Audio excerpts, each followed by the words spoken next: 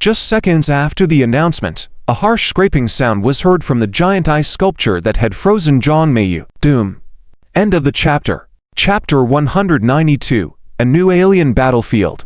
Illegitimate child. With a violent roar, the ice sculpture suddenly exploded. The scorching airwave surged, and Jong Meiyu's figure suddenly rushed out of it. Her claws became incredibly sharp at this moment.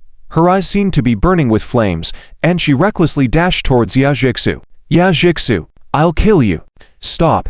The teacher guarding the formation shouted angrily, but it seemed like Jong Meiyu didn't hear him, continuing to charge at Yaojixu. However, Yaojixu remained motionless, just watching her coldly. At the next moment, a buzzing sound suddenly came from the protective formation of the arena. A light curtain descended from the sky, enveloping Jong Meiyu. No matter how she charged, she couldn't break through the barrier of this light curtain. The teacher maintaining the formation held a formation plate in his hands, controlling the entire formation. Jong Meiyu, you have lost consciousness and movement for over 10 seconds. According to the arena rules, this match goes to student Yaojixu as the winner. Don't act unreasonably anymore, or I won't hesitate to deduct your credits.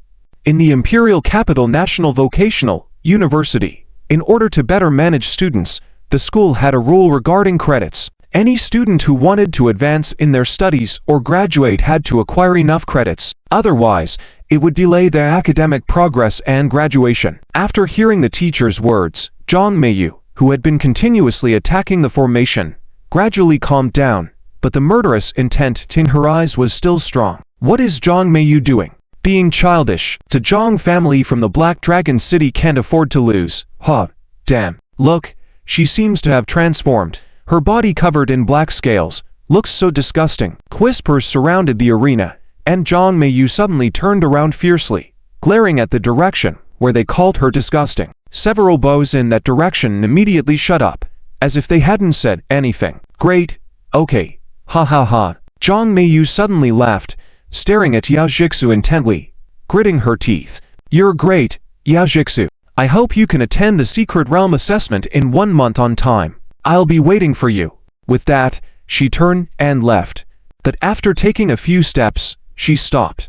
Teacher, can I go now? The teacher controlling the formation frowned, but with a tap on the formation plate, the formation trapping her immediately disappeared. Jong Meiyu took a couple of steps and leapt off the arena. Several bows hurriedly approached, and the sound of crisp slaps immediately rang out. Damn it, useless, all useless, get lost, all of you.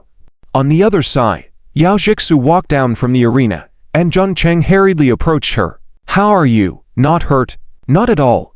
Yaojixu shook her head. She can't hurt me. That's good. By the way, about what you just said, do you mean it? What do you mean? I am your woman. Do you think it counts? For now, let's say it doesn't count. What do you mean by for now it doesn't count? Jun Cheng's mouth twitched. Are you worried about Song Chaoyu? Yaojixu shook her head. You know. I know. Jun Cheng's eyes narrowed. The alien battlefield. Yes. Yaojixu nodded. Let's talk about it later. Chengjae. Jixu. KG also ran over. Impressive. Too impressive. Yaojixu, you have no idea how amazing you are. That Jong Meiyu couldn't even fight back. Zhao Zhaomei also walked over. Congratulations on defeating Jong Meiyu. Your reputation in the school has increased. In the battle for the top 10 dragon rising spots, you have gained a significant advantage. Wait, what do you mean by that? Yaojixu asked curiously. Let's talk while we walk, Jun Cheng suggested as more people gathered around. It's too crowded here. Okay. The group quickly walked away, and Zhao Zhaomei continued. The battle for the top 10 dragon rising spots is divided into 2 stages. The first stage is a simple individual competition, also known as the qualifying round. Whoever wins moves up, selecting 15 strong candidates to compete for the top 10 dragon rising spots. Next is the team battle. Team battle? The three looked at each other, and KG suddenly realized, no wonder those freshmen with S-level treatment are recruiting people everywhere. It's for the team battle. I know about the team battle too, Jun Cheng said. It's said that after the qualification match, players will choose 9 other freshmen to form a team and tackle a dungeon selected by the school. After 15 teams complete the dungeon missions, the top 10 dragon risers will be selected based on dungeon rankings and qualification results, right? Exactly. Zhao Jiaomei nodded. The top 10 Dragon Risers not only represent the strongest newcomers of each year, but also the overall strength of the school. After all, our school doesn't just educate fighters who know how to battle, but leaders who can strategize and lead teams. What is the dungeon for this year's battle for the top 10 Dragon Risers? Is it the same as last year? It seems to have changed.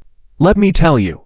A familiar voice suddenly interrupted Zhang Cheng as Zhou Shiyu, Yi Shishui, and Zhao Wufeng walked over from the shadows. Zhou Shiyu, ha ha. Zhang Cheng, we meet again. You guys have been around, haven't you? Yeah. Zhou Shiyu nodded towards Yao Jixu. Your match was the first big event since school started. Almost half of the freshmen were paying attention. How could I not come? What I didn't expect was how easily you guys won. Yao Jixu didn't say anything, just nodded slightly. Zhang Cheng said, tell us, if you're implying the rules of this year's battle for the top 10 Dragon Risers have changed again? Not changed, Zhou Shiyu grinned.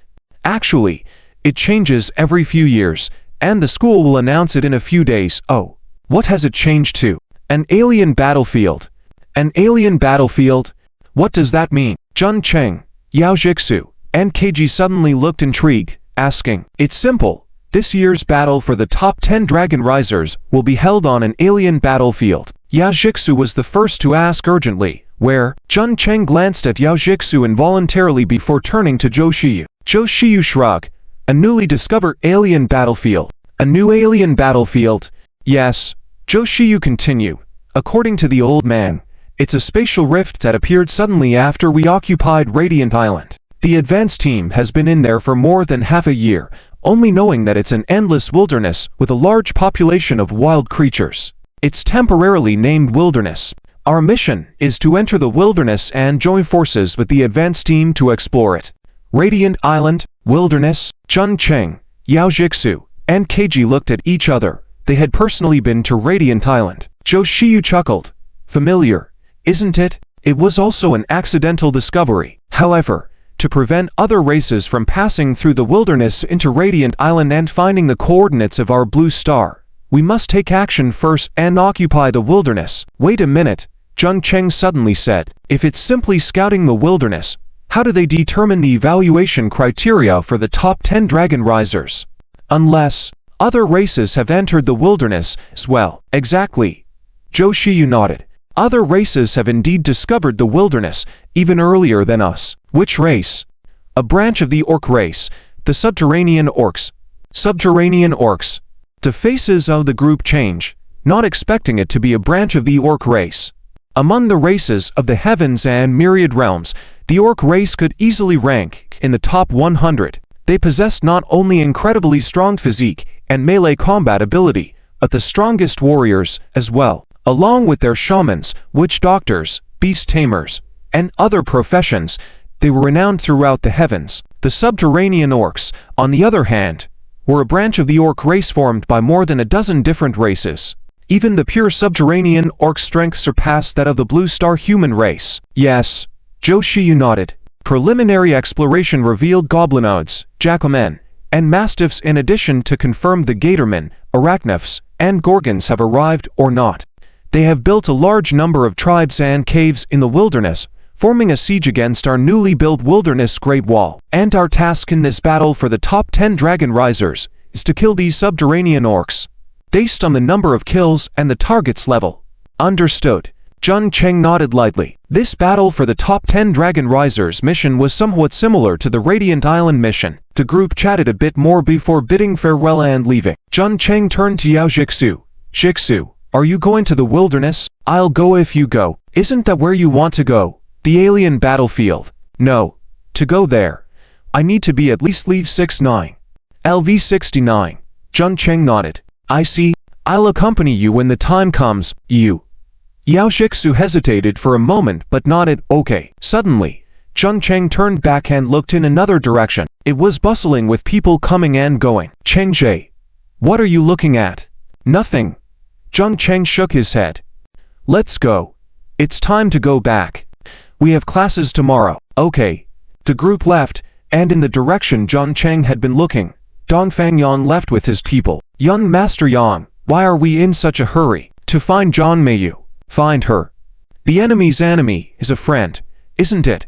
In the darkness, a hint of a smile appeared on Dong Fangyan's face. Jun Cheng and Yao Jixu are just commoners. They do not know how powerful the Jong family from the Black Dragon City really is. As Jung Cheng and the others returned to the villa, their steps suddenly stopped. KG asked, Chengzhe, what's wrong? The central radar's life monitoring technique flashed, and Jung Cheng shook his head. It's nothing. We have a visitor. A guest. The three entered the living room, and as expected, the room was brightly lit, and a young man in floral short sleeves and beach shorts was lazily sitting on the sofa. If my family hadn't sent someone to investigate you, I would have thought you were the illegitimate child of one of my uncles outside. *** recommended my brother's new book. Guaranteed good character. Explosive content. He is my mentor and benefactor in life. End of this chapter *** chapter 193. She is my fiancée. You guys are going to take her out? KG preemptively asked. Who are you? I clearly remember locking the door before I left. The young man in flowery pants smiled faintly. Just a lock. Can it keep us professionals out? You must be a mountain cannon. Oh my goodness. KG thought he was about to roll up his sleeves to teach a lesson, but Jun Cheng pulled him back, saying, locks exist to prevent villains, not gentlemen. Why the rush? Ha ha. Prevent villains, not gentlemen. Your way of speaking is quite similar to mine, but too bad. Too bad what? Too bad your bloodline isn't from my Jong family, or I would really want to take you to Jiushidi Island for identification. Jiushidi Island? Jiushidi Island? KG and Yao Jixu were both surprised, sizing up the newcomer. Jun Cheng, however, had already known the identity of this person and asked, Jun-yi, the young master of Jiushidi Island, what's your purpose in coming to find me? Jun-yi stood up, his gaze fixed on Yao Jixu. TSK, truly a prominent figure among the newcomers, with exceptional looks. Based solely on appearance and temperament in my lifetime, I could be ranked in the top 3. Yao Jixu furrowed her brows, lowering her evaluation of him by 3 points. I'll take my leave. Come find me anytime if you have anything to discuss. With that, he turned and left, not bothering to stay any longer. Wait a moment, Jun-yi hastily spoke up. Besides wanting to see someone of the same surname, I have something to ask of you. Me. Yao Jixu stopped, looking at him strangely. Jun Cheng also looked puzzled. You're here to find Jixu. What for? Jun-yi rolled his eyes. Of course, would I be looking for you, you little white-faced man? In my lifetime, I only love beautiful women and fine wine. Only these 2 things can make me stoop. Jun Cheng was blunt. All right then, what do you want with Jixu? Can you be her master? Yao Jixu calmly replied. Yes. This is like King Xiang favoring the goddess but not the lady. Jun-yi shook his head, then felt a cold breath on his neck, quickly saying, I'm here to ask Yao Jixu to kill someone. For this, I am willing to ally with you during the 10 Great Dragon contest. Yao Jixu asked in surprise, kill someone?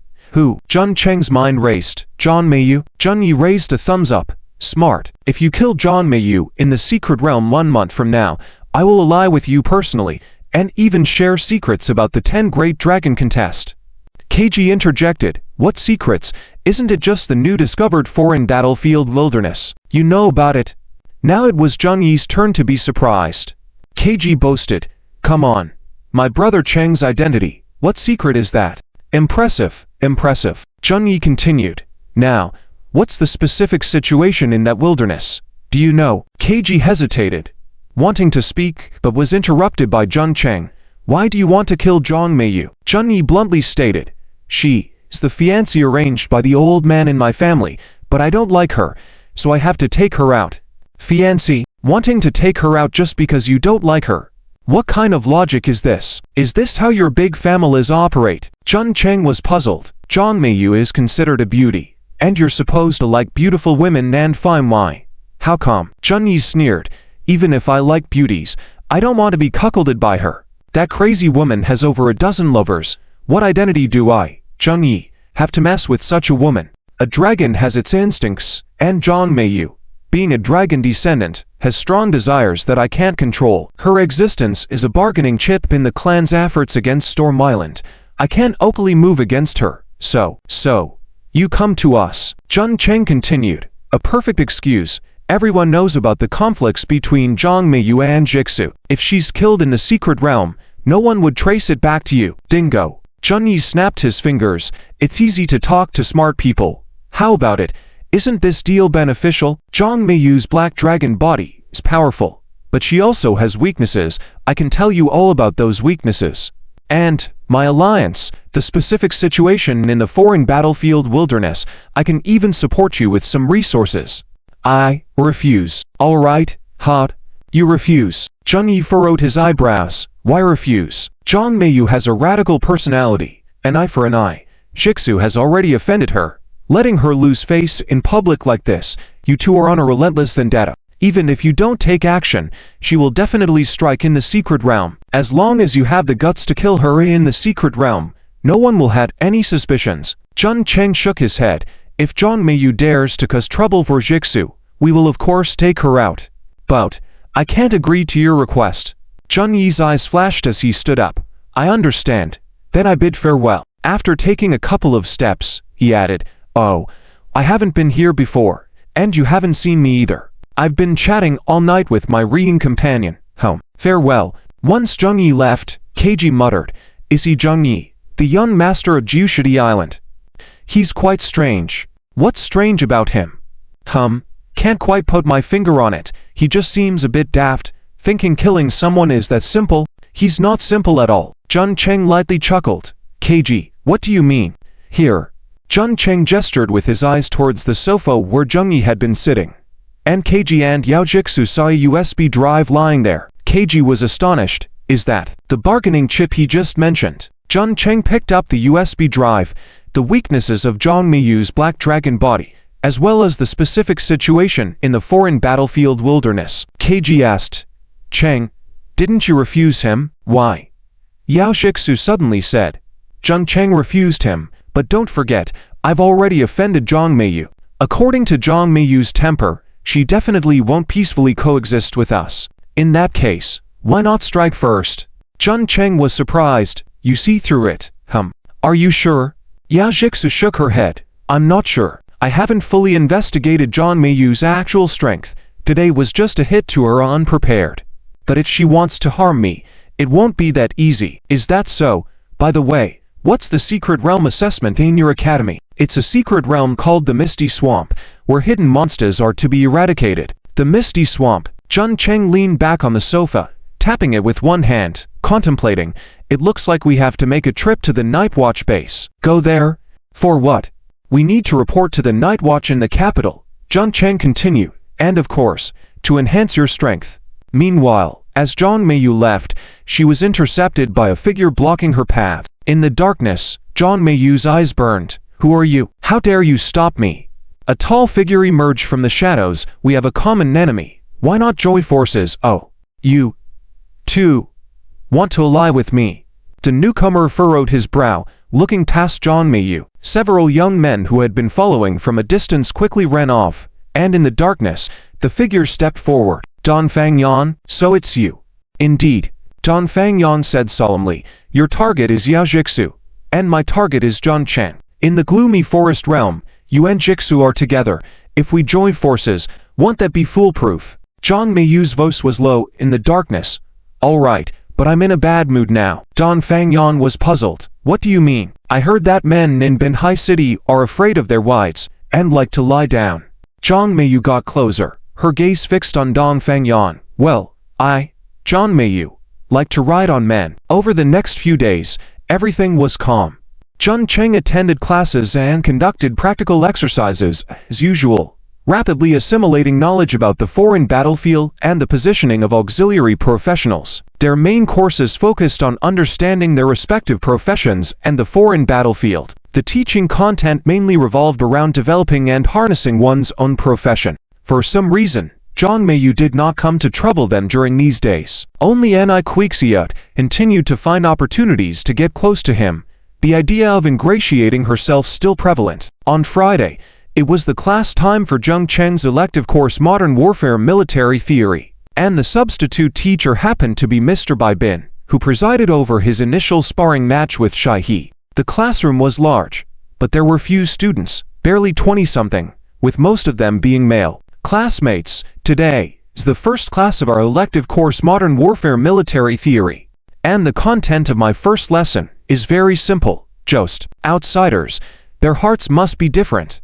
From the time of the Great Calamity over 300 years ago until now, the number of deaths in our Blue Star human race has exceeded tens of billions. Countless nations and tribes have been wiped out, and the reason we can survive is due to our Blue Star human race's unyielding spirit and tenacious struggles. The foreign battlefield, with its diverse realms and races, is the mortal enemy of our Blue Star human race. We must annihilate their countries, exterminate their races, and wipe out their progeny, or else it will be our downfall. The first class of Modern Warfare Military Theory shook many students in the audience to their core. For the first time, they had a clear understanding of the dangers of the foreign battlefield. After taking a sip of tea, Bin continued, today's first class is titled, A Practice and Application of Modern Thermal Warfare Weapons on the Foreign Battlefield. The Blue Star human race excels in thermal warfare weapons. Hundreds of years ago, there was a saying, under the power of thermal warfare weapons,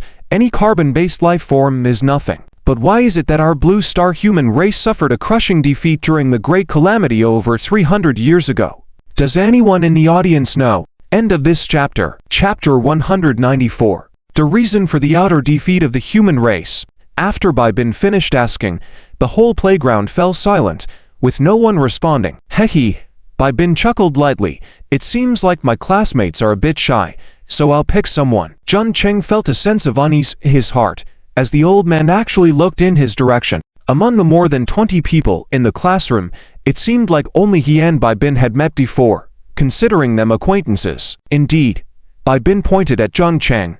Jun Cheng, please answer this question. As soon as he spoke, more than 20 students in the classroom began to whisper. So he's Jun Cheng. Wow, he's really handsome, compared to me. I heard Jun Cheng has already slept with more than 10 girls from our auxiliary academy. Wow. So impressive, I'm so envious. After all, there were around 1,000 new students in the auxiliary academy, but only to receive S-class treatment. One was Kui Xiabing, a 9-star professional tree shepherd, and the other was Jun Cheng, a 3-star pastor.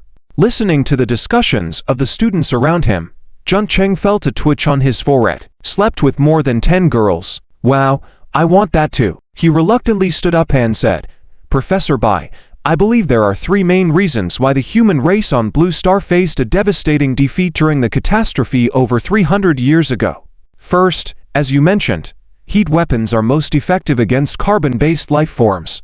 As long as they are carbon-based life forms, flesh and blood bodies, even giants, cannot withstand the overwhelming firepower. I know that at that time, the invading alien races on our Blue Star numbered in the hundreds. Examples include ice giants, the inferior race, beastmen, and so on. These creatures were unable to withstand heat weapons and were easily torn apart on the battlefield by our heat weapons. However, besides these carbon-based life forms, we also face some special energy races and elemental races among the enemy. They are not afraid of heat weapons. For example, the ghosts and demons of the undead tribe, the demons of the demon tribe, and others. Heat weapons easily penetrated their bodies, but could not harm them in the slightest. When facing these special alien races, our human defenses naturally crumbled. Jun Cheng continued, the second reason is a viewpoint raised by scientists in the 17th year of the catastrophe. At that time, many countries chose to use nuclear bombs as the ultimate weapon to stop the endless undead army. It worked at the time, destroying a large number of undead creatures. However, shortly after, we discovered that the appearance of spatial rifts on Earth increased, and stronger alien creatures entered Blue Star from the alien battlegrounds. After continuous research, scientists believed that a nuclear explosion on Blue Star itself would make the spatial barrier between Blue Star and the alien battleground, even the alien planets, thinner, with more rifts. Some powerful aliens originally blocked by spatial barriers would also step onto Blue Star due to this reason. So during the initial stages of the catastrophe,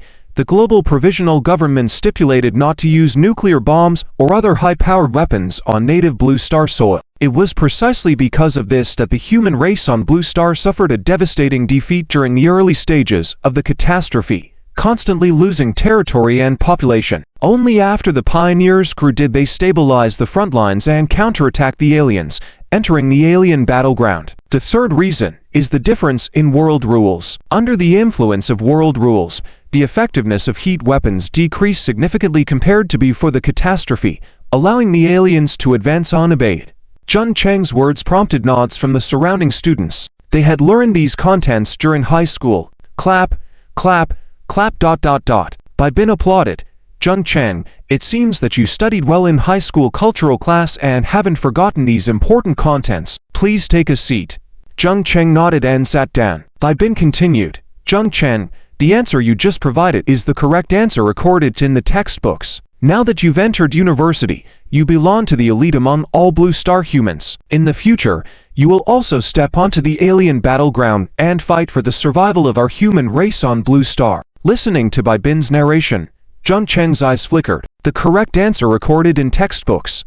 What does that mean? Could it be that there are other so-called answers? Of course, besides these three reasons, there are several other reasons. Bai Bin clicked on the computer, dimming the entire classroom. A light screen appeared in front of everyone. It was a battle. The picture was blurry, and the sound was chaotic, but it was clear that a battle was happening in a city. In the picture, the city was engulfed in flames, with chaotic crowds and enraged aliens everywhere. These aliens were the most famous beastmen tribe in the alien battlefield. They were tall, rugged, and enjoyed eating people.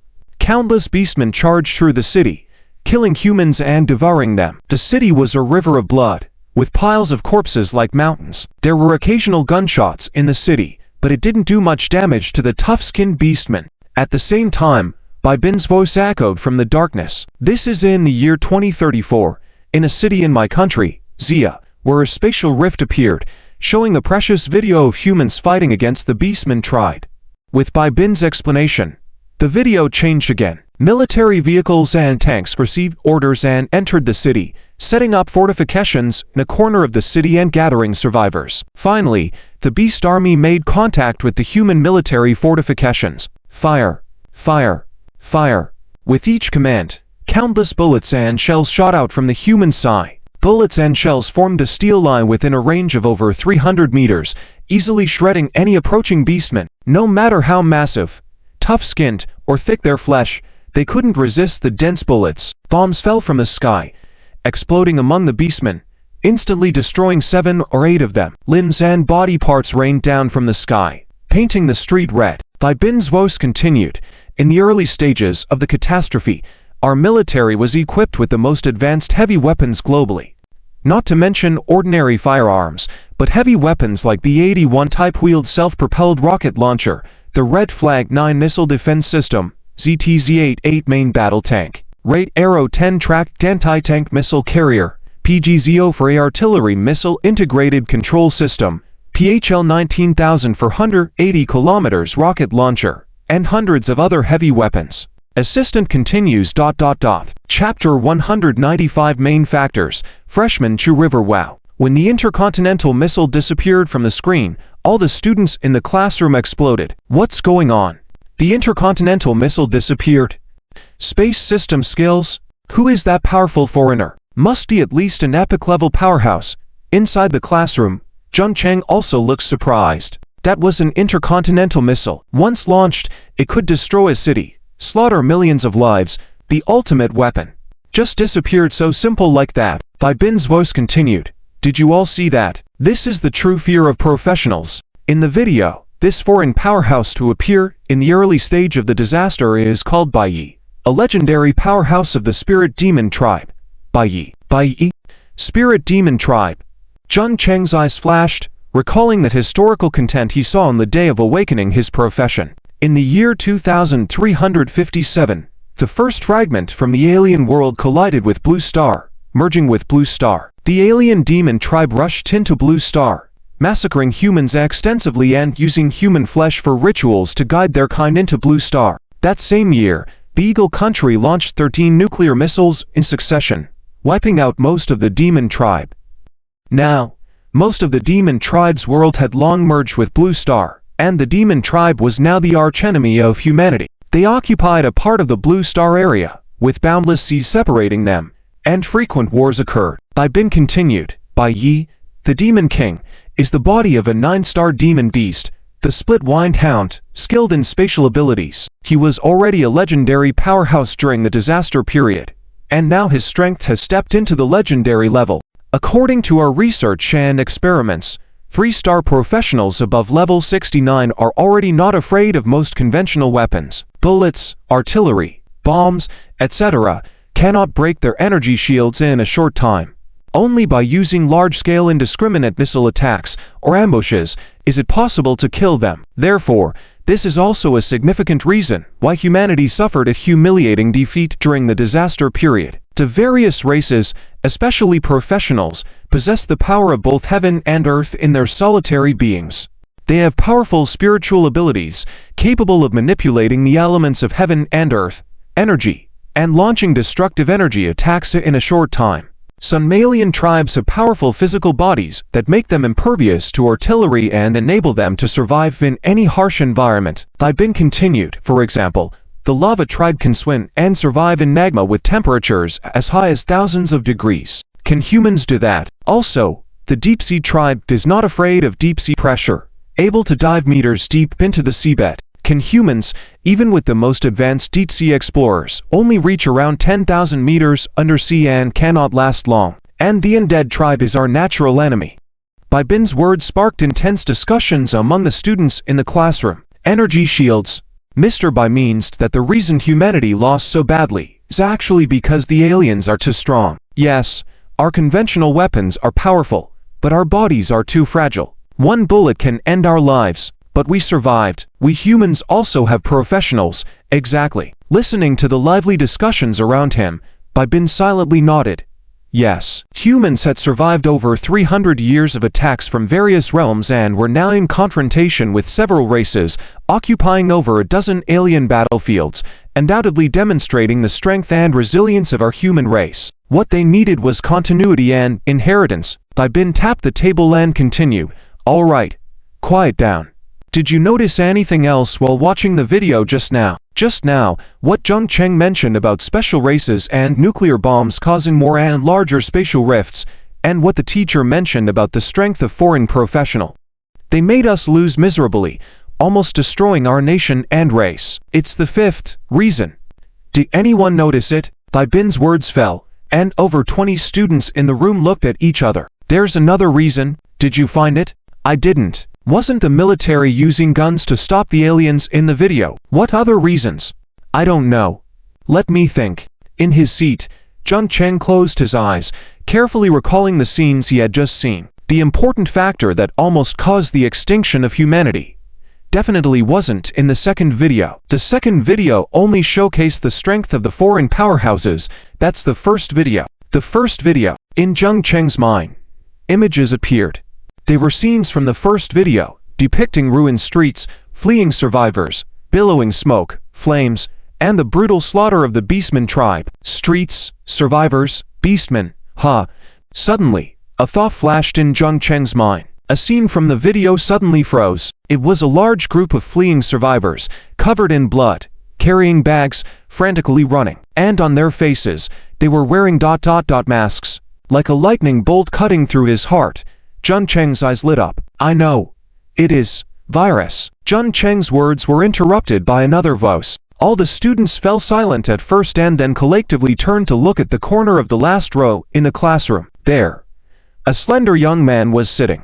His hair was sparse, wearing black-framed glasses, with an ordinary appearance. Seeing all the students looking at him, especially with Bin's encouraging gaze, he nodded calmly and said, Virus. These aliens from other worlds, or other races, that landed on our blue star through spatial rifts, carry unique viruses from their planets. Once they arrive on Earth, the viruses can spread through air, blood, and contact. Unavoidable. He chuckled. 300 years ago on our blue star, especially in our Zia country, there was a popular time travel novel. It tells the story of modern humans returning to the past for various reasons, relying on modern knowledge to dominate the central plains, causing massive destruction. But I just want to say they overlook the physical differences between modern humans and ancient people, especially the common viruses carried by modern people. In the past, those could easily trigger epidemics that spread across the country, or even the whole world. With the fragile physical condition of ancient people, they couldn't block the viruses carried by modern people. We are all humans. When modern humans travel back to the ancient times, such terrifying incidents can happen. So, you can imagine that when alien creatures land on our blue star, the viruses they bring are not just eradicating all humans, infecting millions is pretty normal. Take the Beastman tribe shown in the recent video. To Berserk virus, beastification virus, poisonous hair virus they carry spread through air and blood. Infected individuals go mad, suffer neurological disorders, and kill each other. The Undead tribe carries the Death Spirit virus and Ghostworm virus, also transmitted through the air. Infected individuals experience stiffening of the body, decaying flesh, and respiratory system collapse. Then there are the Dazzling virus as spiritualization virus of the Spirit Demon tribe, the Radiation virus of the Superior Human tribe, the Fish Scale virus of the Deep Sea tribe, the Pure virus of the Giant tribe, all caused the deaths of millions at that time. Under the erosion of countless viruses, humanity plummeted to the brink of extinction, nearly wiped out as a race. Correspondingly, the viruses on our human bodies also had an effect on some aliens, but due to their stronger physique than ours, they quickly overcame it. Fortunately, this situation was only restrained when the first professional shaman, Thousand Beast Spirit Master, awakened. Human scientists worked tirelessly to develop vaccines to withstand these alien origin viruses, successfully persevering. For over 300 years, modern humans have developed resistance to hundreds of viruses. Suddenly, he joked, if any of you sitting here could go back to the time of the Great Disaster now, do nothing. Just walk around crowded places, you might trigger a large-scale epidemic worldwide. Bai Bin's words prompted laughter in the classroom. Okay, let's not wander off topic. Bai Bin clapped his hands, redirecting everyone's attention. The topic of today's lesson is the practice and application of modern firearms on alien battlefields, because on alien battlefields, due to different world rules, the effectiveness of firearms has been greatly reduced. However, we humans have improved firearms re-engineering through alchemy, formations, and specialized profession like gunsmiths, making them effective against different aliens. For example, Tank City is currently the most powerful gunsmith outside the alien battlefield, and the majority of nuclear missiles on our blue star have been placed in over a dozen alien battlefields to resist aliens. End of this chapter. Chapter 196 Elective Course. Strategist Occupation. The first elective course quickly came to an end, and Jun Cheng and the others were still immersed in thought. In this class, they not only learned about military strategy on a macro level, but also understood many secrets of major disasters, broadening their horizons. After class, Teacher Bai Bin specifically asked Jun Cheng and another student, Chu-hee, to stay behind. Bai Bin said, Jun Cheng, Chu-hee, you two should be the most outstanding students in my class. You can come to me anytime if you had any questions. All right, Teacher Bai. And one more thing, Bai Bin continued, I need a representative for military strategy to assist me in managing these students. You can also receive support from me regularly and even participate in the study of some classic battle examples on the battlefield of other races and provide military actions for the army. Think about who is interested. You can sign up with me later. The two glanced at each other, just about to say something when Bai Bin interrupted. Don't rush to make a decision. Go back and think about it carefully. Chu-hee was the first to speak. I prefer to focus on improving my own strength. Military strategy is just an interest of mine. If there's nothing else, I'll be leaving. With that, he nodded to the two and walked away. Jun Cheng's eyes lit up. Chu-hee certainly had character. Well, Bai Bin shook his head and then looked at Jun Cheng. What about you? Jun Cheng, however, asked in return, Teacher Bai, who is this Chu-hee? Do you know him? Bai Bin nodded. He's the grandson of a good friend of mine. Teacher Bai, I have a question. Can you answer it? Sure. We should have only met a couple of times. Why do you value me so much? Bai Bin chuckled. That's simple. When I recruit students, not just anyone is recruited. I've studied your previous dungeon strategies and adventure strategies.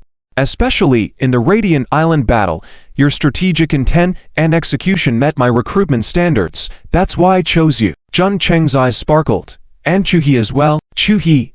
Bai Bin shook his head. He actually comes from one of the alien battlefields, where his parents and family all died in the beast time. For this, he vowed to kill all the aliens from the other battlefield. Unfortunately, he is only a 5-star professional strategist and has limited room for improvement in his own strength. He is a very smart kid.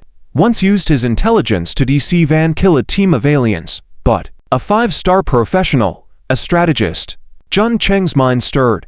This profession seemed similar to the one held by the Northwest Army Commander Lin Shanyu. Exactly. Bin nodded. A strategist is a purely supportive profession that can use abilities, like morale and military formations to command troops, and also possesses unique strategist tactics, but their own strength is not strong. Chu-hee wants to seek revenge for his family with his own strength, but he's going down the wrong path. If he truly wants to avenge his family, he should become a great general in military operations, and he'd have the same opportunity to avenge his family. Jun Cheng's mind clicked. Teacher by telling me this, you have something to ask me, don't you? Bin chuckled. Indeed a clever person. I hope you can help Chu-hee, this kid. Jun Cheng sighed. How can I help? You are a 3-star professional priest. Indeed your own strength is very strong. Bin said. It's obvious to perceptive people, you must have your own secrets. Jun Cheng's mind alerted. Teacher Bide. Ha. Don't worry. Bin smiled. Who among professionals doesn't have a secret? Inherited crystals. Guidance from the souls of the strong. Legacy from predecessors, I've seen it all. Moreover, you are a human, not a scout for the aliens, not a fallen one. No one would do anything to you. These secrets can help you advance rapidly in the early stages as a professional, leading the majority of people your age. But once you reach the epic level, it's a huge watershed. Relying on external items can make your foundation unstable, making it easy to fail in advancing to the epic level. So at lower levels, it's important to build a solid foundation. Don't advance too quickly. Jun Cheng remained silent for a moment, and sincerely said, Thank you for the reminder, I've learned from it. As for Chu-hee, Bin said, you want to compete for one of the top 10 positions. If successful, I hope you can let Chu-hee join your team. I hope that under your influence, he can gradually steer away from the wrong path. Jun Cheng nodded. All right, Teacher Bai, I'll try. Bin took out his phone. I'll give you his contact information. You young people can contact him yourself. Okay. Jun Cheng bid farewell and walked out of the classroom, only to find that Chu-hee had already disappeared. Shaking his head, after sending a friend request, he saw that there was no response, so he let go of the matter. Cheng Jie, come here. Zhuo Wen and Zhuo Wu, the two brothers, were waving at him in the distance by the flower bed. Walking over, he asked curiously, What's going on? What are you guys looking at? Beautiful girls. Following their gaze, he indeed discovered a dozen or so girls excitedly discussing something, walking towards the classrooms in the distance. Graceful and lively, full of youthful vigor. Wow, the quality of the girls in our academy is really high. Cheng Jie, I think I'm in love. Get out. Jun Cheng laughed and scolded. I think you two are just infatuated. By the way, have you seen Chu-hee? Zhuo Wen asked strangely. Who is Chu-hee? Which pretty girl? But Zhuo Wu said, Cheng Jie, isn't he the student with black hair wearing black-rimmed glasses? Ah, is he? Where is he? Already gone. Zhuo Wu shrugged, left quickly. Seems like he went towards the holographic simulation classroom. He's quite peculiar, all professionals, but still wearing glasses. Yeah, it seems like he's the only one at the school wearing glasses. Both of them were gossiping, while Jun Cheng muttered, Holographic simulation classroom. The so-called holographic simulation classroom used the latest holographic simulation technology to construct a realistic holographic battlefield. Professionals could put on special equipment and experience a real battlefield environment, then train accordingly. The simulations included warfare battles, solo combat, and were highly popular among students. Jun Cheng's lips twitched. He's a support professional, running off to practice real combat experience. Quite peculiar. Zhuo Wen asked, Cheng Jie, why are you looking for him? Nothing much, just an extracurricular assignment given by Teacher Bai. Jun Cheng shook his head. Let's go, it's time for dinner. And then we had the second elective course. The second elective class was on the future development prospects of close combat priests sacrifices, physicians. This class was located in a large sports venue. Most of the students who chose this class were male, and their instructor was a burly man. I'm Huan Tai, your close combat training instructor. As we all know, the position of a support professional is to assist the main combat professionals and their own combat abilities are not strong. However, there are often situations where monsters or aliens break through the front lines of the main combat professionals and reach us, the support professionals. And what do we do at that time? Run away? Surrender? Beg for mercy on your knees? No. None of those, Quan Tai exclaimed, running away. How can a support professional escape from aliens? Surrender? You'll either be killed or turned into alien food. And kneeling to beg for mercy. Such people, if I find them, I would personally kill them. In such situations, what we need to do is fight to the death. Even if it means death, we must never surrender to aliens. For this reason, I applied to the college for this elective course, the future development prospects of close combat priest sacrifices, physicians, to teach you personal close combat abilities. Quan Tai waved his hand, and a few staff members pushed carts into the room. These are weapons prepared for you. They are portable, compact, and exquisite, not easily noticed, and extremely lethal. Jun Cheng and the others looked closely and found mostly daggers, military stilettos, trench knives, and other close combat weapons. And all these weapons had blood grooves. They even spotted brass knuckles among them. Over the next semester, I will teach you how to use these weapons, and also introduce you to some common weaknesses of aliens. Quan Tai continued, as long as you hit these alien vulnerabilities, even if you are just a support professional, you can take them down with a single blow. If possible, the teacher hopes you can purchase some high-quality weapons, that way your attack power can be enhanced. As priests, they could equip themselves with close combat weapons like daggers and military stilettos. However, they were unable to activate the special properties of these weapons, just using them as ordinary weapons. Quan Tai then demonstrated the sharpness of these close combat weapons one by one. A dagger flew up and down in his hands, flashing electric light rapidly. The wooden training dummy was stabbed more than 10 times in just a few seconds. Most of the wounds were on vital areas like the neck, abdomen, groin, and temple. The teaching method of this class caused the male students in the room to breathe faster, very excited. Especially Jua Wen and Jua Wu. After all, who would want to be an ordinary support professional? Everyone hoped for the exhilaration of close combat and the satisfaction of direct confrontation.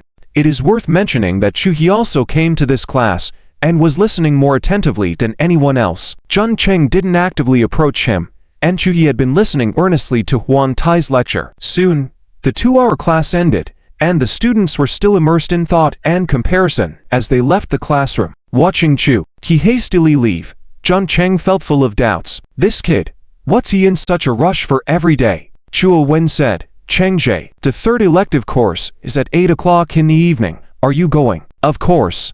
Chua Wu questioned. Why is this elective course scheduled for 8 o'clock in the evening? And the location is quite strange. Oh, where is it located? At the school's logistics department, the slaughterhouse. Slaughterhouse. End of this chapter. Chapter 197. My research course needs talents like you. As the sky gradually darkened, a few people followed the road signs and arrived at the slaughterhouse behind the logistics department. Located in a small forest behind the No. 1 cafeteria, Jua Wen looked around strangely and said, Cheng Jie, why does this place feel a bit eerie? Do you smell something weird around here? Jung Cheng nodded. The smell of blood. He had spent some time in the slaughterhouse to hone his skills in random dissection. Coupled with his experience on Radiance Island, he was very familiar with this kind of smell. The smell of blood. I've smelled it before. Why does it smell a bit foul? The two brothers chattered as they quickly arrived at the designated location. Soon after, students started arriving in groups. Is this the teaching location for our elective course? This is too much. Damn. I shouldn't have chosen this elective course. If my profession wasn't an alchemist and the teacher didn't recommend me, I wouldn't have chosen this ghostly elective course, Special Food Nutrition and Health.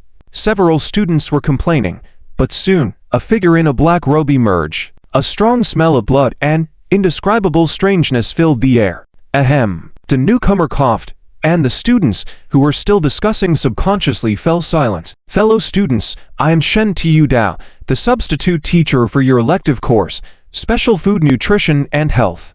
The so-called special food is made from the organs of demonic and monstrous beasts with special properties. These special organs are very rare and can only be found in specific demonic and monstrous beasts. After being cooked and processed in a special way, These special foods will possess different attributes. Shen Tu Dao didn't waste any time and began his lecture. When learning about special foods, the first thing you need to master is how to slaughter demonic and monstrous beasts. With a wave of his hand, he activated a spatial ring. In the next moment, a massive creature appeared in the midst of the students. It was a giant spider corpse about 5 meters tall, equivalent to a mountain of corpses. Shen Tu Dao continued, "This is the corpse of a 6-star demonic beast, the 100-eyed spider, weighing 15 tons. It possesses a special ingredient called dizzying gaze, which, when cooked together with ingredients like golden flour, poison dragon grass, and cassia seed, creates a special food called 100-flower spider eye soup. When consumed, it can quickly restore one's mental state and, depending on the quality of the ingredients, provide different durations of mental disorder resistance." Shen Tu Dao went on, "Later, I will demonstrate how to dissect the dizzying gaze from the 100-eyed spider, and then it will be your turn to dissect." With that, he pulled out a long, sharp knife and plunged it into the spider's head. Although the 100-eyed spider was a 6-star demonic beast, at this moment, it was just a lifeless body. Its massive head was covered in dozens of protruding pupils, resembling the back of a toad. As Shen Tu Dao's teacher stabbed into it, a milky white liquid immediately spurted out. He seemed to already know the direction of the liquid and effortlessly dodged it. Hiss! The liquid sprayed onto the ground, instantly corroding a trace, causing the students around to look in surprise. Damn, such a huge spider, and its blood is poisonous. Are we going to dissect ingredients right away? I came to learn how to cook. Me too. I only have experience with slaughtering chickens. I can't take this anymore. The students' faces turned ugly, but by now, they had all signed up for this elective course.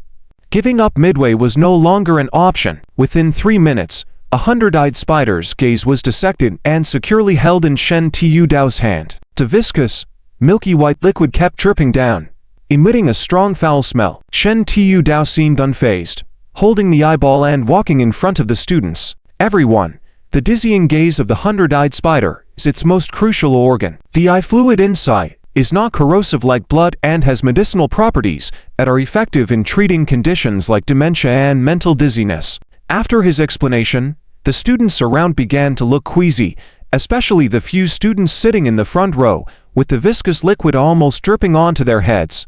"Come, feel this eyeball with your hands personally. Experience its touch and taste." The first few students were on the verge of vomiting, but Shen Tu Dao chuckled, seemingly enjoying their reactions. "Teacher Shen." Jun Cheng suddenly raised his hand. "I'd like to feel it." As soon as this statement came out, the faces of Zhuo Wenjuo and Zhuo Wenzi next to him changed. "Cheng Jie, be careful. That thing is sticky. Cheng Jie, you are fearless."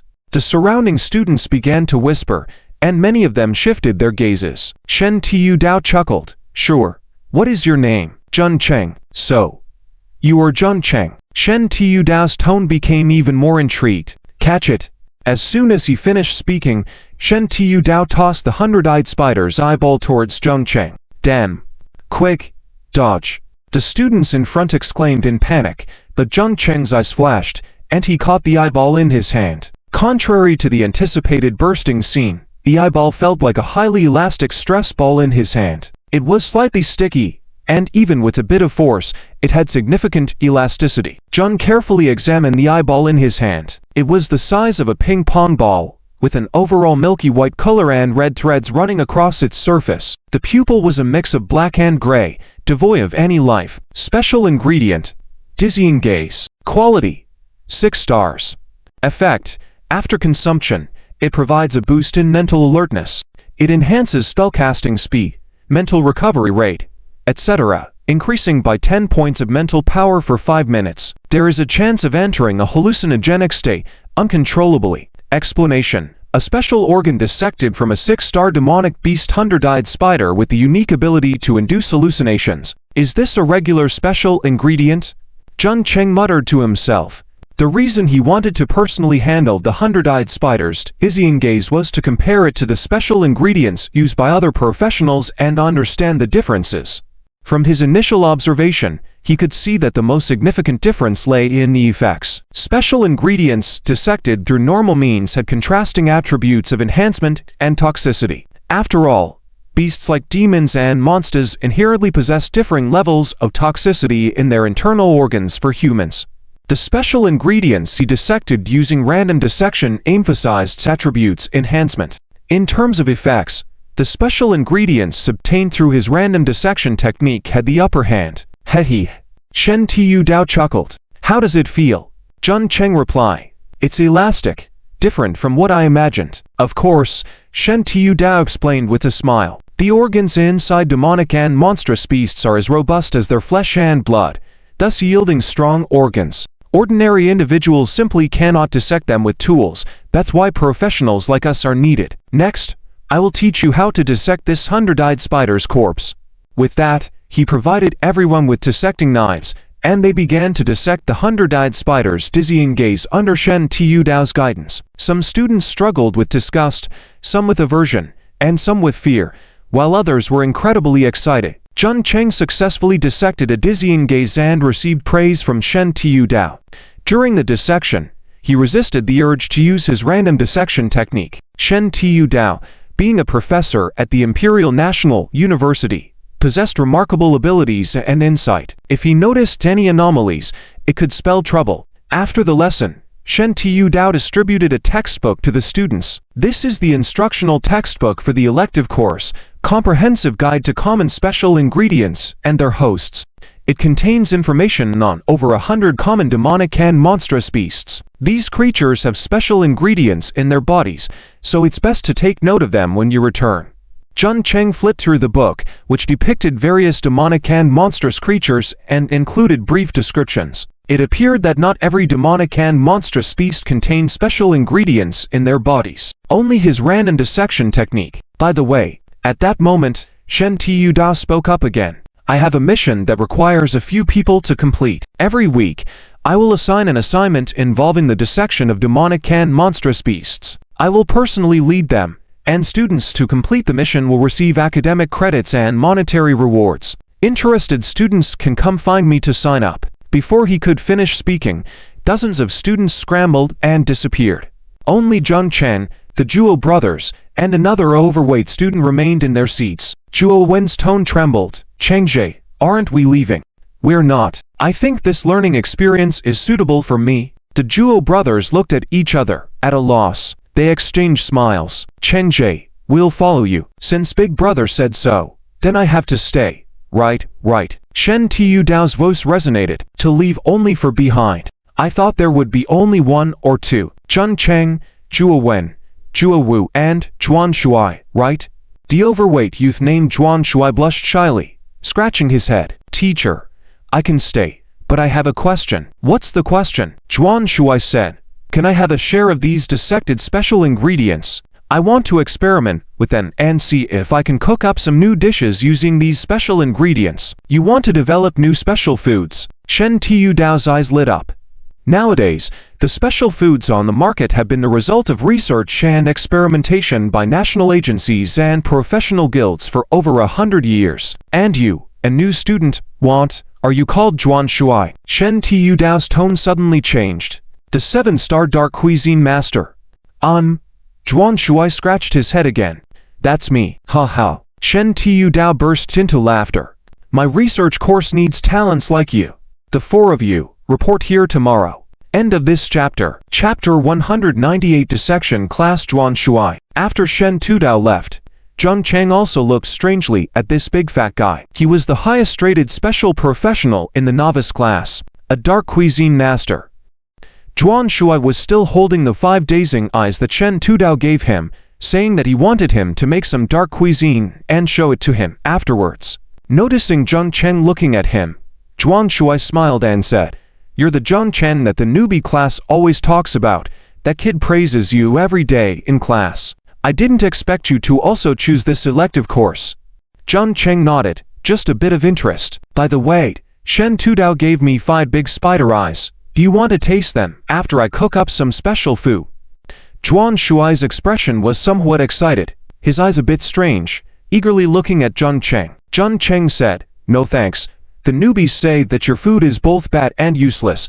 I can't just eat it casually. How dare he slander my innocence out of thin air? Zhuan Shuai angrily exclaimed. I am a 7-star professional. The food I cook is highly beneficial to professionals.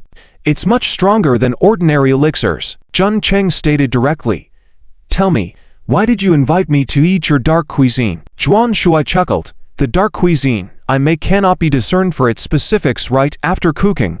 Only after professionals eat it can it be revealed. There used to be many professionals willing to try my cuisine due to my professional rating, but as the properties of the food I made became more and more outrageous, ordinary professionals couldn't bear the debuff effects of those dark cuisines. Fewer and fewer people were willing to eat them. I estimate that at least an 8-star or higher professional with a strong physique can handle my dark cuisine. I don't even know many other 8 or 9-star professionals. Some people here they are going to try dark cuisine and refuse outright, unless they're continually praised by novices like you. Hehe. Jun Cheng was speechless. Zhuan Shuai was inviting people to dinner on the surface, but secretly trying out experimental ingredients. He was officially a 3-star priest, but as soon as he came to school, he was kicking 7-star professional zombie generals, punching 8-star warrior knights. Obviously, he was a weirdo. His physique and strength were definitely not weaker than ordinary 9-star professionals. Zhuan Shuai was drawn by the scent. When it comes to experimenting, the stronger the physique, the better. Jun Cheng thought for a moment and said, "Let's wait until your dark cuisine is ready." Zhuan Shuai's eyes lit up. "Haha, thanks, brother Jun Cheng. If there's something new in the future, I'll certainly be the first to share it with you." And with that, Zhuan Shuai laughed heartily and left. Zhuo Wen, on the other hand, asked curiously, "Cheng, why did you agree to him?" "The dark cuisine master, I've heard of him too. Several professionals who ate his food either vomited or had diarrhea. 2 of them are still lying in the hospital now." Jun Cheng casually replied, "We'll give it a try. More friends, more roads." Aside from wanting to try out the specific properties of dark cuisine, he also wanted to recruit Zhuan Shuai. Special items are highly valued by other professionals, but for Jun Cheng, they were no different from common items. If Zhuan Shuai can use special ingredients to create even more powerful dark cuisine, wouldn't that be better? The next day, at night, Jun Cheng and 4 others, led by Shen Tudao, arrived at the slaughterhouse behind the school. In front of them lay dozens of giant lizards, each the size of a person. Shen Tudao introduced, "These are 5-star magical beasts. Swamp giant lizards, rumored to have a trace of dragon bloodline and a special ingredient in their bodies, the giant lizard blacktail. The giant lizard blacktail is also a 5-star ingredient. Eating it can temporarily increase physique and strength, but it will also cause poisoning. Your task today is to dissect the giant lizard blacktails. I'll demonstrate first." Shen Tudao took out a scalpel and began to work on one of the lizards. This dissection is relatively simple. All you need to do is cut off the tail. Then follow the muscle fibers of the tail to cut out the meat strands in the center. While Shen Tudao was explaining the dissection process, Jun Cheng asked Zhuan Shuai beside him, "Is your dark cuisine ready?" "Not yet." Zhuan Shuai shook his head. "A few ingredients still need to be prepared. Probably about a week." "Need help?" "No need. I can handle it." Zhuan Shuai paused. "At the latest, I'll be successful before we enter the assessment of the secret realm." "Are you special professionals also going for the secret realm assessment?" Jun Cheng asked. Zhuan Shuai shrugged. "Of course, we have the same duty as your auxiliary academy, to guard the homeland. However, our assessment standard is about a third lower than yours." "I see. All right." Shen Tudao quickly dissected a giant lizard blacktail, a meat strand about 5 feet long, overall black and red, resembling a belt. Only the center of the swamp giant lizard's tail has the giant lizard blacktail. Be cautious when dissecting. Now it's up to you. Each person has 10. Jun Cheng and the others picked up their scalpels and approached the swamp giant lizards. Zhuo Wen and Zhuo Wu were grimacing as they chopped at the lizards. Zhuan Shuai stood beside the corpse carefully observing, constantly estimating distance, size, etc., hesitating to make a move. As for Jun Cheng, noticing Shen Tudao heading to the restroom, he immediately wielded the scalpel and started to dissect the lizards. Random dissection technique. Skill executed successfully. You have obtained a special ingredient. Giant lizard heart meat. You have obtained swamp giant lizard DNA molecules. You have activated the swamp giant lizard DNA blueprint. Special ingredient. Giant lizard heart meat. Quality: 5 stars. Effect: after consumption, permanently increases physique by 8 points. Strength by 5 points. Water element resistance plus 5. Limit of 10. Explanation. The most crucial part of the swamp giant lizard's body, containing the power of the swamp giant lizard's bloodline. 5-star ingredient. Giant lizard heart meat. Feeling the sudden appearance of a bloody chunk in his hand, Jun Cheng stored it in his spatial ring. He then proceeded to dissect the remaining 9 swamp giant lizards. Due to their large size, taking up a lot of space, none of the people around them noticed. Soon, he had 3 giant lizard heart meats in his hand, about a 30% success rate in dissection. At this moment, Shen Tudao returned from the restroom, and Jun Cheng obediently began to dissect the giant lizard black tails. Soon, 40 swamp giant lizards were dissected. Zhuo Wen and Zhuo Wu were covered in blood, while Zhuan Shuai did not fare much better. In contrast, Jun Cheng, perhaps due to his frequent use of the scalpel, had not a single drop of blood splattered on him. Well done. Shen Tudao nodded in satisfaction and commented, Jun Cheng and Zhuan Shuai passed. As for you two, you can rest and don't need to come next time. Really? Last night, the boss had a bad stomachache, vomiting and fever. Today took him to the hospital for a day. The update will be a bit later. There should be another chapter coming soon. End of this chapter. Chapter 199 Night Watchman Headquarters, Lu Mengmeng Weekend.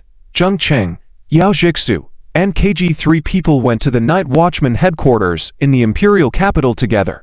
Accompanying them was Zhao Wufeng. Besides being someone from the Zhao family in the Imperial capital, he was also a member of the Night Watchman at the People rank. You three are really hard to invite. The other new Night Watchman members just arrived in the Imperial capital and reported for duty. It has been 10 days for you guys, Zhao Wufeng said helplessly as they walked, feeling like pulling these people along. Zheng Cheng asked, Oh, there are many new members joining the Night Watchman this year. Zhao Wufeng shook his head and said, Do you think becoming a new member of the Night Watchman is as easy as pie? In a year, the number of new members who can join the Night Watchman in the Imperial capital is at most around 10. In addition to those like you, new students transferred from other provinces, the number won't exceed 30. KG suddenly asked, By the way, doesn't our school have over 20 S-level privileged new students? Do we have any colleagues? Yes.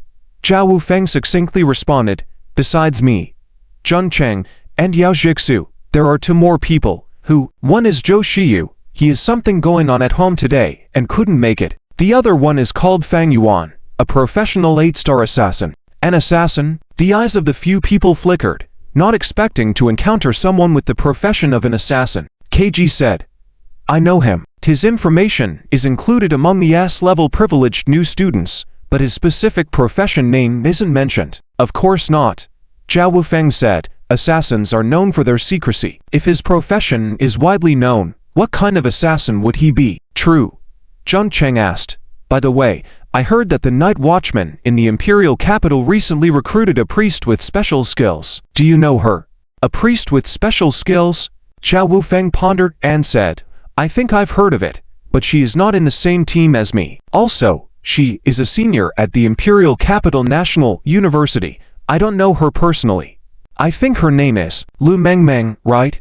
Quite a beautiful senior. Hehe. You haven't taken a liking to her, have you? Zheng Cheng immediately felt the icy glare from Yao Jixu, and hastily said, I've only met her briefly. I'm just interested in her skills. I see. Zhao Wufeng shrugged and said, She should be here today. You should go look for her. Okay. Zheng Cheng nodded. By the way, does the Night Watchman headquarters in the Imperial capital have a night market? A night market? Zhao Wufeng blinked. You mean the ghost market, right? Where the Night Watchman meets privately with the devotees for exchange. Yes, there is. Tonight? Are you going? Yes. All right. Then I'll take you there at that time. Zhao Wufeng took charge. We have arrived. The 3 of them looked ahead, and a towering building with over 50 floors appeared before them. Looking up, the glass surface of the building was gleaming brightly, making it hard for people to open their eyes. KG exclaimed, Wow, the Night Watchman headquarters in the Imperial capital is so huge. Zhao Wufeng was very pleased, enjoying the amazed expressions of outsiders when they come to the Night Watchman headquarters. Of course, the Night Watchman is the most important guardian department in our country. There are over 3,000 resident members, not to mention those on missions abroad. Besides us professionals, the headquarters also employs over 10,000 ordinary people to serve us. After all, some logistics, data transmission, and other ordinary jobs cannot be done by us night watchmen, right? Guided by Zhao Wufeng, the group quickly entered the night watchman headquarters. Welcome. Two young women dressed in traditional cheongsam warmly welcomed them, with perfect smiles and eyes. The number of people inside the lobby was not large, and there was a large cafe on the side, where many were leisurely reading newspapers and enjoying coffee. Jun Cheng asked in surprise, "Is this the night watchman headquarters?" KG remarked, "Why does it feel more like a big corporation?" Zhao Wufeng chuckled, saying, "It's all a facade. Of course, this is just the surface. The actual night watchman base is above the 30th floor. Anything related to fallen, other races, riots caused by professionals, or missions issued by the country are carried out by the official night watchman base." The group boarded a sightseeing elevator, which swiftly ascended. Jun Cheng's eyes lit up as he noticed that this elevator only went up to the 30th floor. Beyond 30 floors, another elevator would be needed. Through the glass, the entire imperial capital rapidly unfolded before Jun Cheng's eyes. Expansive and vast. All that could be seen was the city. The densely packed crowds almost looked like a mass of ants. Kaiji's voice trembled. "Damn, Chengzhe, I'm afraid of heights. My legs are trembling." Ding. As the elevator arrived, Keiji dashed out in a single stride. It was only then that Jun Cheng realized that the 30th floor was a huge lobby, bustling with people. There were over 30 elevators operating around, constantly moving up and down, filled with nothing but professionals. Zhao Wufeng continued, "Let's go, I'll take you to the personnel department for registration." In the personnel department, a middle-aged man with gold-rimmed glasses received them. "Wufeng, how come you have time to come here?" The middle-aged man clearly knew Zhao Wufeng and asked warmly. Zhao Wufeng whispered, "My uncle, an ordinary person." Jun Cheng nodded inwardly, realizing that not everyone in professional families was a professional. There were astronomical numbers of ordinary family members as well. Zhao Wufeng smiled. "Kunshu, I brought my classmates for registration. They are all new professionals transferred from other provinces." Zhao Kun smiled. "Since Wufeng brought you here, you are all family." He then took out a scanning device and asked, "By the way, did you bring your transfer orders and identity cards?"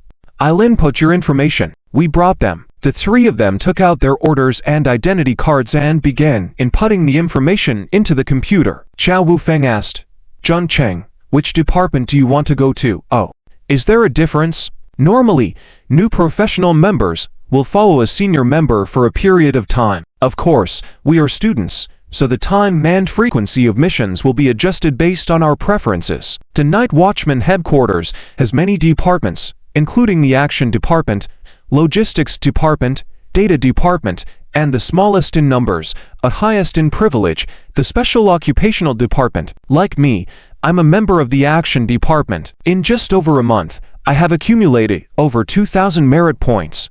In a year at most, I will have earned 10,000 merit points and advanced to a senior member. Zhao Kun, who had been compiling data, suddenly froze, staring intently at the computer screen. Zhao Wufeng asked curiously, "What's wrong?" "Kunshu." Zhao Kun's gaze was odd, a mixture of disbelief and surprise. "Wufeng, this friend of yours named Jun Cheng actually has over 5,000 merit points, and his department assignment has already been set to the Special Occupational Department." "What?" Chapter 200 Night Watch Vice Chief. Elevator Assassination. "What?" Zhao Wufeng widened his eyes. "Jun Cheng, what did you do? Why do you have so many merit points? I've been working my tail off for so long, and I don't even have half of your merit points." Previously, among our group of new students, Zhou Shiyu had the most merit points, just a little over 300 more than me. It looks like he might have to step down and make way for a more capable person. Jun Cheng didn't want to discourage him. If he knew that he had also spent 2,000 merit points to exchange for a skill book, he didn't know how he would react. "Wait a minute," Zhao Wufeng suddenly said again. "How did you end up in the Specialized Occupation Department? The lowest rank to enter that department should be at least a yellow grade member." Jun Cheng shrugged. "I don't know either." Zhao Wufeng asked again. "Kunshu, where were Yao Jixu and Kaji assigned to?" "Let me check." Zhao Kun clicked a few times and said, "Both of them are also in the Specialized Occupation Department. and they are even in the same group. Who is the team leader? It's Yang Xiao. Yang Xiao's sister. Zhao Wufeng suddenly realized, that's right, Yang Xiao's sister is about to come back. With her strength and merits, she can indeed form a team within the specialized occupation department. I didn't expect her to choose you three. Yang Xiao is coming back. Zhun Cheng also became interested. When? Zhao Wufeng cautioned. Zhun Cheng, what are you up to? Are you close to my cousin? Of course, we are close. Zhun Cheng blinked. In Chang'an City, she is our team leader and takes good care of us. Is that so? Can I feel like you're really trying to deceive me? How is that possible? Don't believe me, ask that. Yao Jixu rolled her eyes at him, and Kaji also looked somewhat strange. Jia Kun said, by the way, the information underneath also includes notes about Yang Xiao. It says to let you guys take action first, and headquarters can assign tasks to you, and you can decide whether to accept them on your own. She will report back to Beijing in about 5 months and join the Night Watch headquarters. 5 months. Zhun Cheng nodded slightly. By the way, can I go to the specialized occupation department to take a look? Well, Zhao Wufeng shook his head. It might not be possible. The specialized occupation department is very special. It only has 2 missions. The first is to focus on the fallen. Any traces and matters of the fallen identified within the imperial capital will be transferred to their department for resolution. The second is surveillance missions. They also have the task of monitoring the entire Night Watch with great authority, so the whole department is also very special, located on the underground 3rd floor of the entire building. Without internal team leader identification or headquarters orders, regular Night Watch personnel cannot enter. Monitoring the Night Watch. Zhun Cheng's eyes flashed. Secret police. You're almost there with that thought. Jia Kun continued. Wu Fen is right. Although you three have already joined the specialized occupation department, without Yang Xiao's leadership, we can't get in. So, let me make a call first to see if someone can come pick you guys up. He picked up the phone and quickly connected with another department. Soon, he hung up the phone. Wait a few minutes. Someone will come pick you up. Zhao Wufeng exclaimed. Can they go? Yes. Zhao Kun wondered. Their identity information and files have already been archived in the specialized occupation department. They should be able to enter. Zhao Wufeng shook his head helplessly. It's true that jealousy kills people. 5 or 6 minutes later, there was a knock on the door of the room. Coming. The door opened, and a middle-aged man with a ponytail and full of artistic flair walked in. He looked to be about 40 years old, with a sense of experience and a hint of melancholy in his eyes. He was dressed in a black robe with golden threads embroidered on it, looking like a Chinese language teacher. Seeing this person, Jia Kun suddenly tensed up and stood up subconsciously. Director Wu, why are you here in person? The man waved his hand, indicating that Jia Kun didn't need to be nervous. His gaze then turned around the 3 people, Zhun Cheng, Yao Jixu, and Kaji. Before speaking, you are the new members recommended by Yang Xiao, right? I am Wu Fuking, here to pick you up. Hello, Senior Wu. Jia Kun's reaction just now was seen by everyone. The man in front of them, Wu Fuking, was definitely a big shot within the Night Watch organization. The 3 of them nodded and greeted Wu Fuking. Lao Zhao, I'm taking these 3 with me. The follow-up data will be handed over to you. Yes, yes. Wu Fuking nodded and signaled the 3 to follow him, leaving the room. Watching the backs of the 3 as they left, Zhao Wufeng's eyes still held a hint of envy. Zhao Kun sat down on a chair, sweat dripping off his forehead. Zhao Wufeng was puzzled. Kunshu, what's wrong with you? Who is that person? Wu Fuking, haven't you heard of him? Wu Fuking. Zhao Wufeng thought carefully. With a madman. It's him. Why did he come in person? Zhao Kun smiled bitterly. How would I know? He is the head of the specialized department of the Night Watch, and also one of the deputy chiefs of our entire Night Watch. Zhao Wufeng's eyes flashed. Kunshu, do you think it's related to that rumor? That rumor. Zhao Kun slumped on the chair, murmuring, this has nothing to do with us. Keep your distance from him. Got it. I understand. The 3 followed Wu Fuking out, who remained silent until they arrived at an elevator in a corner. These 5 elevators are exclusive to our specialized department. There are no monitoring or recording devices inside, so communication is safe. The 3 exchanged glances, full of doubt. In the Night Watch headquarters. Is it really that strict? Entering the elevator, Jung Chen only then noticed that this elevator was somewhat different from the others. It was entirely black, with spakes of starlight, like standing in an endless night. The elevator almost made no sound as it descended, as if standing on parallel ground. This is obsidian star stone. It isolates mental abilities, Wufuking explained. In here, any probing, reconnaissance, or surveillance skills are ineffective. The three nodded silently, and Jung Cheng subconsciously tried to use central radar life monitoring technique. As expected, the monitoring technique only reached a radius of about 10 meters and then stopped, as if blocked by something. But in the next second, his face suddenly changed, then quickly returned to normal. With his back to the three, Wufuking said, "You must be Jung Cheng. Yang Xiao highly recommended you to me." Jung Cheng modestly responded, "It's all because Sister Yang Xiao values me." Quietly approaching Yao Jixu, Jung Cheng swiftly brushed something on her back with his right hand. Yao Jixu's face also changed slightly. "She said you have a detection skill that can detect fallen individuals in the surrounding area, helping the Night Watch in Chang'an City eliminate many fallen individuals, right?" Wufuking asked, "Why don't you try to see if you can detect something?" Jung Cheng hesitated. "Isn't the obsidian starstone supposed to block mental probing skills? Even if I use, haven't you just used it?" Jung Cheng's face changed drastically, and he threw a punch towards Wufuking's back. In that instant, the air in the entire elevator compressed as his fist struck out at lightning speed, creating a brief sonic boom. This punch was a full-force strike. "Let's fight." Asterisk asterisk asterisk end of chapter asterisk. Asterisk asterisk chapter 201 Ghost Day Attack. The final ability. Jung Cheng's punch landed directly on Wufuking's back, ending his field of vision. Wufuking's body was directly smashed into a very obvious arc, firmly pressed against the elevator wall. With a boom, a tremor spread throughout the elevator, but for some reason, the entire elevator showed no signs of collapsing or breaking down. At the same time, Yao Jixu's snow girl appeared at the right moment on top of her head. The two of them acted at the same time, and two icy blue rays of light instantly shot towards Wufuking. Visible frozen lines appeared on Wufuking's back, spreading rapidly towards his entire body. This series of actions scared the nearby KG. He hurriedly shouted, "Chengzhe! Jixu, what are you doing? This is the Night Watcher's base." Jung Cheng said without hesitation, "He's a fallen one." "What? Doom." Before the words even fell, Wu Fanan's entire body suddenly exploded, turning into ethereal ghost shadows. When he dodged Jung Cheng's next attack and also managed to dodge Yao Jixu's icy light at the same time, he chuckled, "Kid, your ability is indeed not bad, but unfortunately, this is within my domain." Ghostly shadows pervaded, immediately transforming into a huge evil ghost phantom that opened its mouth and pounced towards the three of them. Dawn of the 9th day. Ghost Day. The expressions of the three changed drastically. How could the Ghost Day appear here? Jung Cheng didn't have time to think carefully.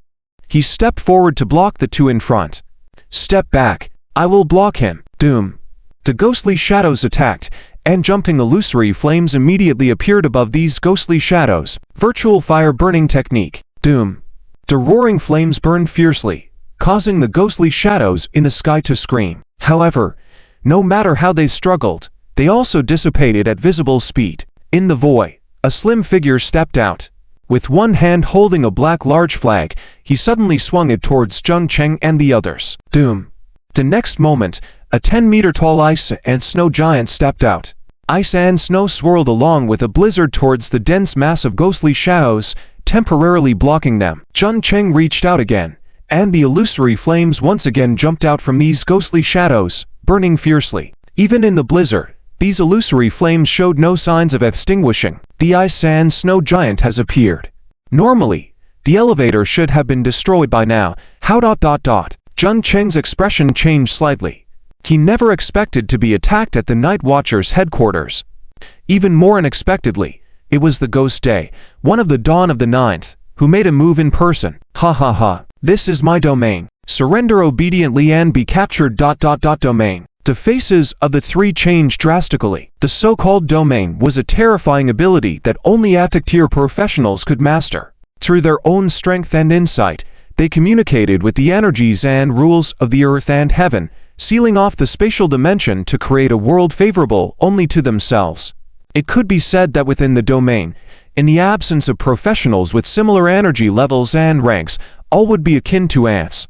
With these words, countless, almost endless black shadows suddenly appeared in the sky and on the ground. They were ethereal and drifting, and upon closer inspection, they turned out to be grotesque, evil spirits. Some had ribbed wings, some had single horns on their heads, and some had no heads at all. All were legendary ghostly spirits. On the ground, there were skeletons, zombies, wraiths, and earthbound spirits. Responding to the call of the ghost day, countless evil spirits drifted in the air and on the ground, firmly surrounding Jun Cheng and the other two. Kaiji's legs began to tremble uncontrollably. Cheng Jie, what do we do? Jun Cheng was full of doubts, but he continued to review their options. On the other hand, Yao Jixu took a step forward, staring firmly at the center of the ghostly shadows where the ghost day was, and said, in a cold voice, as long as we kill him, we can escape. This is the Night Watcher's headquarters. The ghost day couldn't possibly be here in person. At most, it means there are 1 or 2 Dawn spies who have infiltrated, using some special items to contact the ghost day remotely and control them. Yao Jixu's voice was cold and filled with murderous intent. Me and Xiao have another ability. We can unleash extremely powerful ice abilities in a short time. Jun Cheng, if you can hold the ghost day for 10 seconds, I can. Ha ha ha. The laughter of the ghost day resounded again. Child, I truly admire you. Join us at dawn. As long as you join the dawn, I will spare you. I can even help you find high-star reincarnation items, turning you into a different blood lineage. By then, even if you are not an epic tier hero or a legendary hero, you can become a deity. Jun Cheng, you are only a 3-star priest. Submit to me, and I will give you a 9-star hidden profession, the ghostly ferryman. KG, your profession is unique. Join me, and I can grant you a 9-star bloodline reincarnation item, the 9U Sparrow. After you reincarnate, you will obtain the 9U Sparrow bloodline. That is one of the Phoenix bloodline, incredibly powerful, able to be reborn from the ashes. And you. The ghost day's gaze turned towards Yao Jixu again, with a rare hint of emotion in his tone. Submit to me, and I will help you with the contract between you and the ice and snow elemental spirit user. Join us. Enjoy endless glory and riches, eternal youth and longevity, fame for eternity. Dream on. Yao Jixu shouted, suddenly blasting the blizzard towards the ghost day. At the same time, a large amount of extreme cold energy surged from Yao Jixu, like boiling water. Frozen. KG quickly pulled Jun Cheng. Chen Jie, what do we do? Jun Cheng's face looked somewhat strange at this moment, saying, you want to join the Fallen Ones? How is that possible? KG immediately became furious. Even if I die, I will never join the Fallen Ones. Then there's no need to. Huh? What do you mean? Jun Cheng shook his head helplessly and said, he's not the ghost day. Huh? What do you mean? Jun Cheng looked up and said, Senior Wu, quickly retract your powers. We should have passed the test by now. Just as he finished speaking, the scene in front of the three suddenly changed. Countless ghost shadows, ghostly fires, and the dense black clouds crumbled at a visible speed like a broken mirror. Negligently, warm lights and an empty corridor appeared once again. In front of the three, Wu Fuqing still stood there with a calm expression. At the elevator door, the three of them were right at the elevator door. Everything that had just happened, the Ghost Day attack, the coercion and temptation to join the Dawn organization, turned out to be just an illusion. You have passed the test, Wu Fuqing said through the mirror of the elevator door. The crimson light in his eyes receded like a tide, looking towards Jun Cheng. Especially you. Very good. Among all the newbies who took the test, you were the quickest to realize the illusion. Yao Jixu and KG widened their eyes. Everything they had just experienced was just an illusion. All right, go down. With a ding, the elevator opened, revealing the star-like interior of the elevator. Wu Fuqing said, Jun Chen, once you reach the special department, use your detection ability to check the special department. Why? In the Night Watchers, there are indeed fallen spies. Huh. End of this chapter. Chapter 202. Investigating Spies. Night Watchman Bureau Chief. How is that possible? Exclaimed the newbie by the side. This is the headquarters of the Night Watchmen. How could traitors possibly infiltrate and plant spies here? Though Zhong Cheng and Yao Jixu didn't say anything, the doubt in their eyes raised the same question. The elevator descended silently, and Wu Fuqing said, among professional types, there are as many as stars in the sky. Nobody knows what type of profession an ordinary person will awaken to, what special skills they will comprehend. Some professionals and the skills they've attained, even with our internal inquiry ability, cannot be thoroughly investigated. Over the years, indeed, there have been a few spies of the fallen hidden within the Night Watchman headquarters who occasionally leak information and intelligence, causing us immense losses. Fuking continued, your appearance is indeed a surprise to us. According to Yangshao's reports, as long as a target within the scope of your investigative skills harbors ill intentions towards you, you can mark them as an enemy. And now, as you are an agent of the Night Watchman, fallen beings as our great enemies will generate ill intentions towards all Night Watchmen. Even if they pretend to be flawless on the surface, intentions of goodwill or ill will cannot be concealed. This is why we need you. Jun Cheng pondered for a few seconds before saying, I'll give it a try. Shortly after, the elevator came to a stop. Under Wu Fuking's lead, the three individuals walked out of the elevator in succession. Chief, Chief, Chief. Outside the elevator was a spacious lobby with many people coming and going. Upon seeing Wu Fuking, almost everyone stopped what they were doing and respectfully greeted him. Wu Fuking merely nodded in return. The newbie whispered, Chen, Senior Wu is actually a bureau chief. Jun Cheng nodded subtly. Speak softly. The newbie's voice lowered further. Were those just illusions earlier? Oh my goodness, I didn't even realize when we fell under the spell. That's amazing. Jun Cheng recalled the encounters with Senior Wu on the way and murmured. At the elevator entrance, the reflection on the glass. That's when we fell under Senior Wu's illusion. There was still one unspoken thought. This Senior Wu, this bureau chief, at least holds an epic level of power. As a bureau chief of the Night Watchman, even if just an assistant chief, the power is undoubtedly formidable. Soon, Wu Fuking led Jung Cheng and the other two individuals to a massive office. As they entered the office, the surrounding crowd began to chatter. Who are those three kids? I've never seen them before. Could they be new recruits in our department? How is that possible? To join our special department, the lowest rank must be at the yellow level. That little girl is quite pretty. What are they talking about? Has the mission been completed? Hurry up and complete it.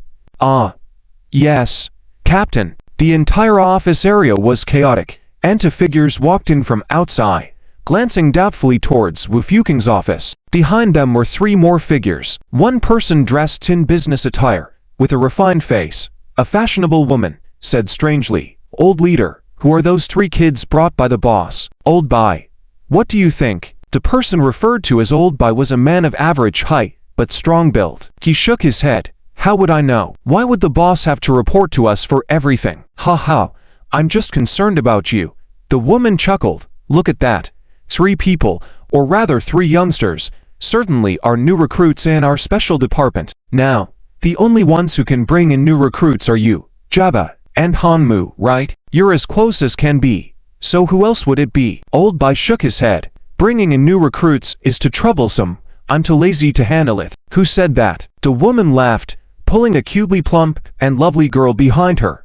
Look at how adorable we are, so obedient and hardworking. Many envy me. The hut girl was Lu Mengmeng. She blushed and tried to evade the captain's arm, saying indignantly, Sister Meng Yao, this is headquarters, let me go.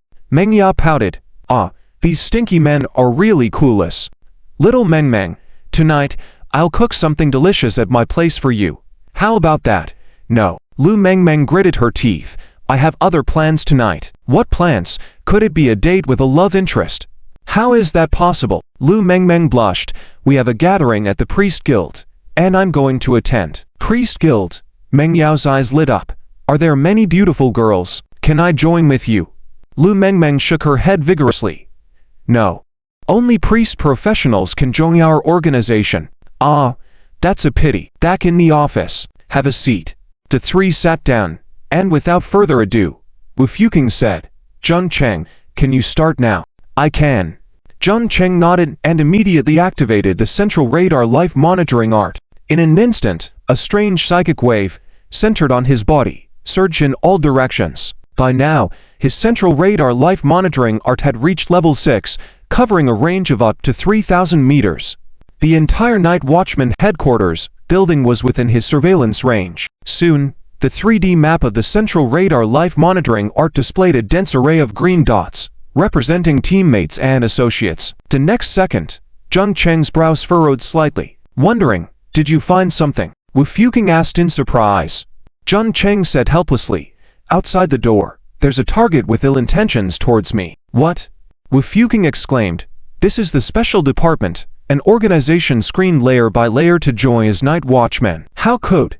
Jun Cheng opened his eyes and said resignedly, Senior Wu, this is feedback from my ability. I don't know the target, but I can only perceive their true identity based on the hostility towards me. Also, it's my first time here, and I don't know anyone. If they have ill intentions towards me, it can only mean one thing. Their hostility, saying that the night watchmen, anyone associated with night watchmen, is their enemy. This also verifies their identity indirectly. If you don't believe it, you could. Wu Fuking waved his hand. I believe in Yang Xiao's insights. Continue the search. Gather all those with questionable identities, and I'll verify them myself. Well, Zheng Cheng could only nod helplessly as the central radar life monitoring arc continued to spread throughout the entire building. Soon, a plethora of green dots appeared once again, covering Zheng Cheng's mind. But among these green dots, several crimson dots were particularly prominent. End of chapter. Chapter 203. The Fallen One. Dawn of the 9th Day of Illusion. Quickly, Zheng Cheng listed out a name list. 7 people. Special Department, 1 person. Other departments, 6 people. Wu Fuking took the paper, glanced at it, then threw it aside. Sure about this? Zheng Cheng nodded. Only these 7 people are under surveillance in terms of abilities. I'm not sure about those not at the base. What if there's a mistake? There won't be. Zheng Cheng assured. Even if these 7 people are not the fallen ones, they must have ill intent towards the night guard. Either they are the fallen ones, or they are from other countries. Wu Fuking said coldly, it's truly the inferior nature of humans still thinking about internal conflicts until now. Ever since we drove the aliens out of Blue Star, the unity of the global union government has long ceased to exist. To unite the globe, there needs to be a strong external enemy. Zheng Cheng stayed silent on these political matters. They were not something a small pastor like him could decide. Wu Fuking put the call on speakerphone, and a soft voice came over quickly. Director, what are your orders? Tell Luo Bai, Liu Ying, and Meng Yao to come in. Yes, Director. After receiving the secretary's message from outside the door, Meng Yao looked triumphantly at Luo Bai. Luo Bai, I was right. Those 3 newcomers are for you. Go quickly. Luo Bai helplessly said. All right, I'll go now. The secretary beside reminded, Captain Meng Yao, the director is calling you too. Calling me too? Meng Yao blinked, shrugged.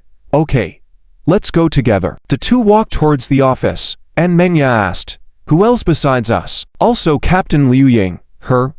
Meng Yao was puzzled. What's going on? Why did the director call her too? Soon, the 3 of them entered the office. Based on the central radar life monitoring technique, Zheng Cheng quickly recognized the 3. Luo Bai, a middle-aged man with a burly build and a helpless face.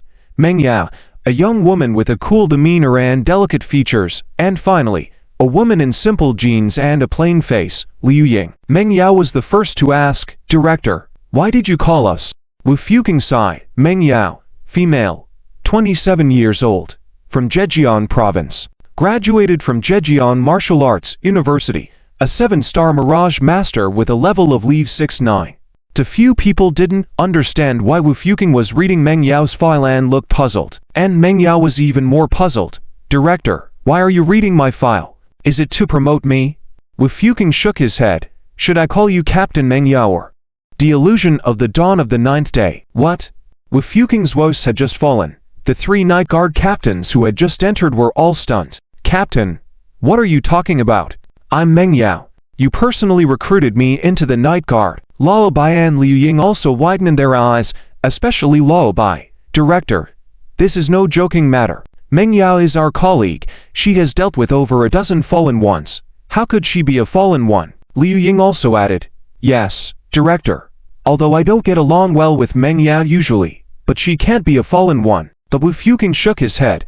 I don't want to believe it either, but this is the truth. The illusion of the dawn of the 9th day, a master of illusion, specializing in creating illusions and even able to overlay illusions in the minds of strangers, giving them a perfect life, from birth, kindergarten, primary school, middle school, university, even able to secretly manipulate your life, making you join the night guard, become a night guard captain, and even higher positions. In the list that Jun Cheng had just provided, one of the professionals' names was enough to make him raise an eyebrow. He was even on par with him. With a serious look, Wu Fuqing gazed at Meng Yao. Your life experiences are fake. Your file is fake too.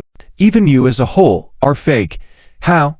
How is that possible? Meng Yao felt like she was falling into an ice pit, staggered back to steps. How can I be fake? I stand here. I let you. Wait. Lao Bai suddenly shouted, looking at Jun Cheng and the others, gritted his teeth. Director, we were fine before, and as soon as these three newcomers arrived, you confirmed that Meng Yao is a fallen one. Did they say something to you? The confirmation of Meng Yao as a fallen one and them, it is related to them. Wu Fuqing said sternly. Lao Bai, don't get agitated. Think about the purpose of joining the Night Guard. Don't let emotions blind you. The fallen ones cannot be forgiven. Lao Bai, stop. Meng Yao raised her head. Director, let's get it started. You asked Liu Ying to come over. Just for reviewing me, I won't run away or resist. Wu Fuqing nodded. In that case, Liu Ying, if you want to prove Meng Yao's innocence, it can only rely on you. Liu Ying trembled all over, her eyes also hesitant. Let's begin. Meng Yao gritted her teeth. I really want to see what my soul looks like. Are 20 years of memories really just an illusion? Liu Ying took a deep breath. All right, but if Meng Yao shows no signs of anomaly. With that, she also looked at Jong Cheng and others. Day 3. We'll pay the price. Jun Cheng frowned, shaking his head. It seemed like this night guard was not a place for long stay. It was only the first day here, and they were already resented by two Zhuangji captains. In the long run, Wu. Suddenly, a deep low growling sound echoed through the office. Liu Ying formed hand seals, aiming towards Meng Yao from a distance. Her pupils turned pitch black at that moment, a faint mist surrounding her. As swift as lightning, an apricot-colored talisman appeared in her hand, which she firmly placed on Meng Yao's forehead. Bind the ghost and send the soul. Come out. Meng Yao's delicate body trembled violently, then a pale blue figure slowly rose from her body, as if being pulled out. Her body went limp and collapsed, with Lao Bai quickly supporting her. Everyone in the room looked at the floating figure. Vaguely visible was Meng Yao's face. Lao Bai exclaimed in delight, Director, it's Meng Yao. Her soul shows no abnormalities. She's not a fallen one. She's our comrade. Before he finished speaking, a black spot suddenly appeared on the forehead of Meng Yao's soul, and it quickly spread across her whole body. Her once delicate and charming face transformed into a vague androgynous appearance. With a mischievous gaze, handsome features, and a cunning aura, the figure slowly opened its eyes, gazing down at the ground. At the same time, an extremely cold voice rang out, Interesting. My 1000 illusions avatar technique was actually broken. Who is it? End of chapter. Chapter 200 for Shifted Anger. Journey to the Demon Territory. Kyan Huan God Lord. Daytime illusion of the ninth dawn. It is indeed him.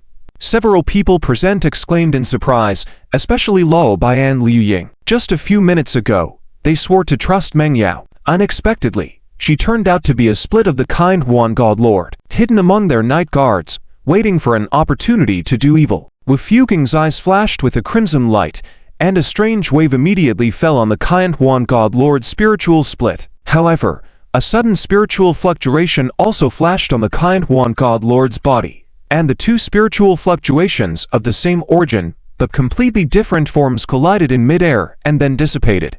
He, Wu Fuqing, you're not dead yet. The Kyan Huan God Lord sneered.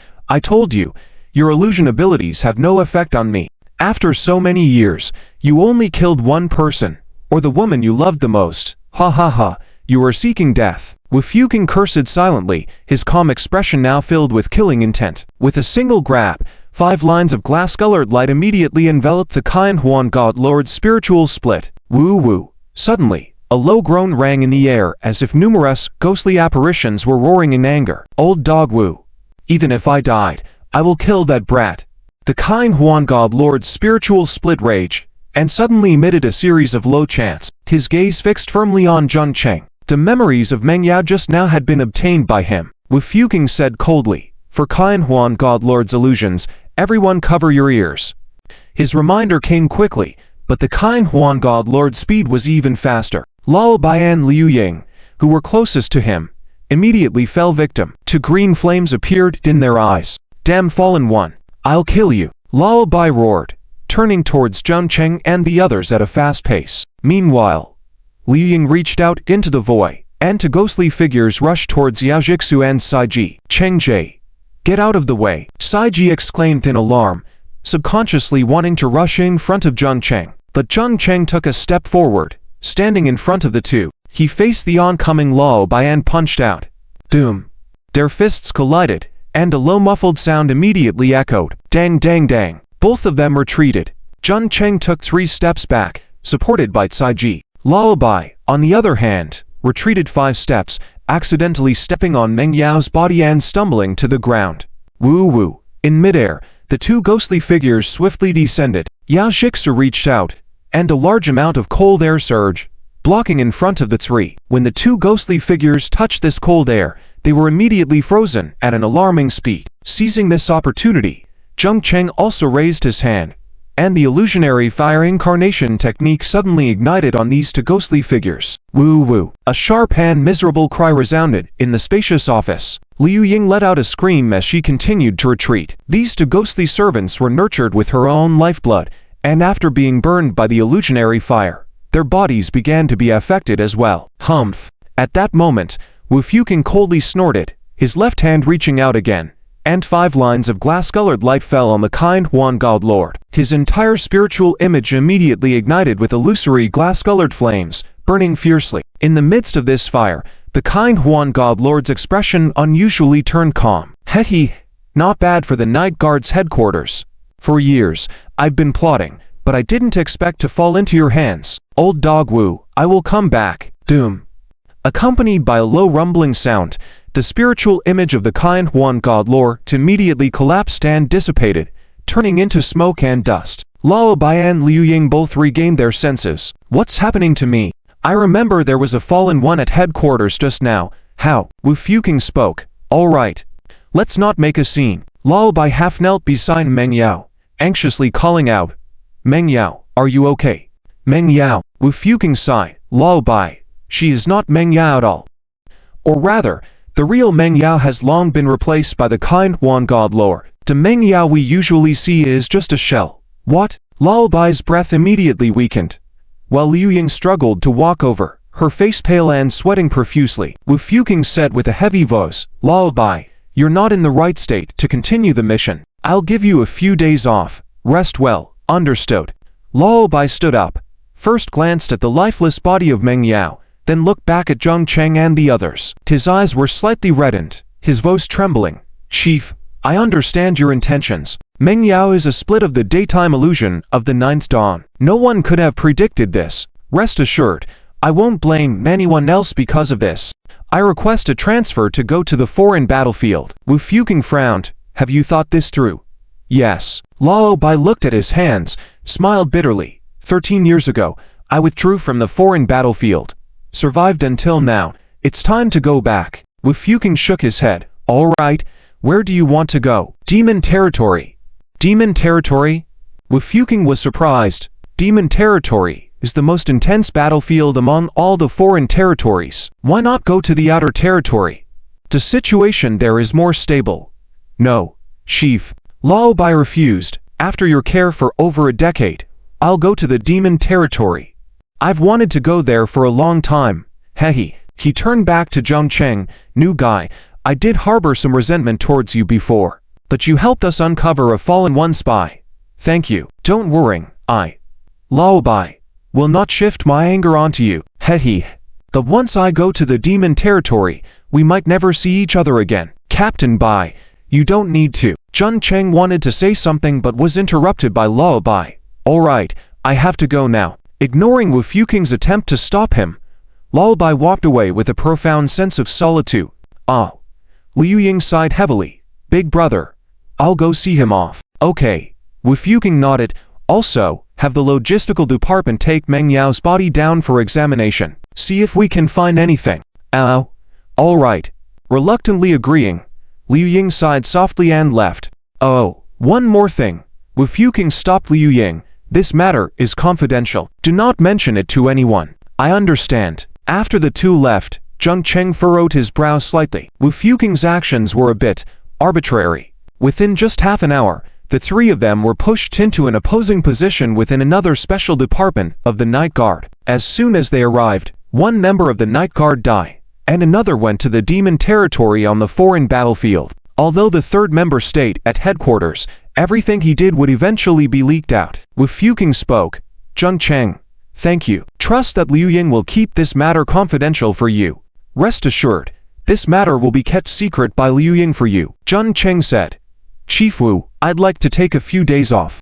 After a moment of silence, Wu Fuking spoke. All right, I'll give all three of you a long leave. When Yang Xiao returns, what do you think of the three of you coming back to work? Rest assured, the salaries for these months will continue to be paid. You've made a great contribution for us. With a series of knocks on the office door, a few people from a logistical department enter and carried Meng Yao's body out. Jun Cheng and the others bid farewell, and as they stepped outside, they heard a commotion and a wheezy voice. Woo woo. Captain, Captain, what's happening to you? Wake up. Captain, having just returned after spending a day away, the person had caught a cold. The update might be slightly delayed, excuse me. End of this chapter. Chapter 205. Speculations on divine duties, ghost market guardians, Lu Mengmeng. Jun Cheng immediately spotted a familiar figure in the crowd, as a dozen people surrounded the logistics personnel carrying a corpse, clamoring and asking questions. Meng Yao was their colleague, usually lively and hospitable, very popular within the special department. How could her breath be gone in just a moment? Let's go, Yao Jixu said from behind. We better leave it to Director Wu to explain the rest. Jun Cheng nodded. Taking advantage of the distraction caused by the corpse and the crowd, the three of them left the Night Watch headquarters. Cheng Jie, on the way, Saiji suddenly said. Why do I feel that Senior Wu is a bit arbitrary and extreme in his actions? Exactly, Saiji exclaimed. Isn't he too hasty? You just helped him identify the fallen, and without any further planning he just took action, right in front of the three of us. Isn't this putting us in danger? If it were me, I would definitely make sure we leave first, then gather the fallen spies together and capture them all at once. At the very least, he could have done it discreetly. Why? Jun Cheng shook his head. The spies hidden in the Night Watch headquarters are among the elite of the elite, able to even evade telepathy. How can you be sure they wouldn't send something unusual and escape in advance? If it were me, I would have acted swiftly and decisively, eliminating the danger at the source. As for Director Wu's style of doing things, Jun Cheng remarked, decisive, direct, unconcerned with minor details. People like him, as long as they prove their capability and value, will surely be highly regarded. But there's also a high probability of being used as bait. In the future, we should visit the Night Watch here less often, and reject missions impossible. Understood. The three left and found the bored Zhao Wufan. Led by Zhao Wufan, they headed towards the Imperial Ghost Market. Meanwhile, within the Night Watch Special Department, Wu Fuking made a phone call. Lao Din, it's done. Oh. A hoarse voice came from the other end of the phone. How did it go? Just as you expected, that kid performed quite well, Wu Fuking said. Not only did he quickly identify the vermin in our Night Watch headquarters, even the illusion scholar's illusion replacement technique was unable to escape his investigation. Most importantly, he took on the full power attack from the Zhuan-level captain. Really? It seems our speculations were right. The elderly voice continued. Did you offend him? Wu Fuking chuckled. It's not really an offense. Young people are spirited. I understand. Lao Din, is he really a divine emissary? It's just a speculation of us old folks. Lao Din continued. A sudden acute gastrointestinal explosion technique. Heh, such a jokingly powerful ability that ignores professionals' resistance. Don't you find it strange? And the investigative ability he's displaying now, you also mentioned. Not even that fellow the illusion scholar could escape his scrutiny. So I have reason to believe Jun Chen is indeed the legendary divine emissary. Like the angel Michael of the Eagle Kingdom mastering resurrection magic. Wu Fuking inquired. So what should we do now? Wait. Yes. Lao Din said. The growth of a divine emissary is full of randomness. From his ability, it's clear he's not very strong. Forget about Michael's resurrection magic. Even the other divine emissaries introduced by several countries can't compare. But he's still a small surprise. Wait until he grows. I understand. Lao Din said. If there's nothing else, I'll hang up first. Late at night, Jun Cheng gazed in astonishment at the scene before him. This was a street in the north of the city, next to the towering city walls guarding the imperial capital. Along the side of the wall, a market about 5 kilometers long had been opened by people.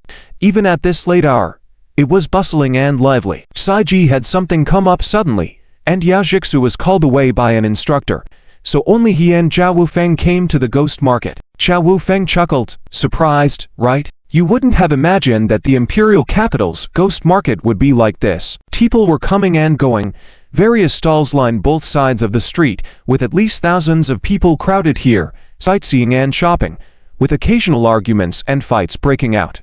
Jun Cheng looked at the nearby sign, Sprinkle Gold Bridge. Zhao Wufeng explained, before the Great Disaster, this place was originally a place specialized in selling antiques, and gradually it evolved into the ghost market. Because it's closer to the outskirts of the city and on the edge of several large organizations like the Night Watch, the Professional Guild, and the University City, it gradually formed a street centered around transactions among professionals. As they walked and chatted, they continually observed the various merchandise on the stalls around them. Equipment, tools, weapons, alchemical items, talismans, beast eggs, all were available in abundance, dazzling and overwhelming. In addition to these stalls, there were also several large shops towards the middle on both sides, where the flow of people was even greater. Jun Cheng asked, are there shops here that sell the corpses of demonic beasts? Demonic beasts' corpses? Though slightly surprised, Zhao Wufeng answered, of course, there are.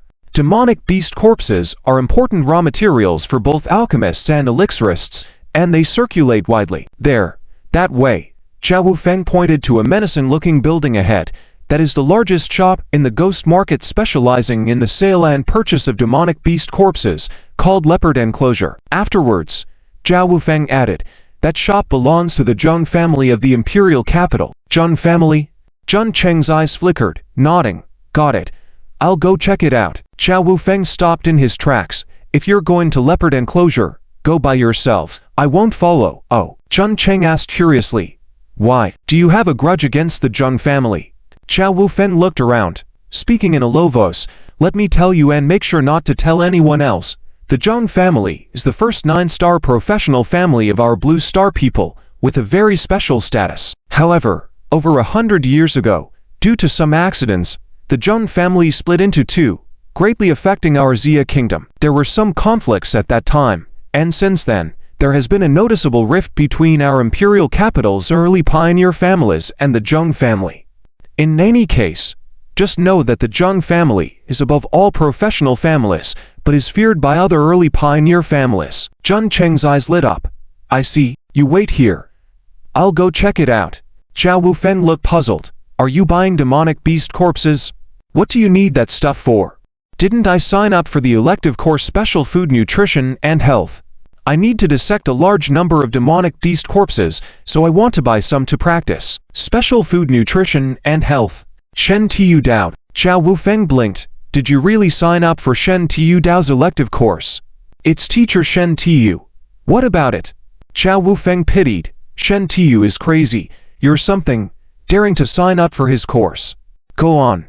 Go on. Hurry up. I won't stop you anymore. End of this chapter. Chapter 206.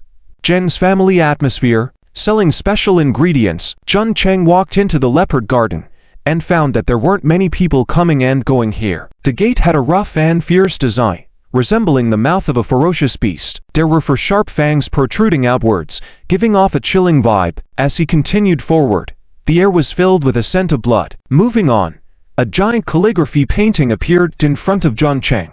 Boundless beasts. The 4 characters were fierce, like 4 ferocious beasts crouching on the ground, ready to pounce on their prey. For a moment, Jun Cheng's eyes seemed to blur, but he quickly regained his composure.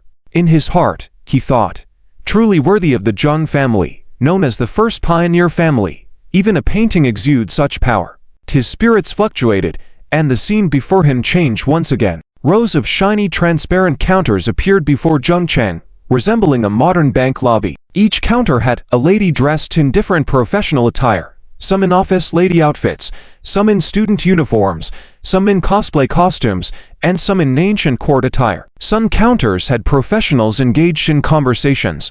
In the lobby, professionals walked by in pairs. "Dear guest, what business would you like to conduct?" A soft voice rang in Jung Cheng's ear. Turning around, he saw a woman in a sky blue cheongsam. She appeared to be in her early 20s, with long hair tied up, revealing a swan-like neck and a friendly smile on her face. Jung Cheng's mouth twitched. Wasn't this supposed to be a place to conduct business in a bank lobby? The cheongsam beauty seemed to sense Jung Cheng's confusion and continued, "Guest, this is a rule of our leopard garden. Every guest who comes can choose their preferred attendant. What type of attendant do you prefer? The girl next door? College student? Secretary? Ancient maid? I choose you." Jung Cheng's mouth twitched, and his interest in the Jong family grew. This was clearly a family of professionals rather than an entertainment club, right? The cheongsam beauty smiled even more beautifully. "Hello, guest. My name is Yang Yixin. May I ask for your name and what business you need to conduct?" Leading Jung Cheng, Yang Yixin brought him to an idle counter and asked him to sit down. "I need to purchase some monster corpses. The higher the star rating, the better." Jung Cheng handed over a list of supplies obtained from Shen Dao, mostly high in spiritual attributes. The special ingredients he would dissect would predominantly focus on the spiritual side. "Okay, let me take a look." Yang Yixin took the supply list and smiled slightly. "The list of monsters you need is only part of what we have. Would you like to wait, or only take what's available now? What kinds do you have in stock?" "4 types." Yang Yixin clicked on the computer a few times, and rows of messages soon appeared on the screen in front of Jung Cheng. Name: Bewitching Serpent. Quantity: 12. Star rating: 4 stars. Unit price: 2,000 gold coins. Name: Giant Winged Fruit Bat. Quantity: 34. Star rating: 3 stars. Unit price: 1,000 gold coins. Name: Illusionary Songbird. Quantity: 167. Star rating: 3 stars. Unit price: 800 gold coins. Name: Ice Spirit Frog. Quantity: 3. Star rating: 6 stars. Unit price: 15,000 gold coins. Seeing the prices of these monster corpses, Jung Cheng estimated in his mind and nodded slightly. He had earned around 2 million gold coins from the college entrance exam gambling, spent quite a bit, and had around 1.5 million left. Purchasing these monsters would suffice. "I'll take them all." Yang Yixin was waiting for Jung Cheng to negotiate the prices, but he decided to take all of them at once. She suppressed her excitement and said, "Mr. Jung, are you saying you want all of these items?" "Yes." "Any problem?" "No problem. I will place the order for you." She quickly tapped on the computer and finalized the purchase. "Mr. Jung, the items you've ordered are 12 bewitching serpents, 30 for giant winged fruit bats, 167 illusionary songbirds, and 3 ice spirit frogs, totaling 236,600 gold coins. Would you like to pay by card or mobile transaction?" "Mobile transaction." Jung Cheng took out his phone and quickly transferred the payment. After the computer confirmed the receipt of the money, Yang Yixin restrained her excitement and said, "Mr. Jung, please wait a moment while I have the workers prepare the items. I'll take you to pick them up in 5 minutes." "Okay." Yang Yixin's eyes suddenly lit up as she looked at the computer screen again. "Mr. Jung Chan, are you interested in high star-rated monsters?" "High star-rated monsters?" Jung Cheng was also surprised. "Do you have them here?" He had asked Shen Dao about high star-rated monsters before. According to Shen Dao, high star-rated monsters were 10 times, even 100 times more valuable than low star-rated ones due to the presence of life essence and energy cores, known as magic cores or monster cores within them. Moreover, high star-rated monster corpses were rarely sold on the market and were often considered invaluable. So when recording monster categories, he did not include high star-rated monsters. "We do." Yang Yixin's smile became more charming. "Just a moment ago, before you made your purchase, our Imperial Capital headquarters received the bodies of 5 identical 9-star-rated monsters. Would you be interested?" "Oh, 9-star-rated?" Jung Cheng's eyes lit up. "What kind of monsters?" "Ice Snow Fairy." Yang Yixin smiled. Although the Ice Snow Fairy is only a low-ranking 9-star monster, it excels in ice and snow magic, boasting a natural advantage in snowy terrains. Its strength can rival high-ranking 9-star monsters within icy terrains. These 5 ice snow fairies were hunted by our professional team behind the scenes, and after removing the cores, the intact bodies are ready for sale. The cores were taken. Jun Cheng's expression changed. Among all monsters, the most valuable were certainly the cores. After the cores were extracted, the value decreased by at least 70%. Although the cores were taken, the ice snow fairy is still a rare ice and snow monster, Yang Yixin explained. Its body parts can be dissected to obtain special ingredients like fairy wing meat, feathers can be used to craft arrows with ice and snow abilities, and blood can be used for alchemy, talisman making, and more. Jun Cheng immediately inquired, "What's the price?" 30,000 gold coins each, Yang Yixin cautiously said. This is the minimum price. She had never seen or heard of such a special ingredient like the one Jun Cheng presented. Most special ingredients couldn't be consumed directly and came with debuff effects, but this specific one, named Giant Lizard Heart Meat, with a 5-star quality, could be consumed directly. Not only did it increase attributes, but also provided resistance to water elements. Yang Yixin hesitated and said, "Mr. Jung, this special ingredient is unique, and I've never seen anything like it. I'm unable to price it. Can I bring our manager to take a look?" Jun Cheng agreed, and Yang Yixin went to the backstage. After a few minutes, an elderly man in his 60s with wrinkles on his face approached them. An ordinary person? Jun Cheng was momentarily surprised. The old man appeared to be just an ordinary person without any energy fluctuations. The old man smiled and introduced himself to Jun Cheng. "Hello, I'm Zheng Yuan Hao, assistant manager at the Leopard Garden. May I inspect this special ingredient of yours?" he asked. "Please." Zheng Yuan Hao examined the giant lizard heart meat carefully and later announced his decision. "Mr. Zheng, we'll purchase this special ingredient for 50,000 gold coins per piece." Before Jun Cheng could respond, Yang Yixin behind Zheng Yuan Hao couldn't help but exclaim in surprise and quickly covered her mouth. 50,000 gold coins. This price could buy the body of a 7-star monster. To Jun Cheng's surprise, he glanced at Zheng Yuan Hao. Zheng Yuan Hao laughed. "Mr. Zheng, this special ingredient is truly exquisite, the best quality I've seen in so many years. Whatever quantity you have, we'll buy them all." After a brief hesitation, Jun Cheng said, "3 of them. That'll be 150,000 gold coins. I'll transfer it to you now," Zheng Yuan Hao said. Yang Yixin suddenly reminded, "Manager, Mr. Zheng also wishes to purchase the bodies of the 5 ice snow fairies." The bodies of the 5 ice snow fairies. Zheng Yuan Hao suggested giving a 10% discount. Jun Cheng agreed, and the transaction was quickly completed. Zheng Yuan Hao casually mentioned, "Mr. Zheng, may I ask which type of 5-star monster this special ingredient was dissected from? Our Leopard Garden is willing to pay a high price for it." End of chapter. Chapter 207 9-star level ingredients. Secret Realm trial begins. Upon hearing this question, Jun Cheng's heart stirred. Indeed, is this the true purpose of the Zheng family? The origin of special ingredients. But Jun Cheng was already prepared, and said, "These are from a secret realm I obtained from." "Oh, what kind of secret realm?" Hearing Jun Chen's words, Zheng Yuan Hao's eyes immediately lit up. "Mora Mine's secret realm," Jun Cheng said. "In the deepest part of the Mora Mine, there is an underground river. Inside the underground river, there is a species called the ink sludge fishman tribe, who raise several kinds of aquatic creatures. One of the monsters is called the ink sludge crocodile, and my special ingredient is obtained from the ink sludge crocodile." Ink sludge crocodile, I see. Zheng Yuan Hao's eyes suddenly brightened. "Thank you, Mr. Zheng. This is a black diamond card from our Zheng family.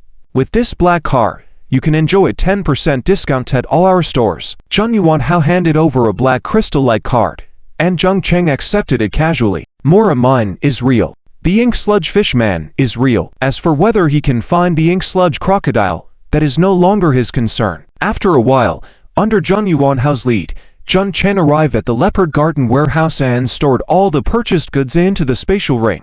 At the entrance of Leopard Garden, Zheng Yuan Hao kindly said, "Mr. Zheng, please take care of our business at Leopard Garden in the future."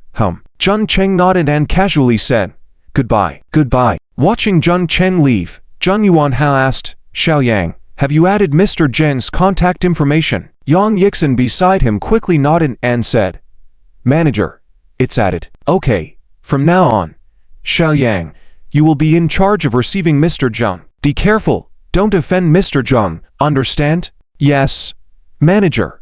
After circling Ghost City again, he saw many interesting and rare items. Unfortunately, after buying so many monster corpses, his purse was thin, and he could not afford most of them, so he had to wait for next time.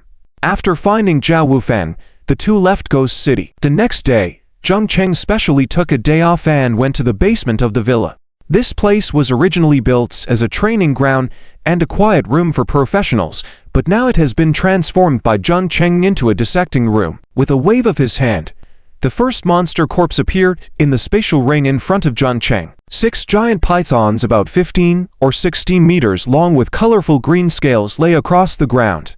A foul smell immediately permeated the air. Enchanting snake demon, a 4-star monster, a total of 12. Unfortunately, the area of Zheng Cheng's quiet room was not large, and only 5 could be placed at once. Zheng Cheng wielded the cloud-soaring sword and chopped down on the first enchanting snake demon.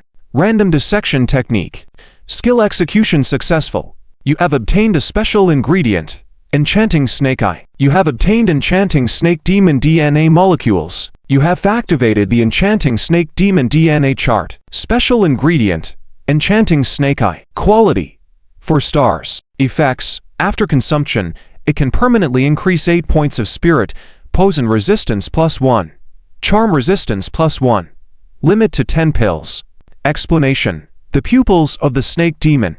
Be careful not to be charmed by them while staring at them. Out of the 12 enchanting snake demons, only 3 enchanting snake eyes were dissected and collected by Zheng Cheng. The second monster, giant winged fruit bat, a 3-star monster, a total of 34. Special ingredient, giant batwing meat. Quality, 3 stars. Effects. After consumption, it can permanently increase 2 points of spirit, 1 point of agility, poison resistance +1. Limit to 15 pills. Explanation. The wing meat that the giant bat relies on for survival is chewy and has a fruity aroma. Out of the 34 giant winged fruit bats, 10 giant batwing meats were dissected. The third monster, illusionary songbird. This type of monster is only a 3-star monster, with a body size equivalent to an adult's head. It resembles a sparrow, but its pupils are emerald green, like ghostly eyes. Moreover, this type of illusionary songbird was the most numerous among all the monsters Zheng Cheng purchased, a total of 167. The dissected ingredients could barely be used. Special ingredient, sparrow tongue tit. Quality, 3 stars. Effects. After consumption, it can permanently increase 1 point of spirit, 1 point of agility, levitation ability +1. Limit to 20 pills. Explanation. The source of the illusionary songbird's ability, possessing a hint of hallucinatory power. Out of the 167 illusionary songbirds, 51 sparrow tongue tips were dissected. The fourth monster, the least in quantity, only 3, but its star level reached 6 stars. Ice spirit frog, a snowy white frog the size of a house. Every time Zheng Cheng dissected it, he could only dissect 1 at a time. Special ingredient, frog skin base. Quality, 6 stars. Effects. After consumption, it can permanently increase 10 points of spirit, 5 points of constitution, poison resistance +1, ice resistance +1.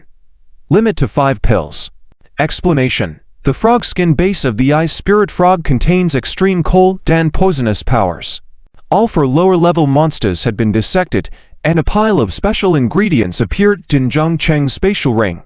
3 enchanting snake eyes, 10 giant batwing meats, 51 sparrow tongue tips, 1 frog skin base. The remaining monster corpses were thrown back into the spatial ring for future dissection, using conventional methods. Phew! After dissecting so many monsters, Zheng Cheng let out a sigh of relief. Finally, it was time for the 5th and last type of monster, Snow Fairy. Rumor has it that the Snow Fairy is formed by the condensed soul of a deceased woman in the snowy mountains, a land of extreme cold, naturally carrying endless resentment. After condensing with extreme cold air, it naturally gains extremely strong ice and snow magic. Even when encountering ice giants, it has the power to fight. For ordinary professionals, the Snow Fairy is invincible in snowy lands. It's unknown how the Jong family killed the Snow Fairies, but they killed 5 at once. With a wave of his hand, extreme cold air immediately rushed out. Even with Jung Cheng's current strength, he could feel a rich coldness. In front of him, a giant creature lying on the ground appeared. This giant creature looked like a huge humanoid giant bird, with snow-white wings and feathers, over half a person tall. The body was a pale blue humanoid shape covered with purple-blue patterns and fine fur. Underneath the legs were sharp talons resembling eagle claws, and the tips were transparent like diamonds. The head was shaped like a woman's diamond, with a bloody hole in the middle, the blood long since frozen. Jung Cheng knew that it was the location of the Snow Fairy's demon core, which had long been taken by the professionals of the Jong family. Holding the cloud-soaring sword, Jung Cheng chopped down on the first Snow Fairy. Skill execution successful. You have obtained a special ingredient. Blood of the Snow Fairy. You have obtained Snow Fairy DNA molecules. You have activated the Snow Fairy DNA chart. Special ingredient. Blood of the Snow Fairy. Quality: 9 stars. Effects: after consumption, it can permanently increase 90 points of spirit, 20 points of agility, ice affinity plus 100, frost resistance plus 100, dizziness resistance plus 50, and has an extremely low chance of comprehending the Snow Fairy's unique skill, Snow and Ice Annihilation. Limit to 1 till. Explanation: the essence of the Snow Fairy's blood contains its ultimate power, 90 points of spirit. Jung Cheng's pupil suddenly contracted, inhaling a cool breath. This blood of the Snow Fairy increased his spirit attribute by 90 points. In terms of level alone, it was equivalent to a 9-star professional, a 10-level increase. And if he consumed this blood of the Snow Fairy, there was still a chance to comprehend a unique skill independent of professional and common skill categories. It was too strong. Unfortunately, each professional could only consume 1 pill of the blood of the Snow Fairy. He quickly stored the blood of the Snow Fairy and the Snow Fairy's corpse into the spatial ring, and then took out another Snow Fairy's corpse. He slashed down. With a flicker of light, this time the skill actually failed. No problem. I have more. Minutes later, Jung Cheng looked at the last Snow Fairy's corpse, feeling helpless. Out of 5 Snow Fairy corpses, he only successfully dissected one blood of the Snow Fairy. Alas, it seems I have no fate with the blood of the Snow Fairy. Several days later, Jung Cheng asked Yao Jixu to meet him. Is this the first time you've asked me out? The two walked through the campus in early autumn, with the leaves fallen, but Yao Jixu was very happy. Yes, I asked you out to give you some gifts. What gifts? Jung Cheng said. Let's see, when we get back. Yao Jixu shook her head. I don't like waiting. Let me see it now. Helpless, Jung Cheng took out a cheat spatial ring and handed it to Yao Jixu. This is for you. A ring. Yao Jixu took it, her face slightly red. Is this a confession? Jung Cheng said. This is a spatial ring, and the gift is inside. Really? Yao Jixu put on the ring on her left ring finger and said solemnly, I think this ring is pretty. Helpless. Were all girls so sentimental? Take a look, see if you like it. Yao Jixu's spirit entered the ring and soon her eyes widened. Special ingredients? So many? Where did you get them? Zhao Wufeng and I went to the black market. I remember. Yao Jixu said. Did you spend all the money you earned during the college entrance exam? Jung Cheng said. Don't refuse. This is for me. Why refuse? Yao Jixu said with satisfaction. Several friends I know told me that it's only right for a boyfriend to give a girl gifts. Who? Jung Cheng immediately said. Stay away from those new friends of yours in the future. Don't let them lead you astray. Okay, you may encounter Zhang Meiyu in the secret realm, so take care of yourself. Don't worry, Zhang Meiyu is not my match, especially with so many special ingredients. Still, be careful. Okay, I know. Yao Jixu nodded and said. Then how about you? Such a precious gift. I think you should share some. Me, of course, have some. You don't need to worry. Half a month later, the first secret realm trial for freshmen officially began. End of this chapter. Chapter 208. Guarding the Homeland. The Secret of the Spacetime Rift. Mystic Realm. Guarding the Homeland. Level. LV59. Entry limited to those below Level 59. Number of entrants. Unlimited. Difficulty. Increases with time. Restriction. Entry limited to support side job holders. Description. A land influenced by a mysterious aura, where the inhabitants have been transformed into monstrous creatures that only know how to select people to devour. Your mission is to protect humanity's last homeland. Main quest. Guarding the Homeland. Quest details. the beasts will flood like a tide to attack humanity's last homeland. You must rely on your support abilities to assist the remaining humans in resisting the invasion of the beasts. Guard for a minimum of 30 days, or else the entire world of humans and Homeland will be overtaken by the beasts. Even the human headquarters will be affected. A dark land under the gloomy sky. Jun Chang's figure slowly appeared. Looking into the distance, the sky was dark, the land barren, with vast dense forests on both sides. He was currently standing on a low hill, about 3 kilometers away, in an area where a continuous black mist surged. Is this the secret realm of guarding the homeland? Jun Chang murmured, recalling the gathered information, then turned around. Behind him stood a low cabin. Walking into the cabin, in the center stood a crystal in a geometric shape, silently floating in the air.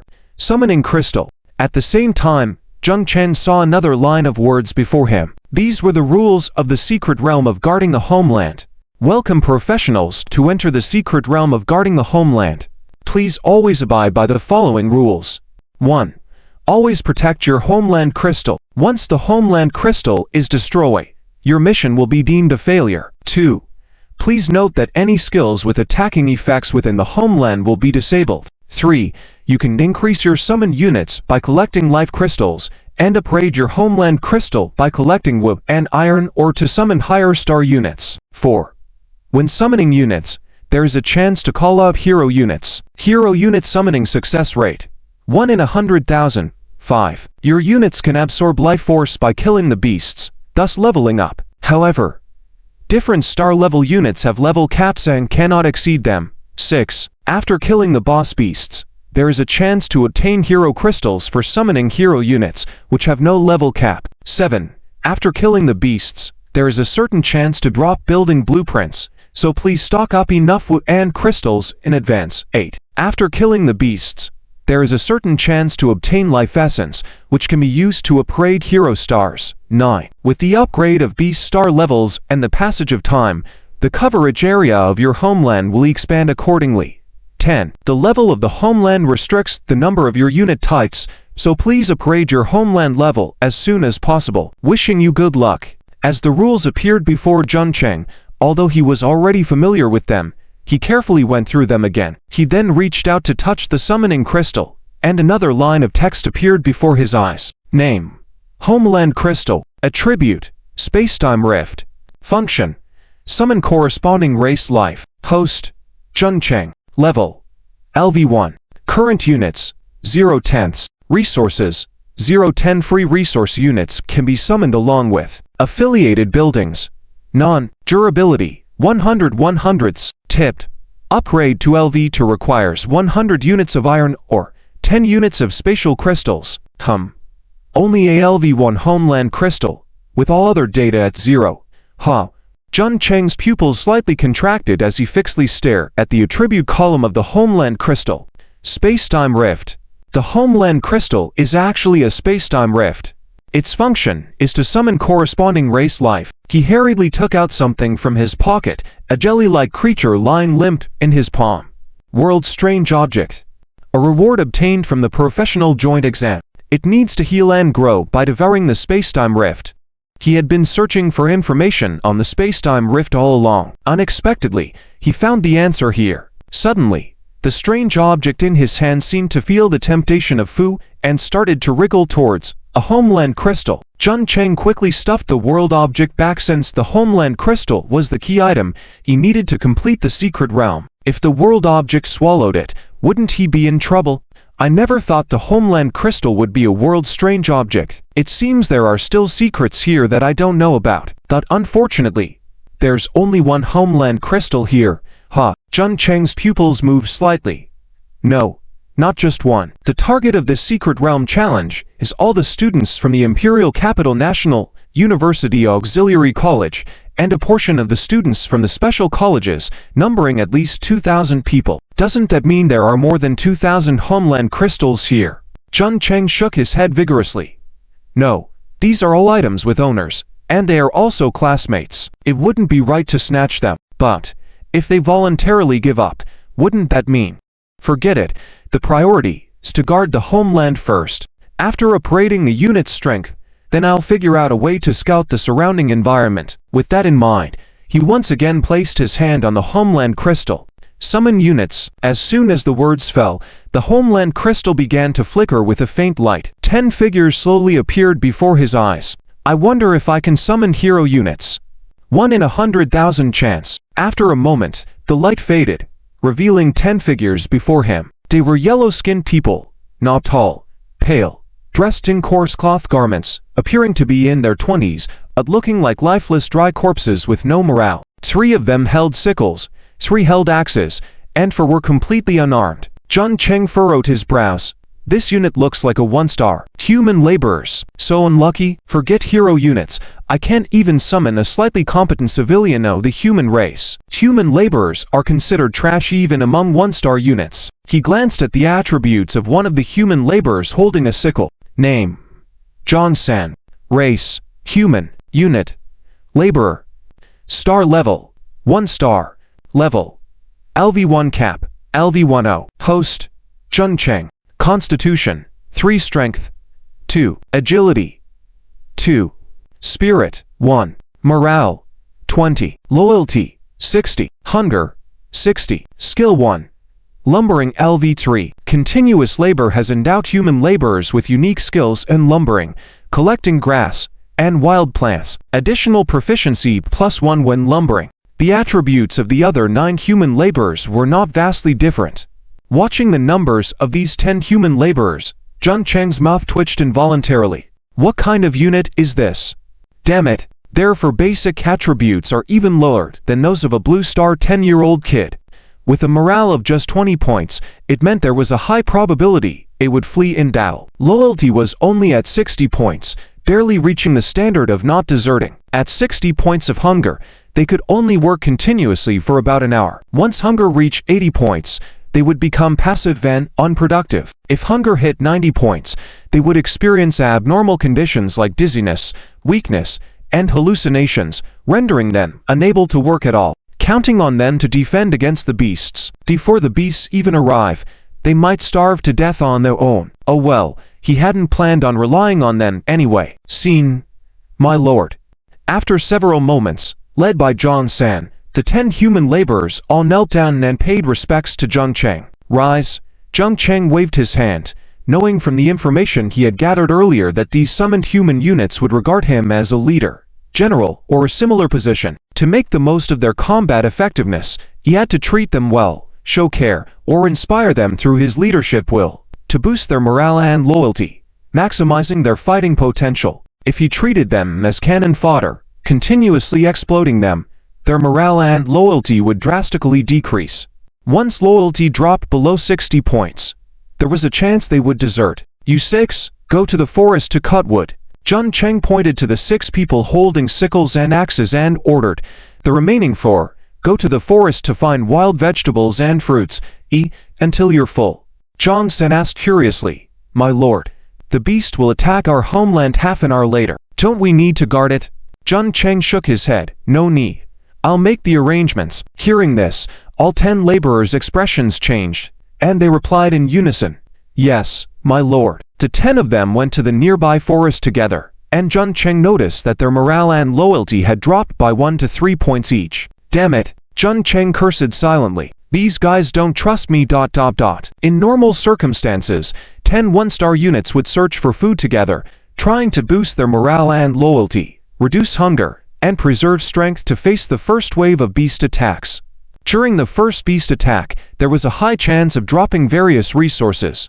With resources, their strength would improve. This would snowball and solidify into a stronger force. But now he had no choice. He couldn't let these 10 laborers defend the homeland. If anyone got injured, their morale and loyalty would decrease rapidly. Utilizing this time, Jun Cheng thoroughly surveyed the area shrouded in black mist. The homeland was situated on a central hill, surrounded by low hills, making it advantageous for defense. He heard the sound of flowing water near the southern edge of the homeland's black mist, indicating the possible presence of a river. To the west was a dense forest. Jong-sen and the other 9 laborers were cutting wood and searching for food there. The front of the homeland faced north.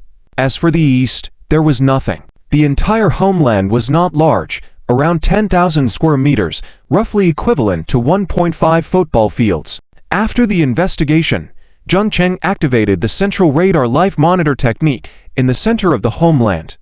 In an instant, a large 3D map appeared in his mind, covering an area of about 3 kilometers in diameter. Upon seeing the map in his mind, Jung Cheng's pupils slightly contracted. This is, on the map, apart from Jung Cheng's current position being green, the area for several tens of kilometers is full of densely packed crimson light spots. End of this chapter. Chapter 209 Hero Units. Unique start 10 initial unit types. Somewhere in the Homeland, Kui Xiaobing was amazed as she looked at the figure in front of her. Among the 10 initial summoned units, the leader turned out to be a burly man clad in dark black ferocious armor, wielding a large ghost-headed sword. A hero. She had summoned a hero unit as her initial summoned unit. With a flash of her eyes, the specific attributes of this hero unit appeared before her. Name: Ran Dao. Template: Hero. Race: Human. Star level: 6 stars. Occupation: Warlord. Level: LV1 limit. Lead 60. Summoner: Kui Xiaobing. Physique: 13. Strength: 12. Agility: 8. Spirit: 11. Morale: 70. Loyalty: 60. Hunger: 40. Skill 1. Basic knife technique LVMAX. Years of battle have allowed you to mastery a knife weapon proficiently and fully grasp it in a short period of time. Skill 2. 100 battle knife technique Leave 6. Born from battles, extraordinary fighting power. Skill 3. Iron-blooded warlord LV5. When present, morale of own ordinary troops is fixed at a minimum of 50. Once defeated or killed, morale of ordinary troops halved. 1 in 100,000 probability. I actually encountered it. Kui Xiaobing exclaimed, I will definitely be first in the secret realm test. Strategist.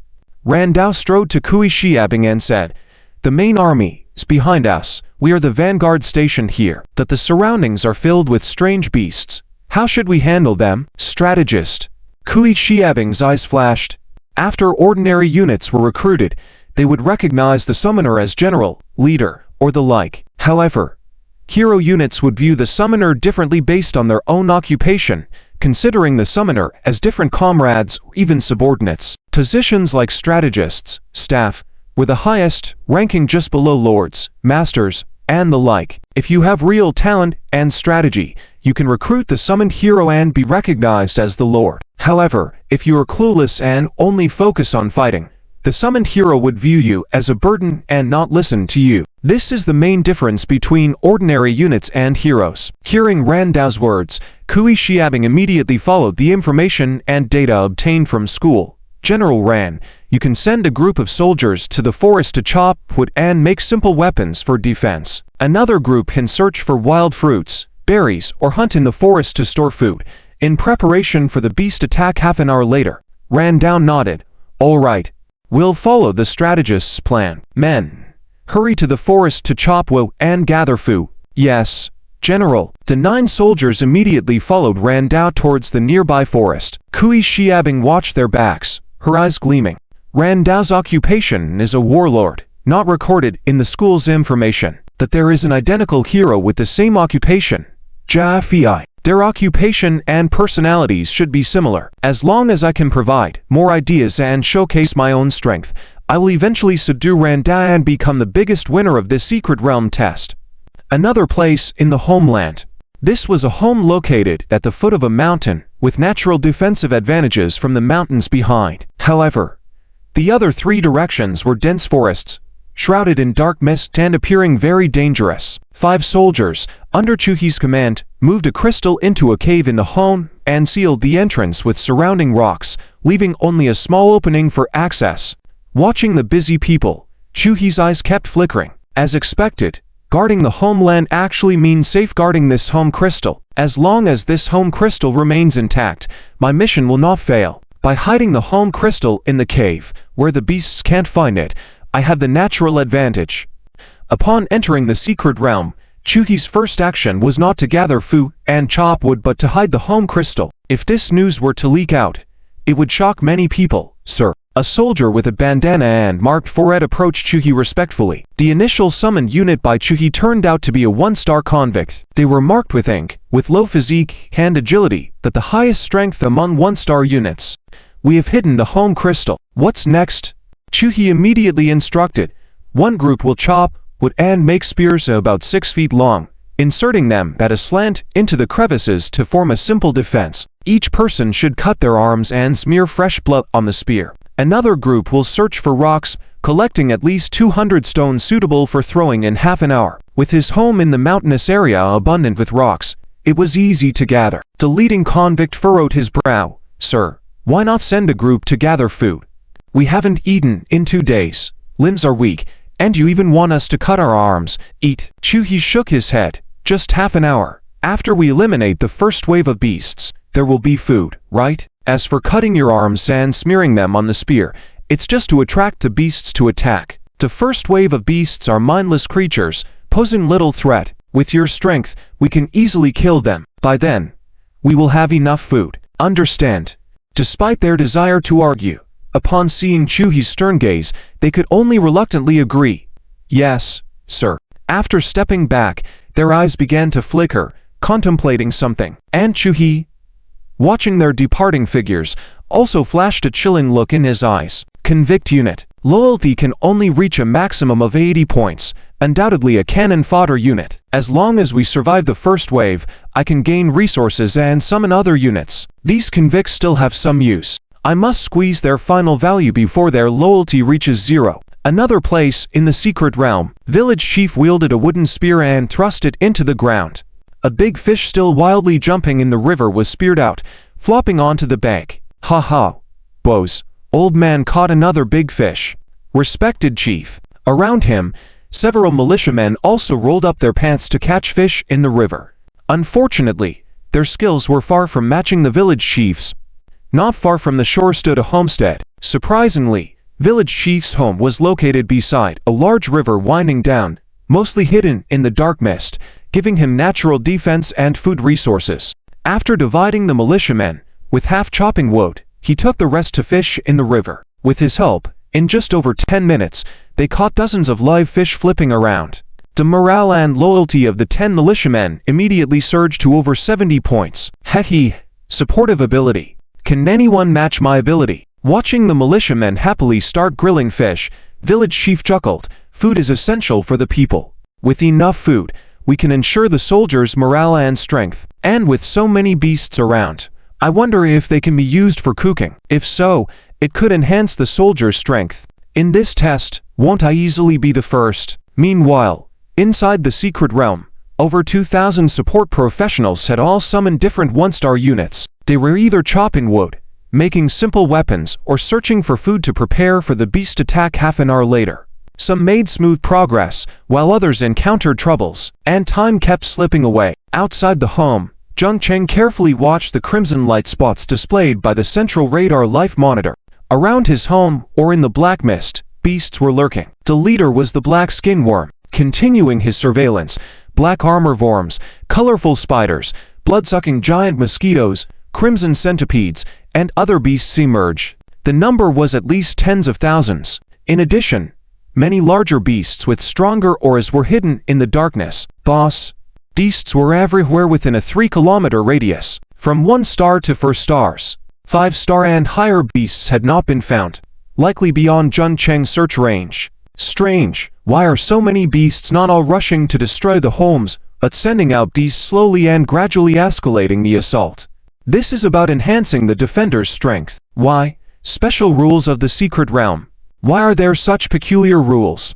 Jun Cheng's gaze was odd as he looked into the distance. Could it be that the secret lies beyond 3 kilometers? Just as he was considering, 10 human laborers he had summoned ran back. They had gathered 30 units of wood and some wild vegetables, berries, and fruits. Lord, half an hour is almost up. Here are the resources we gathered. Jun Cheng nodded, stacked the resources inside the home, and rest quickly. Jong Sen exclaimed, "Ah, rest, sir?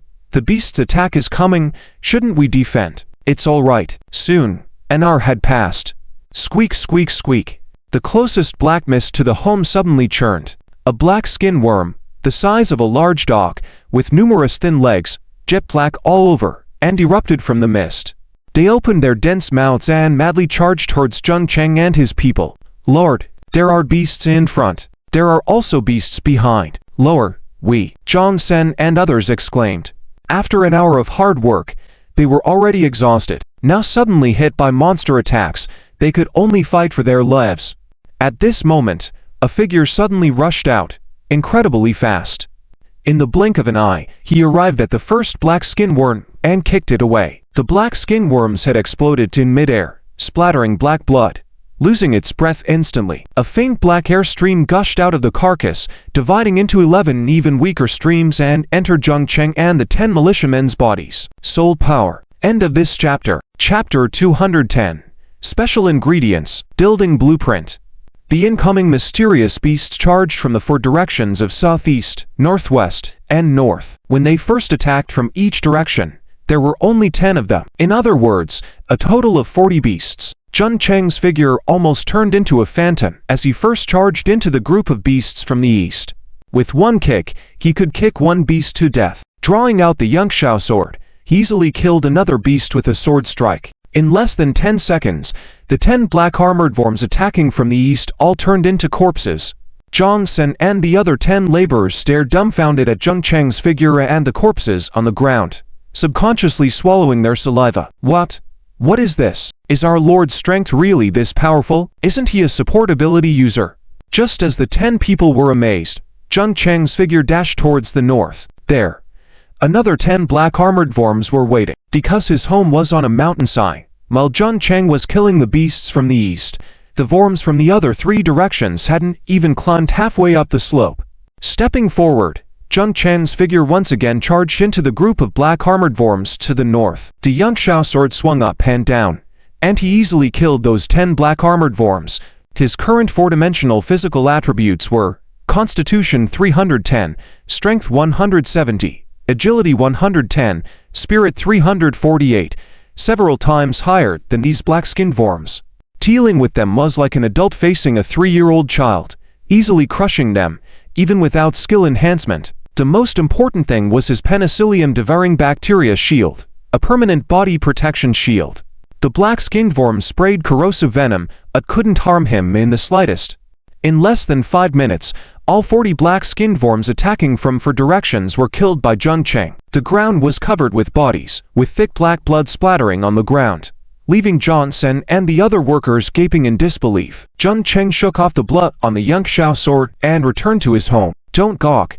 Go drag all those bodies back and clean up the battlefield. During the battle just now, many resources, like iron ore, dropped from these black-skinned worms' bodies. He hadn't had time to pick them up.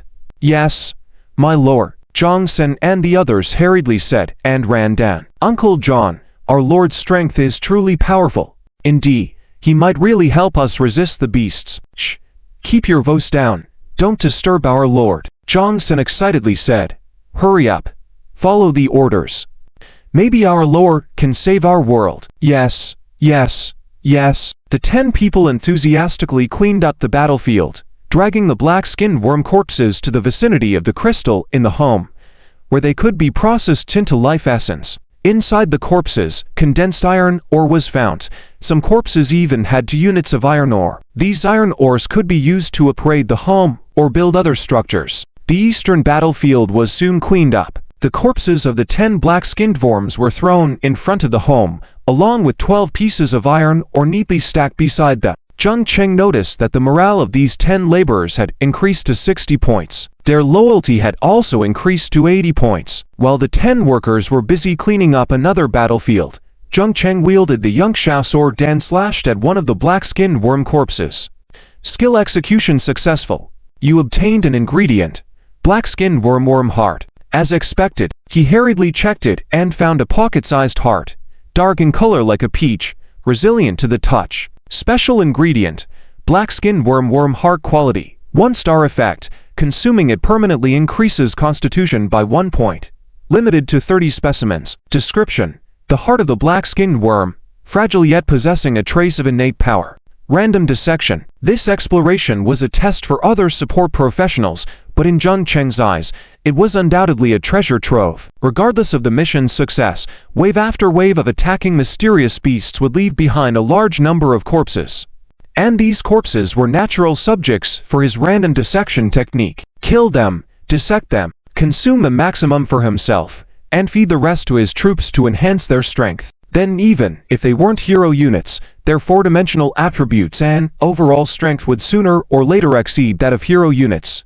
After the dissection, Jung Cheng threw the 10 bodies near the crystal in the home. The dim light melted the black-skinned worm corpses, solidifying them into life crystals. These life crystals could be used to continue summoning new types of troops. Soon, after 30 minutes, Johnson and the others had collected the 40 black-skinned worm corpses. Jung Cheng had dissected 11 black-skinned worm hearts from them. In addition, there were 43 pieces of iron ore. My lord, Johnson hurried over. During the cleanup of the battlefield, we found a space crystal from the beast corpses. Space crystal? Jung Cheng's eyes lit up as he took the almost transparent pale blue crystal from Johnson's hand. Space crystals could be used to upgrade special resources in the home crystal. By collecting 100 units of iron ore and 10 units of space crystals, the home could be upgraded to level 2. Well done, Jung Cheng instructed. Leave 10 bodies for lunch and toss the rest into the crystal for processing life crystals. Yes, my lord. The beast corpses were edible and the main food source for the summoned troops. Soon, the 30 black-skinned worm corpses were melted down into 5 life crystals. Johnson and the others feasted, alleviating their hunger slightly. Johnson, this is your reward. Jung Cheng pulled out 10 black-skinned worm hearts and handed them to Johnson. My lord, what is this? The essence of the beast's blood and flesh to enhance your strength, Jung Cheng said. As long as you remain loyal to me, you and all others can receive such rewards. Items with attributes couldn't be viewed by ordinary people unless using special tools, so Johnson and the others couldn't ascertain the specific properties of these special ingredients. However, hearing about the rewards, they eagerly consumed a black-skinned worm heart each. I can feel a warm energy inside me. Me too. My stomach feels so warm, I don't feel a hint of fatigue. Same here. Through Jung Cheng's observation, the four-dimensional property of constitution for Johnson and the others increased by 1 point. Thank you, my lord, Johnson exclaimed. All right, continue cutting wood. When you detect the beasts attacking, retreat quickly. Understand? Yes, my lord. Following that, Johnson and his 30 men continued to the forest to cut wood. 6 of them had tools for felling trees, while the other for carried and transported the wood back to the crystal in the home. In Jung Cheng's view, the space inside the home crystal self-contained. As long as enough resources supported it, the home could be upgraded and troops summoned. Placing his hand on the home crystal, a series of words appeared before his eyes again. Name. Home crystal attribute, rift of time, and space function. Summon corresponding species of life host. Jung Cheng level. LV1 current units, 10/10 resources, wood 32, iron ore 43. Life Crystal 5. Space Crystal 1 associated buildings. Non-durability. 100 stip. Requires 100 units of iron ore. 10 units of Space Crystal to upgrade to LV to population limit reach. Can't summon more. Only waiting for the next wave of attacks to gather enough resources to upgrade the home crystal. Jung Cheng muttered. Soon, the second wave of attacks came. This time, it was still the black-skinned worms, but the number had doubled. 20 black-skinned worms appeared from each of the 4 directions, east, west, south, and north, totaling 80 beasts. Unfortunately, even before the 80 black-skinned worms climbed halfway up the slope, Jung Cheng slaughtered them easily. Our lore is indeed too powerful. Yet, I don't think we're of much use. Quiet. We are our lord's followers. Embarrassing to let our lord handle it personally. Don't you feel ashamed? Head John. What should we do? With the reward of the black-skinned worm hearts, the loyalty of Johnson and his 10 men quickly reached 100 points. Homeland ardent. Even their morale reached 90 points. Cut wood. All we can do is cut wood now. Johnson, hoisting a black-skinned worm corpse, headed towards the home direction. As long as we work harder now, the level of our home will increase. Stronger people can be summoned. If we can build a barracks, maybe we could become dedicated frontline troops by then.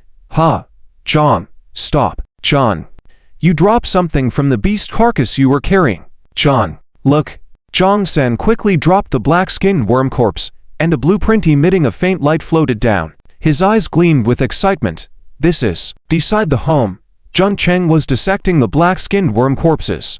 The black-skinned worms only yielded 1-star worm hearts, each permanently increasing constitution by 1 point. Better than nothing.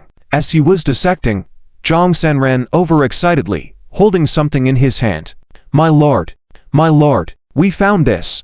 It's a blueprint for a special building. Look. Jong-san ran over, hands excitedly passing the blueprint to Jun Cheng. Jun Cheng took a look and his eyes lit up. It was indeed a blueprint for a special building. Well done, Jong-san. Jun Cheng pointed to a small pile of black-skinned worm hearts nearby. These are your rewards. Distribute them among everyone. Thank you, my lord. Excited, Jong-san grabbed the black-skinned worm hearts and walked away. Jun Cheng's gaze then turned to the building blueprint in his hand. Interesting, a building blueprint. Name: Arrow Tower Blueprint. Attribute: Defense Building. Construction time: 1 hour. Description: Using this will construct an arrow tower for defensive purposes. Resource needed: 20 iron ore, 10 wood. Function: After successful construction, it can accommodate 2 people. Comes with a small crossbow that can auto-generate 10 ordinary arrows per 1 unit of iron ore consumed. Description: The construction blueprint of a standard arrow tower, the most effective building for protecting the home. You can also operate it by consuming wood, iron ore, or other resources. End of chapter. Chapter 211. Protective characteristics. Investigating the black mist. Blueprint for arrow tower construction, but resources are lacking. Jun Cheng collected it and muttered, and now that I'm here, these black skin worms are no threat at all. No need to rush the construction. Now the priority is to upgrade the homestead level and increase the population limit. The second wave of attacks left Jun Cheng with 78 units of iron ore, 7 units of life crystals, and 2 units of space crystals. There is already enough iron ore. What is lacking is space crystals. Another hour later, Johnson and the others had collected over 100 units of wood, and the third wave of attacks arrived. This time, the attack included elite units of black skin worms. They were over half the height of a person, with a piece of iron armor growing on their heads. Unfortunately, for Jun Cheng, they posed no threat. Within just 15 minutes, he had eliminated all the black skin worms in the attack. This attack left him with 123 units of iron ore, 15 units of light crystals, and 7 units of space crystals. The resources for upgrading the homestead were enough. In addition, from the bodies of the 4 elite black skin worms, for arrow tower construction blueprints dropped.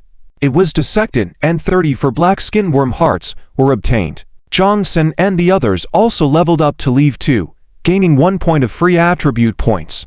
Upon Jun Cheng's command, they all allocated these free attribute points to physique. The higher the physique, the higher their defense, resistance to abnormal states, and the longer they can survive. Jun Cheng placed his hand on the homestead crystal.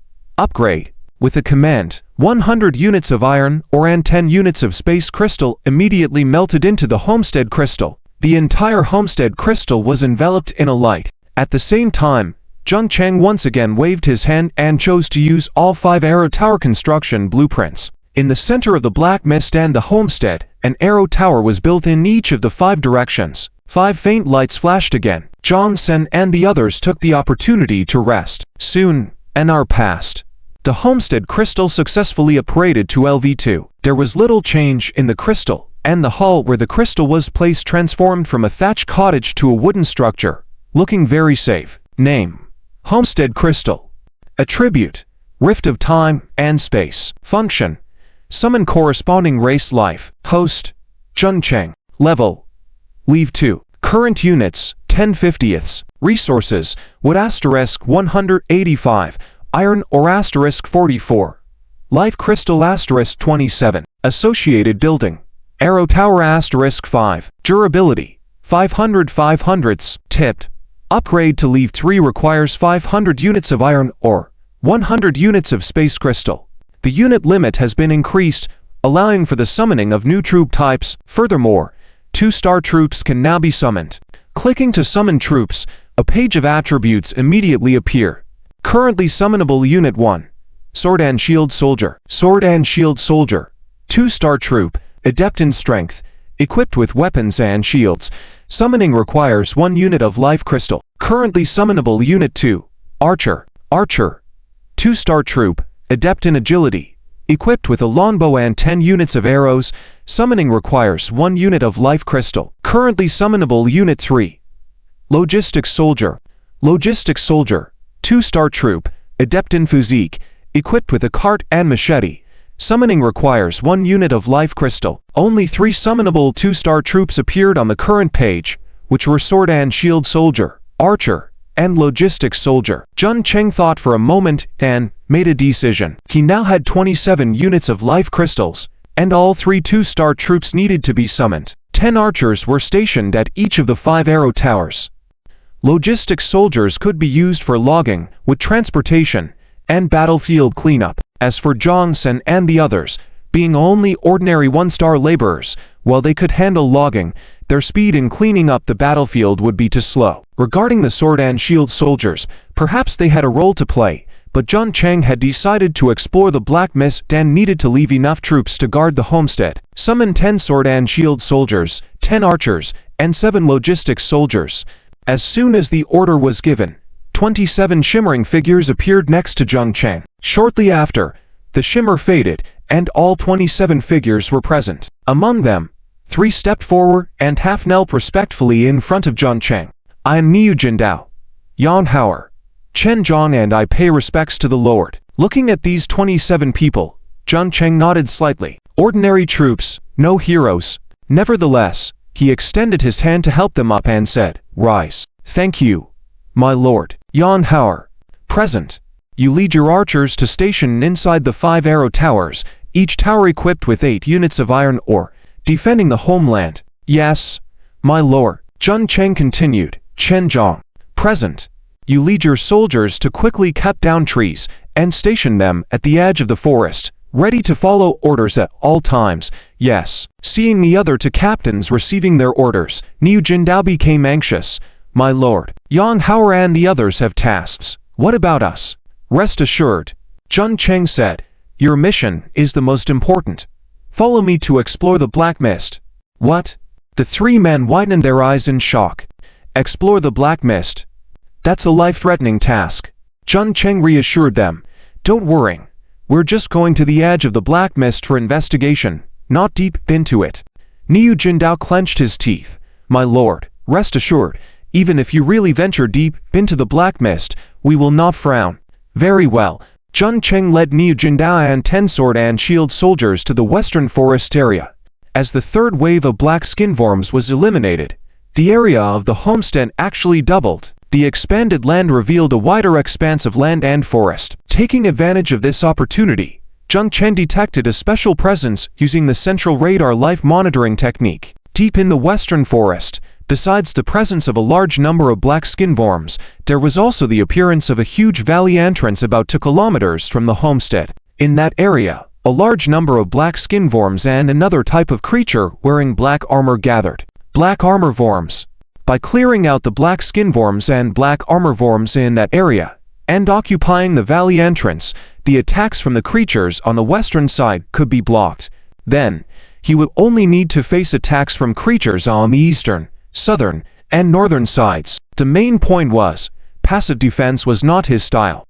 Moreover, the rate and amount of resources acquired were too slow and too little. Only by taking the initiative could he gain an advantage and obtain a large amount of resources and supplies. Along the way, Jun Cheng checked the specific attributes of the 10 Sword and Shield soldiers. Name: Niu Jindao. Race: human. Troop type: Sword and Shield soldier. Star level: 2-star. Level: LV1 max, leave 20. Lord: Jun Cheng. Physique: 8. Strength: 12. Agility: 8. Spirit: 6. Morale: 65. Loyalty: 75. Hunger: 40. Skill: Basic sword technique, leave 3. Proficient in any bladed weapon, forming a considerable combat power. This 4-dimensional attribute is enough to be called a battle-hardened veteran. And they are 2-star troops, with 2 points of attribute points gained per level up. Jun Cheng considered as he quickly approached the western forest. My lord, Zhang Sen, who was cutting down trees, saw Jung Cheng leading a large group of people out and quickly came over. "Are these people ... comrades?" "That's right." Jung Cheng nodded. "I'm going to lead people to investigate the Black Mist. The 5 arrow towers have been successfully built. When the next wave of creatures attacks, you can defend the homestead using the 5 arrow towers as the core. Understand?" "Yes, my lord." Name: Arrow Tower. Attribute: Defensive Building. Host: Jung Cheng. Level: LV1. Skill 1. Crossbow Arrow. Provides simple crossbow arrows with an attack range of 300 meters. Skill 2. Reconnaissance. Surveys the surrounding environment from a high vantage point, with a reconnaissance distance of 500 meters. Durability: 100/100ths. Tip: requires 20 units of iron or and 20 units of wood to upgrade to leave 2. The 11 people entered the forest, and a faint black mist was pervading. But as if being blocked by some mysterious force, it could only roll continuously but not approach. Between the mist and them, it seemed like there was a transparent film blocking the mist. In the central radar life monitoring technique, there were black armor worms within 10 meters of them. "Follow me," Jung Cheng ordered, and he stepped unwaveringly into the black mist. Suddenly, a strange friction sound was heard, as a faint purple light appeared on Jung Cheng's body, keeping the attacking black mist out. "You have entered a special map, Corrosive Black Mist Land. Your 4-dimensional attributes are affected by the corrosive black mist and will decrease. Sizzle. Your body protection shield Penicillium Living Shield is effective, blocking the black mist, neutralizing the influence of the corrosive black mist." Mechanical sounds rang out, and a glint appeared in Jung Cheng's eyes. The Penicillium Living Shield could block the black mist.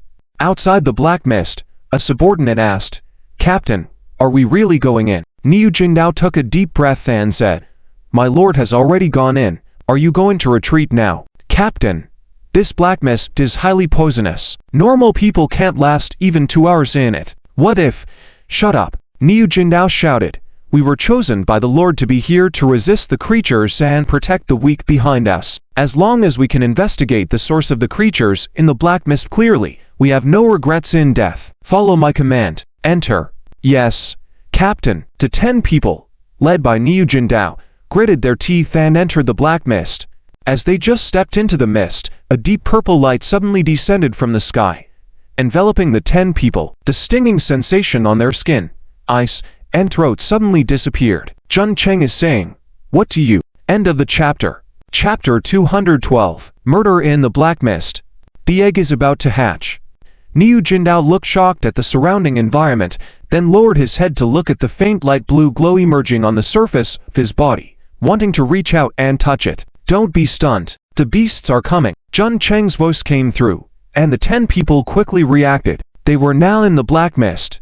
Squeak, squeak, squeak. Only the deep and dark surroundings could be heard, and suddenly eerie, piercing cries were heard. The visibility in this black mist was very low, only about 10 meters away. Suddenly, the black mist nearby churned, and a half-human tall black-skinned worm rushed out. "Formation!" Niu Jingdao shouted, and the 10 people immediately took action. 3 people went forward, their shields forming a triangular formation. The other 7 stepped back slightly, still holding their shields on both sides, with long knives hidden behind their backs. The 10 people formed a military formation in an assault formation, waiting for the charge of the black-skinned worm. This was the experience they had gained from years of fighting, holding off the beasts with their shields, allowing the monsters to charge at them. Meanwhile, they could take advantage of the beasts being blocked by the shields to strike through the gaps and kill the beasts. Just as they were preparing to defend against the beasts, the sounds of the beasts' cries came to their ears. Niu Jingdao subconsciously looked up and saw the black mist rolling not far away, and he could occasionally hear the cries of the black-skinned worms and the sounds of sharp blades tearing through flesh. A pile of black-skinned worm corpses lay 3 to 4 meters in front of them. There were at least 7 to 8 of them. This is... "Captain, what's going on? Is it Lord? Quick, hurry up!" Niu Jingdao quickly shouted. The 10 people put away their shields and followed the trail of black-skinned worm corpses. Along the way, the ground was covered with black-skinned worm corpses. Most of them had their heads cleaved off with a single blow, split in half. Some of the black-skinned worms had been stamped with a large footprint directly on their bodies, leaving a large trampled wound. The faces of Niu Jindao and the others became more bizarre as they saw corpse after corpse. They had seen dozens of black-skinned worm corpses on their way here. The faces of the 10 people turned from shock to disbelief. Soon, the black mist ahead began to churn more violently, and the sounds of the black-skinned worms' cries and the tearing of flesh with sharp weapons became more pronounced. Faintly, Niu Jindao and the others saw Zhang Cheng wielding his long sword, fighting off dozens of black-skinned worms. His sword flew up and down, with each strike dividing a black-skinned worm in half. A kick sent another black-skinned worm flying. Dozens of black-skinned worms were unable to advance further under the blockade of Zhang Cheng alone, leaving stiff and trembling corpses behind. With Zhang Cheng blocking the way single-handedly, the others faced no threats and advanced, eventually reaching the narrow entrance of the valley. As they fought off the black skull worms, the black mist was blocked on both sides and could not approach. Just as in a reconnaissance mission in wartime, wherever Zhang Cheng and his team explored, the war fog would dissipate. Stop! Zhang Cheng suddenly raised his hand, signaling for Niu Jindao and the others to halt. According to his central radar life detection technique, there were still many beasts, within 100 meters. 2-star beast, black armor worms. However, for some reason, they all remained stationary, not attacking the team. Zhang Cheng speculated that it might be related to the rules of this mysterious place. The black-skinned worms were the first wave of beasts, and the black armor worms were the second wave. He had only killed the first wave of black-skinned worms, even though he had taken the initiative to attack them. But as long as they didn't approach the territory of the 2-star black armor worms, they wouldn't attack. In other words, he had already killed all the 1-star black-skinned worms on the west side, within the territory of the black-skinned worms. My lord, Niu Jindao, breathing heavily, looked strangely at Zhang Cheng. The front is the territory of the 2-star black armor worms. As long as we don't approach, they won't attack us, Zhang Cheng ordered. Everyone rest here, send one person back to the homestead. Have Chen Zhang and Zhang Sen take their men and bring back all the black-skinned worm corpses. Yes, my lord. Niu Jindao immediately agreed, and soon one person left the group and rushed back to the homestead at top speed. The rest stayed behind to rest. Zhang Cheng looked at the corpses strewn about. In this assault, all the 1-star black-skinned worms from the west have been killed, about 300 or more. I wonder how many resources all these black-skinned worms dropped. Shortly afterward, Chen Zhang and Zhang Sen arrived with their men. Seeing the corpses all over, they were shocked. My lord, Zhang Cheng ordered, bring all the bodies back to the homestead. And how is the homestead? Chen Zhang quickly reported. My lord, a moment ago we successfully defended against the latest wave of attacks. Only the east, south, and north directions were secure. Good job, Zhang Cheng nodded. Transport all the bodies back to the homestead.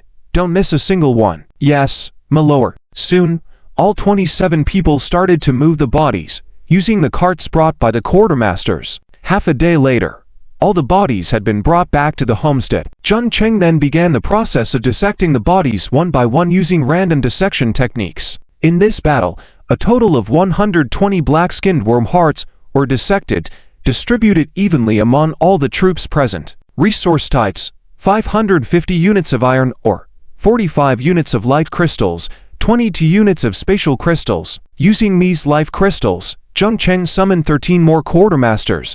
Unfortunately, the quantity of spatial crystals was too limited.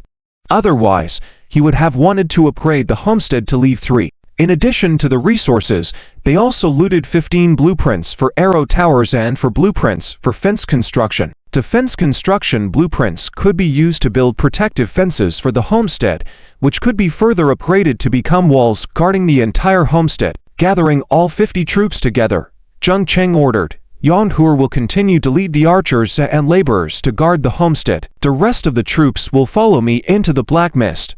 After the previous battle, Niu Jindao and the others had complete confidence in Zhang Cheng's strength. 31 people once again entered the black mist, moving towards the direction of the 2-star beast, the black armor worms.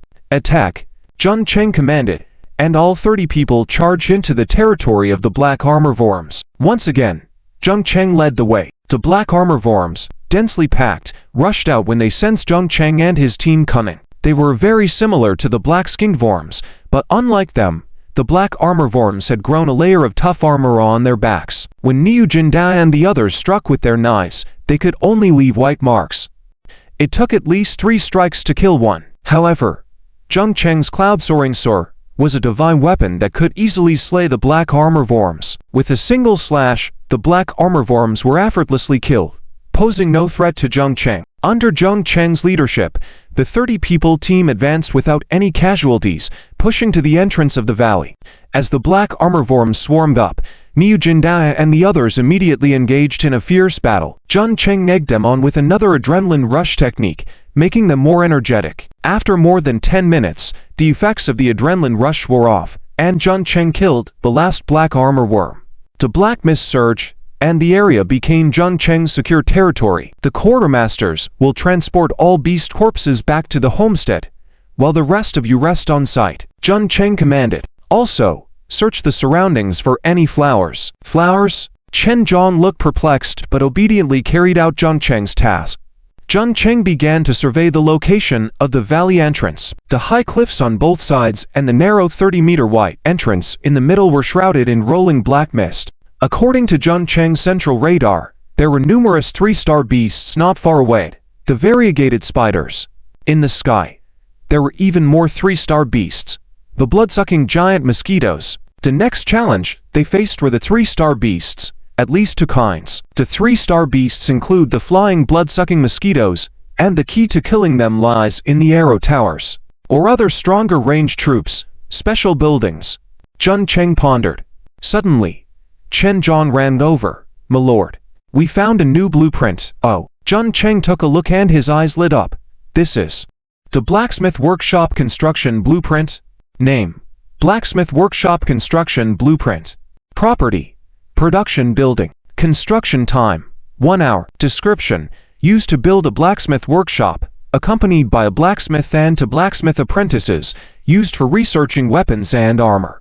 Resource cost: iron ore *50, wood *20, spatial crystal *3. Function: once built, can make basic weapons and armor. Can research stronger weapons with weapon blueprints. Description: a common blacksmith workshop construction blueprint, a production building vital for enhancing the overall combat strength of the troops, is crucial. Blacksmith workshop. Zheng Cheng's eyes shone. Without any hesitation, he said, "Well done. After we return, we will start building the blacksmith workshop." "Yes, my lord." As they collected the blacksmith workshop blueprint, Zheng Cheng suddenly felt a faint fluctuation in his mind. What's this? Instinctively, he opened his spatial ring and began searching. Soon, his eyes widened as he waved his hand, summoning a giant egg, nearly as tall as a person, in front of him. There were 2 eggs in his spatial ring, one acquired from the black slime fishman in the Moria mines. It was called the ancient coral race egg and had not hatched yet. He had long forgotten about it, not bothering to research it even in the school library. The second egg was a reward from Din Ruhuo on the radiation island. It was a monstrous egg blessed by the nuclear radiation and volcanoes on the island. Chirp, chirp. Suddenly, his ears picked up another faint sound, emanating from the egg on the radiation island.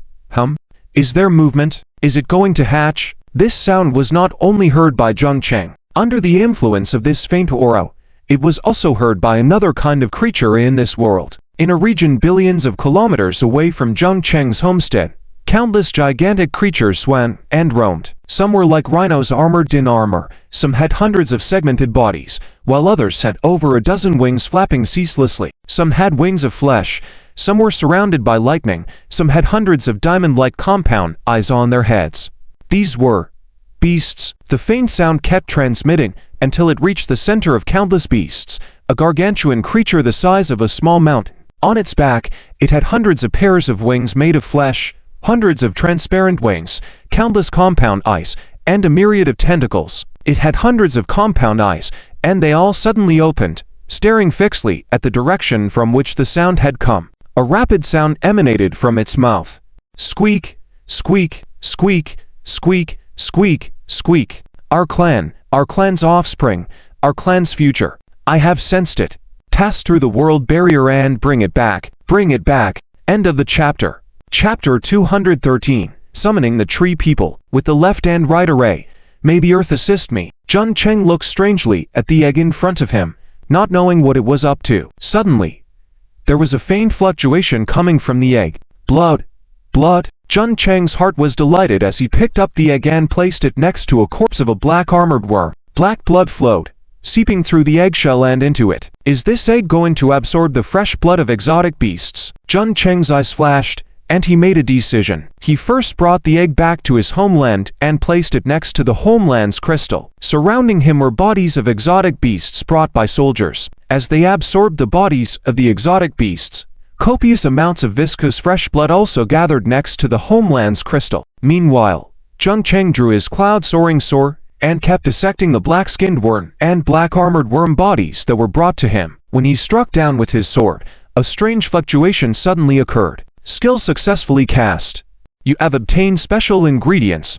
Black-skinned worm heart. You have obtained black-skinned worm DNA molecule. You have obtained the complete structure of the black-skinned worm DNA molecule, permanently increasing your damage to the black-skinned worm family by 10%. You have obtained the complete structure of the black-skinned worm DNA molecule with the characteristic toxin absorption. Toxin absorption. You can absorb different types of toxins and convert them into energy needed for yourself. You have obtained the complete structure of the black-skinned worm DNA molecule, and you can consume spirit and physique at any time to replicate it. The black-skinned worm's DNA was in his hands. Soon, all the black-skinned worms were dissected. What remained were 2-star black-armored worms.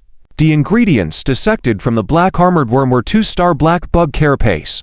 Special ingredient: black bug carapace quality. 2-star effect: permanent increase of 1 point of physique and 1 point of strength after consumption. Limited to 30 pills. Description: the toughest carapace on the black armored worm's body can be used for grinding teeth. New special ingredients. Jun Cheng's eyes flickered as he continued to dissect.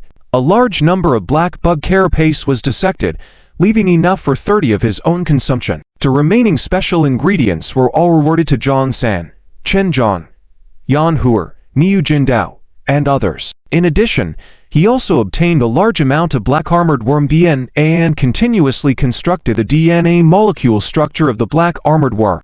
Master, Chen Zhang rushed over with his men. We found this kind of flower on the left side of the forest. I wonder if the master is satisfied. Jun Cheng looked and saw Chen Zhang and several pack-bearers carrying a plant that resembled climbing vines, but 10 times larger than usual. At the top of the plant were 7 or 8 black and yellow flowers the size of wash basins. What kind of flower is this?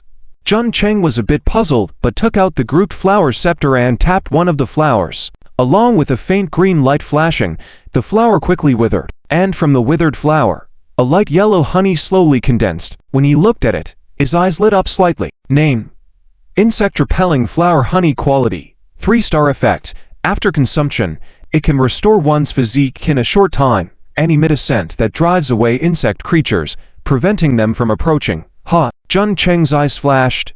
Insect repelling flower. There's such a flower. Chen Zhang, I'm here.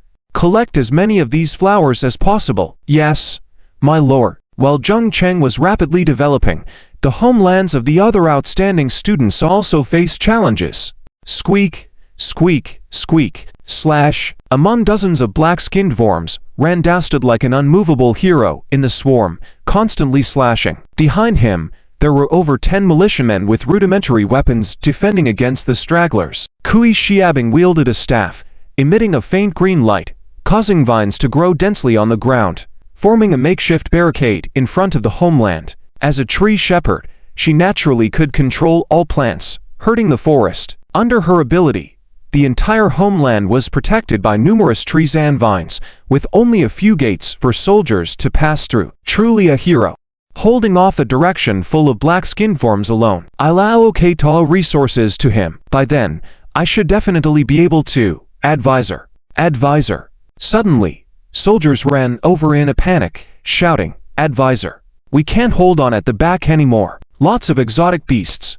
No need to panic. Lead me there. Kui Xiabing confidently followed the soldiers to the rear of the homeland, where dozens of black-skinned worms were crowded, relentlessly gnawing at the vines. The soldiers stationed in this direction were just summoned and not very strong. Advisor, should we bring General Ran over? Only he General Ran is currently holding off the exotic beasts in the front, so we shouldn't disturb him, Kui Xiabing immediately said. Leave this to me, but... Advisor. The militiamen wanted to speak, but they saw Kui Xiabing suddenly raise her staff, reciting an incantation, and fiercely point towards the right side of the homeland. The direction was dense with trees. Crackle, crackle, crackle. With a harsh scraping sound, the 6 nearest large trees to the homeland began to shake violently. Leaves and branches flew in all directions, the ground cracked, and the stout and vigorous tree roots suddenly pulled out from the earth. Even the rough surface of the tree branches grew blurry faces. Roar! They roared, dragging their huge and heavy bodies and striding towards the direction of the exotic beasts. Before their bodies arrived, a plethora of vines surged out from them, violently smashing into the tide of beasts, binding 7 or 8 exotic beasts and directly crushing them into mash. Summoning the tree people. Kui Xiabing's another skill. It can transform trees into tree people with certain combat power. The higher the quality and age of the big tree, the stronger the summoned tree people would be. Even if she encountered special abilities, like spirit trees, demon trees, or magic trees, she could summon tree people with corresponding abilities. Doom. With the arrival of these 6 gigantic tree people, the beast tide was quickly suppressed. The militiamen present were awestruck by the sight of these tree people, towering over 10 meters high. So strong, the trees actually helped us withstand the beast tide. This is the power of the advisor. The advisor's strength is truly unparalleled. Even Ran Dao was surprised as he watched Kui Xiabing. The advisor actually possesses the power to transform large trees into tree people. If she can transform all the large trees in this world into tree people, wouldn't that completely solve the threat of the exotic beasts? Wait a minute, we need to find a leader who can continue the future of humanity, not just a fleeting meteor ... On the other side, halfway up a mountain, Chuhi calmly watched the swarm of black-skinned worms and occasional black-armored worms below. In front of his homeland, for some reason, a slope about 30 to 40 meters long and 3 to 4 meters high had appeared. Hundreds of black-skinned worms and black-armored worms were struggling to climb up this slope. On the other side of the slope were over 30 soldiers belonging to 2 other types that Chuhi had summoned. 2-star archers, 2-star stone throwers.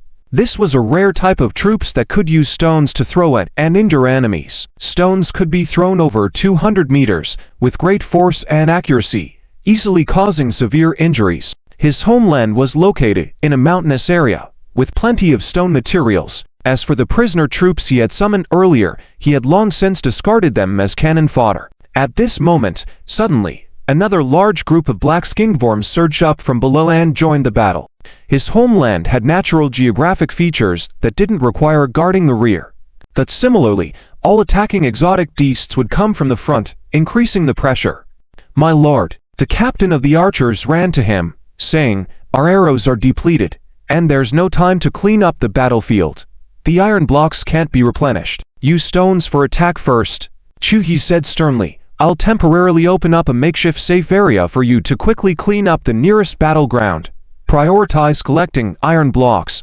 "Yes, my lord." Chuhi reached out, and a golden 7-star sword suddenly appeared in his hand. The broken blood-colored sword tassel fluttered in the wind, and the sword body sparkled with stars. Advisor's stratagem: betrayal and abandonment. Kill.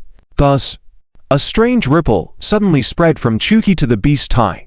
The 7 or 8 leading black-skinned worms suddenly shrieked and turned to attack their comrades fiercely, causing chaos in the formation. Taking advantage of this opportunity, Chuhi once again pointed his 7-star sword towards the beast high. With the left array and right array, may the earth assist me. Doom.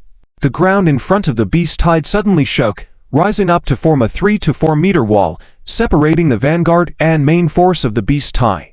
The black-skinned worms that Chuhi had enticed to attack had gotten entangled with the lucky black-skinned worms that were on this side of the wall and killed them. Meanwhile, Chuhi's soldiers took the opportunity to charge out of the slope and rush down. Quickly. Clear the battlefield. We only have the time it takes to drink a cup of tea. Kill all these exotic beasts first. Kill. Over 30 soldiers charged forward together, slaughtering the black-skinned worms left behind and scouring the area for iron blocks and other resources before retreating back up the slope. With iron block support, the archers could act again. Arrows shot out one after another, killing the surging black-skinned worms. On both sides of the army formation, the arrow tower stood in a trigram formation, simultaneously shooting crossbow arrows to fend off the tide of black-skinned worms rushing in like a flood. Chuhi said calmly, "The situation is now determined. As long as we can withstand the early attacks of the beast tie, the subsequent ones are not a concern." With that, he drew out the 7-star sword again and charged at the beast tie, striking with a fatal blow. Meanwhile, on the riverside, Chuan Shui was staring at the black-skinned worm corpses in front of him, lost in thought. Can this thing be eaten? End of this chapter. Chapter 214. The Terrifying Dark Food. Tower Range. In front of Lord Juan lay more than a dozen roasted dark red black skin worms emitting wisps of black smoke. The heads and limbs of the black skin worms were broken, the abdomens cut open and emptied of their insides, resembling a curled-up large shrimp. "My lord," a few soldiers approached, their eyes full of astonishment, and one of them asked, "Can this thing be eaten?" Lord Juan patted his shoulder and said, "Of course, it can be eaten. I am a master chef." With that, he cut off a big piece of the worm meat and handed it to the soldier. The soldier looked at the lump of meat in his hand and subconsciously swallowed some saliva. Blackish red, stacked together in clusters, it looked like a big cooked brain, emitting a strange aroma. Lord Juan waved his hand and said, "Eat it." The other soldiers also encouraged, "Eat it quickly." The soldier who held the meat hesitated, gritted his teeth, and took a big bite. Faft! Blood mixed with minced meat splattered around, immediately coloring the soldier's face like a clown. Zillo, are you okay? Zillo. Several soldiers rushed over in a panic. "Black skin worms are poisonous." I'm fine. Zillo shook his hand and said, "The meat can be eaten, but it seems a bit rotten." "Can it be eaten?" Lord Juan's eyes lit up as he pushed aside the soldier in his way and walked to Zillo, carefully examining him. "Do you feel anything?" "Feel." Zillo took another bite and said, "No, just that the meat is a bit rotten, like stinky tofu." "No. Wait, it's stinky tofu." Zillo's stomach suddenly made a nose, his face turning sour. I need to go to the toilet." Faft. Zillo limped away, barely making it a few meters before pulling down his pants and squatting down. Faft. "Darn, you punk, go outside to do your business. Don't come near." Cries of agony were heard, and after a few minutes, Lord Juan walked over, covering his nose. "Something's wrong. The black skin worms are exotic beasts. How? Damn." Just as he approached, he instinctively cursed. There was indeed a figure squatting there, but it wasn't Zillo. Instead, it was a figure with noticeably darkened skin. Lord Juan instinctively called out, "Zillo, my lord, quickly give me a hand. My legs are weak. Quick, help him up." Lord Juan shouted, and the other soldiers also noticed something was off with Zillo, rushing to lift him up. Zillo's legs were shaking, his eyes unfocused. Why did Zillo turn black? "Yeah. I just touched his skin. It's gotten really hard. Could this kid be poisoned?" In the eyes of the soldiers, Zillo's exposed skin was pitch black, somewhat resembling the skin of black skin worms. Only his eyes and teeth were white. The rest was all black. Lord Juan's eyes shimmered as Zillo's specific attributes appeared before him. Name: John Zillo. Race: human. Troop type: militant. Star level: 1 star. Level: leave to upper limit. LV10. Host: Lord Juan. Physique: 4 strength, 7 agility, 3 spirit, 4 morale, 78 loyalty, 85 hunger level, 20 skill 1. Basic Melee LV5. Years of regular training have made you proficient in basic melee combat, allowing you to protect yourself well on the battlefield. Skill: Black Skin Enhancement Temporary.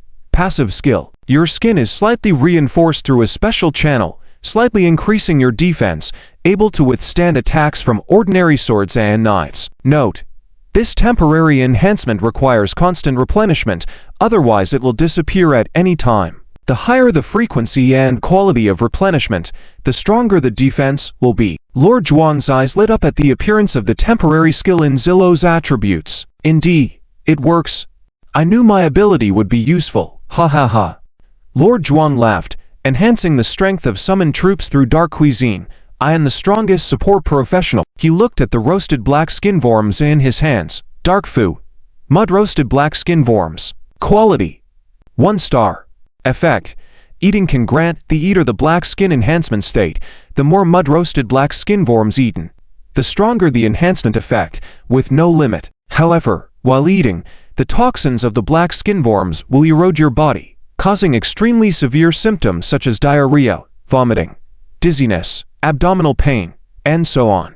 Severe cases can lead to poisoning and even death. Description. Dark food made by roasting black skin worms mixed with mud. Eating it will bring you great surprises. Eat it. Everyone, eat them all. After eating these roasted worms, you can also become heroes. Eat it. Theft.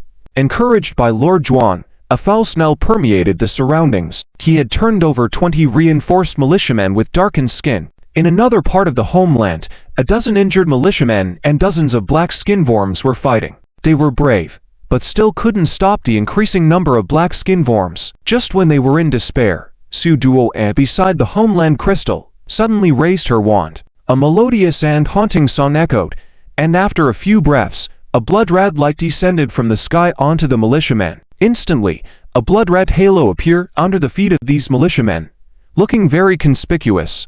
Under the blessing of this halo, the exhausted militiamen who had contemplated retreat were suddenly filled with ferocity, roaring and continuing to fight on. Frenzy Halo. With the blessing of the Frenzy Halo, these militiamen finally managed to drive back the horde of black skin worms. But the price paid was the loss of 6 men.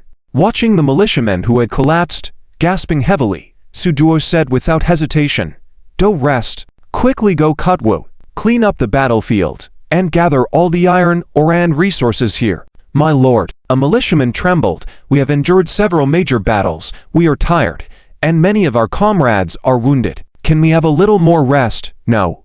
Su Duo frowned. "The next wave of attacks is coming soon. We must strengthen our forces as quickly as possible. Recruit stronger troops to defend the homeland. Get up quickly, go Kutwo, clean up the battlefield." Several militiamen harbored resentment but had to drag their exhausted and wounded bodies and go gather resources under Su Duo's oppression and orders. Their loyalty to Su Duo plummeted rapidly. Su Duo, of course, knew about this situation but didn't care one bit. Just 1-star cannon fodder. Not important at all. Let them die as much as they want. My goal is to summon 4-star heavy warriors and 5-star heavy cavalry. Only these elite troops are worthy of me. Su Duo's eyes were filled with fanaticism. If I could summon a 6-star Valkyrie, that would be even stronger. It's one of the highest star-rated troops that all support professionals can summon to date. Hurry up. Keep running. Gather all resources under my command. Amid the shouts, the loyalty of the militiamen plummeted even further. A day passed quickly. Most of the newcomers successfully resisted the 1-star black skin worm attacks and made it through the first day. All newcomers would now receive 10 hours of rest. This time would also be crucial for the rapid development of all newcomers. By this time, Jung Cheng had already cleared out all the exotic beasts within a 3-kilometer radius of the homeland. 1-star black skin worms, 2-star black armored worms, all fallen at his hands. All the bodies of the exotic beasts were transformed into special ingredients and massive resources. He distributed all the special ingredients to the troops present, boosting the strength of the 27 troops he had summoned several times over. Resources: 1450 units of iron ore, 248 units of life crystals, 75 units of spatial crystals. The quantity of wood was the highest, with a whopping 1865 units. The number of arrow towers also reached 35 after expending a large amount of iron ore and wood, each one upgraded to leave 2. They had greatly increased both in range and scouting area. After Jung Cheng wiped out the 3rd wave of exotic beasts, those 3 directions also extended down the hillsides. Defending would be much easier with this expanded defense line. With the territory expanded, most of the black mist dissipated. Now, the territory covered by his homeland had expanded more than tenfold. We still have too few spatial crystals. Jung Cheng looked at the attributes of his homeland. The other resources had already met the standards for upgrading the homeland, but the most crucial spatial crystals were still insufficient. If the spatial crystals were not enough, the homeland level could not be increased. Without the homeland level increasing, the population could not increase either. If he wanted to recruit more troops, he needed a large number of spatial crystals. According to intelligence, there is a high probability that the 3-star variegated spider will give birth to spatial crystals in its body. It looks like I need to focus on hunting down the variegated spider later. Just then, a building slowly took shape on the side of the Homeland, a blacksmith shop. 3 figures emerged from it, the leader being a burly man in his 30s, clutching a large iron hammer and introducing himself as the blacksmith. "Greetings, my lord." "Rise." Jung Cheng nodded and checked the attributes of the blacksmith. Name: 1 iron hammer. Race: human. Troop type: blacksmith. Star level: 3 stars. Level: LV1 upper limit. Leave 30. Host: Jung Cheng. Physique: 9. Strength: 17. Agility: 5. Spirit: 8. Morale: 88. Loyalty: 90. Hunger level: 18. Skill 1. Basic weapon crafting. Leave 6. A passive skill, proficient in the production of weapons like knives, swords, guns, axes, and arrowheads, as long as sufficient iron blocks are available, can produce a large number of weapons. Skill 2. 100 hammer techniques. Leave 7. Years of pounding iron have led to the mastery of a hammer technique that enhances the skill level when making weapons. Can also be used in combat. 1 iron hammer. Jun Cheng asked, "How many arrows can you produce in a day now?" 1 iron hammer reply. "Reporting to my lore, with 1 unit of iron block, I can produce 20 arrows within 30 minutes. And the 2 apprentices can also produce 10 arrows each. We can work continuously for 12 hours. As long as there is enough iron ore, we can produce over 700 arrows." "Over 700 arrows," Jun Cheng said immediately. "Very good. I will provide you with an unlimited supply of iron blocks to create arrows as quickly as possible." "Yes, my lord." "My lord." Niu Jindao walked over and said, "I have finished heating all those special foods you assigned me earlier. Please give me the next task." "Oh, finished heating them?" Jun Cheng's eyes lit up. "How do you feel?" Niu Jindao exclaimed, "I can feel that my whole body is filled with strength." "Very well." 30 black skin worm hearts had added 30 points to his physique. 30 pieces of black worm shells added another 30 points to his physique and 30 points to his strength. A total of 90 points in for attributes. At this moment, Niu Jindao's overall attributes were more than 10 times what they were previously. Name: Niu Jindao. Race: human. Troop type: sword and shield soldier. Star level: 2 stars. Level: Leave 5 upper limit. Leave 20. Host: Jun Cheng. Physique: 65. Strength: 38. Agility: 3. Spirit: 4. Morale: 99. Loyalty: 99. Hunger level: 0. Skill 1.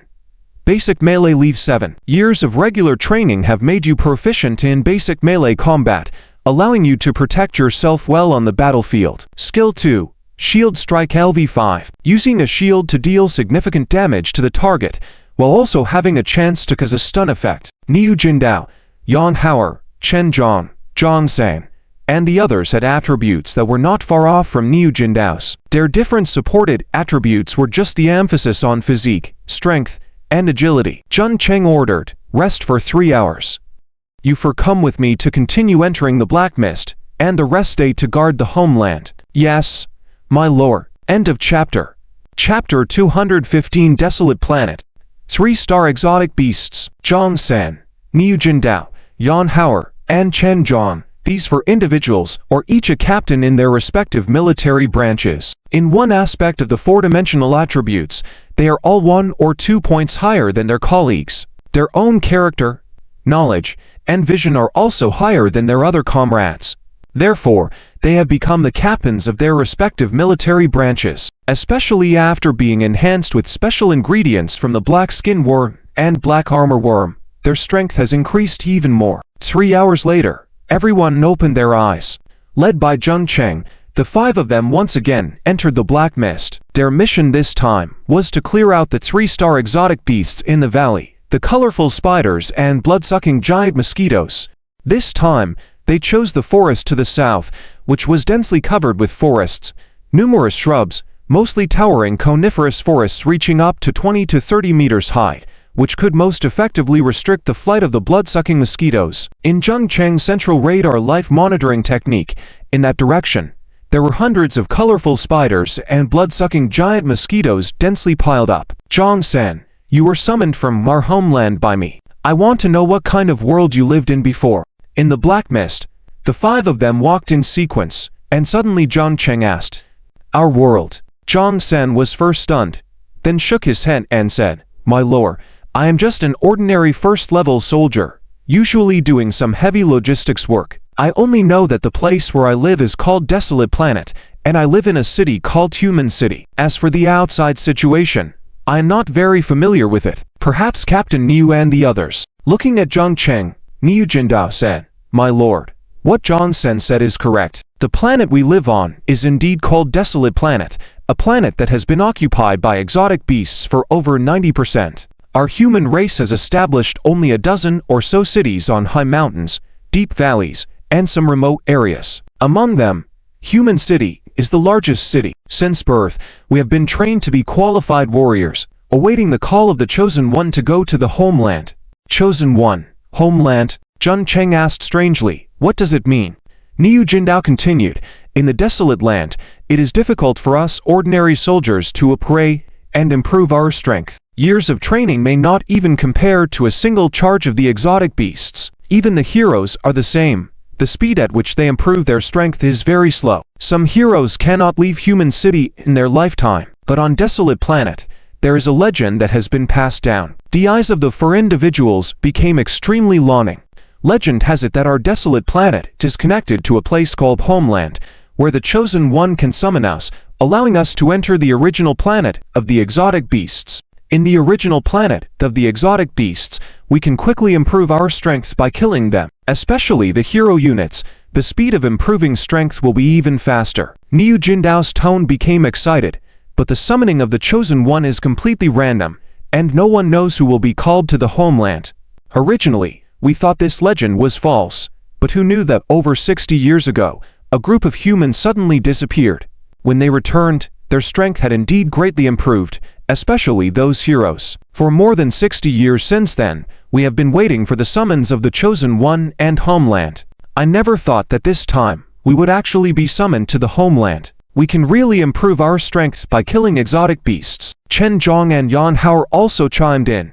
"Yes, my lord, you are our Chosen One. I really hope we can hold on here, and then wait for the arrival of our follow-up kin." Yes, I heard that the highest star-ranked soldiers who could enter the Homeland over 60 years ago were only 6-star. I wonder if we will have higher-ranked kin this time. Listening to the discussions of the few individuals, Jung Cheng also fell into contemplation. Chosen One, Homeland, Desolate Planet, and the original planet of the exotic beasts. Is there any other connection between them? Squeak, squeak, squeak. Suddenly, a strange chirping sound came from the black mist ahead. Jung Cheng raised his hand to signal the others to stop. In the sight of the 5 people, the dense forest in front of them was covered with countless spider webs. Giant spiders, each as tall as a person, hung in the air, with black, yellow, and some red patterns growing on their bodies. Several fist-sized pupils protruded from their heads, staring intently outside. This was the dividing line between the Homeland and the black mist. Taking one step forward would invite an attack from the colorful spiders. "My lord, I will go lure the monsters first."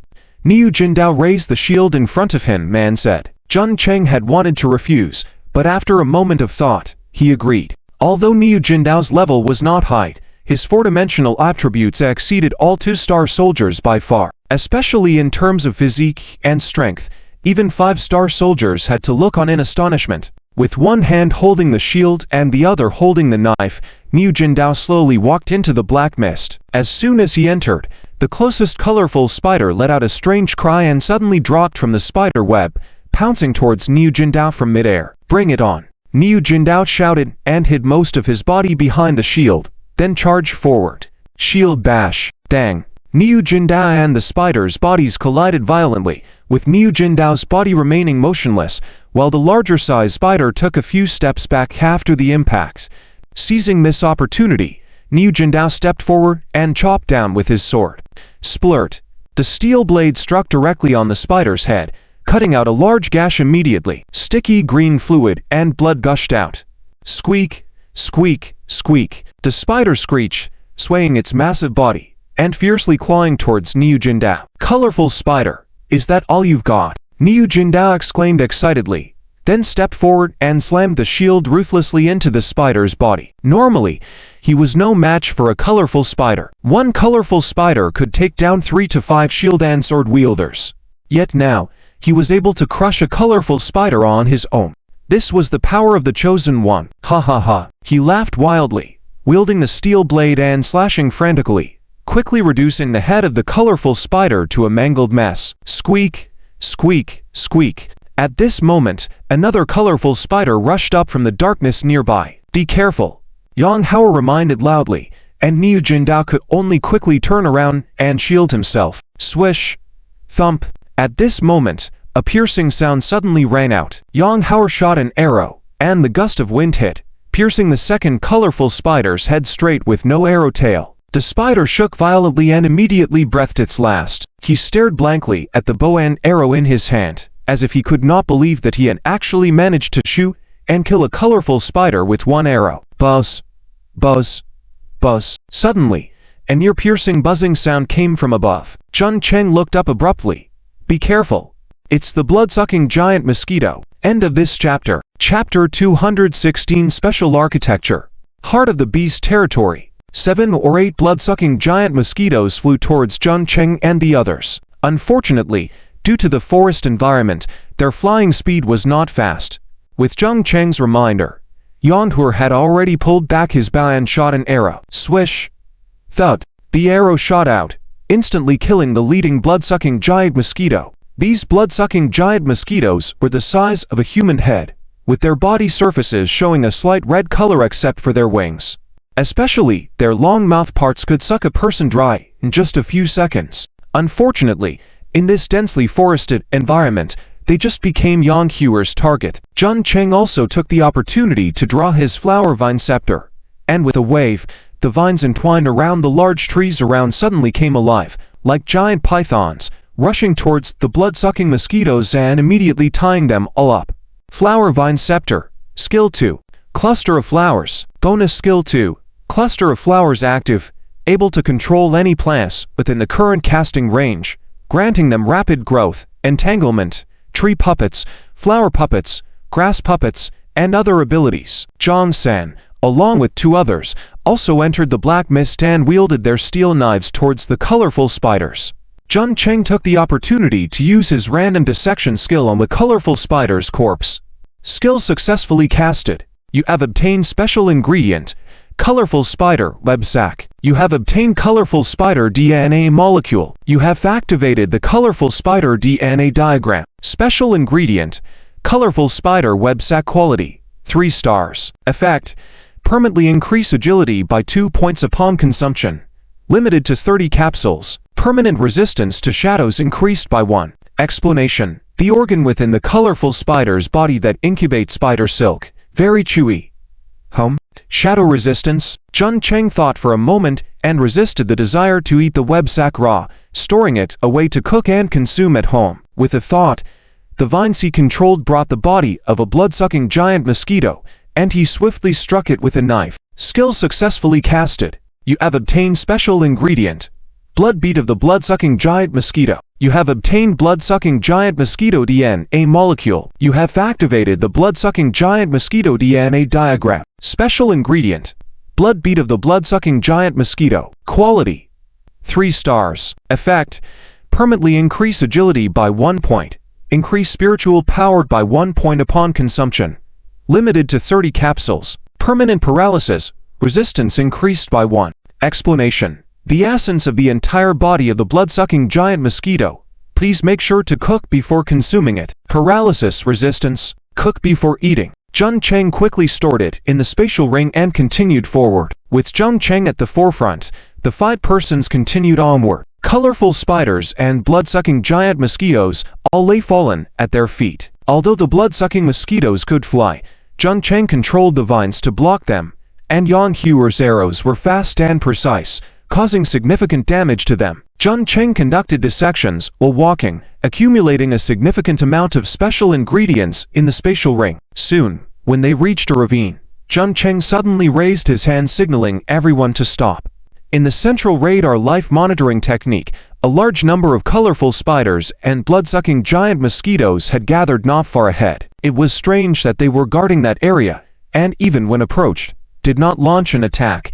What's going on? With his mental sweep, Jun Cheng confirmed that the beasts gathered were indeed colorful spiders and blood-sucking giant mosquitoes, but of a higher level and larger size. Elite creatures. The area they were guarding seemed to hold an altar. What is that? An altar, or is it a special building for the beasts? Jun Cheng immediately ordered, Yanhuer, you're the fastest. Go back and arrange for cleaning up the battlefield. Send all the bodies back to the homeland, and gather resources. Yes, my lord. Several hours later, Jun Cheng returned to the homeland, which had already upgraded to Elite 3, with a crystal space unit of 100. Upgrade. With the command, the crystal in the homeland began to upgrade. Jun Cheng then proceeded to check their gains from this expedition. Besides the blueprint for the Arrow Tower, this time there were also 2 different building blueprints. Name. Wall. Attribute. Defensive building. Host. Jun Cheng. Level. LV1. Skill. Sturdy. Passive skill. Slightly enhances the defense of the wall. Durability. 100/100ths. Tint. Requires 20 units of iron or 20 units of wood to upgrade to leave 2. Name. Cavern. Attribute. Defensive building. Host. Jun Cheng. Level. LV1. Skill 1. Trap. Can actively form traps in the surrounding 5*5*3 range around the cave, setting up hidden weapons like steel knives, thorns, etc. Durability. 100/100ths. Tint.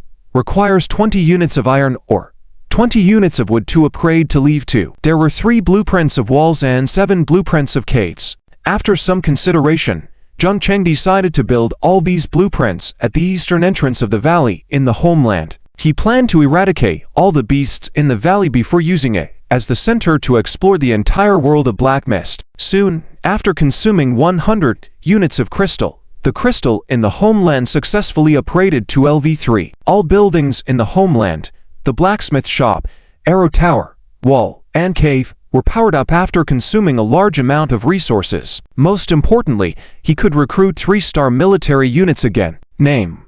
Homeland Crystal. Attribute. Rift of Time and Space. Function. Summon corresponding racial life. Host. Jun Cheng. Level. Leave 3. Current unit. 5300ths. Resources. Wood * 1545. Iron ore * 657. Life crystal * 120. Spatial crystal * 12. Associated buildings. Blacksmith shop * 1. Wall * 3. Cave * 7. Arrow Tower * 35. Durability. 2000. 2000. Tint. Requires 2000 units of iron ore, 300 units of spatial crystal to upgrade to LV4. Click to summon military units. A page appeared with attributes. Current summonable unit 1. Spearman. Spearman. 3-star military unit. Exceptional strength and agility. Equipped with an iron spear. Summoning costs 2 units of life crystal. Current summonable unit 2. Archer. Archer. 3-star military unit. Exceptional agility. Equipped with a crossbow and 10 units of arrows. Summoning costs 2 units of life crystal. Current summonable unit 3. Light cavalryman. Light cavalryman. 3-star military unit.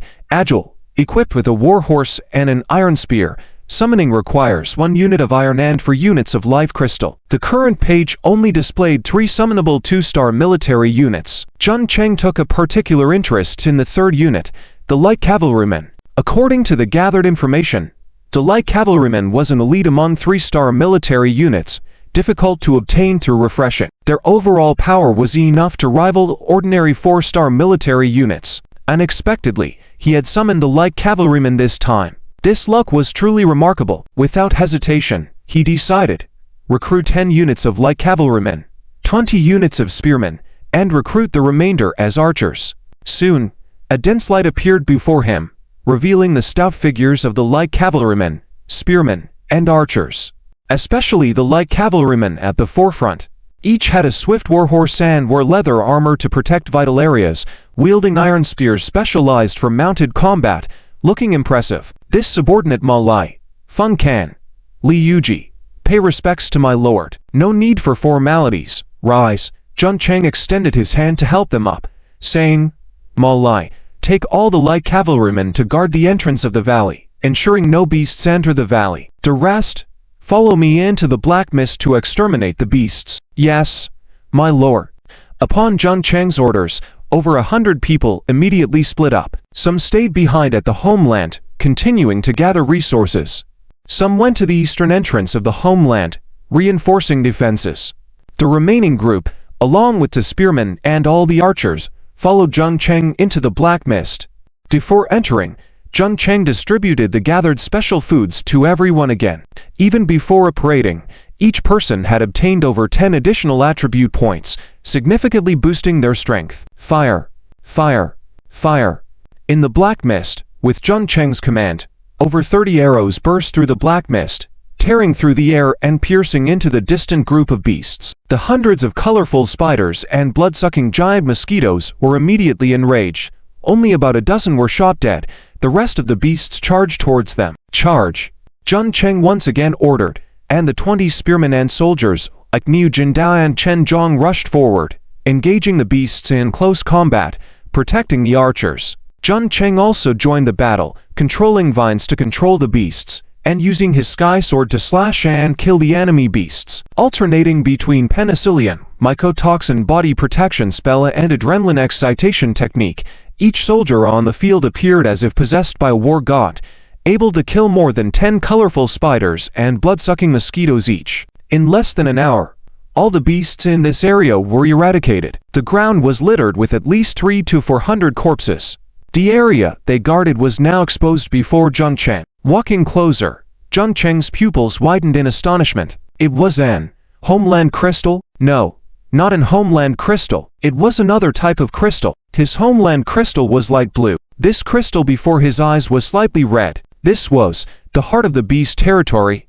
Name: Heart of the Beast territory. Attribute: Rift of Time and Space. Explanation: the Heart of the Beast territory is the primary building for creating a beast count. Level: Leave 3. Function: can consume life crystal, spatial crystal, and other resources to recruit beasts of different star levels. Current level is Leaf 3, can only recruit 1-star black-skinned worm, 2-star black armor worm, 3-star colorful spider, 3-star blood-sucking giant mosquito, etc. Beasts. There is also a chance to summon beast hero units or elite beasts. Is this the heart of the territory? With a thought, the heart of the territory was in fact the Homeland crystal. The so-called Rift of Time and Space was the point of spatial condensation that could connect with different planes of beasts. In other words, this Heart of the Beast territory connected to the plane of beasts. Just as Jung Chang was pondering how to deal with this Heart of the Beast territory, it suddenly emitted a beam of light. A strange beast shadow, standing half a person tall, slowly materialized. Jung Chang's eyes narrowed sharply. A beast was being summoned by this Heart of the Beast territory. End of this chapter. Chapter 217. Shura Praying Mantis. Alien insect race. Jung Chang's eyes flashed with determination as he wielded his sword without hesitation, aiming to destroy the heart of this territory. To him, no matter what kind of creature came from the heart of the territory, they were all enemies. The Yun Shao sword slashed out, and the other party noticed Jung Chang's intentions. Raising his arm to block, a sharp collision and friction sound immediately followed. Squeak, squeak, squeak. Soon, the summoned alien beast emitted a questioning cry, as if asking something. As the light faded, the figure of the alien beast completely fell into Jung Chang's eyes. A mantis. A dwarf mantis that was only half the height of a person, but with a human body and head. His head was triangular, his skin a dark green, his protruding pupils making him look like a walking mantis. His long and sharp arms had sawtooth edges, very sharp. Jung Chang's eyes flashed, activating the central radar life monitoring technique, instantly obtaining some information about this half-human mantis. Name: unable to query. Template: hero. Race: alien insect race. Star rating: 7 stars. Occupation: Shura Praying Mantis. Level: LV 29. Constitution: 25. Strength: 159. Agility: 186.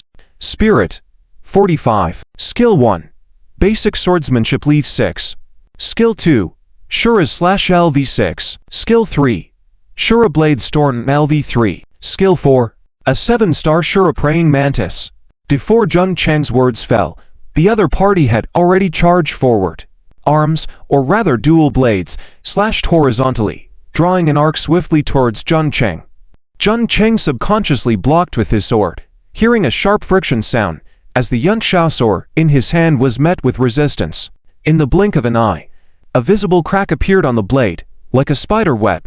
Damn, my sword. This Yunxiao sword was a gift from Zhao Yunxiao and had been with him for several months, proving itself invaluable. However, it was now being destroyed by this mysterious alien. A golden tier weapon, broken like this. What kind of creature was this mantis with such powerful hands? Alien insect race. Jung Chang had never heard of this race before. With his thoughts racing, he shouted, "Everyone, stay back. Do not approach." A level 29 7-star alien. The troops he summoned were clearly not a match for him. Chirp chirp chirp.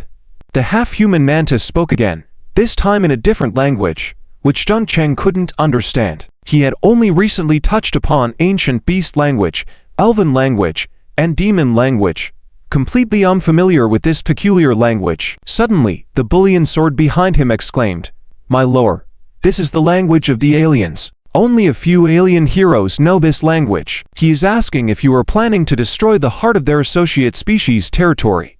"So what?" Jung Chang interrupted.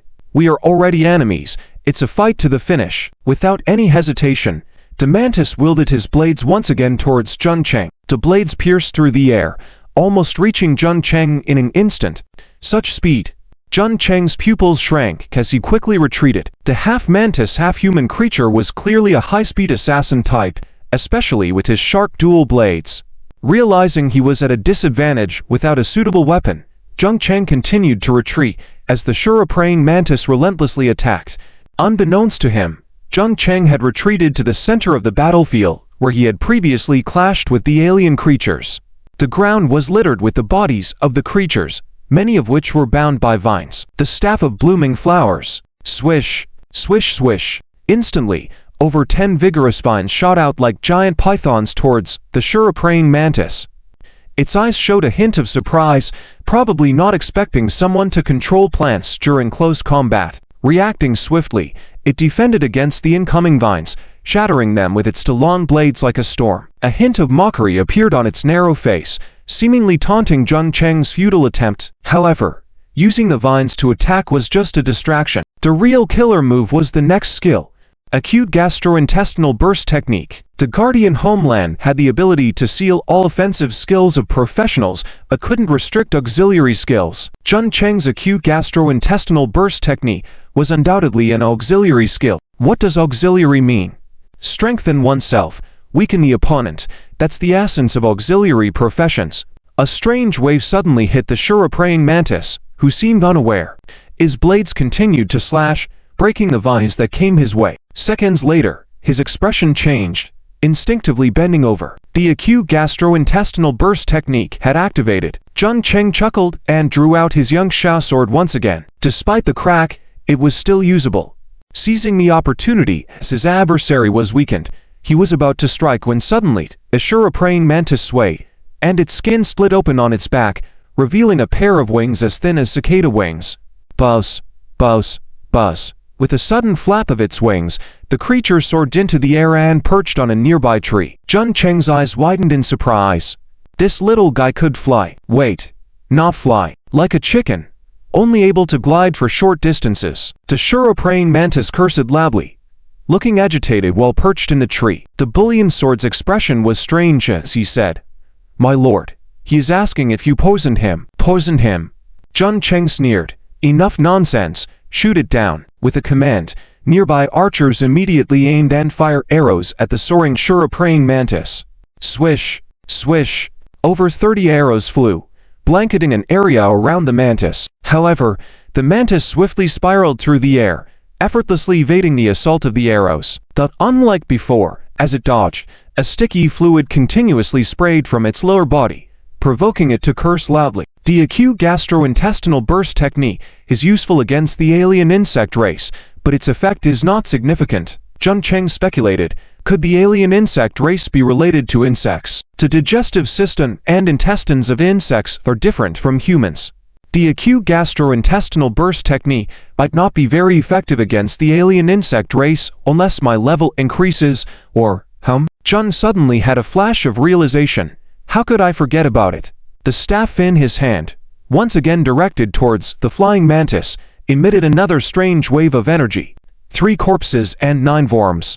End of this chapter. Chapter 218. 3 corpses, 9 insects. Race exterminator.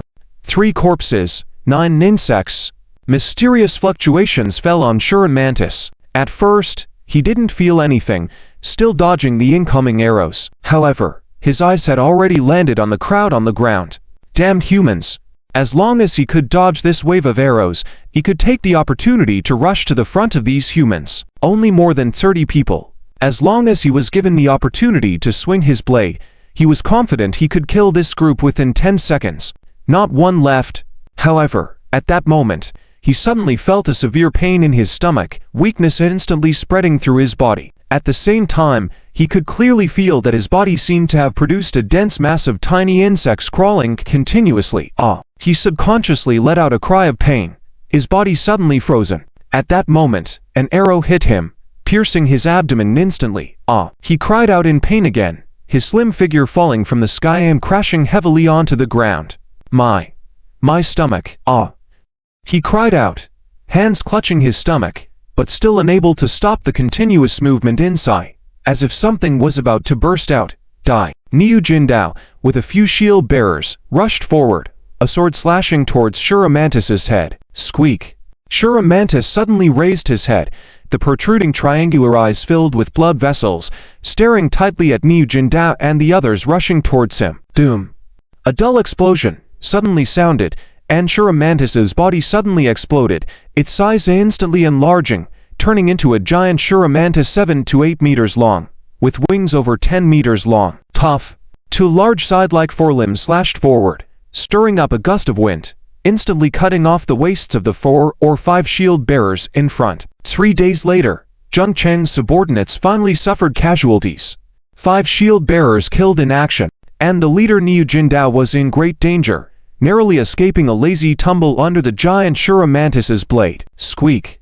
The giant Shura Mantis let out a strange scream, flapping its wings fiercely. Its huge body unexpectedly shot into the sky, landing in the middle of the archer's camp, like a predator, slashing wildly at the panicked crowd with its 2 front claws. Puff, puff, puff. Fresh blood and severed limbs scatter, instantly killing 3 or 4 more people. Looking for death, Zheng Cheng cursed in secret, quickly leaping forward and jumping onto the back of the giant mantis, charging towards its head. To think it can transform into such a huge beast. What kind of race is this alien insect tribe? As he pondered, the giant Shura Mantis let out another screech, flapping its wings to fly away. However, Zheng Cheng stomped on its neck. Get down. Crack. This stomp directly created a large pit in the giant Shura Mantis's neck, shattering the hard shell on its back. Squeak. The giant Shura Mantis let out another cry, suddenly lying on the ground, its lower body wriggling frantically. Zheng Cheng noticed that this giant Shura Mantis was extremely aggressive and frantic. Its claws dug into the ground madly, shaking violently all over. Several tentacles emerged from its soft abdomen, writhing madly. Even its bulging eyeballs, mouth, and ears had sprouted wriggling tentacles, looking terrifying and disgusting. What kind of thing is this? His 3 corpses, 9 insects, at only LV1, could only trigger dormant insects in the target's body, making the target weak and powerless. But on this giant mantis's body, why did it trigger such bizarre insects? These are dormant insects. No. Zheng Cheng's eyes suddenly narrowed. These are not dormant insects. These are wireworms. Wireworms parasitic inside the mantis's body. Parasites, one of the most common parasites in the mantis's body. His 3 corpses, 9 insects, unexpectedly managed to trigger the parasitic worms inside this giant Shura Mantis, making them active and then attack the host body. In other words, 3 corpses, 9 insects, are the natural nemesis of this alien insect tribe. Puff, puff, puff. Several tentacles suddenly shot out from the body of the Shura Mantis, even swaying at the wound Zheng Cheng had just stomped on. The giant mantis struggled to get up, trying to escape but becoming extremely weak. Watching these disgusting parasites, wireworms, Jung Chang felt a wave of nausea. Grabbing the cloud sword, he swung it without hesitation. The sword light flashed, and his sword directly beheaded the giant mantis. The strange blades formed by the mantis's arms were sharp and resilient, but its body shell was as hard as ordinary steel. Jung Chang made another slash, cutting through the giant mantis's body. Random dissection technique. Skill executed successfully. You have obtained a special ingredient. Mantis's heart. You have obtained Mantis DNA molecules. You have activated the Mantis DNA blueprint. Special ingredient. Mantis's heart. Quality. 7 stars. Effect. Permanently increases agility by 10 points after consumption. Limited to 10 pieces. Levitation ability +1. Description. The heart of the Mantis tribe. Its meat has become tender from continual training. Looking at the palm-sized heart in his hand, Jung Chang put it into his spatial ring. A 7-star special ingredient. He decided to keep it for himself. Master. Niu Jinda and the others who survived the ordeal ran over. After a chaotic battle, Jung Chang's men had suffered heavy losses. 8 people were killed, in total 5 shield bearers and 3 archers. Jung Chang ordered, clean up the battlefield, especially the body of this mantis. Yes, master. Several people looked at the wireworms wriggling on the body, subconsciously swallowing their saliva. What kind of monster is this? Looks so disgusting. Dead. These worms are dead. Huh. What's that? While the others were cleaning up the battlefield, Jung Chang once again approached the heart of the domain. This time, no one stopped him, and he successfully picked up the heart of the domain. At that moment, his chest suddenly throbbed, and a small brain popped out from his neck. A world wonder. Similar to jelly and slime, this world wonder struggled to climb out, vigorously making its way towards the heart of the domain along Jung Chang's arm. At the same time, a rapid psychic wave came to his mind. Want to eat it? Jung Chang was prepared to repair the world wonder, intending to let it consume large amounts of temporal rifts. The heart of domain was one of these rifts, or rather, one of the rifts. Go ahead, little guy. I wonder how much you will grow. The slime. The world wonder resonated with excitement again, its small brain swaying vigorously. Are you saying, by shattering this heart of the domain, Jung Chang sensed the faint psychic waves and threw a punch.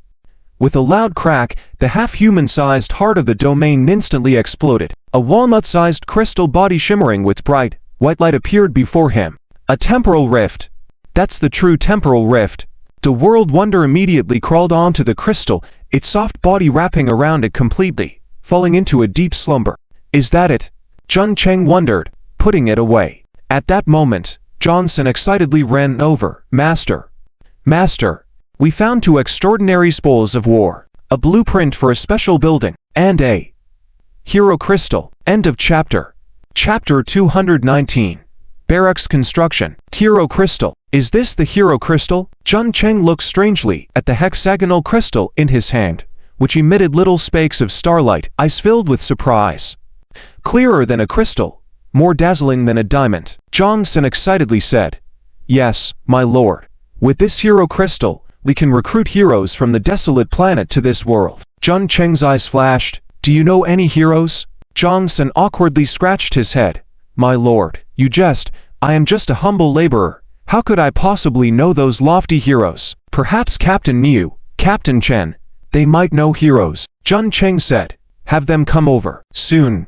Captain Niu Jindao, Captain Chen Zhang, Captain Ma Lai, and Captain Li Yuji of the light cavalry all came over. Captain Fun Kang of the spear phalanx was stationed at the Homeland. Greetings, my lord. Rise. Jung Chang asked. How much do you know about heroes? Do any of you know any captains? The group looked at each other. Captain Niu Jindao said first. My lord, I don't know much, and I don't know any heroes. Chen Zhang also shook his head. My lord, I don't know either. Li Yuji said the same. My lord, I don't know either. Ma Lai, however, said. My lord, before I was recruited, my light cavalry unit was commanded by one of the heroes, Duke Uafei Pan, the lord of the dragon cavalry, one of the strongest human heroes in our city. Duke Uafei Pan? Jung Chang asked strangely. Can I recruit this Duke Uafei Pan to this world? Ma Lai shook his head. No, my lord. All the heroes recruitable to the Origin Beast planet are rookies. mostly between Leave 1 and Leave 9. They can quickly improve their strength by killing beasts in this world, and the higher their talent, the faster their strength increases. Those heroes whose level exceeds Leave 10 cannot be summoned through the Homeland Crystal and Hero Crystal. I see. Jun Cheng's eyes flashed, and he immediately ordered, "Everyone, quickly clean up the battlefield and return to the Homeland." "Yes, my lord." A few hours later, everyone returned to the Homeland. Jun Cheng then took out another war loot and fell into contemplation. The importance of this war loot was no less than that of the Hero Crystal, or rather, it was even more important than the Hero Crystal, because it was the Barracks Building. Name: Ironclad Warlord. Attribute: Barracks Building. Stars: 5 stars. Construction time: 5 hours. Function: after use, can build the Barracks Building. Ironclad Warlord Barracks, used to train 5-star troops. Ironclad Warlord. Resource cost: 500 iron ore, 2000 wood. Explanation: Ironclad Warlord, a 5-star troop, can be summoned by consuming 10 units of iron ingots and 4 units of life crystals. A heavy infantry equipped with full body armor, carrying a sickle, as well as a waist knife, golden mace, round shield, iron chain and other weapons, very powerful in close combat. Requirement 1. The trainable troop must be a close combat unit with a physique not less than 50 and strength not less than 45, with no requirements for agility and spirit. Requirement 2. Homeland Crystal LV5. Ironclad Warlord.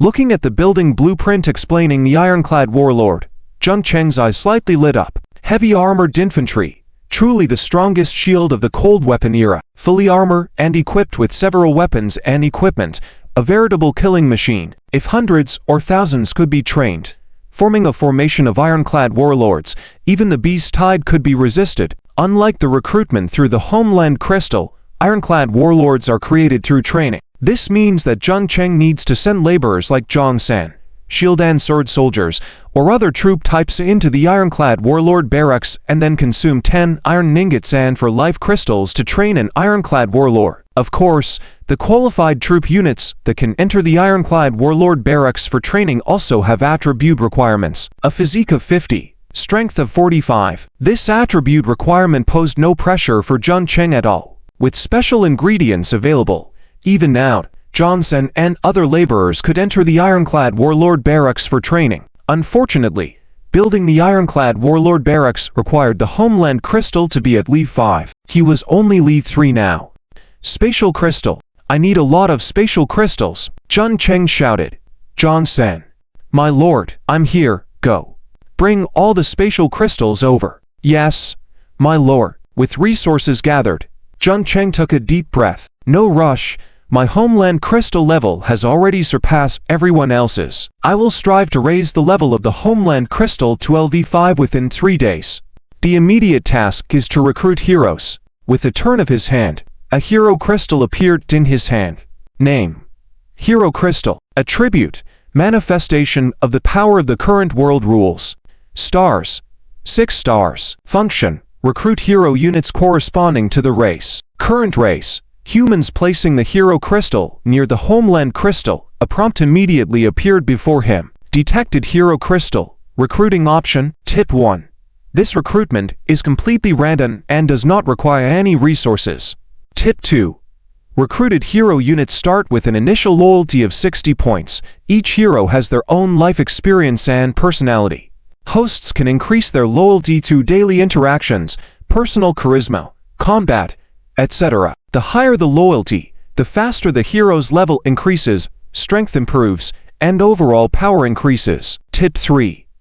Hero units can return to the main world autonomously when facing death. Please be cautious not to let the hero unit fall into a dire situation. Seeing the prompts before him, Jun Cheng nodded inwardly. The hero units in this world were not mere puppets. They were living individuals with their own past, experiences, and beliefs. Jun Cheng immediately said, "Recruit." As soon as he spoke, the Hero Crystal in his hand turned into a beam of light, slowly merging with the Homeland Crystal before him. I wonder what hero I will recruit. Right now, I need a ranged attack unit that can ensure firepower output. A mage would be best, as I can only support at the moment. For close combat, it would be somewhat redundant. After all, I can easily serve as a close combat unit, and I even have the blueprint for building the ironclad warlord barracks. Jun Cheng thought to himself, as long as I can build the ironclad warlord barracks, I will have a large number of close combat units. Ranged attack unit. It must be a ranged attack unit, preferably a mage. The noble sorcerer. An unrestricted firepower turret. Jun Cheng exclaimed excitedly, and as the light dissipated, a figure shimmering with faint light slowly emerged from the Homeland crystal. His eyes slightly brightened. A mage robe.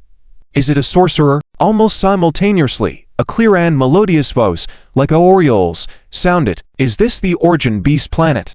Are you the one who summoned my companion? End of chapter.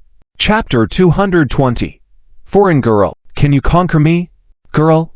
Jun Cheng's eyes flickered slightly. Soon, the light scattered, and a tall and slender girl appeared in front of him. This girl was almost as tall as he was, able to look straight at him. She had big watery eyes, with turquoise pupils, fair milky skin, slightly curly hair with a crescent-shaped decoration in the back. Among the dense hair, there were embellishments of gold dust, diamonds, blue pine, amber, etc., making her look noble and elegant. Her slightly high nose bridge, eyelashes shaped like crescent moons, slightly curved. On her face, there was a white lace veil covering half of her face, giving her a mysterious look. She wore a white lace veil draped over her body, with a light yellow corset wrapped around her chest, firm and full. Her abdomen was bare, showing off her fair skin and petite belly button. Looking very cute, she wore a light yellow tight long skirt on her lower body, exposing her fair legs and outlining extremely perfect curves. On her wrists, she wore a pair of delicate anklets, and when the breeze blew, a clear tinkling sound could be heard. Is this a hero? Jun Cheng blinked his eyes. This girl looked more and more like a foreign girl. Hanix, the girl looked at Jun Cheng with her large beautiful eyes, slightly lowered her head, and made a special gesture with her hands crossed over her chest, resembling a blooming flower or a bodhisattva dancing lightly. I am called Shader, from the Kanglan Desert, esteemed chosen one. Thank you for summoning me. Kanglan Desert. Before Jun Cheng could say anything, Niujin Dao, Molai, and others on the side exclaimed subconsciously, the Kanglan Desert? What's so strange about it? My lord, Molai hurriedly said, the Kanglan Desert is the only area on our desolate planet that has not been attacked by the alien beasts. Inhabiting it is the nomadic tribe of the Sky Desert, a very mysterious ethnic group and country. Until now, our homeland has also been attacked by the alien beasts. Shader's crisp and somewhat awkward tone came from her. A type of alien beast called sandworm has broken through our land and invaded our homeland. The young men in the desert have fallen in battle to resist the sandworms, protect the elders and children. Many have died. As the descendant of the strongest scorpion family in the Kanglan Desert, I listened to the call of the Chosen One and descended into this world. Shader clasped her hands together devoutly, saying, to save our homeland, our world, I, Shader, I am willing to follow the Chosen One's orders and give everything. After saying that, she tilted her head and added mischievously, of course, the Chosen One's unreasonable orders, I will reject. Oh, her tone was still a bit naive, clearly lacking worldly experience. When I followed the Chosen One's call, many of my elder brothers and uncles in the tribe said that some Chosen Ones are just useless. Our Sky Desert tribe worships the strong. Only the strong have the right to command us. As for the weak, they are only worthy of being conquered by us. She blinked and said, I wonder, esteemed Chosen One, could you conquer me? Or, will I conquer you? Jun Cheng immediately straightened his chest. Joking aside, how could a man say no, especially in front of such a beautiful girl? How can I prove that I am strong? A duel? Of course not. Shader chuckled. If it were before, our Sky Desert tribe was based on individual combat prowess. The champion of the duels would be able to marry the daughter of my father, the great chieftain of the Scorpion family. But now, what we need is a supreme commander, someone who can lead our Scorpion warriors to resist the alien beasts and rebuild the kingdom of the Kanglan Desert. The Scorpion family. A supreme commander, a king to rebuild the desert kingdom. Jun Cheng muttered. The Scorpion family should be the most powerful force in the Kanglan Desert, similar to the golden family of Temujin in the grasslands. As for the so-called supreme commander, rebuilding the desert kingdom, it was the rule of this mystical world. They didn't cultivate main battle professionals who would slaughter everywhere, but support troops or strategists, staff, and generals to sought victory through tactics and military formations. So, will you temporarily obey my orders? Yes. Shader nodded. Unless you can prove your strength, then I will wholeheartedly serve you. Otherwise, I will imprison you and take control of this homeland. I understand. Jun Cheng nodded. In that case, I will issue the first order. Lead your troops to eliminate the alien beasts in the southern black mist of our homeland. Since you found the heart of an alien territory to the west, it proves that there are heart territories in all four directions of our homeland. What are you saying? Shader interrupted Jung Cheng. Eliminate the alien beasts in the black mist. Good heavens! Our current task is to defend our homeland. How could we actively attack the alien beasts in the black mist? The strength of the alien beasts far surpasses us humans. We can only rely on various defensive structures and geography to protect our homeland and withstand wave after wave of their attacks. And she stopped because she noticed the strange looks from the soldiers around her. Contempt, mockery, and disdain. It was like looking at someone from the countryside, at a slave. She asked, puzzled, "What are you all looking at? Did I say something wrong?" Niuji now chuckled. Miss Shader, our lord has already eliminated the 3-star alien beasts, the polychrome spider and the blood-sucking mosquitoes territory. 3 days. That's just 3 days. Even the crystal level in the lord's territory has reached level 3. What?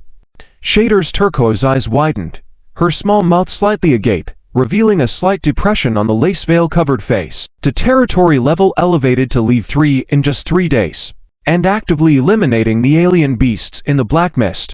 According to the intelligence provided by the human city, a chosen one who can raise the territory level to level to within a week is considered a genius worth investing in. How can you? There is nothing impossible. Jun Cheng said calmly. I will give you 40 sword and shield soldiers, 30 long spear infantry, 20 sharpshooters, and 10 light cavalry soldiers to deal with the alien beasts in the southern black mist. Find the heart of the territory in that direction as quickly as possible. Bring it back. Any questions? After clearing the black mist beasts to the west, destroying the territory's heart, the resources he obtained could rapidly strengthen his troops again. Listening to Jun Cheng's command, Shader gritted her teeth. No problem. Oh, this is the location of the territory's heart. Jun Cheng took out a piece of paper, marked the position, and handed it to Shader. If something unexpected happens, retreat quickly and preserve your strength is the priority. I understand. Shader tightly held the paper in her hand, gritting her teeth. 3-star troops. It's only been 3 days. He actually has 3-star troops, and in such quantity. Father, mother, sister, I seem to have found the chosen one's heir. End of this chapter. Chapter 221. The girl's first battle. Shocking Shader. Hold on. All sword and shield wielders, move forward. Long spearmen, follow behind. Archer, provide covering fire. Several hours later, on the southern side of the homeland, Shader led 100 different types of soldiers into the black mist. She deploys sword and shield wielders as the vanguard, long spearmen in formation, archers attacking freely, and light cavalry as the reserve to begin the battle against the exotic beasts. At first, a dozen colorful spiders rushed out, launching an assault on the front sword and shield wielders. The sword and shield wielders held their ground, while the long spearmen attacked from behind. The archers unleashed their arrows, quickly killing several spiders. These exotic beasts aren't that strong, Shader commented with a hint of disdain. She couldn't understand why her father and siblings described the beasts as so dangerous. Squeak! Suddenly, at that moment, there was a strange cry from the sky. 2 colorful spiders descended from above, using the spider silk hanging from the trees to swing directly above the formation, charging in and crushing several sword and shield wielders. With swift movements, they disrupted the formation. The sword and shield wielders and long spearmen fell into chaos, engaging in individual battles. The front spiders charged, killing several sword and shield wielders and disrupting the formation. Damn it! Shader's face paled. How did the formation break so quickly? Why could that chosen one destroy the heart of the beast territory in the west, while she couldn't even find the heart in her own territory? Boss, misfortunes never come singly. At that moment, from not far away, there was a buzzing sound. Countless giant blood-sucking mosquitoes suddenly flew towards them, ready to attack. Shader's face turned even paler with fear. If these blood-sucking mosquitoes attacked, their group would undoubtedly perish. This is bad. Damn it. Even if I, Shader, die, I will not flee. Gritting her teeth, she waved her hands, and a crisp sound of a bell suddenly rang out. Charge! Just as she prepared to show her prowess, a loud shout was heard. A soldier holding a single sword, wearing simple clothes, suddenly rushed forward and sliced off one of the spider's limbs. The spider howled in pain as the soldier effortlessly dodged its attacks and retaliated. Another figure rushed forward, wielding a shield and a sword. The shield struck the second spider, causing it to fall into unconsciousness. At the same time, the steel blade in the right hand viciously chopped off the spider's head. What? Shader widened her eyes unconsciously. What was happening? The one with the single sword seemed like a laborer, and the one with a shield and sword looked like an ordinary sword and shield wielder. How could they be so powerful? Were their levels maxed out? Shader was puzzled. That shouldn't be possible. Laborers can only reach up to level 10, and sword and shield wielders can reach up to level 20. How could they be so strong? And, in the front lines of the sword and shield wielders, most were already defeated, with many killed. However, 10 sword and shield wielders managed to form a basic formation, successfully holding off dozens of spiders by working together back to back. It was simply unbelievable. Buzz. The buzzing sound approached rapidly, and the blood-sucking mosquitoes were less than 100 meters away from them. Shader raised her head abruptly. Oh no. No matter how strong the laborers and sword and shield wielders were, they couldn't reach the flying blood-sucking mosquitoes. Did it mean she had to? Swish, swish, swish. Suddenly, a piercing sound echoed in her ears. In the archer camp, not far in front of her, an archer aimed and shot 3 arrows in quick succession. With tremendous force, the arrows shot through multiple mosquitoes, killing them instantly. Some mosquitoes were even pierced with a single arrow. Shader widened her eyes again. This archer seemed to be the leader of the archer unit, called Jan Hauer. Jan Hauer tilted his head slightly and said, "Respected Lady Shader, please don't get distracted on the battlefield. The Lord appointed you as the general to lead us in destroying the heart of the beast territory, not for sightseeing here." Shader blushed and gritted her teeth. Of course I know, no need for your reminder. She took a deep breath and stopped thinking about how the ordinary soldiers had become so strong. She calmly looked at the spiders and mosquitoes reappearing in the distance. Then she took a deep breath and declared passionately, "Burn, my sky, doom." In an instant, a blazing flame erupted in front of them. Controlled by Shader, it smashed into the spider swarm and began burning wildly. The spiders screamed in fear, afraid of the flames. Shader stepped forward and waved her right hand towards the sky. Another crisp sound of a bell rang out. Roar, my earth. Roar, boom. In an instant, a fierce gust of wind swept through the flames, propelling the raging fire high up into the sky, engulfing a large area. Most of the spiders were engulfed in flames, burning fiercely. Artillery Mage Jun Cheng, watching quietly from 100 meters behind the group, observed everything. It was Shader's first time leading troops into the Black Mist, so he naturally followed. He couldn't bear to have recruited heroes possibly die in the mist without him. To his surprise, Shader gave him one. In the desolate world, the vast desert, the Sky Desert Tribe, Furious Mage. Name: Sibahan Shader. Template: Hero. Race: Human. Star level: 7 star. Occupation: Furious Mage. Level: LV1 limit: Lead 70. Recruiter: Jun Chang. Constitution: 9. Strength: 15. Agility: 8. Spirit: 29. Morale: 80. Loyalty: 60. Hunger level: 25. Skill 1. Flame Fury LV6. Can condense flames to deal massive fire damage to the target. Skill 2. Gale Rage Leaf 6. Can form whirlwinds to cause significant wind damage to the target. Skill 3. Wrathful Magic Leaf 3. Passive. The higher the anger, the faster spell casting, spiritual recovery, and spell attack speed. Skill 4. Summon Fire Cloud Scorpion LV1. Sky Desert Tribe Secret Art.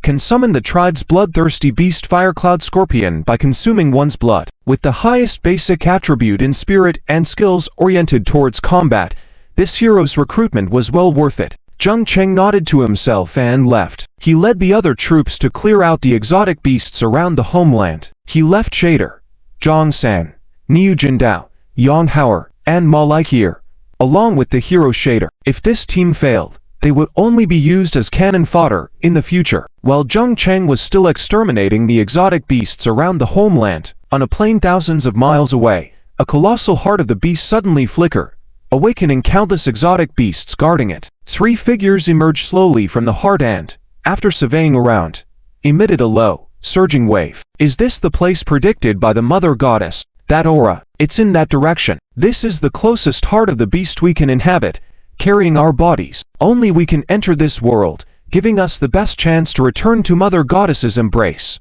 Summon all exotic beasts, charge towards that direction. Find it, find that aura. Howl, accompanied by furious roars, all the beasts on the plains, hills, and mountains were awakened by the 3 figures and driven to a frenzy, forming a massive tide of hundreds of thousands, millions, tens of millions, even hundreds of millions of beasts that surged madly. End of chapter. Chapter 220 to Beast Tide. Kui Xiabing's despair. 7 days later. Hold on, everyone. Hold on. Damn it. It's a blood-sucking giant mosquito. The blood-sucking giant mosquitoes are here. On a defensive line composed of hundreds of large trees, over 100 swordsmen, shield-bearers, and archers were relentlessly attacking the colorful spiders below. These were the last 3-star units. If they could withstand this attack, they would once again have 10 hours of rest time. However, at this moment, in the distant sky, there appeared a large number of adult-sized blood-sucking giant mosquitoes. The threat of the colorful spiders was not significant to everyone. With enough weapons and morale, they could resist, even using their bodies to withstand the attacks. But when facing the blood-sucking giant mosquitoes, ordinary soldiers faced only death. Their speed was just too fast. And once attacked by the blood-sucking giant mosquitoes' mouthparts, they could be drained dried in less than 10 seconds. Even just a bite could cause a large swelling. Amidst the chaos, 6 of the sturdy large trees that formed the wall suddenly came alive, stretching their massive bodies, their tendrils extending like snakes. Then, the large treetops bloomed like chrysanthemums. Long needles, about 3 feet long and overall grayish-green in color, began to move slowly. And then, phew. In an instant, over 100 long needles shot out from the crowns of these 6 large trees, like a burst of rain, piercing through the group of blood-sucking giant mosquitoes in the air. The blood-sucking giant mosquitoes fell from the sky like dumplings and crashed onto the ground, pulverized by the colorful spiders below. Ha ha. We won. Long live our Lord. Our Lord's strength is truly amazing. To be able to transform the large trees into tree people.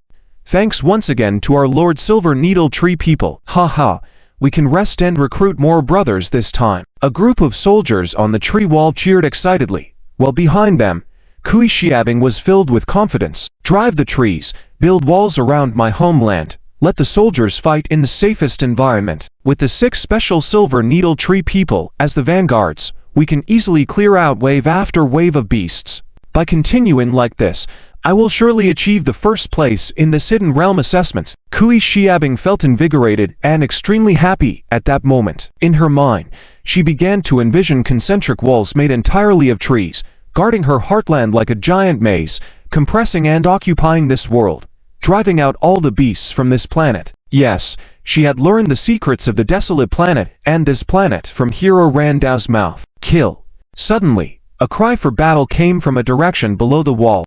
Led by Randao, over 100 cavalrymen mounted on tall horses rushed out from the wall. With long knives in hand and wearing armor made of vines, they kept cutting down the colorful spiders around them. Like cavalry, with Kui Xiabing's abilities, she had solidified a large amount of vine armor, surpassing even the leather armor of light cavalry in terms of defense. This group of light cavalry was like hot steel knives cutting through butter, swiftly dissolving the colorful spiders around them, especially Randao, whose level had now reached level 20. His overall attributes had greatly improved, and he had awakened another skill. Leading the charge, the light cavalry seemed to be enveloped in a whirlwind force, making them faster and their arrows sharper. In just a few minutes, under Randao's leadership, the light cavalry cut through the spider formation with minimal losses. Kill. After rearranging their formation, Randao roared once again, leading the light cavalry to charge back. On the battlefield of melee combat, Cavalry was the nightmare of infantry. Even when facing the exotic creatures of the colorful spiders, it was still true. And so, the mid-air blood-sucking giant mosquitoes were held back by the Silver Needle Tree people, while on the ground, Randao's cavalry fought fiercely. It was only a matter of time before these beasts were slaughtered. We won. Kui Xiaobing breathed a sigh of relief as she looked towards the distant black fog. In the previous assaults by the exotic creatures, the third wave of colorful spiders and blood-sucking giant mosquitoes was a big challenge. This attack would eliminate 70% of the support professionals. The reason was simple.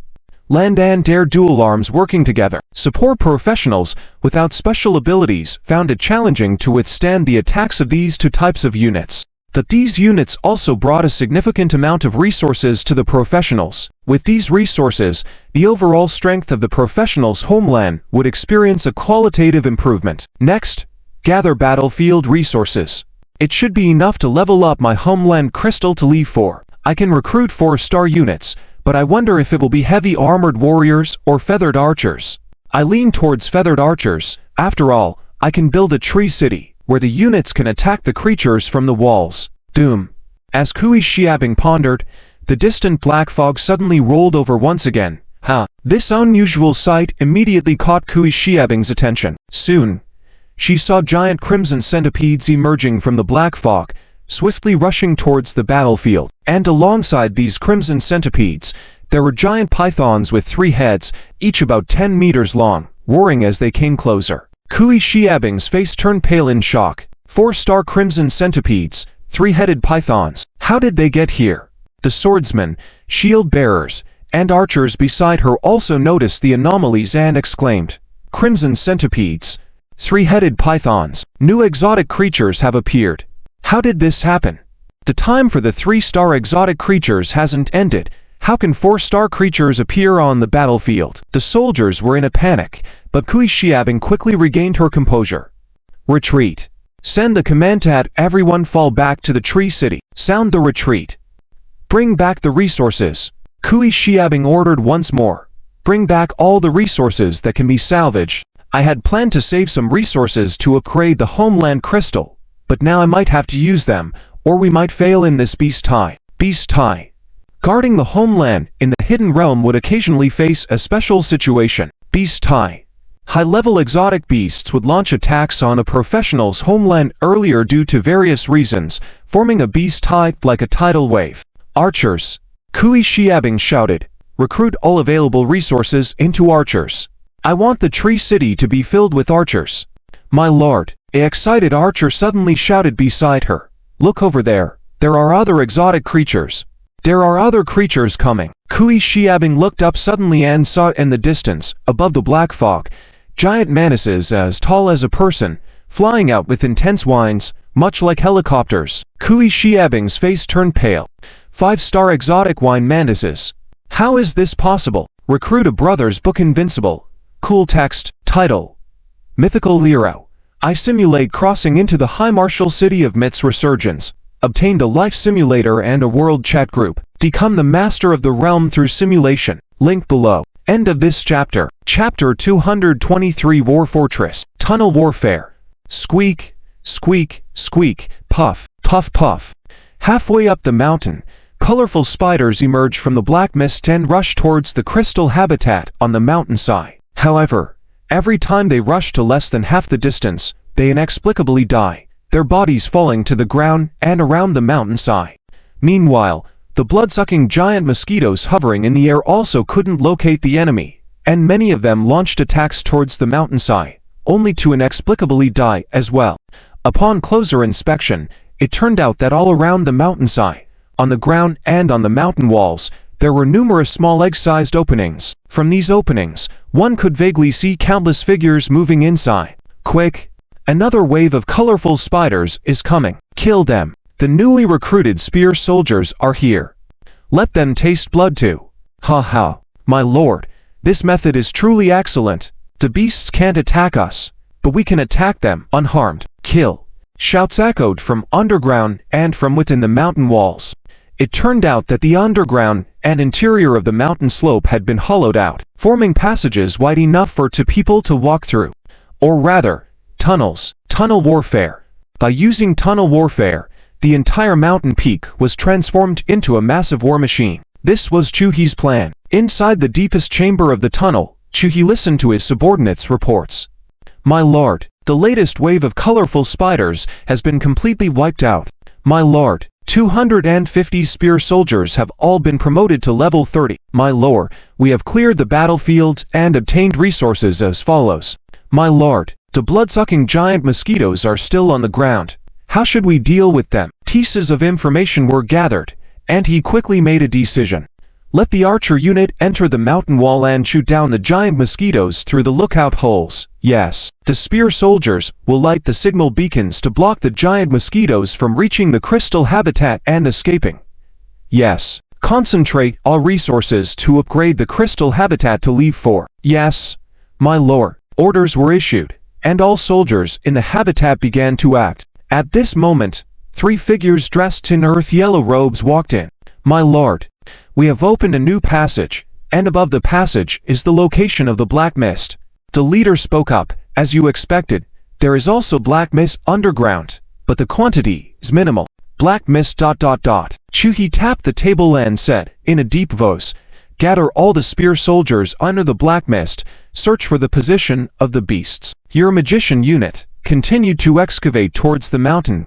Quickly connect the entire mountain. Yes, my lord. The 3 individuals took their orders and left, while Chuhi shook his head. Heroes, when will I be able to recruit heroes? The reason he had the idea to dig through the entire mountain was because of the group of figures that had just left. They were not heroes, but a special building constructed from a blueprint dropped when he killed a blood-sucking giant mosquito. The Magic Apprentice Training Tower. Through this special building, he could train common troop units with initial spirit attributes above 10 into 2-star hidden unit Magic Apprentice.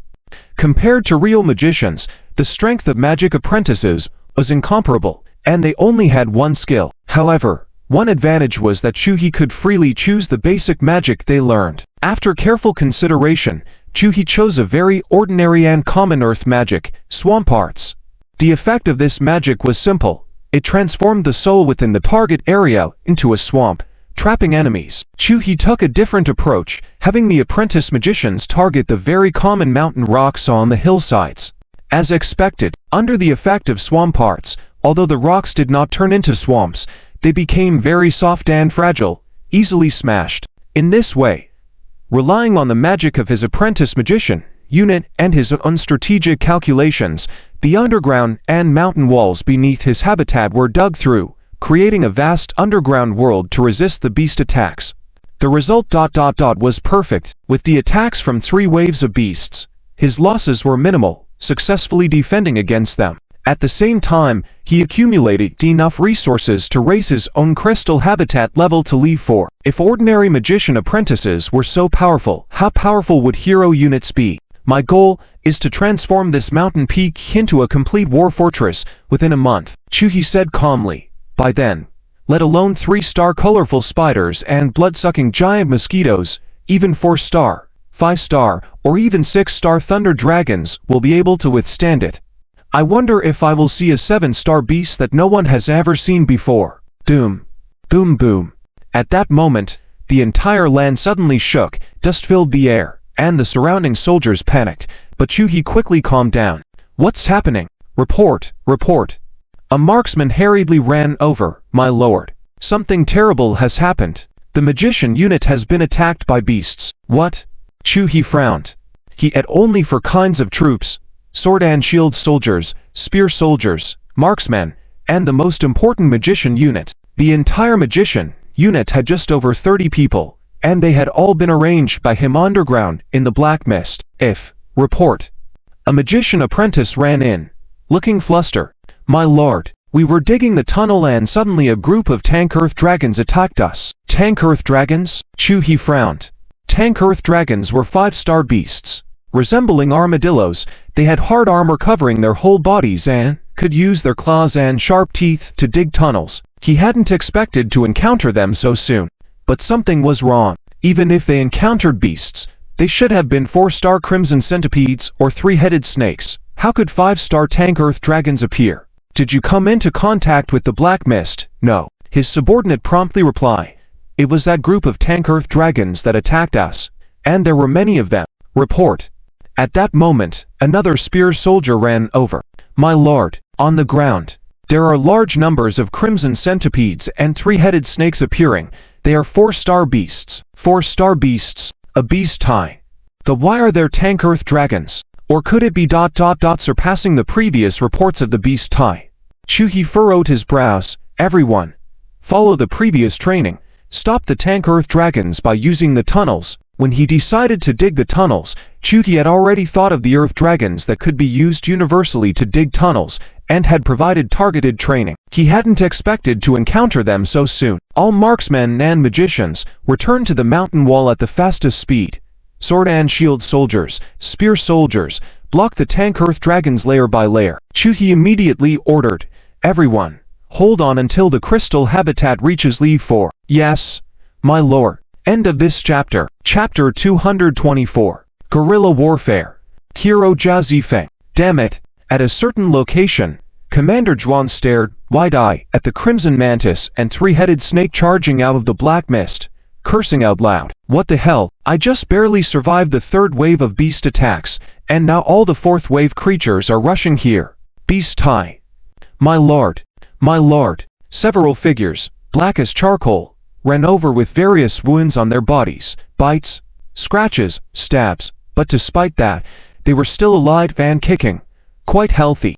My lord. It's 4-star level beasts, and even 5-star level beasts. What should we do? My lord. Our black leather can withstand attacks from 3-star level beasts, but against the crimson centipede and three-headed snake, it's useless. Brothers can't hold on much longer. My lord. We spotted the silhouette of the 5-star level beast, Gallowing Mantis. Damn it. Listening to the reports from his subordinates, Commander Zhuan's plump face twitched unconsciously. In front of him, the more than 200 3-star level infantry he had recruited, all pitch black, were struggling to resist the sudden appearance of 4-star level infantry. With the enhancement of all infantry's strength using dark dishes made from exotic beasts like the brilliant spider and blood-sucking mosquito corpses, his homeland experienced rapid development, especially the brilliant spider's dark dishes, which enhanced the infantry's speed and jumping ability like special forces soldiers. However, there was a downside: temporary nearsightedness. Almost all infantry who consumed the brilliant spider's dark dishes suffered temporary nearsightedness, making it difficult for them to see clearly. The more they consumed, the more severe and longer the nearsightedness lasted. Of course, this condition was not permanent, otherwise, he wouldn't dare to feed it to the troops. And then, there were the dark dishes made from blood-sucking mosquito corpses, which granted everyone physical blood-sucking abilities. After killing a target, the target's blood would be absorbed, enhancing the infantry's strength in all aspects. The negative effects were severe as well: bleeding, hematuria, and the inability to control the blood-sucking. After consuming the blood-sucking mosquito dark dishes, they all felt like they were experiencing menstruation. Startled, he quickly stopped other troops from eating. The blood scent could attract beasts. Hiss, buzz, The beast roars came from a distance, along with the screams of his troops. My lord, brothers can't hang on much longer. My lord, you must make a decision. My lord, several squad leaders shouted, and Commander Zhuan's plump face twitched again. Have the brothers retreat. Retreat? The junior captain widened his eyes. My lord, where can we retreat to? Commander Zhuan's expression turned even uglier. His main job in the past week was cooking dark dishes to enhance the strength of his subordinates. Therefore, there weren't many defensive structures in the homeland. He had originally planned to fully develop the homeland after surviving the third wave of beast attacks. He didn't expect the fourth wave of beasts to come so soon. Beast tie. He surveyed his empty homeland and gritted his teeth. Black mist. Black mist. The junior captain exclaimed, my lord, the black mist is toxic. And the homeland crystal. Commander Zhuan shook his head. I've done experiments. You've consumed so much exotic beast dark dishes that your bodies have developed resistance to the black mist. You're no longer afraid of it. As for the homeland crystal, I've tried, and it can be moved. Wherever the homeland crystal is, that will be our new homeland. We can continue recruiting new brothers endlessly. Let's go. Commander Zhuan waved his hand. I'll lead you to guerrilla warfare. Haha. This crappy place. Anyone who wants it can take it. Following Commander Zhuang's orders, his soldiers immediately began to retreat, leaving behind a portion of voluntarily rear guards. Looking at the rundown Homeland and the dozens of black leather soldiers still fighting desperately, tears welled up in Commander Zhuang's eyes. "Damn creatures! Brothers, we will be back." Then, he stepped into the black mist. Black mist. Commander Zhuang's thoughts changed. Maybe I'll be the first student this year to explore the black mist. Hehe. Strategist. The third wave of beast attacks has ended. We've gained a lot of resources and supplies, and we have 5 hours of rest time. In another makeshift homeland, a silver-armored young general was earnestly discussing something with Su Duo. The top priority is to upgrade the Homeland crystal to level 4 so that we can recruit more soldiers to resist the upcoming fourth wave of beasts. The fourth wave of beasts is primarily led by the Crimson Mantis and three-headed snake. The Crimson Mantis has a brief gliding ability, so we need to build a lot of arrow towers and upgrade them to level 3 to fully resist their attacks. As for the three-headed snake, it has the ability to spray venom.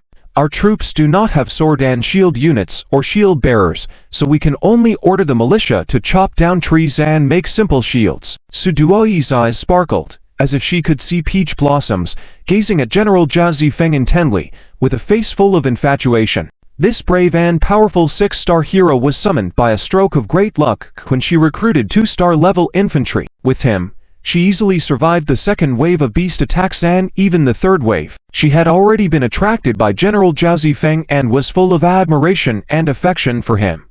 My decision was right. Ordinary troops are just cannon fodder, useless. Only men like him are worthy of Su Duo. He will be my man in the future. Zhao Zifeng frowned slightly as he looked at Su Duo. Was this person really the chosen one? Was he so unfortunate to encounter useless chosen one? Strategist. Facing the upcoming 4-star level beasts, do you have any suggestions? Cloud.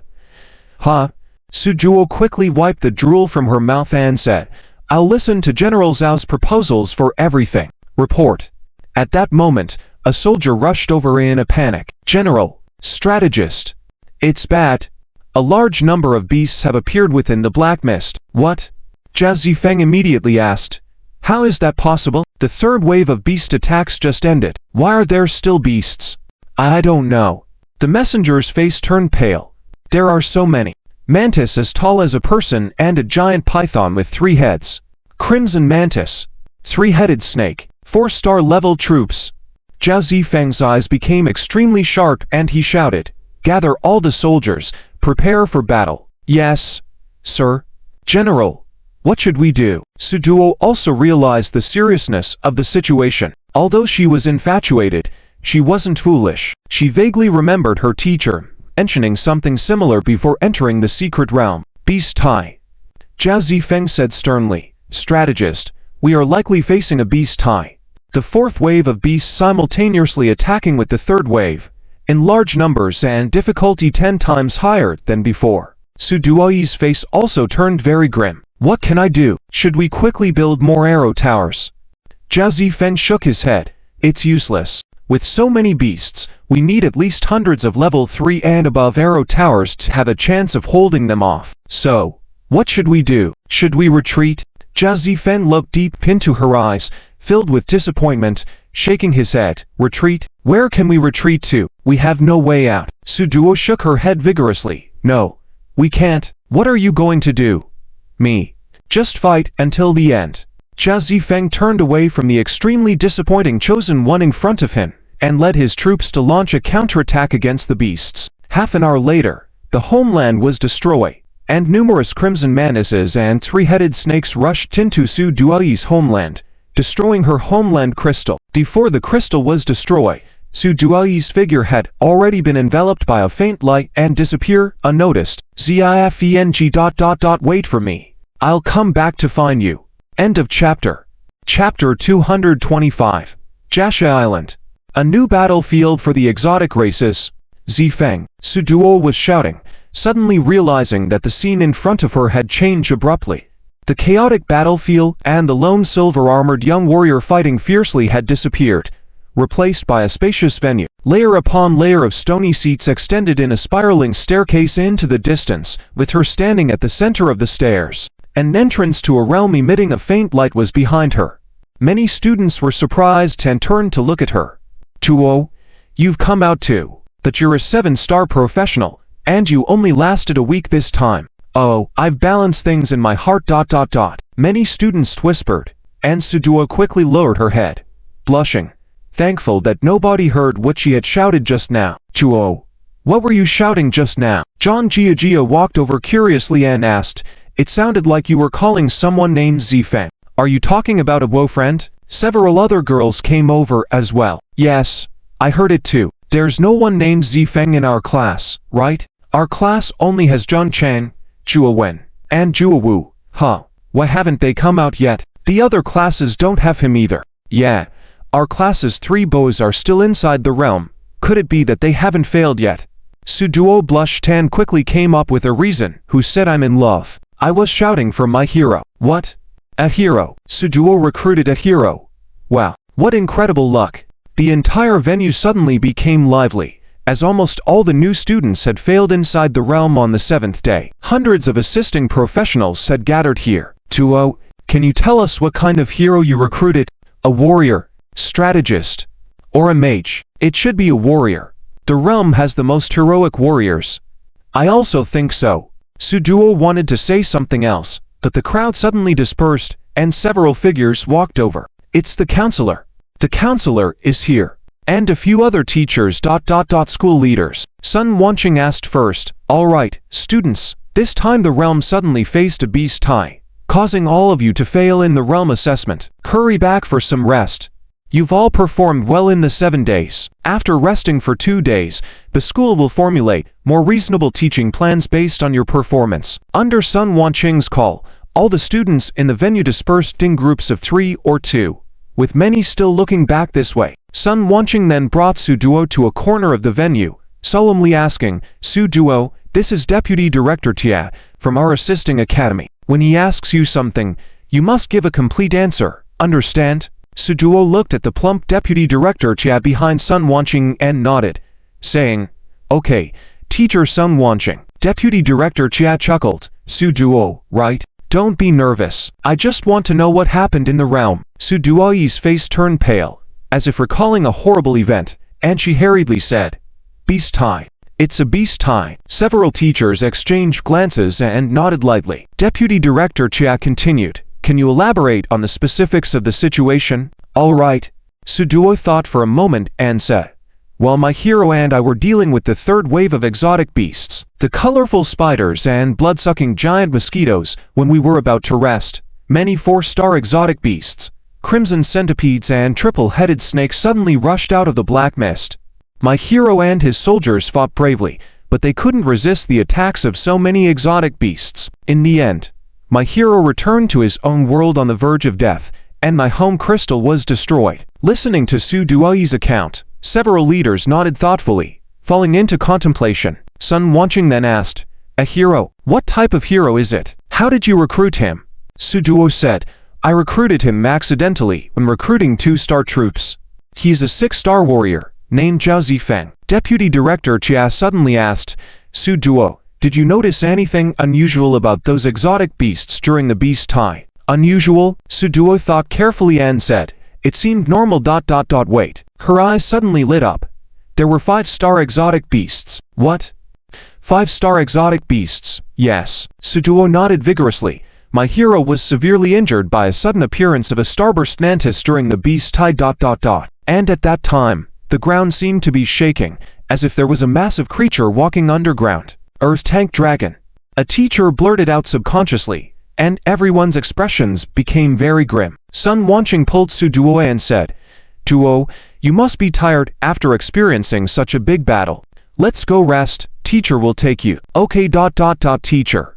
Suduo obediently turned and left, whispering, Teacher Sun Wanqing, what really happened?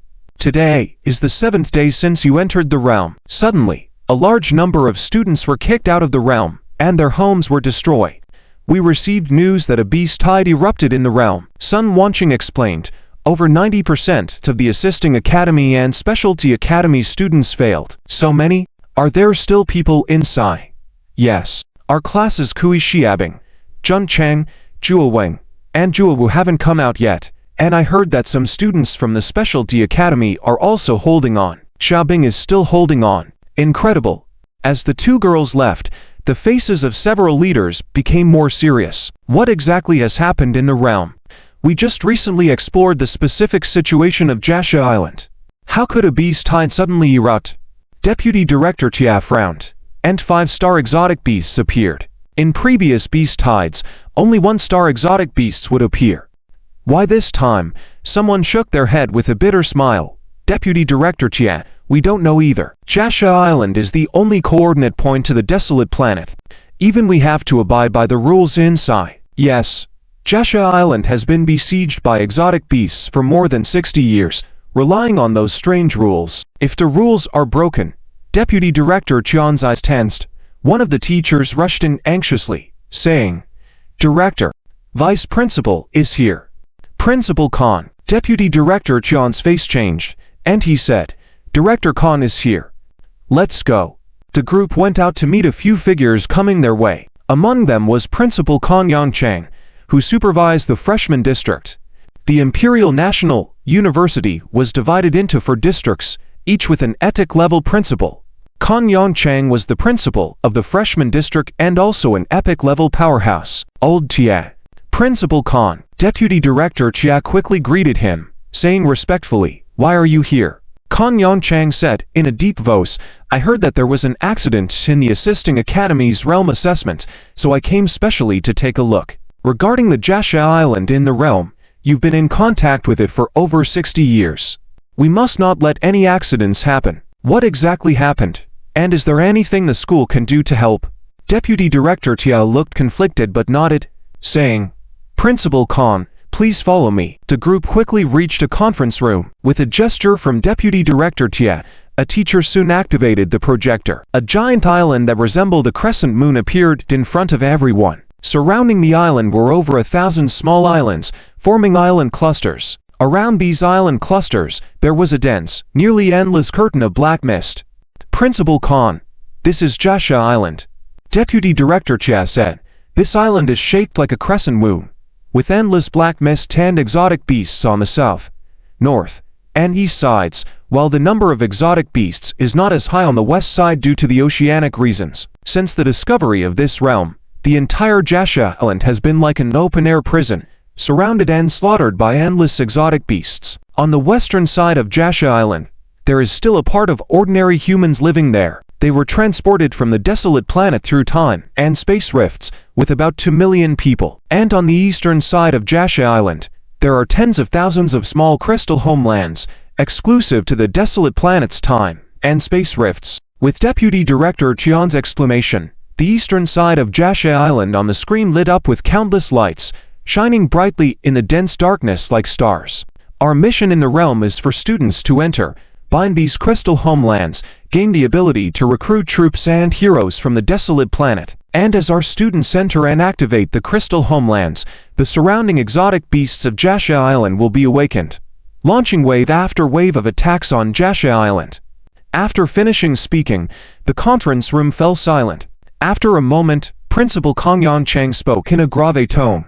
And the desolate planet? Chapter 226. The Great Changes in the Homeland. 6-star barracks construction. Kill. Doom. In the black mist, a soldier covered in black armor swung his sword and immediately cut in half the head of a tank-sized earth dragon. Sword energy swept through, even leaving a visible trace on the ground. Kill. Brothers, kill. Next to him, there were hundreds of soldiers also clad in black armor, possessing superhuman strength, slashing down earth dragons one by one with long knives. Behind them, arrows rained down at lightning speed, piercing the sky and leaving visible trails in the air, shooting down a flying praying mantis in the sky. This battle only lasted for a little over an hour, and thousands of earth dragons and praying mantises were slaughtered. Even a larger earth dragon boss with sharp horns on its head was slain by a dozen black-armored soldiers. As for a praying mantis boss with 4 wings on its back and a constant screeching cry, it was also killed by a barrage of arrows and flames. Finally, amidst the chaotic battlefield, a slightly slender soldier still clad in black armor quickly walked to a huge crystal and shattered it with a fist. As the Homeland crystal was shattered, the black mist that surrounded the area dissipated at a visible speed, revealing the original forest landscape. Afterwards, he held a palm-sized spatial rift and approached a tall and stunning woman. Lady Shar, this is the last spatial rift leading to the beast nest. Please take care of it. The soldier named Jong respectfully handed it over. Lady Shar's eyes were calm as she accepted it. All right, Captain Jong-san, does our lord have any other orders? She still wasn't used to the identity of Jong-san and the others. It had only been a few days, but Jong-san, who had originally been a common laborer, had greatly increased in strength. His overall strength even exceeded that of the Golden Wolf riders of their family, who were a 7-star unit of cavalry capable of reaching Level 70. These laborers could only reach Level 10, all because of our lord. Jun Cheng, Jong-sen spoke solemnly. Our lord commands that after clearing out the 5-star Earth Dragon tanks, we should immediately construct arrow towers, walls, and underground tunnels on site, and upgrade them to LV6. Oh, Lady Shar's eyes brightened. Our Homeland crystal will be upgraded to Level 6 already. That's fast. Jong-sen shook his head. Not yet, but soon. In at most 2 or 3 hours. Understood. Lady Shar nodded. I will personally deliver this spatial rift to our lord. Thank you, Lady Shar. I will take my leave then. With that, Jong-sen saluted and left, commanding the armored soldiers around to clean up the battlefield. At that moment, Bull Jindao, also transformed into an armored soldier, quickly approached and handed to more spoils of war to Lady Shar. Lady Shar, these are blueprints obtained from defeating the Earth Dragon and Praying Mantis bosses, including a barracks construction blueprint. Please return to the Homeland quickly and deliver them to the main attack force. A barracks construction blueprint? Lady Shar's expression became very serious as she looked at the barracks blueprint that came from the Praying Mantis boss. I will return immediately. I take my leave then. Lady Shar put her tender hand in her mouth and blew a loud whistle. Flap flap. Soon, a colorful bird the size of a person flew out of the dense forest and landed on Lady Shar. Lady Shar mounted the bird, patted its head, and swiftly took off, heading back. Around her, similar birds flew up and down, and atop each bird, there was an archer. These were the 5-star Eagle Riders, a rare flying unit trained from 1 to 4-star ordinary units. As Lady Shar flew through the air, her thoughts once again became muddled, unable to believe the surreal scene before her eyes. After witnessing the power of the ordinary units that day, she no longer dared to underestimate Jung Cheng and his subordinates. They crushed the 4-star Crimson Centipede and 3-headed snakes in the black mist with absolute dominance, only to suddenly face a large number of Earth Dragon tanks and Praying Mantises. Just when she thought the Homeland was about to be destroyed, the Lord took action. He actually charged alone against the group of beasts, single-handedly killing hundreds of 5-star Earth Dragon tanks. His followers also fought valiantly on the battlefield, blocking and killing the rushing beasts. With the resources and items dropped by these beasts, their Homeland experienced a surge in development. The number of units and buildings increased tenfold. The level of the Homeland quickly rose to LV5. At the same time, the barracks construction blueprint to the 5-star armored soldiers was quickly constructed. Most of the basic 1 to 4-star units in a Homeland were trained into 5-star armored soldiers, gaining new abilities. Especially after obtaining a blueprint for the Eagle Rider barracks, a new batch of ordinary units were trained into Eagle Riders. Long-range aerial combat units, with the ironclad soldiers pushing on the ground and the Eagle Riders assisting from the sky. The sudden appearance of the 5-star Earth Dragons and Praying Mantises was easily thwarted, slaughtered effortlessly. Now, the area occupied by their Homeland had expanded to all the valleys and a large portion around it.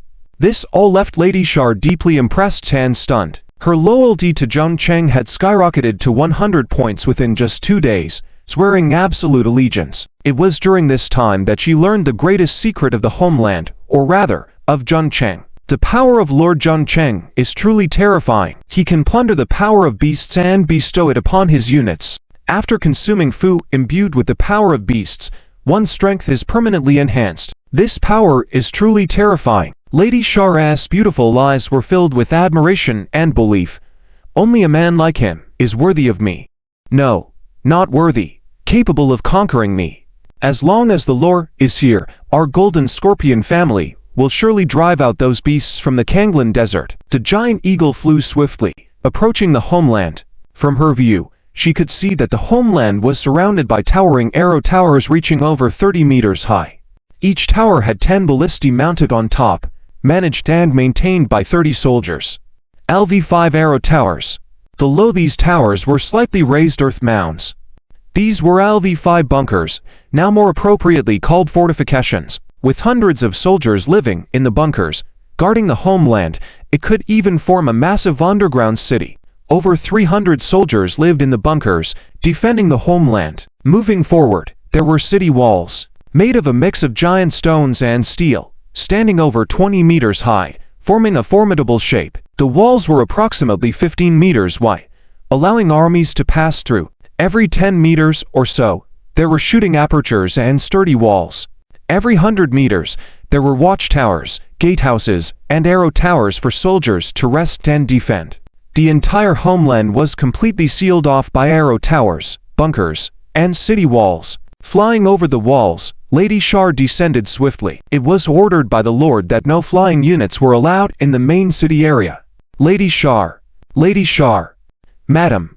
Lady Shar hurried towards a Homeland crystal where armored soldiers and eagle riders were constantly moving around. Oh no, there were also numerous laborers. Their task was to cut wood.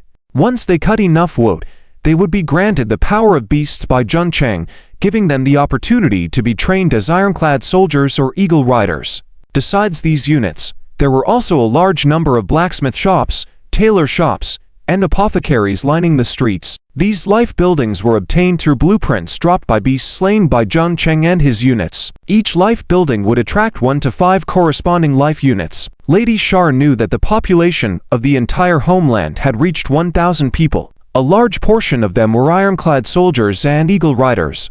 The entire populace were 5-star professionals. If not for the population limit imposed by the Homeland crystal level, with the current resources and items, Jung could recruit over 5,000 people. Lady Shar also knew a terrifying fact. The Lord's units, as long as they were willing and obtained blueprints for the construction of 6-star or 7-star barracks, could transfer to corresponding units in an extremely short time. The restrictions on basic attributes for normal units to transfer to higher star units were not a problem. Even her current pure mental attributes had exceeded 100 points. If this news were to spread back to the Kanglan Desert or the desolate planets, countless heroes would likely go mad.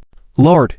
Lady Shar quickly arrived at a tall building, the main city constructed by the Homeland Crystal, after reaching Leave 5. Jung was currently inside the main city. He was seated with a constantly wriggling snotworm before him, nibbling on a crystal as brilliant as a diamond. A world marvel. Lady Shar impulsively entered, and Jung showed no sign of anger. Lady Shar, I told you not to be so impulsive. Have you forgotten? Lady Shar blushed and fidgeted, saying, Why yes, Lord, I will remember next time.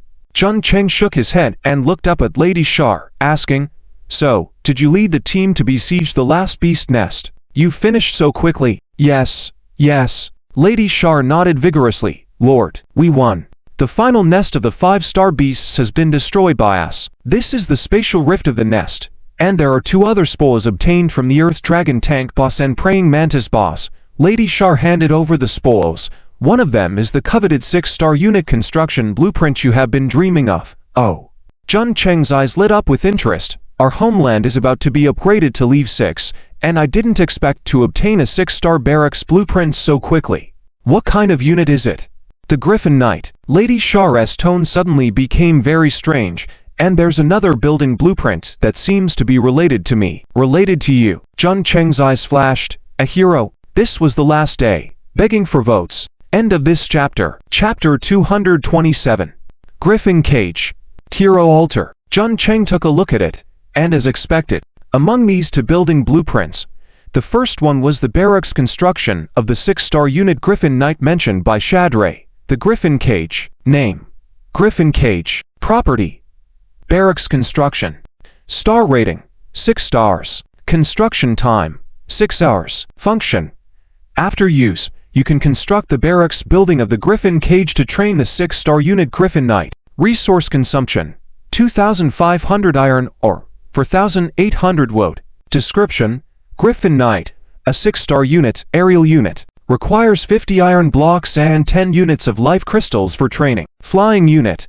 Can recruit griffins, fully equipped with chain armor, weapons such as bows, iron hammers, spears, and iron swords. Requirement 1. The trainable unit must be archers, spear throwers, or other long-range attack units, agility not less than 60, strength not less than 50. Requirement 2. Home Crystal LV6. Griffin Knight, long-range aerial combat unit. Jun Cheng's tone was also somewhat excited. With this blueprint, could he not turn all his eagle shooters into Griffin Knights? Shadray, order all eagle shooters to return to the homeland within 6 hours and prepare to switch to Griffin Knights. Yes. After so many days of battle, the resources he had accumulated could not only upgrade the home crystal to leave 6, but also enough to have over 300 eagle shooters under him, which to Griffin Knights. Shadray hurriedly said, "My lord, please also take a look at the second building blueprint." The second one. Jun Cheng curiously took it and his eyes lit up slightly. This is the hero altar. To think that such a building blueprint appeared. Shadray was also excited. "My lord, with this blueprint, we can recruit more brothers and sisters." Jun Cheng smiled then said, "You all did well this time, and your luck is really too good to actually obtain the hero altar." The so-called hero altar is a special building that can recruit heroes. Among all buildings, it is one of the most important. Before entering the secret realm, he had looked up information. In more than 60 years of defending the Homeland secret realm at the Imperial National University, the hero altar had only appeared 3 times, and the result of these 3 times was that the 3 newborns survived for a month and recruited the strongest unit at that time, the 6-star unit. And now, not only did he have the hero altar, but the strength of his units had already surpassed his predecessors. Jun Cheng's gaze once again focused on the hero altar. Name: Hero Altar. Property: Special Building. Star Rating: None. Construction Time: 1 hour. Function: After use, you can construct the special building hero altar to recruit heroes, heal heroes, resurrect heroes, etc. Resource consumption: 10,000 iron or 10,000 wood. Description 1. This altar can recruit heroes by collecting the souls of exotic beasts. Every 10,000 units of 6-star exotic beast souls can summon a 6-star hero. Every 10,000 units of 7-star exotic beast souls can summon a 7-star hero, and so on. Description 2. This altar can use exotic beast souls to heal heroes, with healing consumption based on hero's star rating, level, injury severity. Description 3. This altar can use exotic beast souls to resurrect heroes who left their essence blood at the hero altar. Basic resurrection requires 10 times the recruitment of exotic beast souls. Also, the stronger the hero's strength and level, the more exotic beast souls are required. Can recruit, heal, and resurrect. Jung Cheng threw the time-space rift to the snotworm and let it digest. Over these past few days, he had already swallowed 7 to 8 time-space rifts, with no visible changes, except for becoming a bit more lively. It seemed that the time-space rifts he was swallowing were somewhat fewer. He brought Shadray outside the main city and directly chose to build the hero altar behind the main city. Shadray, after the hero altar is constructed, leave your essence blood here. Jun Cheng ordered. Even if you unfortunately fall in battle in the future, I can still resurrect you. Shadray pouted and said, "My lord, are you cursing me to die like this, after I have already devoted my body and soul to you?" Jun Cheng's mouth twitched as he said, "I speak with a conscience. I believe that you devote your heart to me, but I haven't touched your body yet." As a unit recruited by himself, he could see her loyalty. 100 points. Like Zhang San, Niu Jindao, and others, she had reached the stage of following to the death and never betraying him. But the body. Once, during a battle with exotic beasts, he accidentally lifted the veil covering Shadray's face, and she started saying she wanted to marry him. Talking about some kind of face veil of the Tianmo tribe maiden of the Kanglan Desert, only her husband could lift it. Honestly, the Shadray under the veil was indeed stunningly beautiful, with sky-blue pupils, a high-bridge nose, small and rosy lips, and a delicate egg-shaped face. She exuded an incredible allure all the time. Shadray pushed her chest forward, saying, "My lord, as long as you are willing, I can submit to you at any time." Listening to the increasingly explicit words, Jung Cheng quickly interrupted, "That's enough. It's becoming inappropriate for children." "Oh, right, Shadray. I have always had a question. What question? Shadray asked curiously. As long as it's something I know, I will definitely tell you. Why are you and John Sen so fluent in the language of Zia Guo? Jun Cheng asked. I thought before that you were ancient people of our blue star Zia Guo. Before. I asked John Sen, and he said he wasn't sure. They learned this language when they were on the barren planet. I know about this. Our tribe's teacher, Zia Pyre, once taught us. Shadray said, about 68 years ago, our planet was attacked by a large number of exotic beasts. The 3 major empires and dozens of kingdoms couldn't resist and were quickly wiped out. The remaining people were still resisting in a few desolate places like the Kanglan Desert, Twilight Plain, and Pale Canyon. Just when we were about to give up, our world suddenly had a large number of time-space rifts, which you call the Homeland crystal. Our soldiers would suddenly disappear from our world. And later we found out that they had been recruited to this place called Jasha Island by you. Here, we could quickly improve our strength, and even with your help, gain power to resist the exotic beasts. Shadray shook her head. Unfortunately, Jasha Island only opens for a month for people from our world each year. During this month, every soldier and hero in our world was praying to be recruited by you. This situation has persisted for more than 60 years. And the people in our world also learned the language of human beings from your world. 20 years ago, the few remaining human cities united and issued an order, calling for all of us to learn your language. I see. Jun Cheng suddenly realized. The defense of the homeland in this secret realm at the Imperial National University had continued for over 60 years. It was from that time that the humans of the Blue Star Zia Guo and the people of the barren world had formed an inextricable relationship. Just then, Jun Cheng subconsciously looked up at the sky, but Shadray, who was beside him, asked in confusion, "Why, Lord, what are you looking at?" The sky was still covered in dense black mist. However, Jun Cheng's voice was unusually serious as he said, "This feeling seems somewhat familiar. Radiant Island, huh, thus." The next moment, the black mist in the sky suddenly emitted a strange fluctuation. It felt as if something forcibly squeezed in. His field of vision infinitely increased. Jasha Island was situated in the middle of this planet. The rest of the planets were shrouded in nearly endless black mist. At that moment, a faint crack suddenly appeared in the high sky of the planet, stubbornly tearing apart. Over a dozen faint rays of light suddenly shot in through that small opening, infiltrating the dense black mist before disappearing without a trace. A helpless sigh came from the depths of the crack. Inside the homeland, Jun Cheng, who was looking up at the sky, suddenly heard a faint voice in his ears, as if an old man was talking about something. "Student Jun Cheng, I am Kongyan Chang, the Dean of the Imperial National University's Freshman District. Due to a sudden beast tide in defending the homeland, which caused an accident in the opening and closing of this secret realm, you now have two choices. The first option is to abandon this secret realm assessment and quickly withdraw from defending the homeland secret realm. The second option is to continue this secret realm assessment and simultaneously receive 2 optional missions." Despite Kongyan Chang's weak voice, it was very clear. Jun Cheng's eyes flashed. Kongyan Chang, the Dean of the Freshman District, an epic-level expert. This voice was definitely real, not some illusion. He at once felt the aura of an epic-level expert on Radiant Island, and it was very similar to the auras of old senior brothers like Din Ruhuo, Su Chanfen, and Quan Linfei. Abandon the assessment? How could that be possible? He patiently continued listening. For the students to choose to continue this secret realm assessment, you will receive the following 2 optional missions. First, continue building the homeland. Defend the homeland crystal. Firmly defend for at least 1 month, then actively kill exotic beasts. Second, there is a high mountain called Black Tower Mountain at the location of Jasha Island, right in the center of Jasha Island. Ascend Black Tower Mountain, find a giant homeland crystal, activate it, and recruit the humans from the barren planet to Jasha Island. These 2 missions will be your. Kongyan Chang's voice soon disappeared, and Jun Cheng quickly understood what he needed to do. Jasha Island, Black Tower Mountain, Homeland Crystal. This world is called Jasha Island. On Black Tower Mountain, there is a giant homeland crystal that connects directly to the barren planet.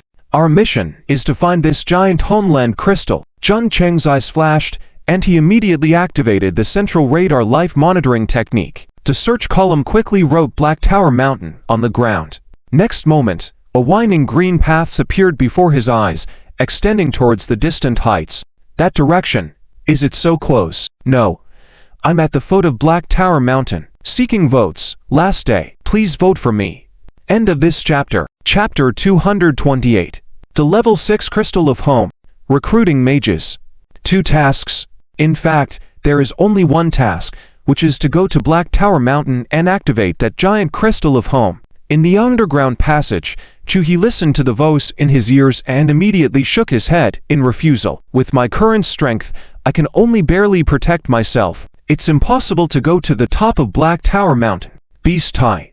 It seems that there are not many students left in the entire secret realm, otherwise the headmaster would not personally assign a task. He shook his head and continued to immerse himself in thoughts on how to develop his home. On the other side, in the city guarded by numerous giant trees, Kui Xiatbing looked at the densely packed exotic beasts outside the city and shook her head with a bitter smile. How can we complete the task of exploring Black Tower Mountain at this time? Hold on.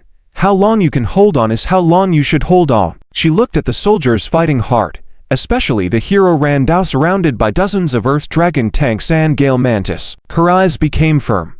After a moment, a melodious and solemn chant suddenly sounded in the ears of all soldiers on the battlefield. They saw their lord, Kui Xiabing, raising her hands towards the sky, and waves of emerald green light surged out from her in all directions. Even behind her, the illusion of a giant tree appeared. The towering tree reached hundreds of feet high, lush and sprawling, covering thousands of miles like a dome-man canopy. Almost at the same time, faint green raindrops fell from the sky and landed on the ground. Tease. All the soldiers under Kui Xiabing's command bathed in this green rain immediately felt their injuries recovering visibly, a speed that could be seen with the naked eye. Even their spirits kept recovering, and their morale soared. Charge. Randao also sensed this healing and strengthening energy and immediately shouted, killing the tanks and earth dragons surrounding him, and then once again faced the Gale Mantis falling from above. Night battle all around. Doom. In another place shrouded in black fog, Zhuan Shui pinched his slightly stiff face and grinned, investigating Black Tower Mountain and activating the giant Crystal of Home. This is a task I can handle. Brothers, hurry, get rid of the creatures behind us. Lord Zhuan will treat you to good food and drinks. Behind him, there were originally hundreds of soldiers, but now there were only 20 or so left. However, these dozen or so soldiers were in high spirits. Against the backdrop of their all-black skin, only a row of gleaming white teeth could be seen. You know, this all-black skin color is actually a natural camouflage in the black fog. Except for a few creatures with particularly sensitive noses, ordinary creatures cannot detect their presence. Thank you, my lord. My lord, bring us some food. I'm starving. Yes, Lord, I've been running with you in the black fog for 3 or 4 days, and many of our brothers have died. Zhuan Shui said grandly. Brothers, keep it up. When we find Black Tower Mountain, Lord Zhuan will let you feast for 3 days. Let's go. My lord, what's wrong with you? Shadier asked strangely. Zhun Cheng said, Shadier, do you know Black Tower Mountain? There is a giant crystal of home on top. I know, Shadier said. This matter is well known among the people on our desolate planet. It is a crystal of home that connects our desolate planet with the largest one on the island of Jasha. Unfortunately, Jasha Island is surrounded by countless exotic creatures, and we cannot reach it at all. Zhun Cheng's eyes flashed. What if we activate that crystal of home? Absolutely not, my lord. Shadier hastily said. Once that crystal of home is activated, the creatures here can also enter our desolate planet. With our current strength, we can't stop the creatures. I see. Zhun Cheng hesitated. Since that giant crystal of home has such a big downside, why did Senior Kongyan Chang ask me to activate it? Once activated, the desolate planet will face a full-scale attack by the alien insect race, and it is very likely that the entire army will be wiped out. My lord, Shadier said softly, are you going to Black Tower Mountain? Yes. Zhun Cheng said directly, I just received a mission to go to Black Tower Mountain and activate the giant crystal of home. What about our planet? Let's not rush. There's still half a month left. Let's plan for the long term. Zhun Cheng smiled. The most urgent task now is to improve our strength and recruit more heroes. According to what you said, that giant crystal is surrounded by numerous exotic creatures there is a high possibility of 9-star exotic creatures. Even if we want to go, we need to be well prepared. All right, my lord. Shadier relaxed. At the same time, the crystal of home behind them suddenly emitted a bright light, and the entire crystal underwent some changes. The deep blue light gradually occupied half of the crystal's area. Jun Cheng's eyes lit up. The crystal of home has been upgraded to level 6. He immediately took out the blueprint for the lion and eagle cage and chose to build it on the side of the ironclad soldier camp. As for the hero altar, it would be ready in 10 minutes. He first came to the crystal of home to check the specific attributes after it upgraded to level 6. Name: Crystal of Home. Attribute: Rift of Time and Space. Function: summon corresponding race of life. Host: Jun Cheng. Level: 6. Current units: 1000 3000ths. Resources: wood * 24,550, iron or * 14,555, crystal of life * 8,500, crystal of space. Attached buildings: blacksmith * 1, walls * 6, caves * 85, arrow towers * 218. Durability: 10,000 10,000ths. Hint: needs 20,000 units of iron ore, 3,000 units of spatial crystals to upgrade to level 7. Click to summon units. A page appeared with all 6-star units. Current unit summonable: 1. Shield Sword Guard. Shield Sword Guard. 6-star unit. Strength and Constitution are both specializations, equipped with Thorn Shield and Double-Handed Greatsword. Recruitment requires 8 units of iron blocks and 12 units of Crystal of Life. Limited recruitment of 200 units. Current unit summonable: 2. Palace Court Mage. Talus Court Mage. 6-star unit. Mental specialization. Randomly proficient in earth, fire, wine, water for elemental magic. Recruitment requires 20 units of Crystal of Life. Limited recruitment of 50 units. Current unit summonable: 3. Heavy Armor Iron Cavalry. Heavy Armor Iron Cavalry. 6-star unit. Constitution and Strength are both specializations, equipped with war horses, armor, iron spear, etc. Summoning requires 10 units of iron blocks and 15 units of Crystal of Life. Limited recruitment of. Jun Cheng wondered, are there quantity limits on 6-star units? Shadier next to him said, yes, my lord. 6-star and above units are the backbone of our planet's forces, with limited numbers available for recruitment each time. As for 7-star and above units, the numbers are even fewer, especially for magic and mysterious units. Mysterious units. What are they? Shadier thought for a moment. I'm not very clear, but I know that these units have special abilities, such as the Prophet's divination, the prayers of our Alhen in the Kanglan Desert. I see. Jun Cheng's eyes suddenly lit up. 6-star and above units have recruitment limits, but it seems that the newly built 6-star unit Lion and Eagle Cage does not have a quantity limit. So, does that mean, as long as we have enough resources, we can recruit a large number of Lion Eagle riders? All we need is low-star units that meet the basic attributes. For me, I can recruit as many of these basic units as needed. Shadier was stunned for a moment. That seems to be the case. Jun Cheng immediately said, first recruit mages. Recruit all 50 mages. As soon as he finished speaking, a dazzling light suddenly emitted from the Crystal of Home in front of them. The next moment, 50 figures, each wearing a robe and holding a staff, appeared in front of Jun Cheng. Talus Court Mages. Fortunately, due to the upgrade of the Crystal of Home level, the main city's area also expanded quite a bit. Otherwise, with so many sudden appearances, it would be quite crowded. Jun Cheng looked up and down at these Palace Court Mages, each of them wearing a white robe, holding a staff similar in appearance, as if they were standard equipment. In addition to these, each of them wore a special badge on their left chest. Some looked like flames, some looked like drops of water, roughly divided into 4 types. While Jun Cheng was observing these mages, a man in his 30s, with a gold-bordered robe and a flame badge on his chest, stepped forward and respectfully said, I am Beck Roland, the chief of the Palace Court Mages of the Jacaranda Flower Empire on the desolate planet. I've met the respected Chosen One. Roland. Jun Cheng hadn't said anything yet, when Shadier suddenly spoke up. Your last name is Roland. Are you from the royal family of the Jacaranda Flower Empire? Just a lucky person born into the imperial family, Beck said with a faint smile. You must be Princess Shadier of the Golden Scorpion family of Tianmozu in the Kanglan Desert. I've long heard that Princess Shadier has been recruited by the Chosen One, but I didn't expect to meet you here. Your father, the great Scorpion King Morton, would be proud of you. Father. Shadier hesitated for a moment. How is our home? Deck shook his head. The situation is still very chaotic, but for some reason, the attacks of the alien insect race have suddenly slowed down, and we have gained some breathing space. It is speculated that something unexpected happened on Jasha Island, causing this situation, so the 3 major cities, as well as the Golden Scorpion family, have mobilized the elite troops within their respective jurisdictions, always ready to be recruited to Jasha Island. Unexpectedly, the first to respond to the call is our Palace Court Mage Corps. Beck's tone wavered. It's only been a week, and there's a Chosen One who can recruit 6-star units. This is inconceivable. Shadier raised her head, showing a triumphant smile. Hehe, Uncle Beck, let me introduce you to our Lord Jung Cheng. He will be the savior of our desolate planet, the Chosen One destined by fate. I believe in him.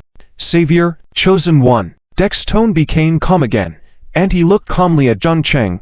Jung Cheng, sir, Princess Shadier is a hero, and those recognized by her will be trusted by us ordinary people. I hope you can really be the savior and Chosen One as mentioned by the princess, and save our home. I will do my best. Jung Cheng nodded. By the way, you are a mage, not a hero. Deck shook his head. Sir Jung Cheng, I am just an ordinary mage, not a hero. What you want to ask should be the difference between our ordinary mages and heroes. That's right. Chapter 229. The terrifying power of Shadier. Flames skyrocket. After a moment of thought, Beck answered, we have been in contact with Jasha Island and Blue Star for over 60 years. During these 60+ years, we have had 1 month each year dedicated to mutual exchange and interaction. As we understand it, the power on your Blue Star belongs to technological power, where each person only needs a few days of training to master a power called firearms. Even ordinary people wielding firearms can threaten low-level, or even mid-level professionals. But it's different on our barren planet. Beck shook his head. In our world, the existing power is that of magic. Only a very small portion of people who reach a certain standard in magical affinity and mental strength can qualify to learn magic, which is very rare. Our magicians must start meditating, learning magical incantations, and engaging in magical experiments from a young age to grow. An excellent magician needs at least a dozen years of growth. To fully understand a magic incantation, from learning to proficiency, to successful casting, would require at least over a year of time. Yet, even so, the number of magicians in our world is very rare. A vast majority are still just the weakest magician apprentices. But heroes are completely different. Beck's eyes suddenly lit up. As long as they awaken, they can obtain the hero template, naturally possessing a so-called skill bar. As their level increases, they can instantly comprehend a powerful magic or skill. This is completely impossible from the perspective of orthodox magicians in our world. It is also because of the existence of heroes that our world has been able to withstand the attacks of the alien insect race for so many years. Hearing Beck's words, Jung Cheng's gaze also flickered slightly. The so-called heroes on the barren planet. Aren't they just their Blue Star professionals? However, there were still some differences. Perhaps it was the difference in the rules of the world that led to this situation. Report. My lord, a giant eagle shooter quickly ran in. My lord, large traces of exotic beasts had been found on the edge of the black mist again. What type of exotic beasts? A kind of giant beast entwined with light blue thunder and shaped like a lizard. Thunderwing dragon. Jung Cheng's eyes narrowed as he promptly instructed. Quickly gather all giant eagle shooters back to the main city, and the rest of the iron-armored footmen rely on the outer city towers and fortresses to defend layer by layer. Yes, my lord. Shadier. Beck, you two also go to support separately. I need you to support for 3 hours to ensure the successful training of the Griffin Knights. Yes, my lord. Both of them saluted and quickly left. Princess Shadier, is this Lord Jung Cheng as powerful as you said? Of course.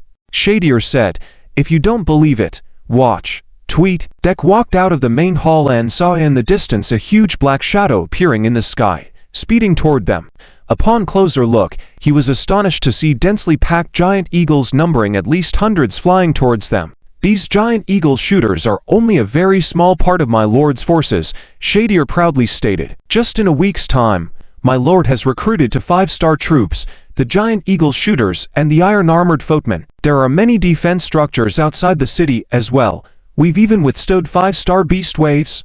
1,000 units of giant eagle shooters and iron-armored footmen. Deck was also taken aback. These two troop types were not uncommon on their barren planet, but having them concentrated under one lord was very rare.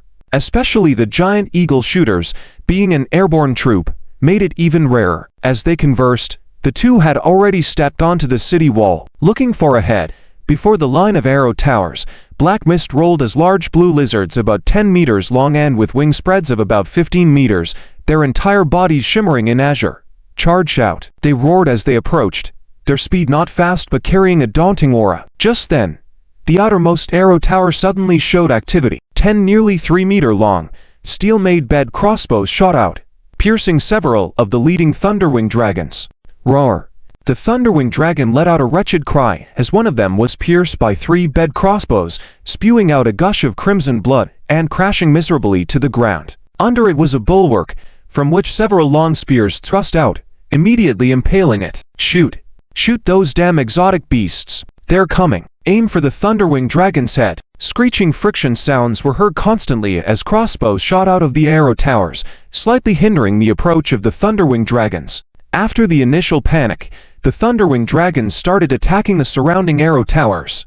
They clashed onto the towers, claws slashing at them, aimed to attack relentlessly. Some Thunderwing dragons even opened their mouths, spewing out clusters of deep blue venom, causing the surfaces of several arrow towers to emit a corrosion sound. Some Thunderwing dragons even flew up suddenly, evading the tower's attacks and heading straight for the main city area. But what awaited them was a barrage of arrows shot from the city wall. Deck's eyes shifted, pointing to a watchtower on the city wall, stating, "All palace magicians split into 5 teams, occupy 5 watchtowers, and freely attack." "Yes, sir." 50 wizards respectfully reply, quickly forming 5 teams, occupying the watchtowers, and beginning to attack the Thunderwing dragons that had daringly entered the main city area. Deck also said, "Princess Shadier, you can lead a team and attack freely." "Good. No problem."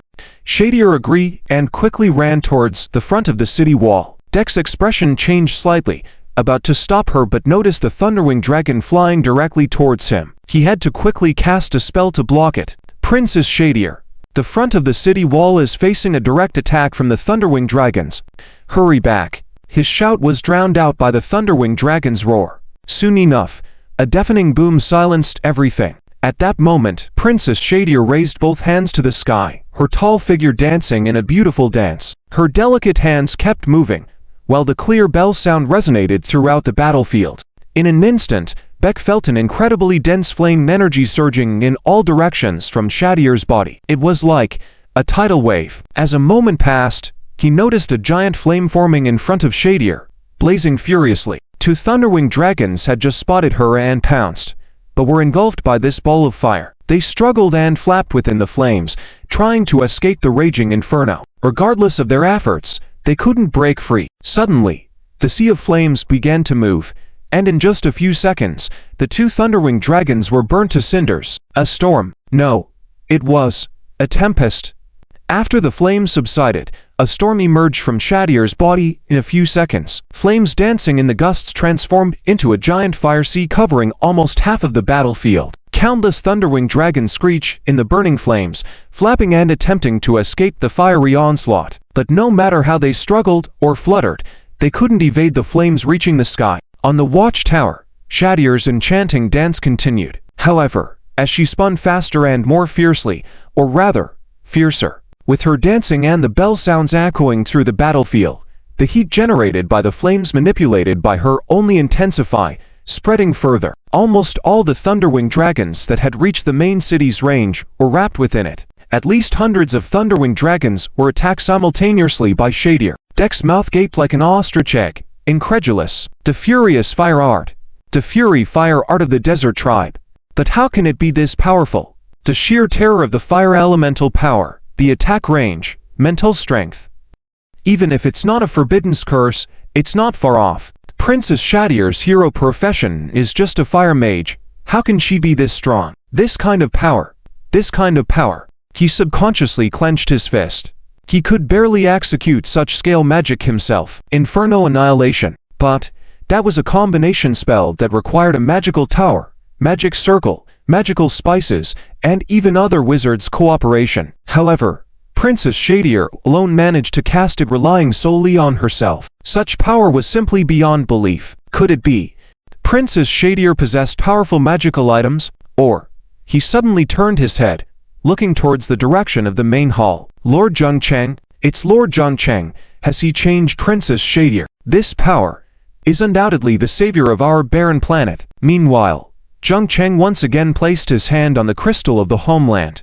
Recruit 200 units of heavy armored riders, 200 units of shield swordsmen, and recruit all the remaining resources for recruiting laborers. With flashing lights, one after another, 6-star troops appeared in front of Zheng Cheng. I have special ingredients. There's no need to recruit high-star troops with exorbitant prices. Laborers are the perfect troop. As long as there's enough special ingredients, they can all be trained into Griffin Knights. Zheng Cheng suddenly had a change in expression, a hint of surprise in his eyes. Is the hero altar constructed? End of this chapter. Chapter 230 Hero Altar. Recruitment for healing, revival, and job transfer. Greetings, my lord. Hundreds of figures simultaneously bowed, creating a grand spectacle. Zheng Cheng immediately ordered all shield and sword guards, heavy armor iron riders, head to the city walls for defense and follow the orders of Lady Shade.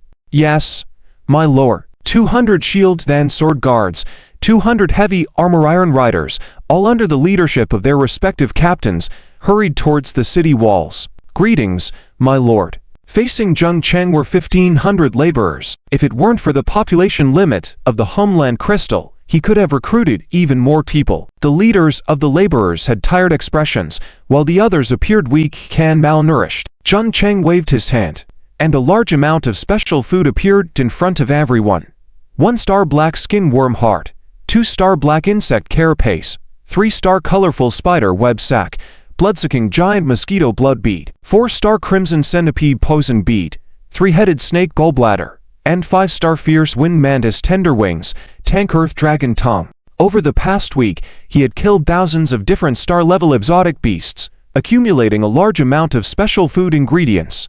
While the quantity of 1- and 2-star special food ingredients was limited, the quantity of 4- and 5-star food ingredients was the highest due to time constraints. For example, the Crimson Centipede Poison Pearl added for agility, 1 constitution, and 1 poison resistance, limited to 20 pieces. The 3-headed Snake Gallbladder added for spirit, 1 strength, and 1 poison resistance, limited to 20 pieces.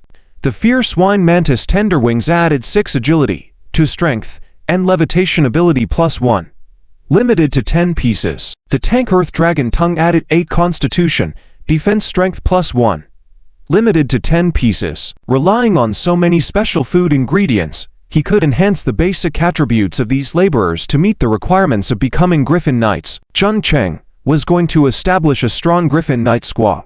This food is prepared for you. Everyone should consume these special food ingredients in order of 1 to 5 stars. Special food ingredients. The laborers looked at each other blankly. As the weakest individuals in a society on the barren planet, they had no idea what special food ingredients were. However, they did not refuse Zheng Cheng's orders, happy to have food to eat.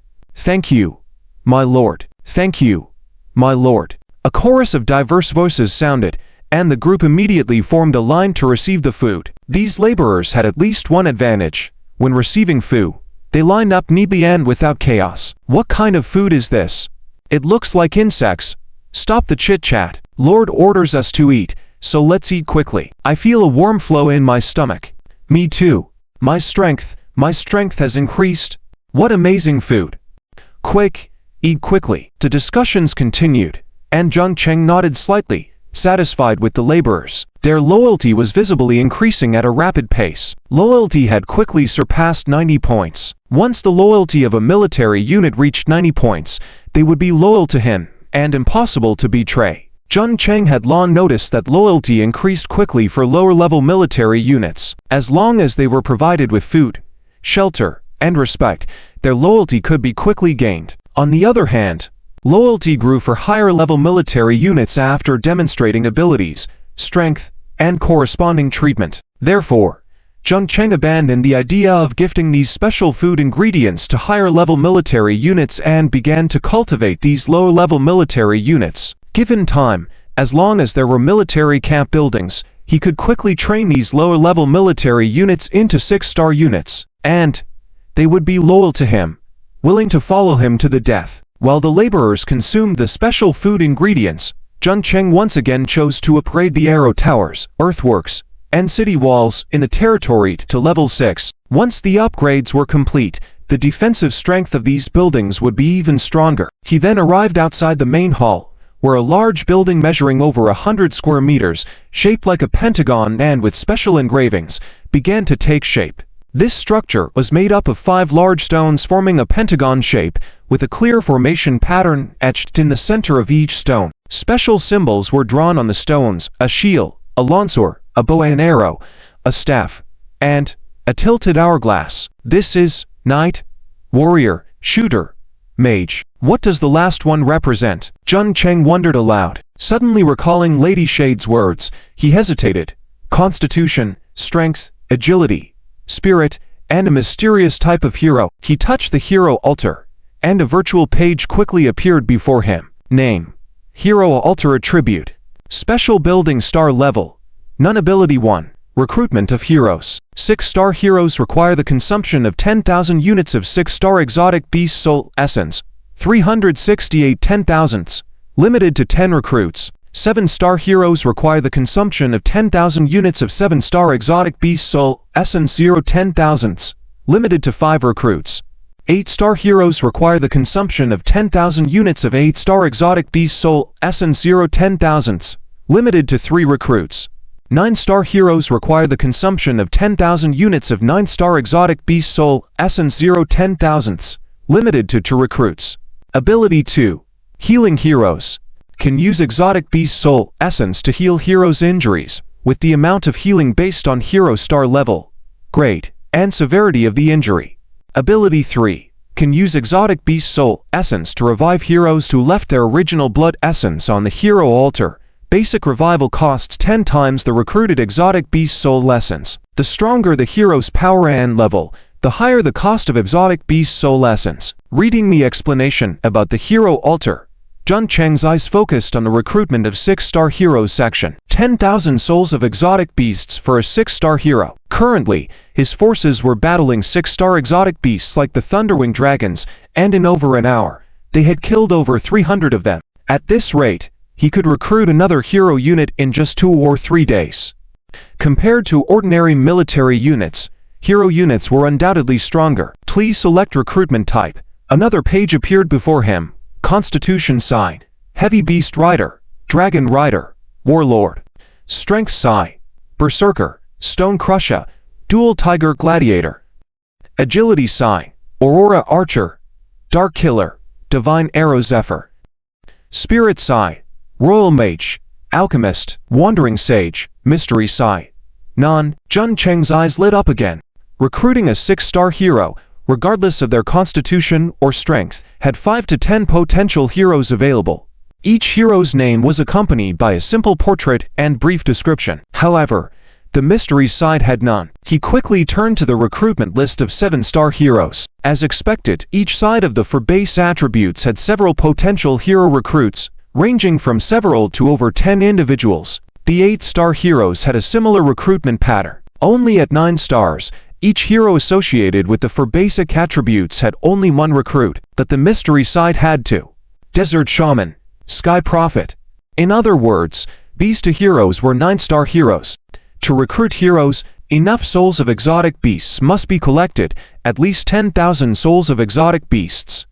Jung Cheng's eyes lit up, noticing another function at the bottom of the hero altar's attribute description. Ability 4. Hero Job Transfer. After breaking through their own attribute, strength, and realm restrictions for some reason, regular enlisted units can consume exotic beast soul essence at this hero altar to become hero units. They will gain hero templates, and their genetic blocks will be lifted, reaching the maximum level. Consumes exotic beast soul essence. Minimum 5,000 units, Maximum unlimited. Seeing this ability, Jung Cheng's eyes lit up again. Regular military units can be transferred to hero units, and the transfer only requires 5,000 units. This is more cost-effective compared to recruiting heroes. Jung began to consider. All the military units under my command, especially leaders like Zhang-san, Niu Jindao, and Yan Huer, have already surpassed the ordinary unit's strength and are ready for a job transfer. What is lacking now is the souls of exotic beasts, and most importantly, these individuals' loyalty to me has already reached 100 points, loyal to the death and would never betray me. Recruiting other heroes would require building their loyalty, which is not worth it, unless, his eyes gleamed, recruit 9-star heroes. 6 hours passed in the blink of an eye. In an empty space adjacent to the forest behind the main city hall, a massive structure rose up, the Griffin Cage. The 100-meter structure was surrounded by 2 towering pillars, with fierce griffins depicted on them. Lion-bodied and eagle-headed, the griffins had double wings, sharp fangs, and were incredibly ferocious. This is just an ordinary griffin. I heard some higher-level breeds of griffins can even control elemental powers. By assembling them into a Griffin Knight squad, they might even, my lord. Yang Huer's voice interrupted, approaching Jung Cheng quickly. Greetings, my lord. All 350 giant eagle archers in the entire homestead are assembled, awaiting your command. Jung Cheng looked at Yang Huer, who exuded a formidable aura, carrying a longbow and a long knife at his waist, and nodded slightly. Yang Huer was one of the founding members of the military units he recruited, and as a sharpshooter, he had gained tremendous strength as a giant eagle archer. And now, he was set to become a Griffin Knight, a transformation that was not as simple as adding 1 and 1. Yang Huer, batch the 50 individuals each time, and proceed to the Griffin Cage for training to become Griffin Knights. Yes, my lord. Yang Huer replied respectfully, then asked, by the way, my lord, what should we do with these giant eagles once we specialize as Griffin Knights? Giant eagles? Jung Cheng was stunned, not having thought about this issue before. The giant eagles owned by the giant eagle archers were bred using life crystal resources, so they couldn't just be let loose. However, he quickly came up with an idea, saying, I have recruited a new batch of laborers, and those with sufficient attributes will transition to become Griffin Knights. Those without enough attributes will be paired with the giant eagles to try to become Griffin Riders. In the future, they can serve as messengers and signal corps. Yang Huer's expression shifted thoughtfully. Yes, my lord. Rumble, rumble. Suddenly, a violent roar resounded from the distance, causing the earth to tremble, shaking even their current location. Jung Cheng's expression changed slightly. Is this a new exotic beast? End of chapter. Chapter 231. Beck's shock. Desolate vow. Jung Cheng arrived at the city wall and gazed into the distance. Beyond the black mist in the far horizon, the earth rolled and massive creatures resembling giant earthworms were advancing. Their massive and bloated bodies were constantly twisting in the mud, with a huge mouth full of sharp fangs in front of their skull. Giant rocks and earth blocking their path were easily crushed as they swiftly advanced. Sandworms. Shadier's figure hurriedly ran over. My lord. Those are sandworms that broke through our Kanglan desert defense line. They can easily burrow into the desert, tunnel underground, and emerge effortlessly from behind us. At this moment, with a hint of panic still evident on her face, as if recalling something deeply unsettling, Jung Cheng comforted her. Shadier, don't worry, this is a mountainous area. They will find it difficult to burrow underground here. I see. Shadier's expression finally stabilized under Jung Cheng's reassurance. Utilizing the central radar life monitoring technique, Jung Cheng obtained specific information about the sandworms. Name: sandworm. Race: alien beast, alien insect clan. Type: common unit. Star rating: 6 star. Level: Leave 60. Body length: 780 centimeters. Weight: 8,450 kilograms. Constitution: 265. Strength: 12. Agility: 26. Spirit: 19. Skills: Sand transformation, devour, burrowing. Description: the most skilled burrowers in the alien insect clan, capable of biting and devouring the earth through their huge mouth, quickly creating a passable tunnel on the ground. Burrowing. Jung Cheng's eyes flashed. Oh no, the bunkers are in trouble. His homeland defenses had 3 lines. The first line consisted of numerous bunkers surrounding the homeland. Hundreds of bunkers surrounded the entire homeland, guarded by armored soldiers. Any alien beasts wanting to attack the homeland from the surface would be repelled by the soldiers inside the bunkers. However, the alien beasts were incapable of attacking the soldiers inside the bunkers. The second line was the arrow tower surrounding the homeland. Leave 6 arrow towers, towering at 20 meters, of 15-bed crossbows and 20 soldiers stationed atop. They could unleash hundreds of sharp arrows in an instant, rendering ordinary alien beasts defenseless. As for the third line, it was the city walls of the homeland, the final protective barrier. Normally, when the alien beasts encountered the first defense line of bunkers, they would suffer heavy losses from the soldiers inside. However, now, the bunkers were facing the sandworms skilled in burrowing. Not surprisingly, as soon as the sandworms were attacked by the armored soldiers inside the bunkers, they let out loud roars. Opening their huge mouths, they ruthlessly bit into the ground with their sharp fangs. With a loud rumble, the hard ground was visibly cracked by their bites. The bunkers began to vibrate violently, dust scattering around. Some unlucky individuals were hit by falling rocks, looking very disheveled. Hundreds of sandworms crowded in the narrow mountain area, continuously tearing and ramming, destroying several bunkers at the forefront. The group of armored soldiers hidden in the bunkers all perished. My lord, Deck's figure also quickly ran over. Do we need to support the bunkers? As long as, no need. Jun Cheng shook his head. I trust my soldiers. What? This? Deck's expression changed slightly. He clearly sensed the displeasure in Jun Cheng's tone. What was he doing? Making decisions for the Lord. He quickly said, yes, my lord. Deck reluctantly turned away. In his view, Jun Cheng was ready to abandon the soldiers in the frontline bunkers. This was understandable, facing 6-star alien beasts. However, all those soldiers were their own civilians if they were abandoned like this. As a noble, as a lord, how could he abandon his loyal civilians? Nobles should protect the common people, but as he turned away, he immediately widened his eyes, mouth agape, unable to believe what he saw.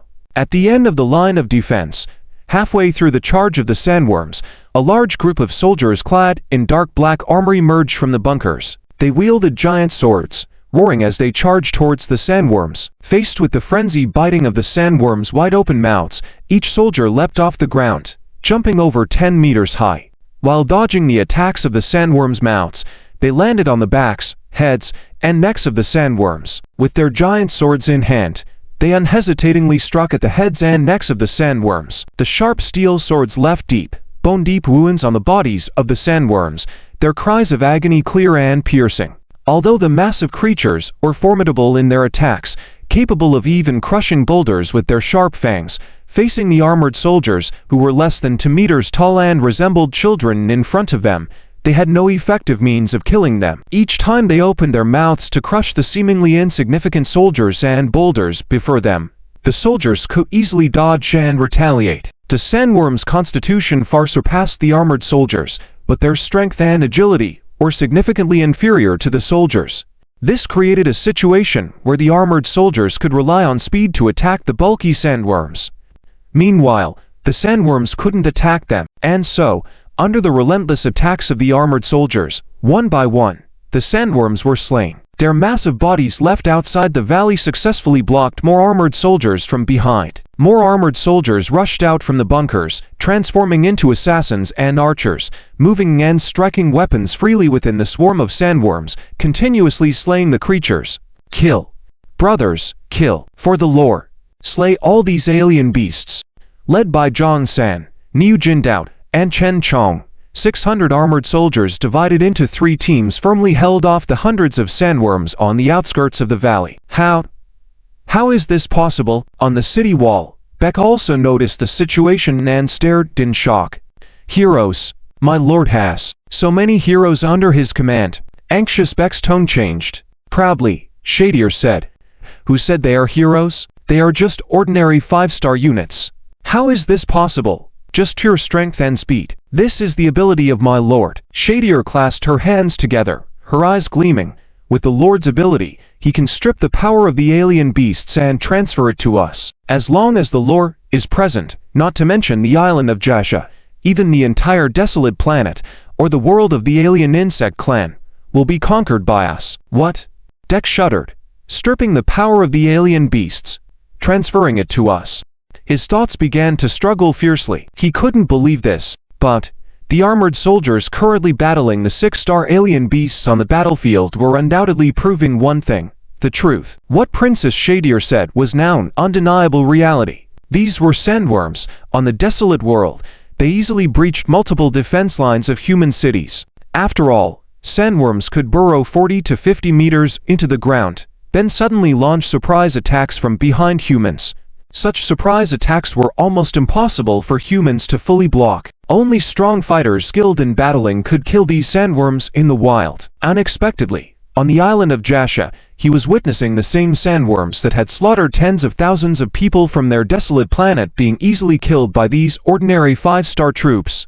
This scene alone was enough to subvert his beliefs, and the powerful magic unleashed by Princess Shadier just now, a combination of fire and wind magic, reached an unprecedented level in her hands. She was able to engulf hundreds of thunderfly dragons at once, surpassing even the wizards in terms of magic range, power, and exceeding the magicians themselves.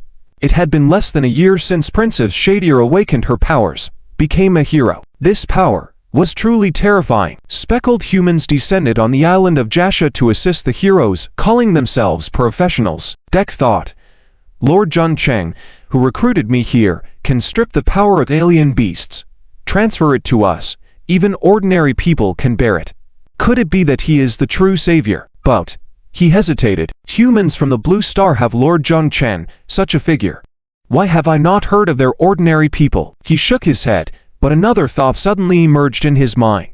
Nevertheless, Lord Jun Cheng is worth pursuing for me, whether for myself or for all the human beings on the desolate planet. With a resolute heart, he had no more doubts and walked quickly to Jung Cheng, kneeling with respect. Respected chosen one Jun Cheng, please accept my most sincere loyalty. I am willing to be a sword in your hands, be your servant, be your steed, and clear all obstacles for you. By my name, Beck Roland. Jun Cheng looked puzzled. What are you? Shadier quickly pulled at Jun Cheng's sleeve. This is the desolate vow, the most noble vow in our desolate world, one that no one can betray. My lord, the mage Beck Roland pledges wholehearted allegiance to you. Even if you order him to die now, he will not hesitate. Jun Cheng's eyes flashed, sensing Beck Roland's loyalty at that moment, reaching full value. 100 points. Loyalty unto death. End of this chapter. Chapter 232. Transfer to Lion Eagle Knight.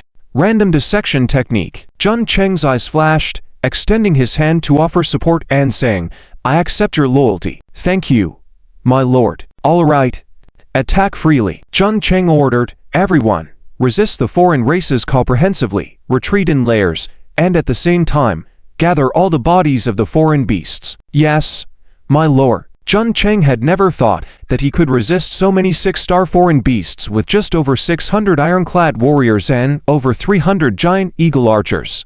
That as long as he continued to kill and obtain a large number of foreign beast bodies, he could continuously improve the strength of all his soldiers. At the same time, he could recruit more high-star troops and recruit heroes. At this moment, the shield bearer and heavy armor cavalry that he had just recruited also stepped onto the city walls to start resisting the foreign beasts. The heavy armor cavalry were heavy cavalry, but when facing a beast high, they were basically sent on suicide missions. At this moment, changing them temporarily into archers was still somewhat useful. In the distance, another large group of sandworms emerged from the black mist. Zhang San, Niu Jindao, Chen Zhang, and others finally couldn't hold on any longer, starting to suffer casualties. Under Jung Cheng's command, they relied on the stronghold behind them, retreating layer by layer, and continuously resisting. The bodies of the sandworms and flying thunder dragons they killed were also continually brought back to the homeland. Firstly, these sandworm man flying thunder dragon bodies would be sent under that peculiar beast egg from the radiation island, especially to absorb the essence of blood within them. It is worth mentioning that after days of pouring thousands of foreign beast blood, the beast egg now appeared entirely red, like a huge diamond. After pouring the beast egg, the second step was personally carried out by Jung Cheng. Dissection. Through the consecutive dissections of thousands of different foreign beasts, His random dissection technique visibly skyrocketed at a rapid pace. At this moment, his proficiency had reached 7,500 plus. In other words, at least thousands of foreign beasts died at Jung Cheng's hands. Or rather, at the hands of his soldiers. They would soon reach LV6. By then, they would gain new traits.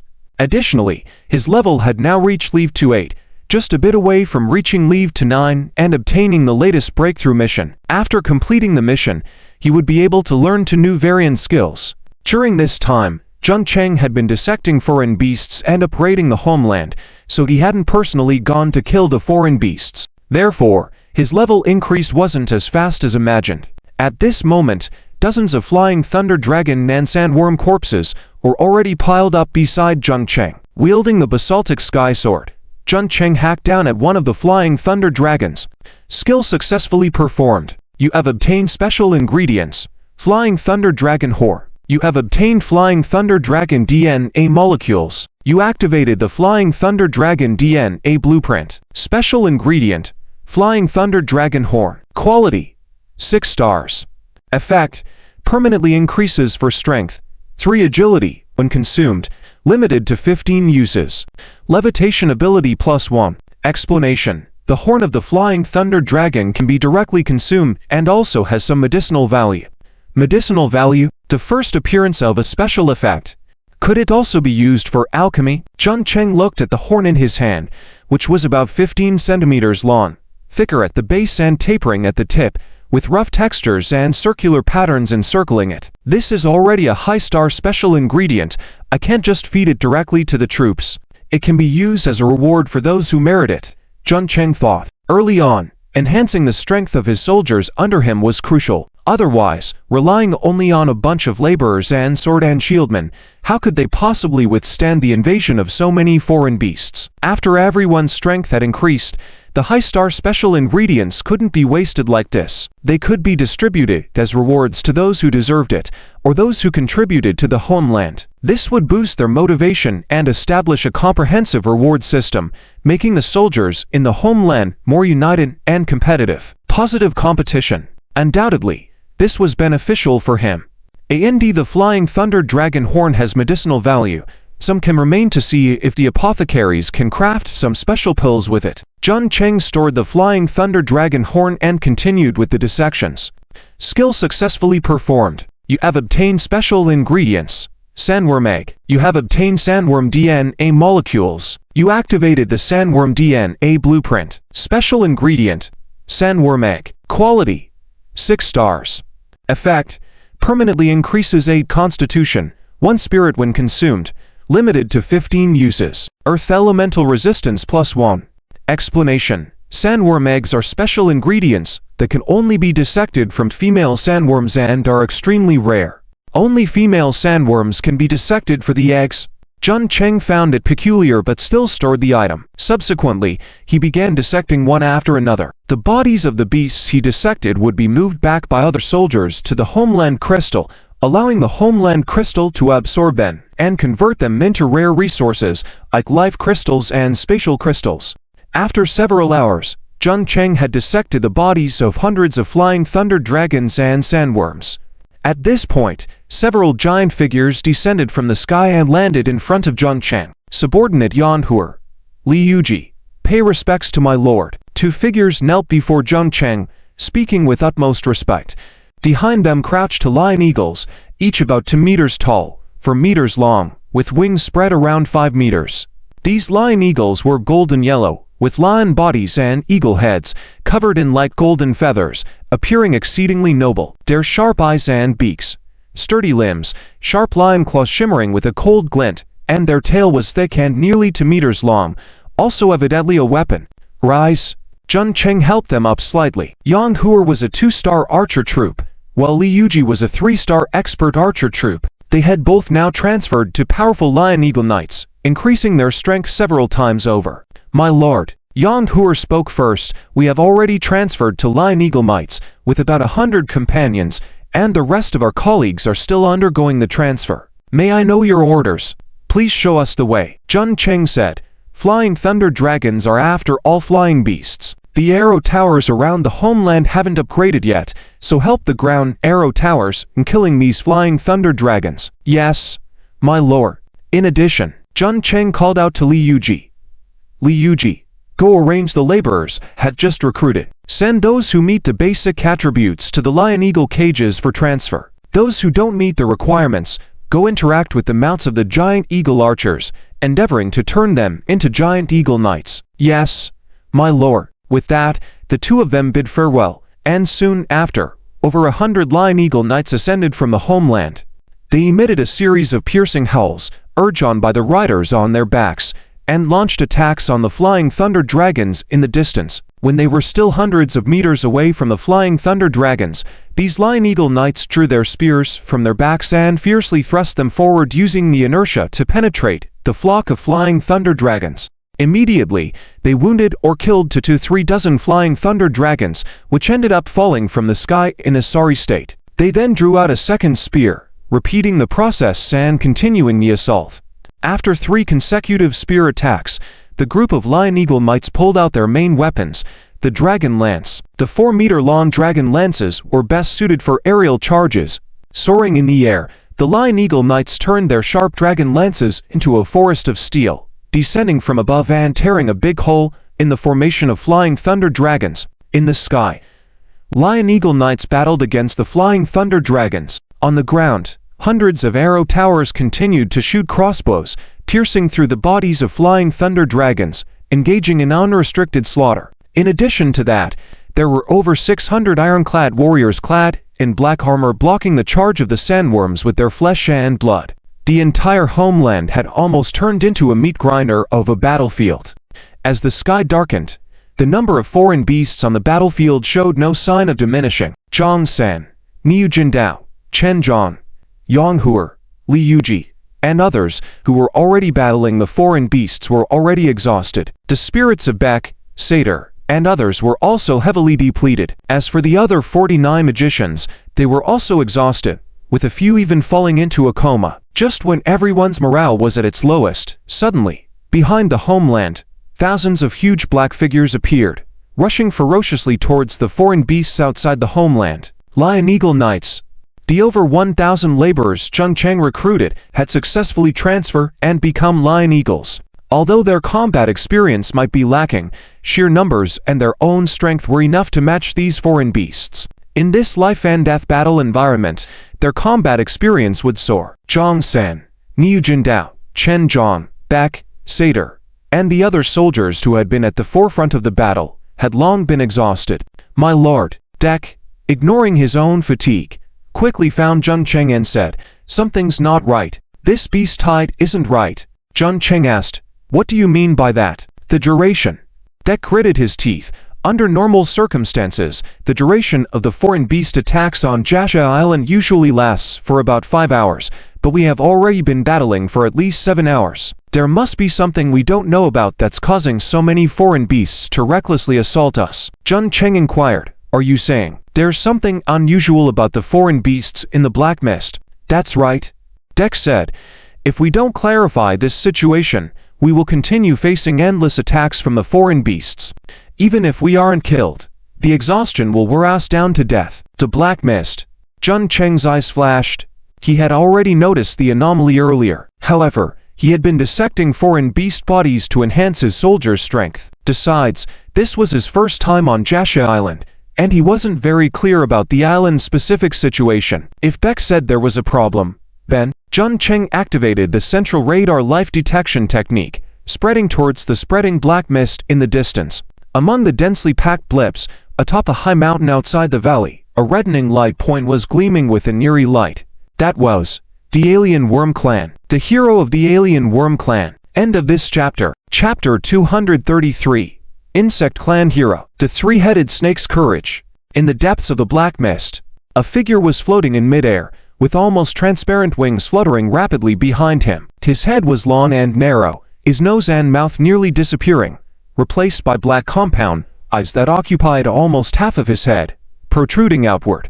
His body was bloated, overall presenting a dull yellow color with a large insect sac on his back. His lower body had a slightly protruding sharp spine, thin and without any radiance. However, If someone were to approach him, they would surely smell a very sweet and nauseating scent surrounding him. This human habitat has lasted for such a long time. A hoarse and somewhat unfamiliar voice came from him, clearly not used to speaking much. Human heroes, those soldiers clad in black armor, and the humans riding griffins, how can their strength be so formidable? Thousands of human heroes, absolutely impossible. What has happened exactly? In his large compound eyes, countless tiny pupils were rapidly flickering with light, staring fixedly at the deepest part of the habitat. Human heroes? No. It's the presence sensed by the mother goddess. Under the influence of that presence, the humans in this habitat have become so strong. Kiki. Black Lay and Months. The two idiots chose the wrong direction. The mother goddess sought something, and I found it. My luck is really good. He surveyed the surroundings, only to see numerous flying dragonflies and sandworms all around him. Unfortunately, the rule power of Jasha Island is too strong. Although suppressed by the mother goddess, it cannot be completely surpassed. I can only control the exotic beasts within a 50,000 square kilometer radius, and the limit of exotic beasts that can exist on Jasha Island is only 6 star. By using flying dragonflies and sandworms to weaken the defense of the human habitat, then personally crush them, and then seize that thing that the mother goddess needs. Too bad, the number of flying dragonflies and sandworms in this area is small. Otherwise, summoning 100,000 or even 1,000,000 insect hordes. What is the human habitat? The figure stretched out his hand and unfolded a special prop resembling a beehive, appearing in his hand. To ensure zero risk, I will still call some clan members. With their participation, we will surely be able to completely destroy this human habitat. Come out, my children. Bzzzzzzzzz. A piercing buzzing sound rang out as the beehive in the man's hand suddenly grew immensely, reaching a diameter of 10 meters, and crashed heavily onto the ground. Then, large poisonous bees, each taller than half a person and with sharp poisonous stingers on their tails, flew out. Amidst the laughter of the figure, at least thousands of large poisonous bees enveloped the surroundings. Kiki, children, not in a hurry. When the strength of this human habitat is consumed to the same extent as the flying dragonflies and sandworms, then you can make your move. Bzzzzzzz. The poisonous bees danced up and down, as if responding to the figure. At the habitat, Zheng Cheng's central radar life monitoring technique at this moment also scanned here. Dense and numerous, at least 5,000 new exotic beasts appeared in his skill scan. The fluctuations on one of the red light spots attracted his attention even more. Name: unable to check. Template: hero. Race: alien insect clan. Kunirajabi. Star rating: 6 stars. Occupation: master of poisonous blades. Level: LV59. Height: 160 centimeters. Weight: 32 kilograms. Constitution: 121. Strength: 212. Agility: 224. Spirit: 89. Skill 1. Nest of poisonous bees leave 6. Skill 2. Poisonous spear technique leave 6. Skill 3. Skill 4. Indeed, a hero of the alien insect clan. Zheng Cheng's eyes flashed coldly, his tone icy. Deck questioned, my lord? Nothing. Zheng Cheng shook his head. In the black mist, there is a hero of the alien insect clan who has summoned a new type of exotic beast. Somehow, they have chosen not to attack alongside the flying dragonflies and sandworms. Hero of the alien insect clan, a new exotic beast. Deck asked curiously.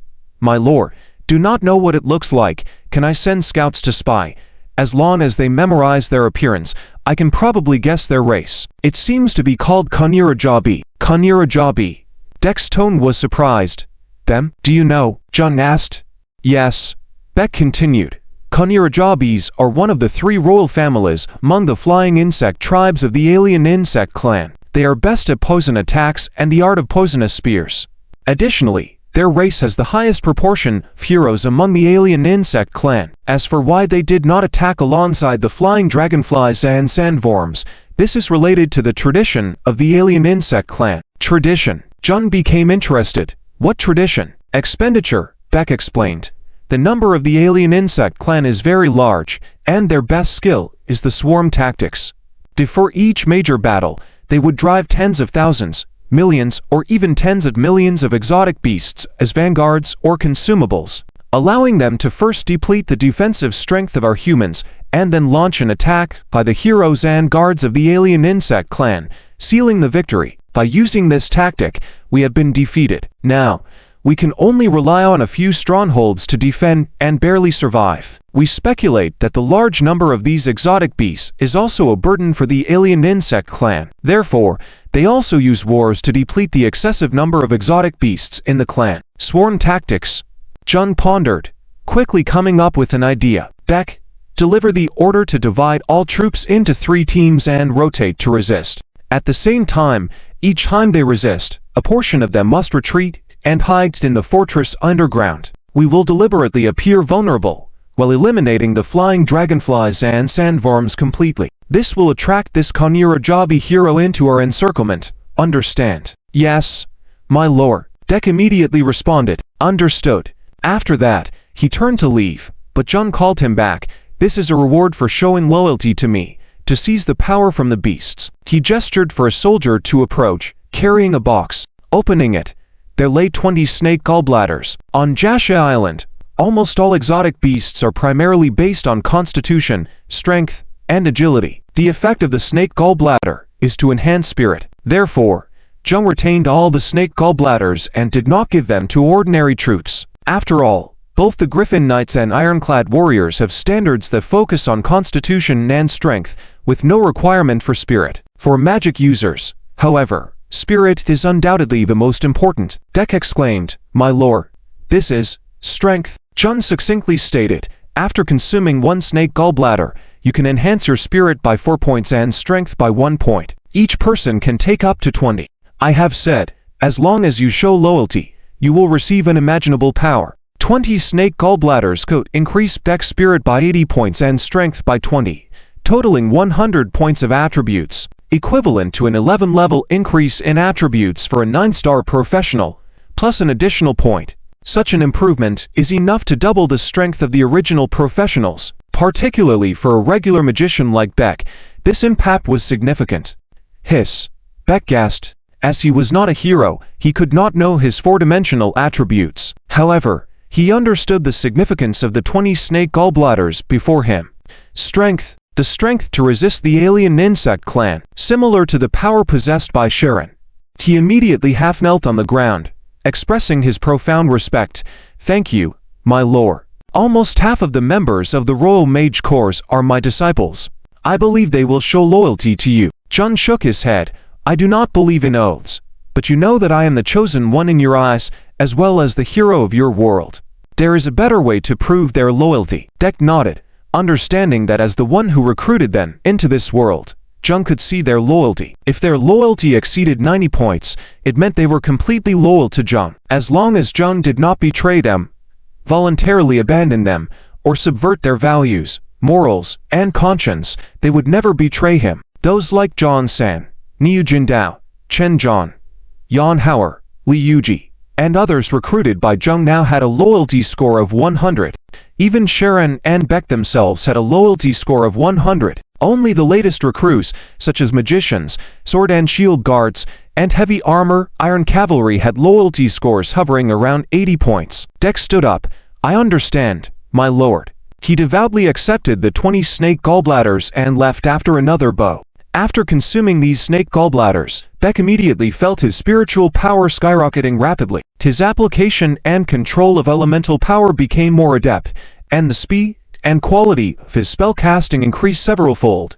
Giant fireballs, each the size of a human, emerged from his hand and slammed viciously into the sandworm army, instantly toppling to sandworms. His colleagues around him were all amazed at Beck's display. This is the power of my lord. Deck shouted. The power bestowed upon me, the Lord allows me to plunder the power of the beasts and add it to ourselves. He is the true chosen one, the savior of our desolate world. I, Beck Roland, have made the vow of the desolate land, pledging lifelong loyalty to Lord Jun Chang. Gentlemen, offer your loyalty. In the Great Hall, as Jun Chang observed the soaring loyalty of the Royal Mage Corps, he nodded in satisfaction. Even the loyalty of the sword and shield guards and heavy armor iron cavalry teams had increased significantly. A small price for a gallant contribution. Jun Cheng did it all to completely subjugate these newly recruited high-ranking units. The Royal Mages, sword and shield guards, heavy armor, iron cavalry. After this, he once again began dissecting the flying dragonflies and sandworms. The proficiency of his random dissection technique was nearing the 9,000 mark. He was about to break through. 3 days later, the proficiency of the random dissection technique reached 10,000 points. The skill level rose to level 6. Simultaneously, hidden in the black mist, the Kanirajabi clan hero could not resist launching an attack. Kill. End of this chapter. Chapter 234. Speciality 2. Strange and terrifying effects. Asterisk asterisk your skill random dissection has been upgraded to level 6. Asterisk asterisk. A mechanical voice sounded in Jun Cheng's mind. In his mind, the skill rune representing random dissection began to emit a brighter light. More runes emerged from the void, gradually merging into the original runes. This expanded the area and intricate patterns of the skill rune. The light became even brighter. Jun Cheng's mind was immediately filled with the attributes of random dissection. Asterisk asterisk random dissection LV6. Variant skill can be used on any corpse or target in a state of coma, paralysis, semi-paralysis. After successful completion can dissect the target's body or a specific organ. Asterisk asterisk asterisk asterisk specialty 1. Collection of biological DNA. Each time a different organism is dissected, DNA of the target organism can be obtained. After multiple dissections of the same organism, the most complete DNA of the target organism can be obtained, categorized for comparison and research. Asterisk asterisk asterisk asterisk you have activated the second specialty of random dissection. Asterisk asterisk asterisk asterisk specialty 2. Irresponsible surgery. Asterisk asterisk irresponsible surgery. Jun Cheng blinked, wondering what this was all about. He continued to read patiently as a pile of text explanations appeared before him. It was like an instruction manual. Asterisk asterisk specialty 2. Irresponsible surgery. An extremely dangerous surgery where the operator assumes no risk, does not guarantee the surgical outcome, and is not responsible for the result of the surgery. Can only be performed on humanoid or humanoid-like creatures in a state of coma, paralysis, loss of mobility, or death. After the special effect takes effect, there is a certain probability of causing random disabilities, deformities, transformations, organ transplants, gene replication, and other effects on the current target. Asterisk asterisk asterisk asterisk random disability. After casting on the target randomly loses hands, feet, legs, both eyes, both ears, both nostrils, tongue, etc., gaining disabilities such as severed hands, severed legs, blindness, deafness, muteness, etc. Limits coma, paralysis states. Asterisk asterisk asterisk asterisk random deformity. After casting on the target, a random part of the target is deformed, with abnormalities or deficiencies in the form, size, location, or structure of organs or tissues, swelling or shrinking of limbs, brainlessness, giant brain, cleft lip, polydactyly, cryptorchidism, underdevelopment, etc. Limited to coma, paralysis states. Asterisk asterisk asterisk asterisk random transformation. After casting on the target's gender undergoes a random change, with 97 random genders such as male, female, eunuch, non-binary, gender fluid, etc. Limited to coma, paralysis states. Asterisk asterisk asterisk asterisk organ transplant. You can freely transplant any organ from any creature to the target's body and guarantee its survival and integration. Asterisk asterisk asterisk asterisk gene replication. You can replicate all the DNA genes of the current organism, then copy and transplant them into the target's body, ensuring successful fusion. Asterisk asterisk looking at this series of skill specialty explanations, Jun Cheng's head was a mess. What's going on? How come there are so many effects for the second specialty of random dissection? Roughly counting, there were at least 5. Random disability. Turning comatose individuals into cripples. Isn't that going too far? Random deformity. This seems a bit challenging. Frankenstein vibe. Random transformation. Is this the taste of a witch? But 97 genders? Oh my god. In this world, besides male, female, non-binary, eunuch, there are so many different genders. Am I really out of touch? Organ transplant? This one is easy to explain. If someone under you is disabled, Just chop off one of your own limbs and attach it to them. Just not sure if organs from other races can be attached. This is Dr. Frankenstein plus Devil Fruit. The last one. Gene replication? Jun Cheng's focus shifted to the final effect. Gene replication? Being able to replicate the genes of the target and transplant them to another target. The effect of this specialty complements the first specialty of DNA collection perfectly. He currently has the DNA of at least 30 to 40 different creatures. Fire mouse, half-beast, dark slime fish, skeletal demon, scum, dark leather worm, colorful spider, fierce mantis, flying thunder dragon, sandworm, and many more. Each DNA of life has different effects. Omnivorous nature of half-beasts, underwater breathing of dark slime fish, toxic absorption of dark leather worm, etc. Jung Cheng suddenly had an idea. What if he merged all the DNA of the various creatures into a single target? What would happen then? My lord, weary but spirited, Beck strode over quickly. Greetings, my lord. We have already wiped out most of the invading flying thunder dragons and sandworms. Now only dozens are still resisting. Now is our chance. Hearing this, Jung Cheng immediately said, Opportunity. Do you mean the Carnila Jaw Wasp in the Black Mist will take action? That's right, Beck nodded. The most alien worm tribe is best at launching offensives when we believe the war is over, catching us off guard when we relax both mentally and physically. I have experienced this tactic countless times. In that case, have the frontline soldiers retreat quickly for rest, and the other soldiers move swiftly from the fort underground, surrounding the area. Yes, my lord. Jun Cheng had built hundreds of forts outside his homeland, with many more inside the city. Especially after recruiting 50 magicians, including over 10 Earth-based magicians, he immediately ordered them to connect all the underground forts together. With the spiritual enhancement of the three-headed snake, in just 3 days, all the forts inside and outside the city were interconnected. The soldiers could easily move inside and outside the battlefield through underground tunnels. At this moment, there were still over a dozen sandworms and flying thunder dragons stubbornly resisting. The soldiers surrounding them were also exhausted, but they persevered and cut them down despite their heavy injuries and fatigue. Then, soldiers began to cheer and rest in pairs. In their eyes, they had won the war, even though it was a difficult victory.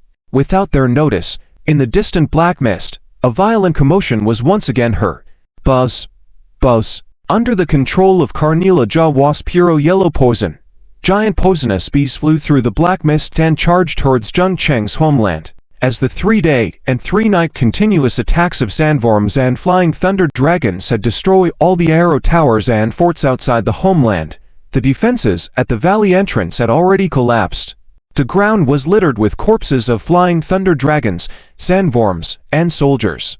The fallen arrow towers, the forts with huge holes, all told the tale of the war's brutality. Yellow Poison finally set foot on the land of the homeland. Coco, man, kill these humans. Yellow Poison laughed nastily, and behind him, a large number of giant bees swarmed out again, rushing at the human soldiers by the city walls at high speed. In his eyes, the humans in this homeland were already on their last legs. With one assault, he could slaughter all the human soldiers.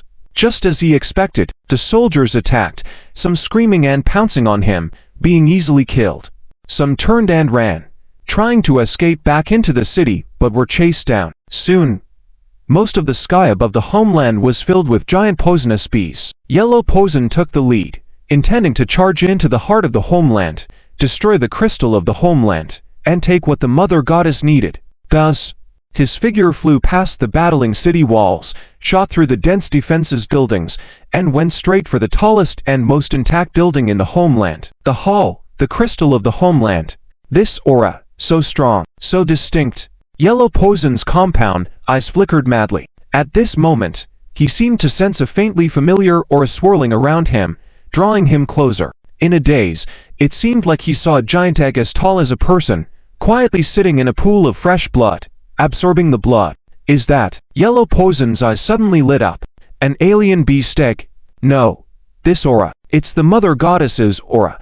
Clang. Just as he was shocked beyond measure, a sword light suddenly shot up from the ground. The sword light shimmered, moving at an incredibly high speed. Even with his speed, he couldn't react in time. At the critical moment, the transparent wings behind him frantically flapped, causing his body to sway slightly to the right. Poof! A crisp sound of breaking through the air. Yellow Posen's figure was instantly cut in half. The left wing, along with his entire left arm and chest, were cleaved through, split into two. Thick blood gushed out, showering the air with a burst of hot blood. Ah! Yellow Posen screamed in agony. His figure fell from midair to the ground in a sorry state, rolling several times, groaning in pain. Ambush! There's an ambush here! At the same time, another series of piercing sounds rang in his ears. With the glimpses from his compound eyes, he could see countless sharp bed crossbows suddenly shooting out from the ground, targeting the giant beasts flying in midair, piercing them one after another. Countless giant beasts fell from the air like dumplings. Despicable humans. They actually hid the crossbows in the forts, launching a ground attack while the bees were invading the homeland. Struggling to get up, Yellow Posen clung to his feet, glaring at the sword-wielding figure approaching slowly. So, this is the strength of the hero of the alien worm tribe. Truly too weak. Jun Cheng, concealed on one side of the homeland's hull, he launched a surprise attack the moment his hero of the alien worm tribe entered the hall. With one sword strike, he severely wounded him. Though Yellow Posen couldn't understand what Jun Cheng was saying, his tone and expression already conveyed his message. The dense compound eyes were immediately filled with intense flames. Damn humans! I'll gobble you up! Buzz! The eerie buzz sounded again. Yellow Posen's body suddenly bulged, and a dazzling light burst out from him, enveloping an area dozens of meters in radius. After a few breaths, an enormous giant bee, larger than life, emerged from the fog and charged toward Jun Cheng. That's a huge bee. Jun Cheng was also surprised, retreating swiftly. At the same time, he reached out and grabbed. The group flower scepter appeared in his hand, pointing it directly at the direction of the giant bee. I wonder, will bees get stomachaches? Acute gastroenteritis burst technique. End of this chapter. Chapter 235. The Swarm of Flies. Giant hornets with gastroenteritis outbreak. Buzzing, buzzing, buzzing. Somewhere in the dense forest, black giant flies were continuously attacking the soldiers hidden in the forest. They dived down at an extremely fast speed, their long mouth parts piercing through the soldiers' bodies. At the same time, the malicious viruses from these flies spread rapidly within the soldiers' bodies, causing many soldiers to turn pale, foam at the mouth, and even bleed from the 7 orifices. Even if they retreated from the battlefield, the plague transmitted from the flies continued to spread rapidly within their homeland. Doom! A figure viciously fell from the sky, breaking a large tree, and blood gushed out immediately. Randao! Damn it! He cursed, looking up at the sky. In midair, a bulky elder shrouded in a black robe, with only large compound eyes visible, slowly approached. The swarm of flies. Why are they here? Buzzing, the black-cloaked elder spoke coldly. Jasha Island is originally a part of my alien insect race's home planet, yet it has been occupied by you humans for so long. We can go as we please. Lowly humans, become the nourishment for our race. His voice trailed off, as suddenly a large number of tiny flies burst out from behind him, opening their huge mouths and charging towards Randao. General, tough.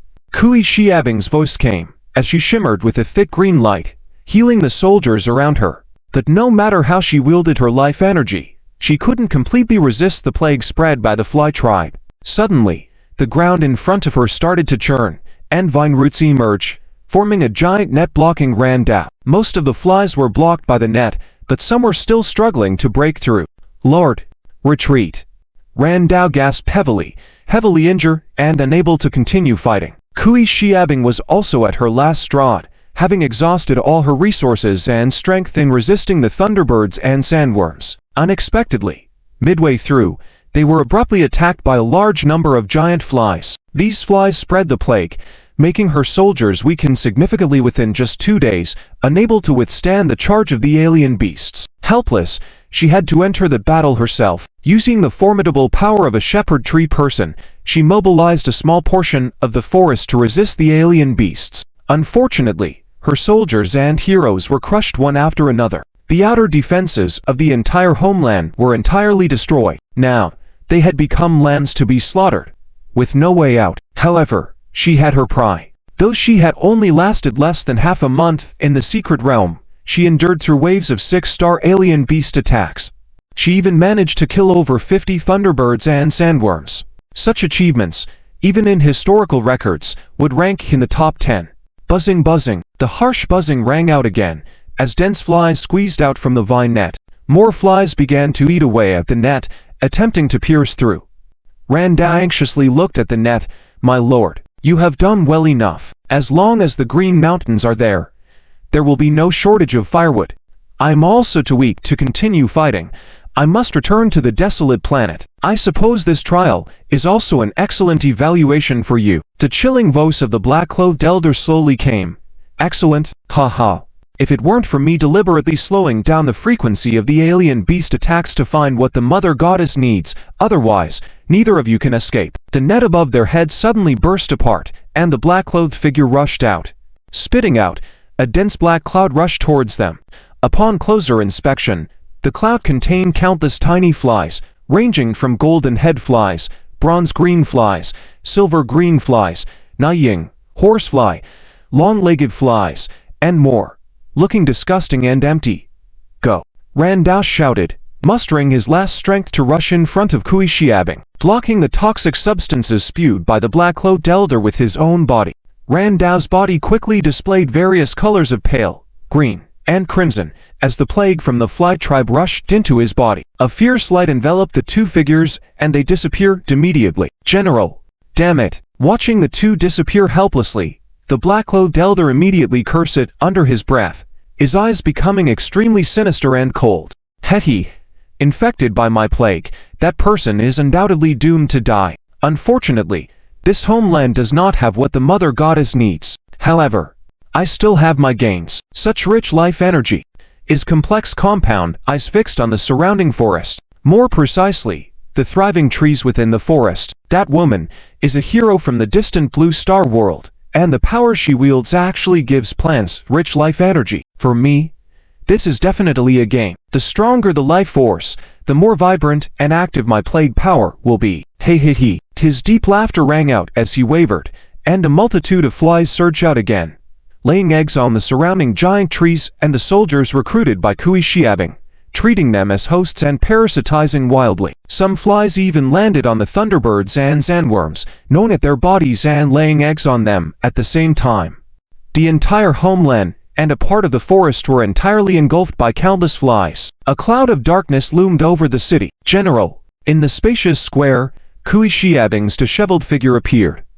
Many students guarding here immediately noticed Kui Xiabing's presence and exclaimed, someone else is coming out. It's Kui Xiabing, the 9-star freshman from the auxiliary college. Quick, report to the teacher. Amidst the exclamations, Su Duo, Zhang Jiajia, and others hurried over. Sister Xiaobing, are you alright? I'm fine. Kui Xiabing shook her head, trying to familiarize herself with the surroundings. The continuous battles for almost half a month had left her spirits highly tense and extremely weak. Su Duo quickly asked, Sister Xiaobing, what's the situation in your homeland? How many waves of alien beasts did you withstand? The 6th wave, Kui Xiabing said briefly, thunderbirds and sandworms. If it weren't for the hero of the fly tribe attacking suddenly, I could have continued to hold out. Kui Xiabing's words sparked discussion among the surrounding freshmen. A 6-star alien beast.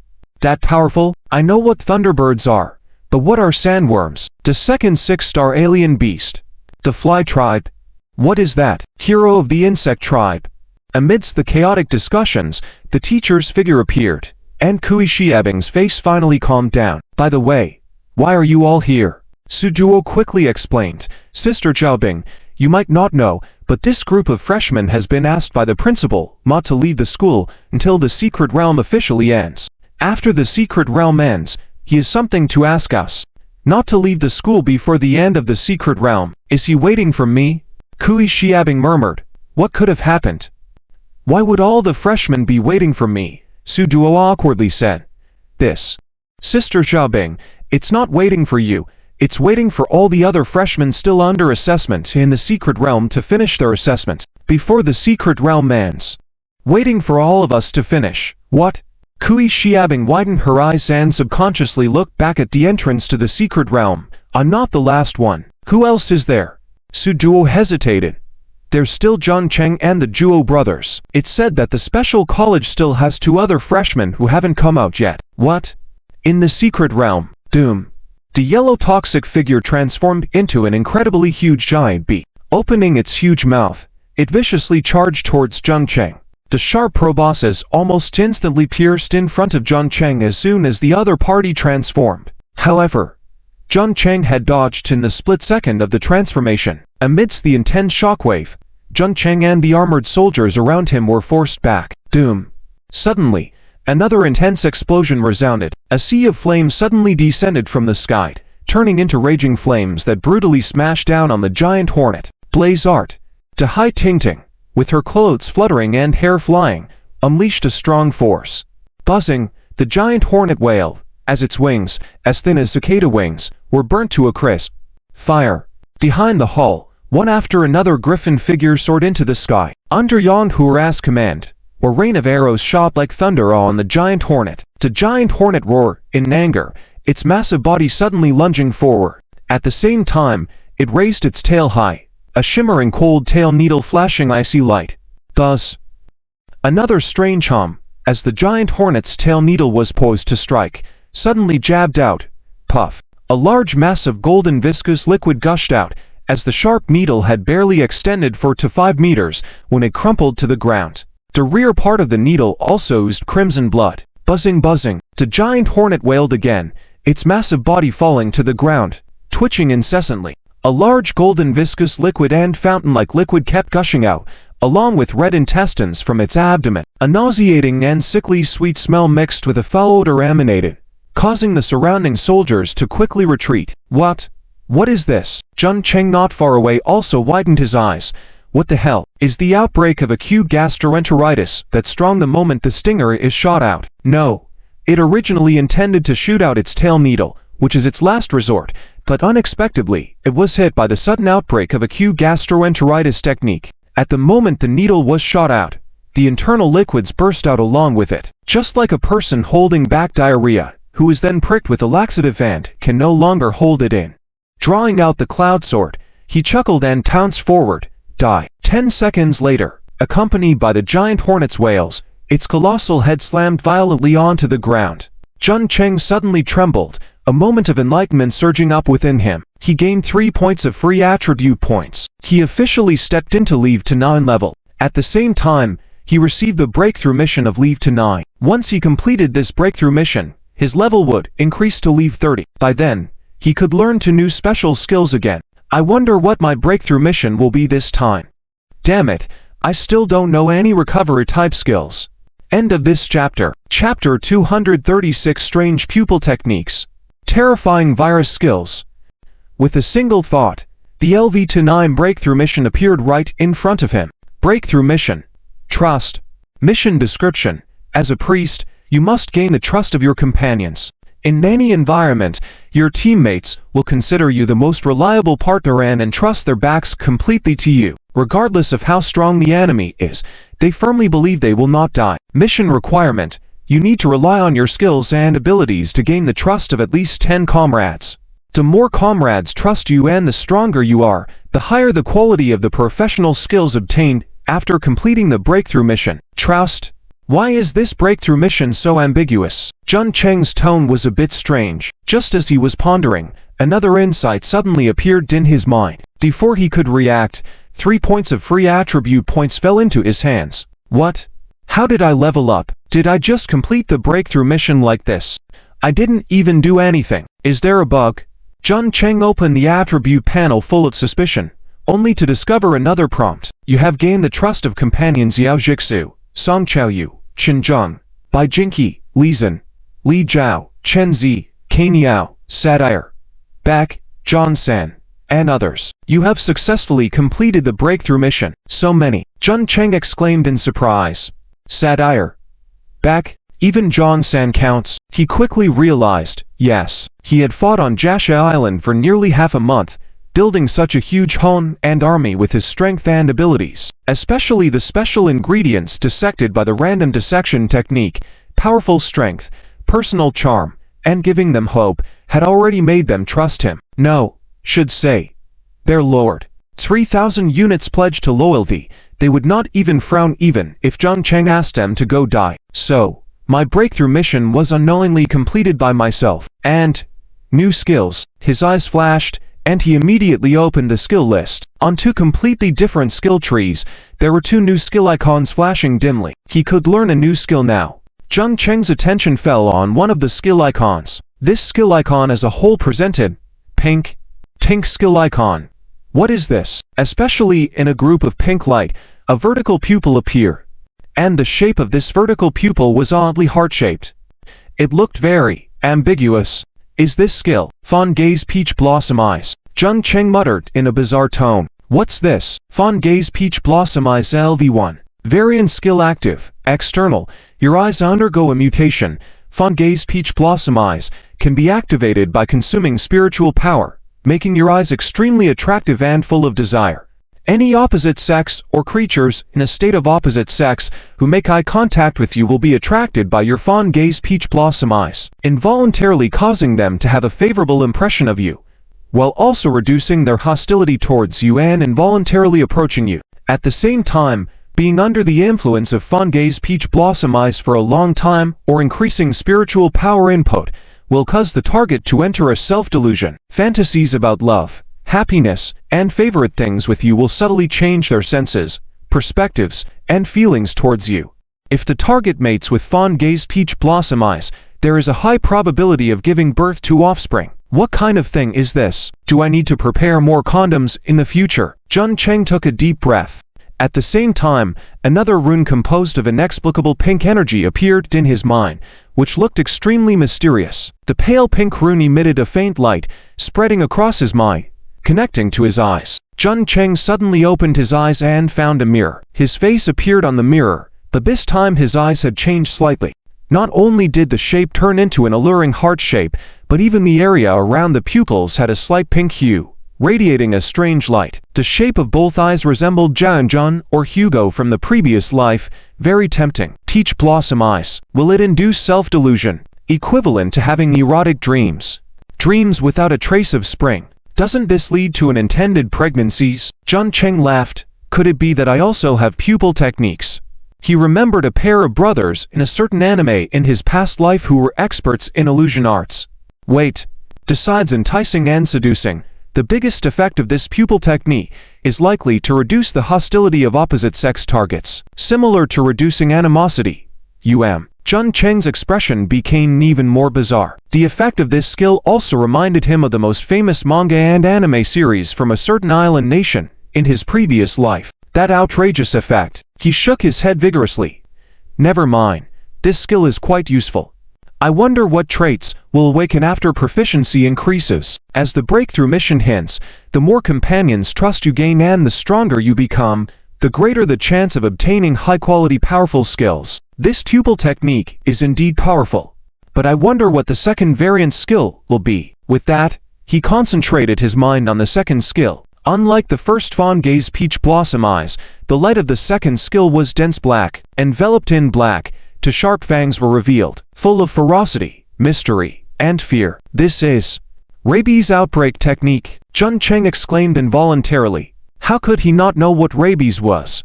Rabies, also known as hydrophobia, is an acute infectious disease caused by the rabies virus, predominant in carnivores, often found in dogs, wolves, and cats. Humans are often infected by being bitten by rabid animals. Its clinical manifestations include peculiar fear of water, hypersalivation, spasm of the swallowing muscles, and progressive paralysis. The rabies virus belongs to the genus Lysovirus, a single-stranded RNA virus spread between animals through bites. In Xia country, rabies is mainly transmitted by dogs, and pet dogs can become asymptomatic carriers, posing a significant health risk to humans. Effective treatment for rabies is still lacking, with a mortality rate nearing 100% in infected individuals, who generally die within 3 to 6 days due to respiratory or circulatory failure, underscoring the need to strengthen preventive measures. In other words, in the absence of rabies vaccine, once a person is infected with rabies without treatment, survival is almost impossible, leading to near 100% mortality. The rabies virus. Jong Cheng took a deep breath, understanding the terror of this virus.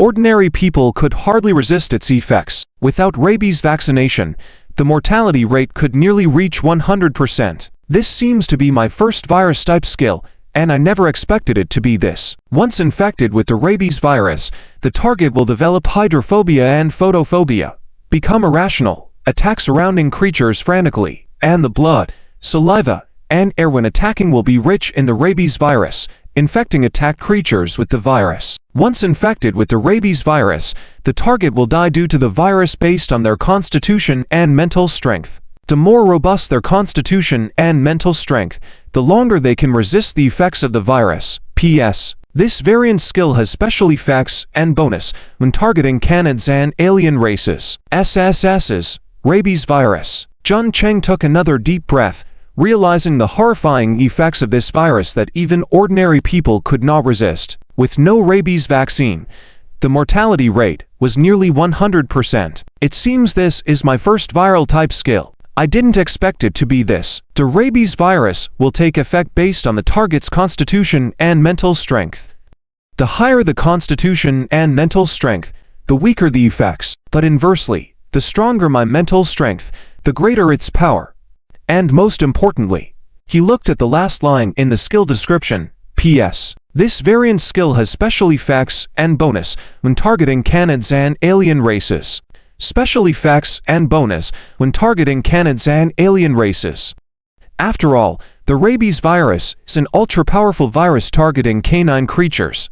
And the wilderness. Jun Cheng's eyes lit up, thinking of the information given to him by Zhou Shiyu. After the Homeland Secret Realm assessment ends, there will be the competition of the 10 Great Hidden Dragons. The location of the competition of the 10 Great Hidden Dragons is in the newly developed alien battlefield, the wilderness. Currently, the most probed aliens in the wilderness are the dog-headed people, jackal people, and mastiff people. These three races are all part of the subterranean beastman race and belong to the canine alien race. He was looking forward to the effects if they were infected with the rabies outbreak after his comrades in the expeditionary army infected them. My lord ... Beck, dragging his tired figure, arrived by Jun Cheng's side. My lord, all the invading alien beasts in the homeland have been slain. This war, we won. Inside the homeland, many soldiers who survived the battle started to cheer. They laughed loudly, threw their weapons and helmets into the air, hugged each other, and cried with joy. Satire also smiled while crying, experiencing her first large-scale battle. More than 10 days of non-stop fighting had made her grow rapidly. It was not just combat experience, but more importantly, her character. And ... the gaze towards Jun Cheng. Jun Cheng couldn't contain his joy, having defeated the hero of the cannibal Jabi tribe, as there wasn't a single alien beast within a 3-kilometer radius according to his central radar life monitoring technique. This meant they had gained a brief period of peace. Beck, quickly clean up the battlefield and gather all the corpses of the alien beasts. Yes. Also, tally the casualties and distribute the accumulated honey in the homeland to ensure the survival of every severely injured soldier. Yes, my lord. Indeed, Jun Cheng could continue recruiting soldiers through the homeland crystal, but the special ingredients consumed before could not be retrieved. Also, the soldiers who were now severely or lightly injured had gained a lot of experience from this battle. They had transformed from green recruits into battle-hardened veterans. What Jun Cheng needed were veterans, highly skilled soldiers. Satire. My lord. Satire's beautiful eyes looked at him, full of fondness. The task of collecting battlefield spoils is entrusted to you. Make sure to collect all the loot dropped by the 6-star alien beasts. Yes, my lord. In addition, have Zhang-san, Niu Jindao, and others get ready. Rest well. I have an important mission to task them with. Yes, my lord. Squeak, squeak, squeak. Just then, a faint chirp sounded in Jun Cheng's mind. Fragile, tender, and with a hint of endearment. His expression changed slightly. Was the alien beast egg about to hatch? Move. And at the latest 3 days from now, I will assemble an expeditionary army and head to the Black Tower Mountain Homeland Crystal. Satire and Beck's expressions changed slightly, echoing, yes, my lord. The two left, and Jun Cheng quickly arrived at the Homeland Hall. Inside the hall, next to the Homeland Crystal, a creature egg the size of a person was gently swaying. Cracks appeared at the top of the alien beast egg, as if something was about to break out. 3 chapters today. with one more in the evening. End of this chapter. Chapter 237. Unlimited Evolution of the Small Beast. Boom. Boom. On the mountainside, hundreds of sandworms were constantly rolling down the mountain, stirring up a large amount of rubble and the scattered limbs and fragments of shadow of people. The soldiers hidden in the underground tunnels could only flee in panic under the attack of the sandworms. But how could their speed compare to the sandworms? They were easily found and then slaughtered. Beside the crystal of the Homeland, Juni watched all this with an ice-cold expression in his eyes. Sandworms, are these the new 6-star exotic beasts? Moving and ambushing through tunneling, they are indeed quite troublesome. It's a pity. If I hadn't let the magician use the swamp spell to soften the underground boulders, it would have been very difficult for these sandworms to advance among the mountain rocks. My underground tunnel just gave them a passage to advance. In that case, we can only give up. Rumble, rumble. The earth trembled once again. In the dim underground passage, dozens of soldiers were running in a panic. Before the exotic beasts attacked, they were instructed by the Lord to keep running forward along this passage to be saved. Finally, a faint light appeared ahead. With a glimmer of hope in their eyes, the soldiers saw it, only to find that the passage under their feet had turned into a downhill slope. Several soldiers stumbled and fell to the ground, causing the rest to fall as well. At the same time, the sandworms chasing them suddenly rushed from behind, rolling like tumbleweeds. The sandworms and the soldiers rolled faster and faster, finally accompanied by a loud noise breaking through the camouflage at the end of the passage. It was a cliff. Juni used the power of the magician to connect his tunnel to a cliff behind the mountain peak, causing the sandworms rushing into the tunnel to fall up one by one, plummeting off the cliff. Looking down from the high ground, at least a dozen large holes appeared on the cliff wall. Sandworms roared as they fell from midair, fiercely crashing onto the ground. Along with them, there were also many soldiers deceived by Juni, falling off the cliff. Watching all this, Juni's calm eyes showed a strong sense of guilt and unease. I'm sorry, sacrifices are necessary to save more lives. Behind him, many soldiers were busy digging. Finally, a passage leading deep into the mountainside was completed under their tireless efforts. Abandon this place. We'll fight in the deep mountains. Yes, my lord. Following the successive orders, one after another soldier entered the mountain passageway, and Juni took one last look at the Homeland behind him before leaving. The Homeland can't be defended anymore. They had only defeated a small portion of the sandworms. Outside the Homeland, there were still a large number of wyverns and sandworms. Their soldiers simply did not match up against these exotic beasts. We can only try our luck at Black Tower Mountain. If it wasn't for the beast tie ... Suddenly, a turmoil was heard in front, accompanied by the soldiers' cries and frenzied exclamations. What's happening? Juni quickly inquired. Could it be that there were, my lord, a hero of the insect tribe has appeared in front? What? In the darkness, a strange insect creature covered in golden armor with two semicircular golden wings on its back rushed towards them. Human ... You. Human hero, your strength is weak, but you have slaughtered so many of our people through schemes. You cannot remain on Jia Island. With a chilling voice, the insect hero swiftly charged towards Juni. All soldiers who stood in his way were effortlessly slain. His wings, shaped like crescent moons, seemed to be made of refined steel, sharp along the edges, leaving no marks on his body. Weapons striking his wings emitted sparks and were unable to harm him. As he charged forward, hundreds of human soldiers crowded in the passage or thrown off to the ground. Alas, watching the insect hero approaching, Juni sighed quietly and turned to walk away. I haven't lost yet. There's still one last path. Double quotes ... asterisk kacha asterisk ... accompanied by a faint scraping sound.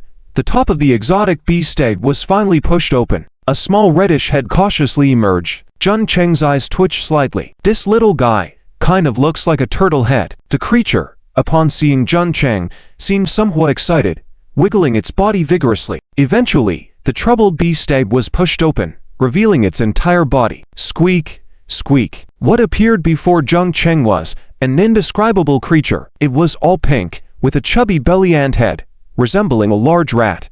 However, its limbs were chubby and had meaty paws, with flesh pads in the opposite direction. It was about the size of a small dog, with a drooping tail behind it.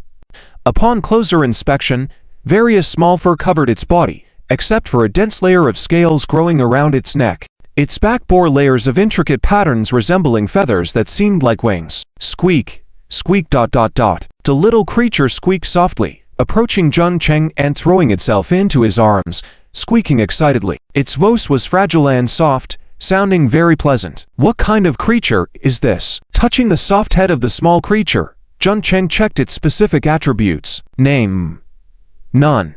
Race: radiant beast, evolving beast. Star rating: 6 star. Level: LV0. Constitution: 1 strength, 1 agility, 1 spirit, 1 talent. Unlimited evolution: a creature born from the influence of millenniums of nuclear radiation and a large amount of exotic blood, possessing almost limitless vitality and life energy. It also has an infinite potential for evolution. Skill 1. Essence consumption: can consume the essence of any living being, with a certain chance to comprehend the power within, integrating it to gain abilities suitable for itself. Skill 2.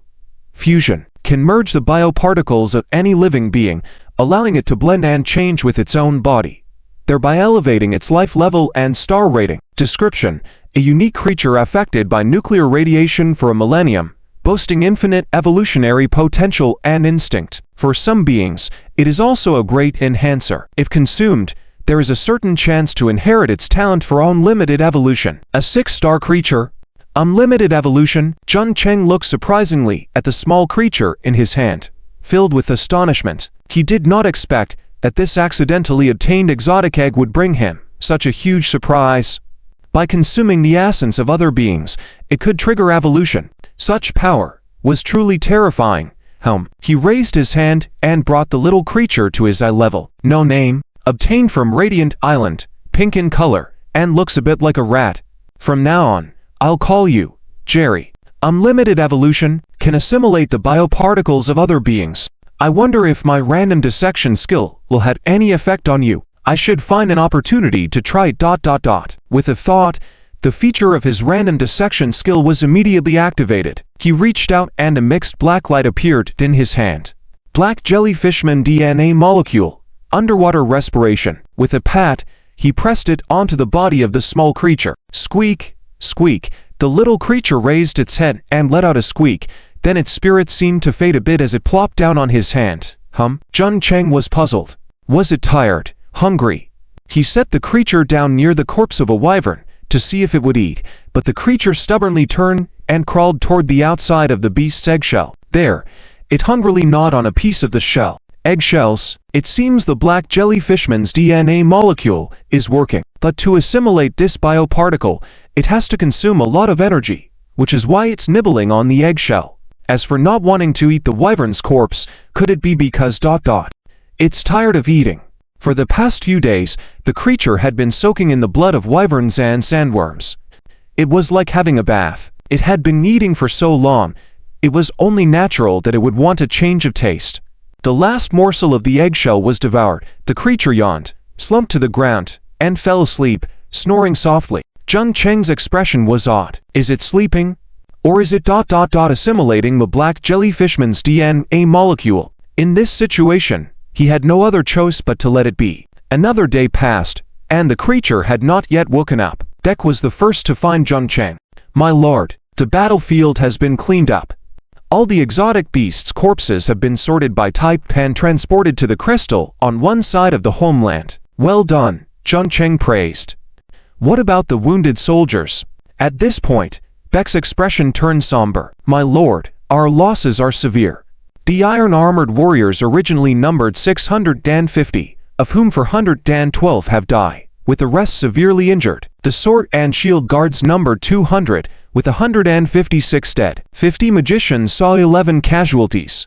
The Lion Eagle Knights had the most, with 1,200 soldiers, of which 328 died. The rest are the numerous laborers and baggage train you recruited, with casualties exceeding 80%. The overall casualty rate is over 70%. 70%. Jun Cheng shook his head. Such a high casualty rate would have caused a collapse if the soldiers hadn't trusted him so much and morale wasn't high. 3,000 units of population in the 6-star homeland are now reduced to just over 1,000 people. This kind of loss was truly devastating. Jun Cheng asked, How are the heavily wounded soldiers faring now? Thanks to the nectar you condensed. They are all fine, but our losses. Jun Cheng said.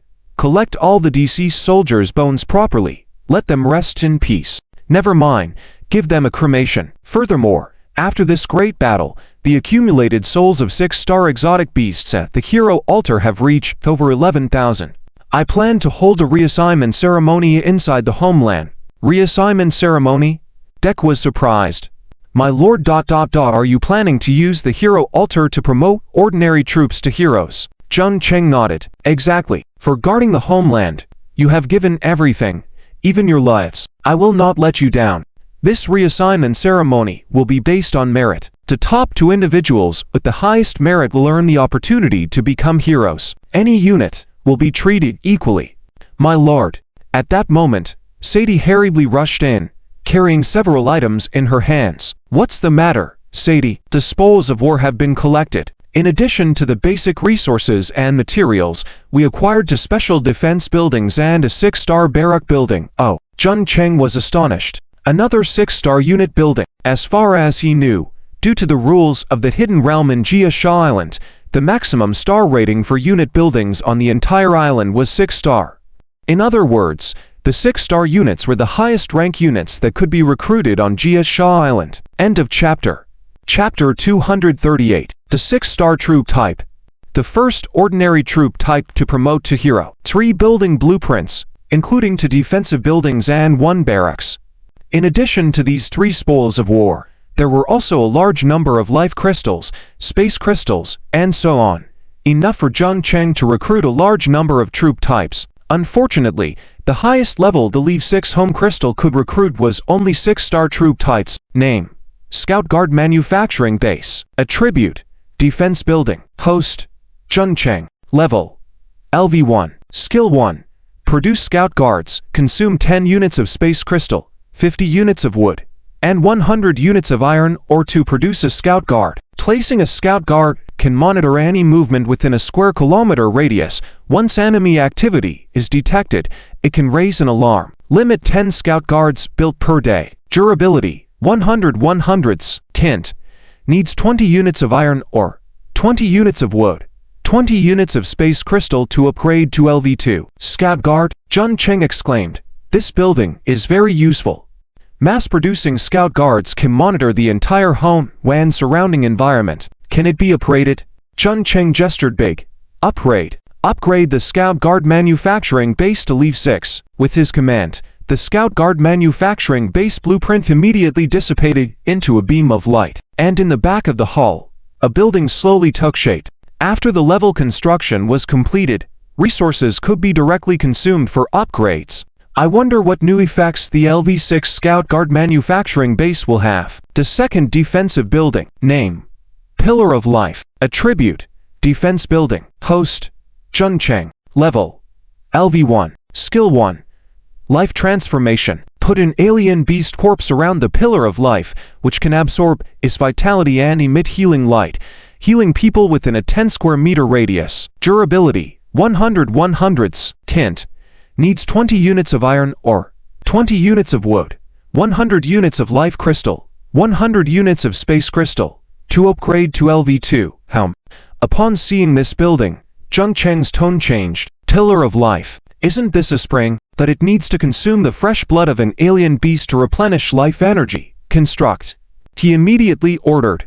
Construct it, then consume resources for upgrades. Upgrade it to Leave 6 as quickly as possible. Satyr. Well done. Satyr was also excited. Master, here is the blueprint for the barracks that I found on that giant Carnila Jabi. This troop type, even in our desolate world, is quite rare. Really? Jun Cheng curiously picked up the barracks blueprint. His eyes immediately sparkled.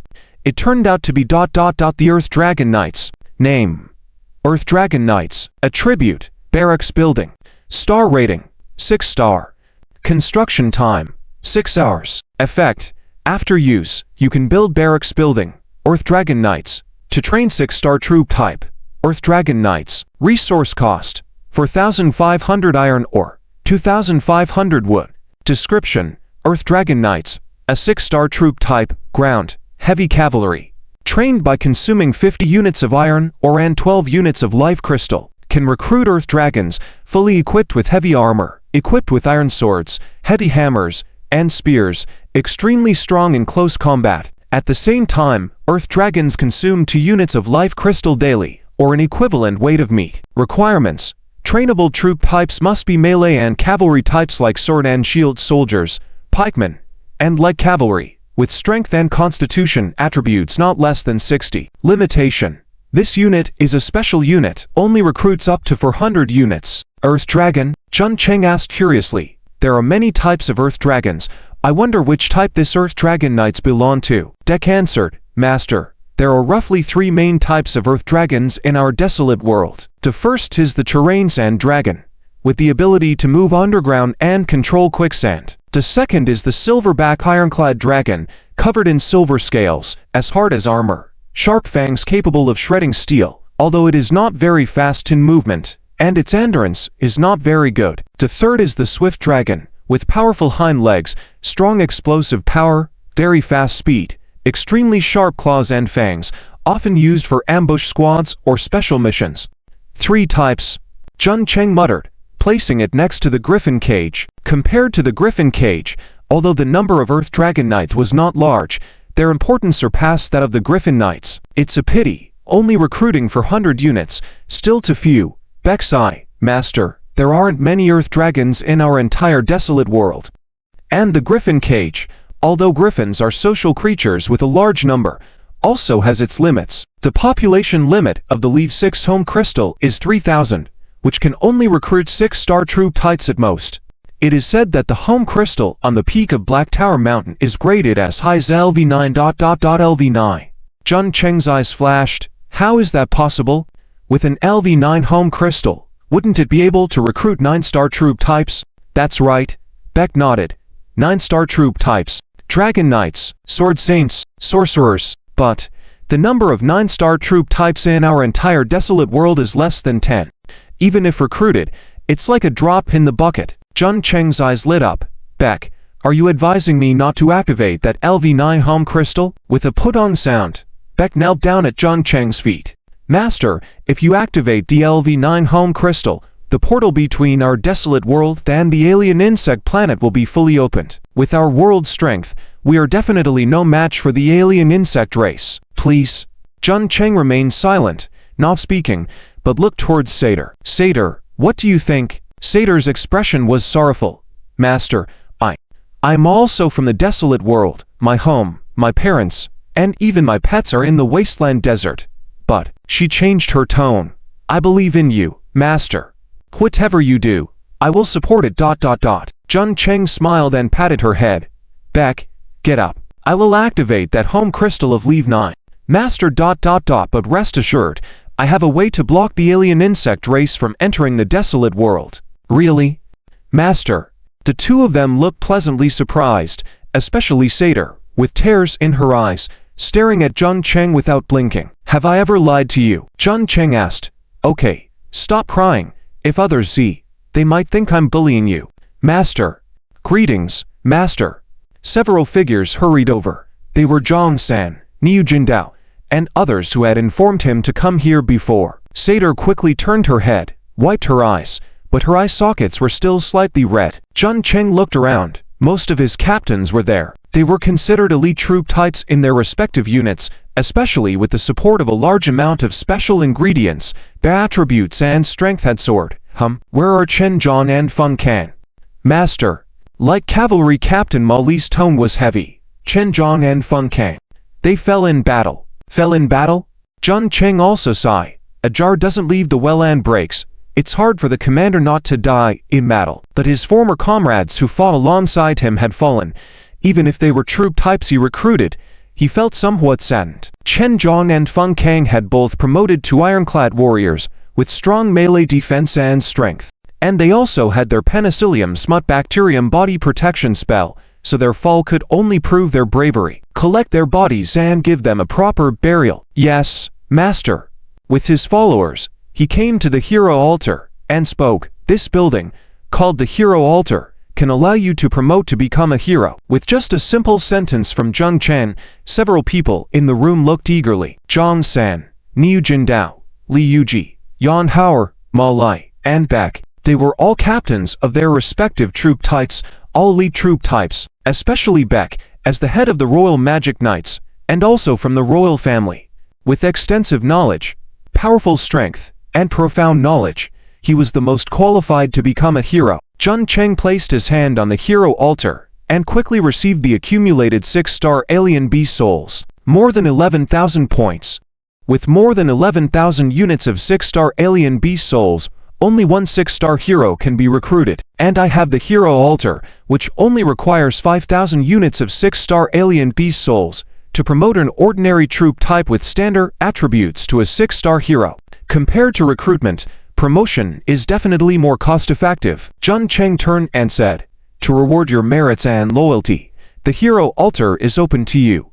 As long as you have enough merit, you can promote to become a hero. The hero altar now has accumulated more than 11,000 points of alien beast souls, which means you can let 2 of the 6 of you promote to become heroes. Hearing Jung Cheng's words, the breathing of the 6 people accelerated, especially Beck. As a royal and a rare mage, he understood the importance of being a hero. Throughout his life, he had always been just an ordinary grand mage. If he could become a hero, Satyr, Master, here I am. Calculate the merits of these 6 people and announce it. Yes.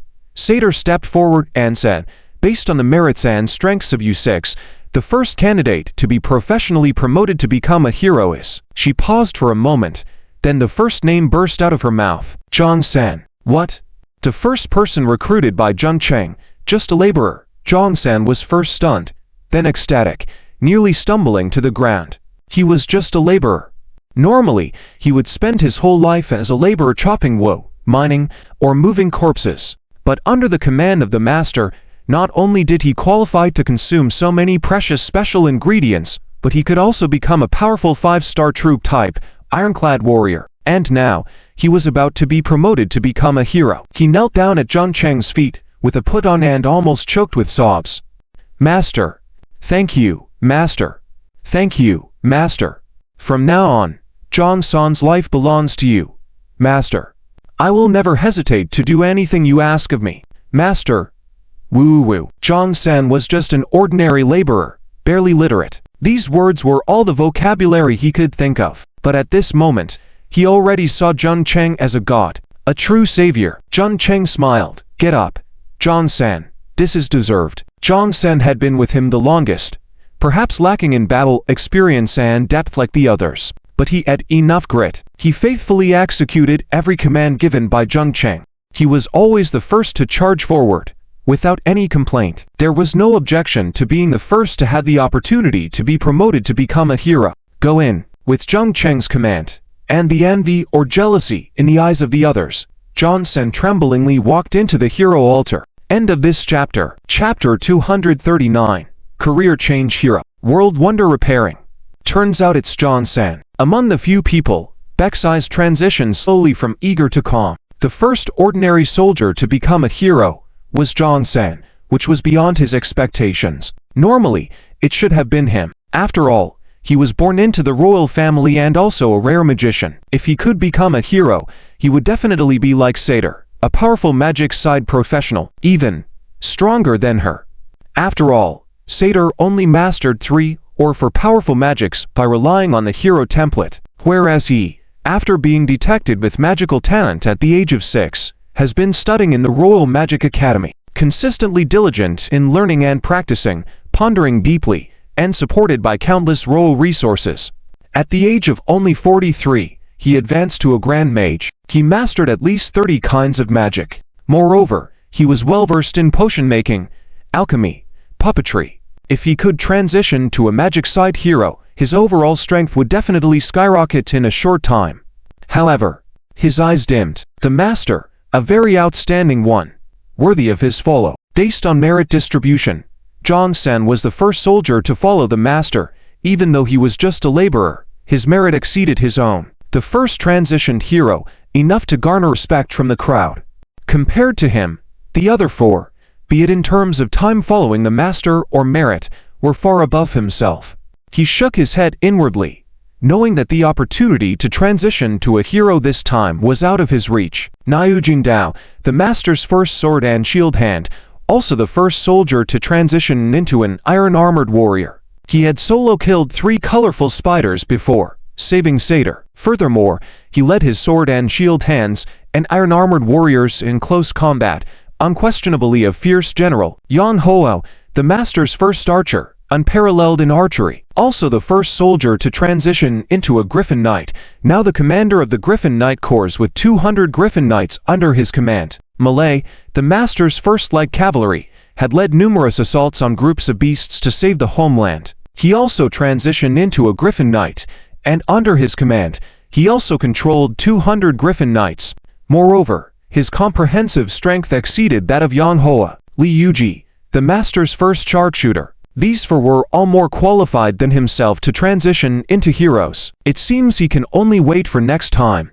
He silently swore in his heart that the next opportunity to transition into a hero, he must seize it. Satyr continued. The second, Beck Roland. After a few seconds passed, Beck still looked confused. Satyr called out again. Uncle Beck, what are you thinking? Beck opened his mouth, not knowing what to say. Ha ha ha tilde old Beck, what are you daydreaming about? Quickly thank the master. Niu Jingdao slapped Beck's shoulder with a laugh. Li Yuji and Yang Hou also chimed in. Uncle Beck, quickly show your gratitude. Uncle Beck, are you a bit slow in the head? Ha ha ha. Beck quickly realized, after all, he was from the royal family and had seen the world. Master, is this appropriate? Jun Cheng also laughed and said, What? You're unwilling to transition? No, Beck hurriedly said. Based on experience and merit, General Niu, General Yan, and General Li are more suitable than me.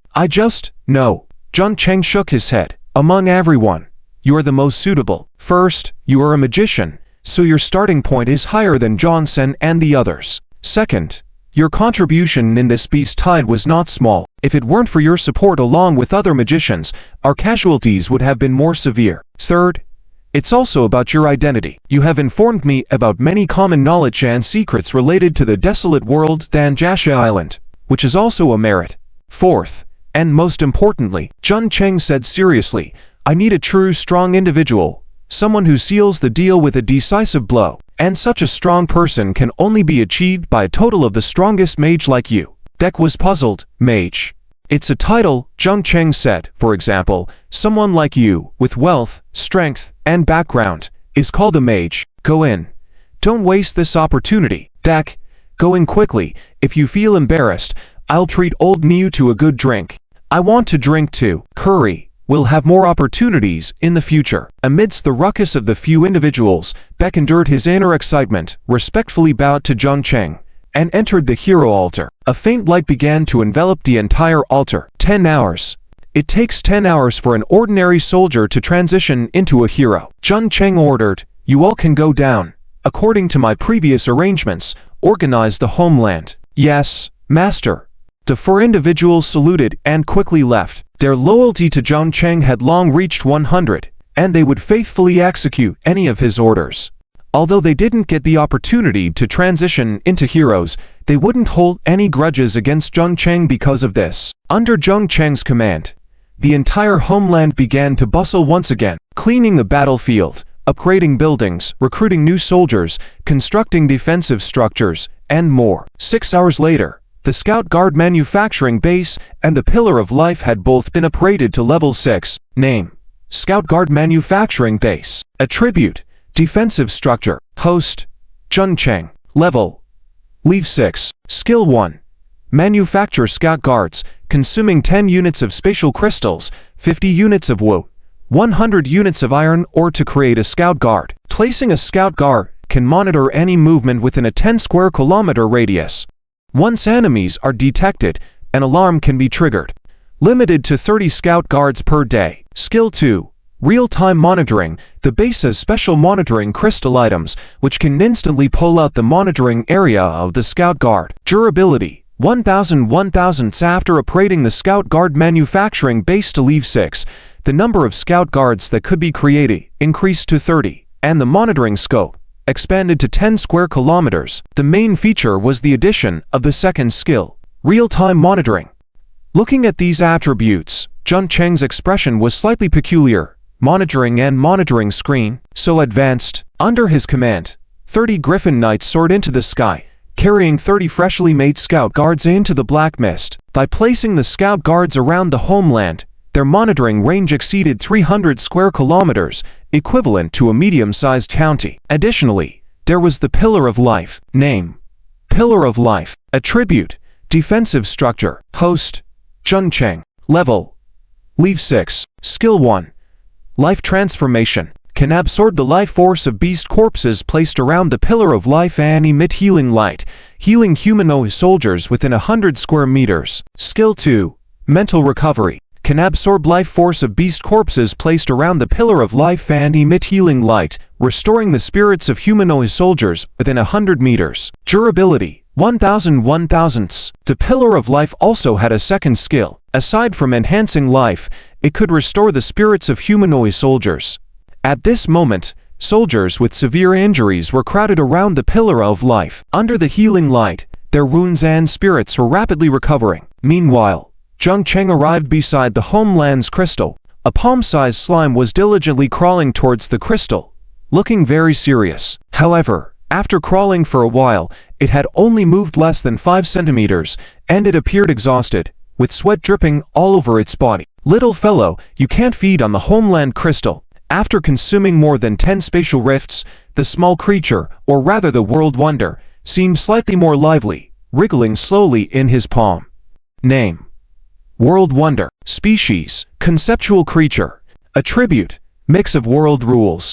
Status: repairing 0.85%. Description: this creature is born when the rules clash and merge during the fusion of 2 or more worlds, containing one world within itself, capable of free growth or growth through devouring spatial rifts. The status has changed to repairing 0.85%. Jun Cheng's mouth twitched. What kind of plaything was this? After consuming so many spatial rifts, it hasn't even reached 1% for the repair. He wondered how many more spatial rifts would be needed to fully restore it to 100%. At that moment, the center of the Homeland suddenly emitted the intense light. Simultaneously, a familiar yet unfamiliar aura appeared within the Homeland. This is... Did Jong Sen successfully transition? He quickly went to the hero altar and, indeed, saw Jong Sen standing there foolishly, looking at his own body. Jong Sen still had that simple appearance, but the previous iron-armored warrior equipment and long sword were now gone.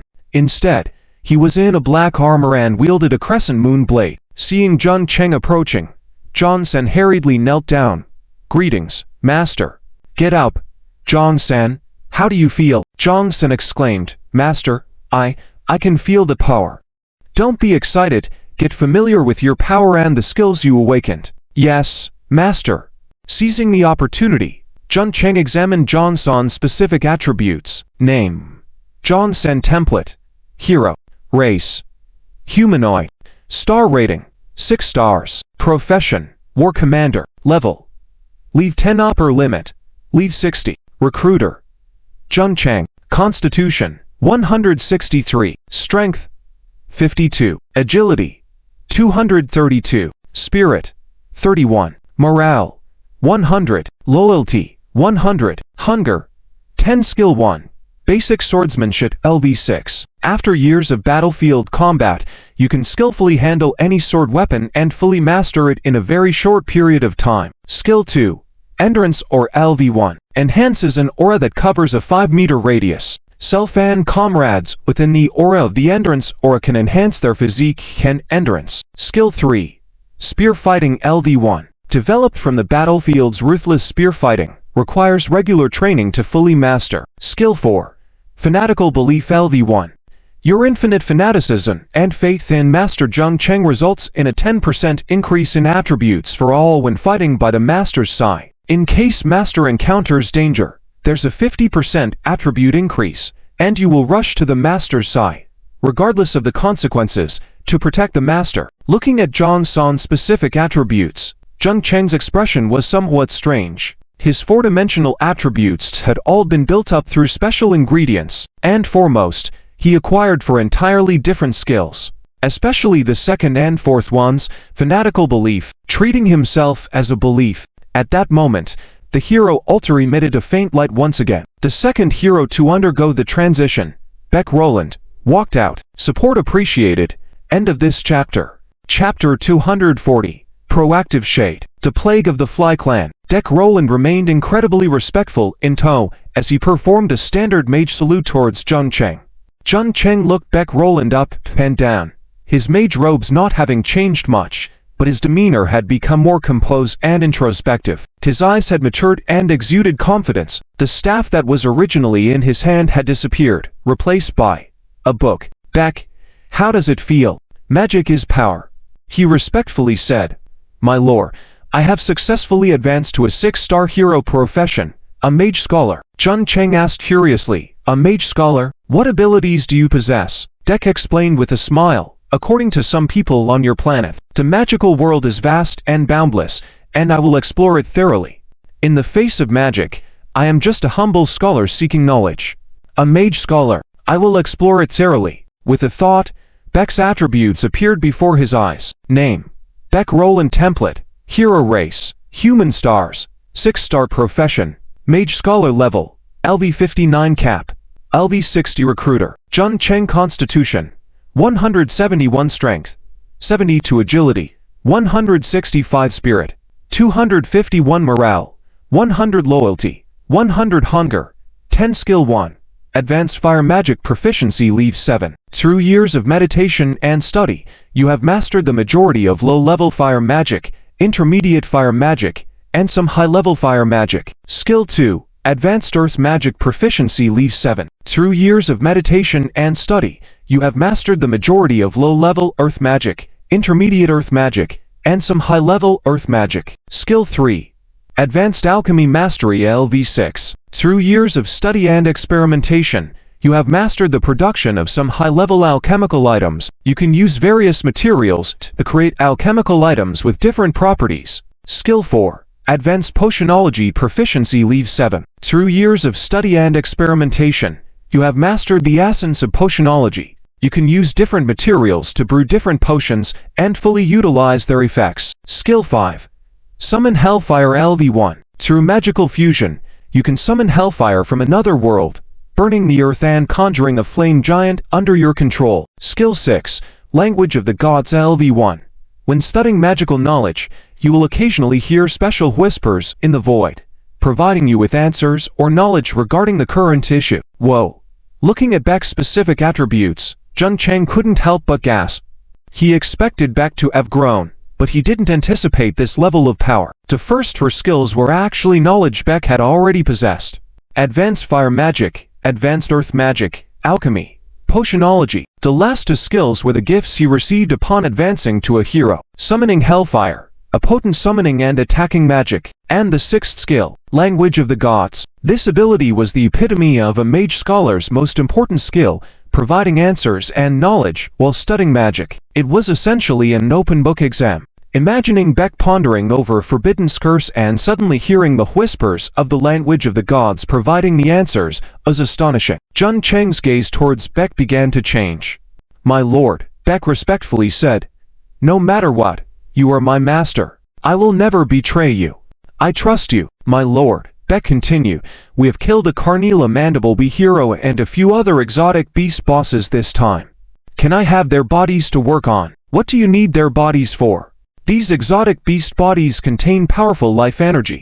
I want to attempt to refine them into some alchemical items, Beck explained. Previously, to refine them, I would have needed a large group of mages to study them together, even requiring a dedicated magic tower. But now, after becoming a hero, I have a strange feeling.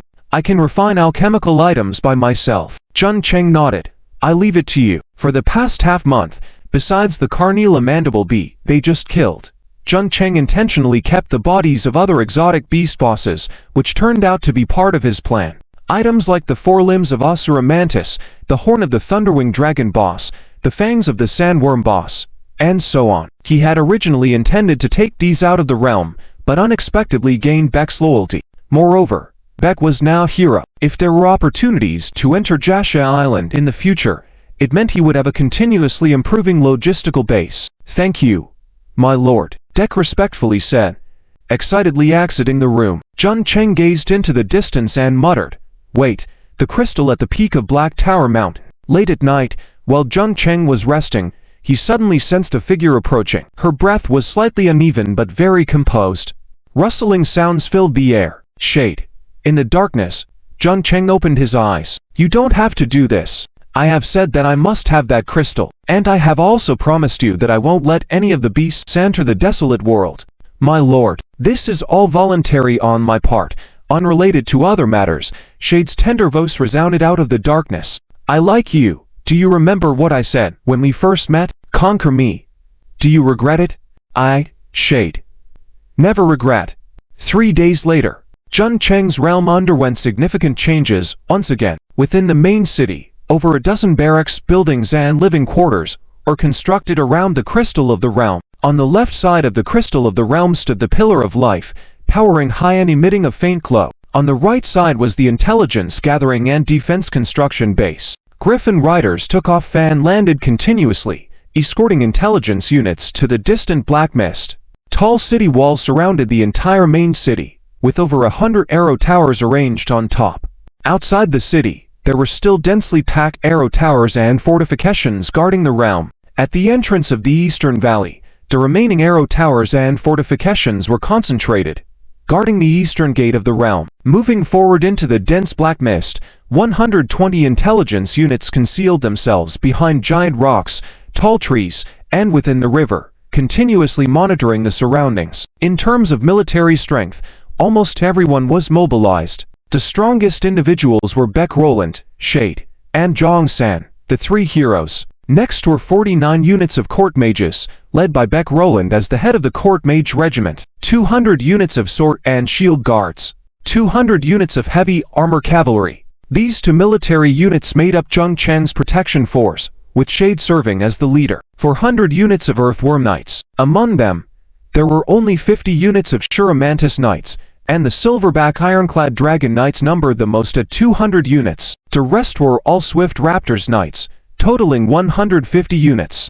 These 400 earthworm knights formed the Earthworm Knights Regiment, led by Jong San as captain and Ma Lai as vice-captain. Next were the Griffin Riders, with 1,500 units forming the largest and most powerful main combat force under Jun Cheng's command. The entire Griffin Riders are divided into two squads, with Yan Huer as the leader of the first squad and Li Yuji as the leader of the second squad, each leading 750 Griffin Riders to guard the realm. The remaining 600 units were laborers, supply troops, and other personnel for daily living. They were responsible for logistics, supply, field cleanup tasks, and even though the number was not high, their roles and tasks were crucial. Deck hurriedly entered the main hall. Boom, boom, boom, my lord, my lord. In the room, Jun Cheng sat upright, with Shade's face blushing slightly beside him. "Come in." Deck's face looked anxious, unable to look towards Shade, as he said to Jun Cheng, "My lord, our intelligence units in the northeast have discovered a new exotic beast." "Oh." Jun Cheng remained seated, took a deep breath, and asked, "What type of exotic beast is it?" "A giant fly," Deck explained. "It's a fly that is over half the height of a person, and there are a significant number of them, almost occupying a large forested area in the northeast." "A giant fly." Jun Cheng furrowed his brows. "What's the situation exactly?" "Following your orders, we have been preparing for an expedition to Black Tower Mountain these past days, and most of the intelligence units have concentrated in the northeast. However, today, the mage on duty suddenly discovered numerous traces of giant fly exotic beasts on the surveillance crystal. Upon learning of this, I reported to you immediately." "Giant flies?" Jun Cheng inquired. "Are you familiar with this type of exotic beast?" "Well," Beck hesitated before saying, "I speculate that it could possibly be the Fly Clan within the Xenomorphs, one of the 3 flying royal clans known as the Plague Fly Clan." "The Plague Fly Clan. What makes them unique?" "They excel in spreading epidemics," Beck explained concisely. "The Plague Fly Clan is adept at spreading diseases. They use the corpses of other creatures as hosts to lay their eggs, rapidly reproducing and forming massive swarms of giant fly beasts. These flies carry a large number of viruses and bacteria, capable of causing the spread of an epidemic over a large area. In our world, several kingdoms with populations over tens of millions have perished under the plague caused by the Plague Fly Clan. Due to their ability to spread plagues, they are ranked as one of the 3 flying royal clans among the xenomorphs. Jun Cheng spoke calmly. As you said, there was no plague fly clan in the original Jasha Island.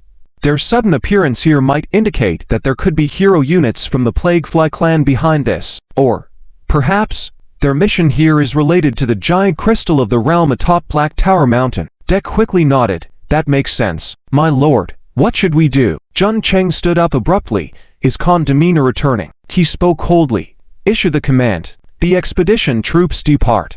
This time, we will take the initiative. What? Chapter 241 6-star Beast Week like this. What? Dek was taken aback and hurriedly said, My lord, don't act impulsively. Our best choice is to defend the position, using arrow towers, forts, and other defensive structures to block them. Gradually wear down their forces, just like when we dealt with the Carnila Jobbies. Jun Cheng said, You're right. If it were any other day, I would definitely choose your method, but I only have half a month left. According to the rules of the Jade Sand Island mystery, I will be automatically teleported out after a month. By then, if I want to re-enter, I'll have to wait a year. And in a year, who knows what might happen? Perhaps Jade Sand Island will be taken over by the alien insect clan. Perhaps that crystal home will be destroyed. Or perhaps, Jung Cheng touched Shadel's hand, the desolate world will be occupied by the alien insect clan. So, I chose to take the initiative, to find that crystal home first. But, Beck hesitated, the Fly clan is very strong, and they are best at spreading plagues. I'm afraid. Jun Cheng smiled. What you're afraid of is that the soldiers won't be able to withstand the plague. I can provide them with the Penicillium mycophagum immunization shield spell, isolating them from the outside air. No matter how strong the plague is, it still needs to be transmitted through the air. Moreover, the shield I cast is the nemesis of viral and bacterial abilities. It cannot penetrate the protection of Penicillium mycophagum immunization shield. And another thing, Jun Cheng continued. You've said that the Fly clan reproduces through other creatures' corpses. It has only been a few days since then. I believe these Fly clan beasts are just newborns. I'm sure their ability to spread the plague is not very strong, and their strength is also weak. This is our opportunity. If we continue to defend without attacking according to your plan, indeed we can gradually weaken their strength. But don't forget, the bodies on the battlefield will spawn more flies. Dek suddenly realized. He only saw the surface, while the Lord thought deeper. Seizing the opportunity while the Fly clan beasts are still weak, to strike first and eliminate them. It must be said, this is a good plan. I understand, my lord. I will go prepare. Dek respectfully said.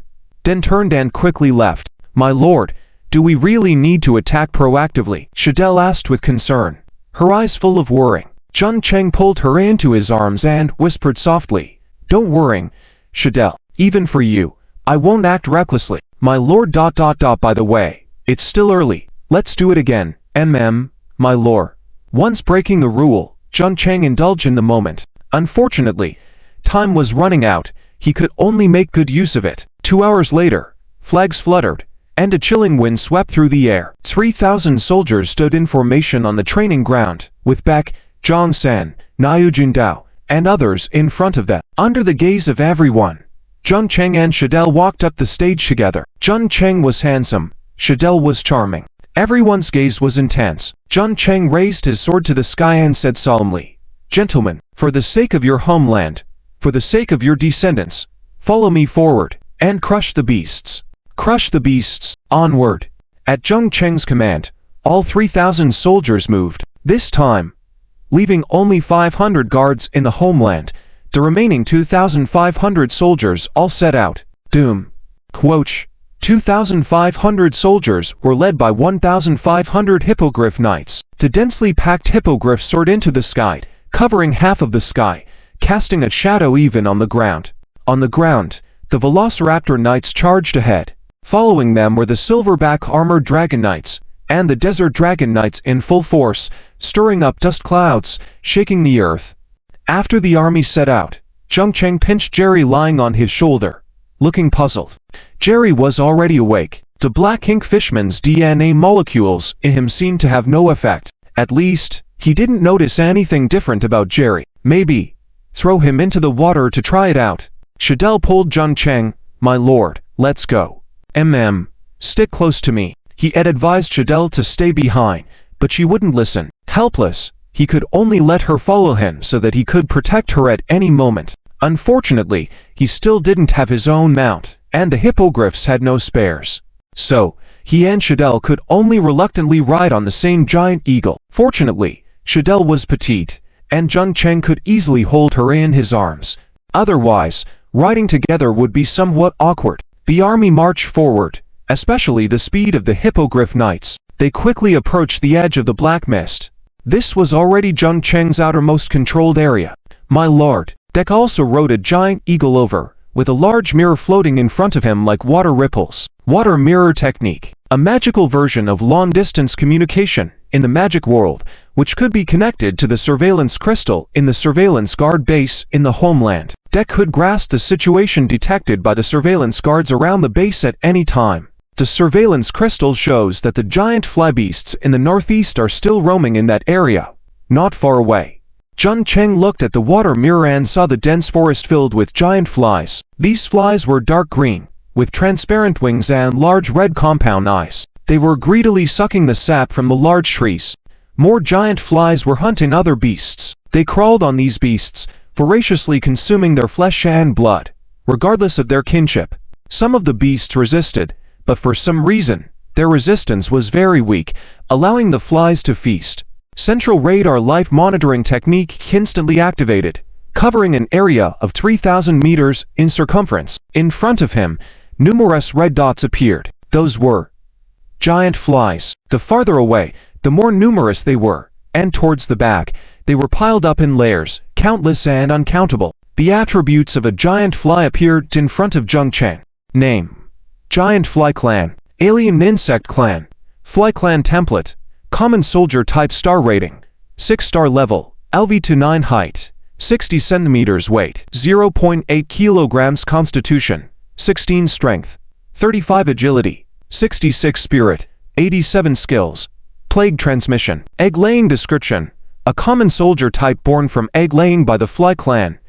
Numerous in quantity, but short in lifespan. They exist as carriers for spreading plagues.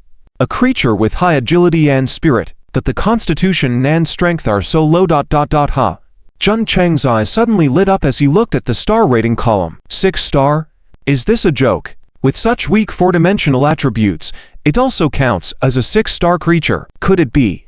The so-called 6-star rating, the powerful ones are the main bodies that give birth to these giant flies. And these are just cannon fodder. But due to bloodline reasons, especially the ability of plague transmission, these flies have such a high star rating. Jung Cheng made a quick decision. The attributes of these giant flies are very low, but their numbers are huge. They should rely on their ability to spread plagues. Yan Huer, my lord, lead your men into the black mist and attract a group of flies over. Yes, my lord. With a wave of his hand, a dense green light descended from the sky and immediately enveloped the forefront 100 hippogriff knights. Charge with me. Yan Huer gave the order, leading his troops into the black mist. Behind him, another 100 hippogriff knights guarded by the Penicillium mycophagum immunization shield also charged in. Roar. Thus, soon, the black mist began to roll violently as if bowling. A hippogriff knight rushed out first, followed closely by more of them. After some time, an intense buzzing sound followed, and one giant fly after another came rushing out. They opened their huge mandibles, flapping their wings vigorously with intense excitement. Fresh blood, living blood to feast on. By consuming this blood, their lives could continue. Otherwise, their lives would quickly come to an end, becoming nourishment for others. Fire. In the formation, Liu cried out, and all the hippogriff knights bent their bows and shot their arrows. Swoosh, swoosh, swoosh. Arrows rained down in an instant, catching the newly emerged giant flies off guard. Hundreds of giant flies were hit by the arrows and dropped buzzing down. The remaining flies behind them still charged fearlessly, quickly approaching the hippogriff knights. Fire again. Another barrage of arrows came, and the flies in midair suffered hundreds more losses. By this time, they had finally reached the hippogriff knights. Doom. At this moment, a muffled explosion suddenly resounded in the air. A fiery ball came rushing from afar, bursting into a towering flame, enveloping the numerous flies at the forefront. Shadel. Firestorm spell. Doom. Another gust of wind swept in, fueling the fire further, sweeping towards the black mist behind them. A giant fly struggled and buzzed in the flames, unable to escape the raging fire. It could momentarily withstand the flames with its body, but its thin wings were no match. Under the burning blaze, their wings quickly turned to ashes within moments, and they screamed in despair as they fell. Most of the flies in the air were burned to death by the scorching flames. A few that survived with burnt half-bodies, and they fell on the ground, met the assault and slaughter of the pterodon, silverback armored dragon, and desert dragon knights. The velociraptors, silverback armored dragons, and sand dragons trampled over their bodies, turning these surviving flies into a meat paste. Buzz, buzz, buzz. In the distance, group after group of giant flies buzzed out from the black mist, seemingly endless. Shadell's firestorm spell continued, and group after group of buzzing flies seemed to be adding fuel to the flames, never going out. A thick black smoke rose into the sky, filling the entire forest with a foul stench. End of this chapter. Chapter 240 to the Maggot Sea. Summoning Hellfire. Damn it, why are the mosquitoes here so big? In the mountains and forests, Zhuanxue hid his fat body in a large mud pit, blending perfectly with the mud, only revealing his pair of cunning eyes. Lord, what should we do? A black, chubby soldier approached quietly, asking in a low voice. Zhuanxue rolled his eyes. How would I know? Tell the brothers to wait. We'll deal with these annoying flies after they fly away. Lord, should I take some brothers to catch a few flies to try if we can eat them? Get lost. Zhuanxue scolded. Eat flies? Have you gone mad? Aren't you afraid of the viruses and bacteria on the flies? The soldier replied strangely. Viruses? Bacteria? What are those? These flies are also exotic beasts. Can't we eat them? Can we? Yes. The soldier vigorously nodded. When we were starving, we have eaten not only flies, but also mice, ants, and even some worms, who, stop talking. Then quietly take some brothers to bring a few flies from the edge of the mud pit. Be careful. Soon, several large fat fish appeared in the mud pit, quietly approaching the big tree on the edge. There were several giant flies there, still feasting on the decaying flesh on the edge of the mud pit. They didn't notice the unfriendly eyes watching them. 2 hours later, in a corner of the forest, Zhuanxue looked at the black, sticky mass in his hands, resembling pasty black meat with broken wings sticking out, his face looking strange. Lord, can we eat this? Only about a dozen soldiers remained by his side. But each of these soldiers was fat with dark skin covered in layers of wrinkles, like a spider web, looking like upright, walking wild boars. Zhuanxue's mouth twitched. You try it. I'll give it a try. The soldier who spoke picked up the black meat in Zhuanxue's hand and took a bite. Faft! A foul odor instantly filled the air. What does it taste like? So stinky. It's like stinky tofu mixed with snail powder, and a bit of stinky cod. Let's talking and eat quickly. After a few minutes, several black, chubby soldiers rushed towards the back of the big tree, holding their stomachs. Quick! Move. Gonna puke. Ah. The view expanded, with a large area surrounded by a dense swarm of giant flies. Underneath this area, the entire mountain had transformed into an incredibly wide mud pit. In the midst of this mud pit, boulders, trees, exotic beasts, all had been transformed into rotten sludge. And within this sludge, there were groups of maggots the size of an adult human's head. These maggots were pale all over, exuding sticky fluids, bulging together to form a massive lake of maggots. Groups of giant flies flew over, carrying struggling exotic beasts, black-skinned caterpillars, colorful spiders, three-headed snakes, even flying thunders, sandworms, and more were all thrown into this lake of maggots as food. They were using the exotic beasts from Gasha Island as food to feed the giant flies. Suddenly, one of the maggot masses wriggled. Dozens of maggots stumbled down, revealing a human figure within. A black-clothed old woman. At this moment, her body was covered in sticky fluid, accentuating her enchanting upper body. However, her lower body was a large and bloated sack, with maggots crawling out from her body, merging into the sea of maggots. Subconsciously, her gaze turned towards the southwest. That aura. Someone human is actively attacking my people. Truly overestimating their capabilities. Although my people have only been born for 3 days, with that human hero's ability to mature and grow giant trees, their strength is not inferior to adults. My children. With her roar, over 1,000 giant flies, standing more than 1 person tall, with crimson compound eyes and bodies of gold and green fur, flew into the air buzzing. Beside these giant flies, there were even more numerous slightly smaller giant flies, totaling several thousand. Go. She pointed southwest, roaring, in that direction. There lies the great enemy of our alien insect tribe. Kill them. Bring back their bodies as food for our people. Buzz, buzz, buzz. The thousands of giant flies buzzed in response, seeming to agree with the black-clothed old woman. Then, under the leadership of 1,000 golden-green giant flies, countless giant flies viciously swooped towards the southwest of the forest, the direction where Jung Cheng led his troops to attack. On the edge of the black mist, the intense fire gradually dissipated, leaving over 100 hectares of forest burned to white ground. And around the area, there were charred bodies of giant flies. Niu Jinda and others started cleaning up the battlefield, having emerged victorious in the first wave battle with the giant flies under Jung Cheng's command.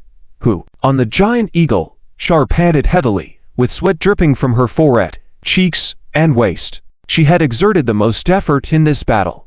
By combining the fire dance and wine dance techniques, she created a massive sea of fire that burned over 1,000 giant flies into charcoal. This battle also rapidly increased her level and strength. Jung Cheng hugged her affectionately from behind. Shar, are you okay? Don't rush like this. Although Shar's face was slightly pale, her smile didn't fade. Lord, I'm very happy. Is this my power? I really hope this power keeps growing to help my homeland. Don't worry, Shar. I'll help you. Patting the giant eagle's head, Jung Cheng signaled it to fly down, letting Shar rest. Meanwhile, he approached the bodies of the giant flies and slashed down with his sword. Autopsy technique. Skill execution failed. Jung Cheng frowned slightly. The skill had failed. He continued. Another slash, another failure. Another failure.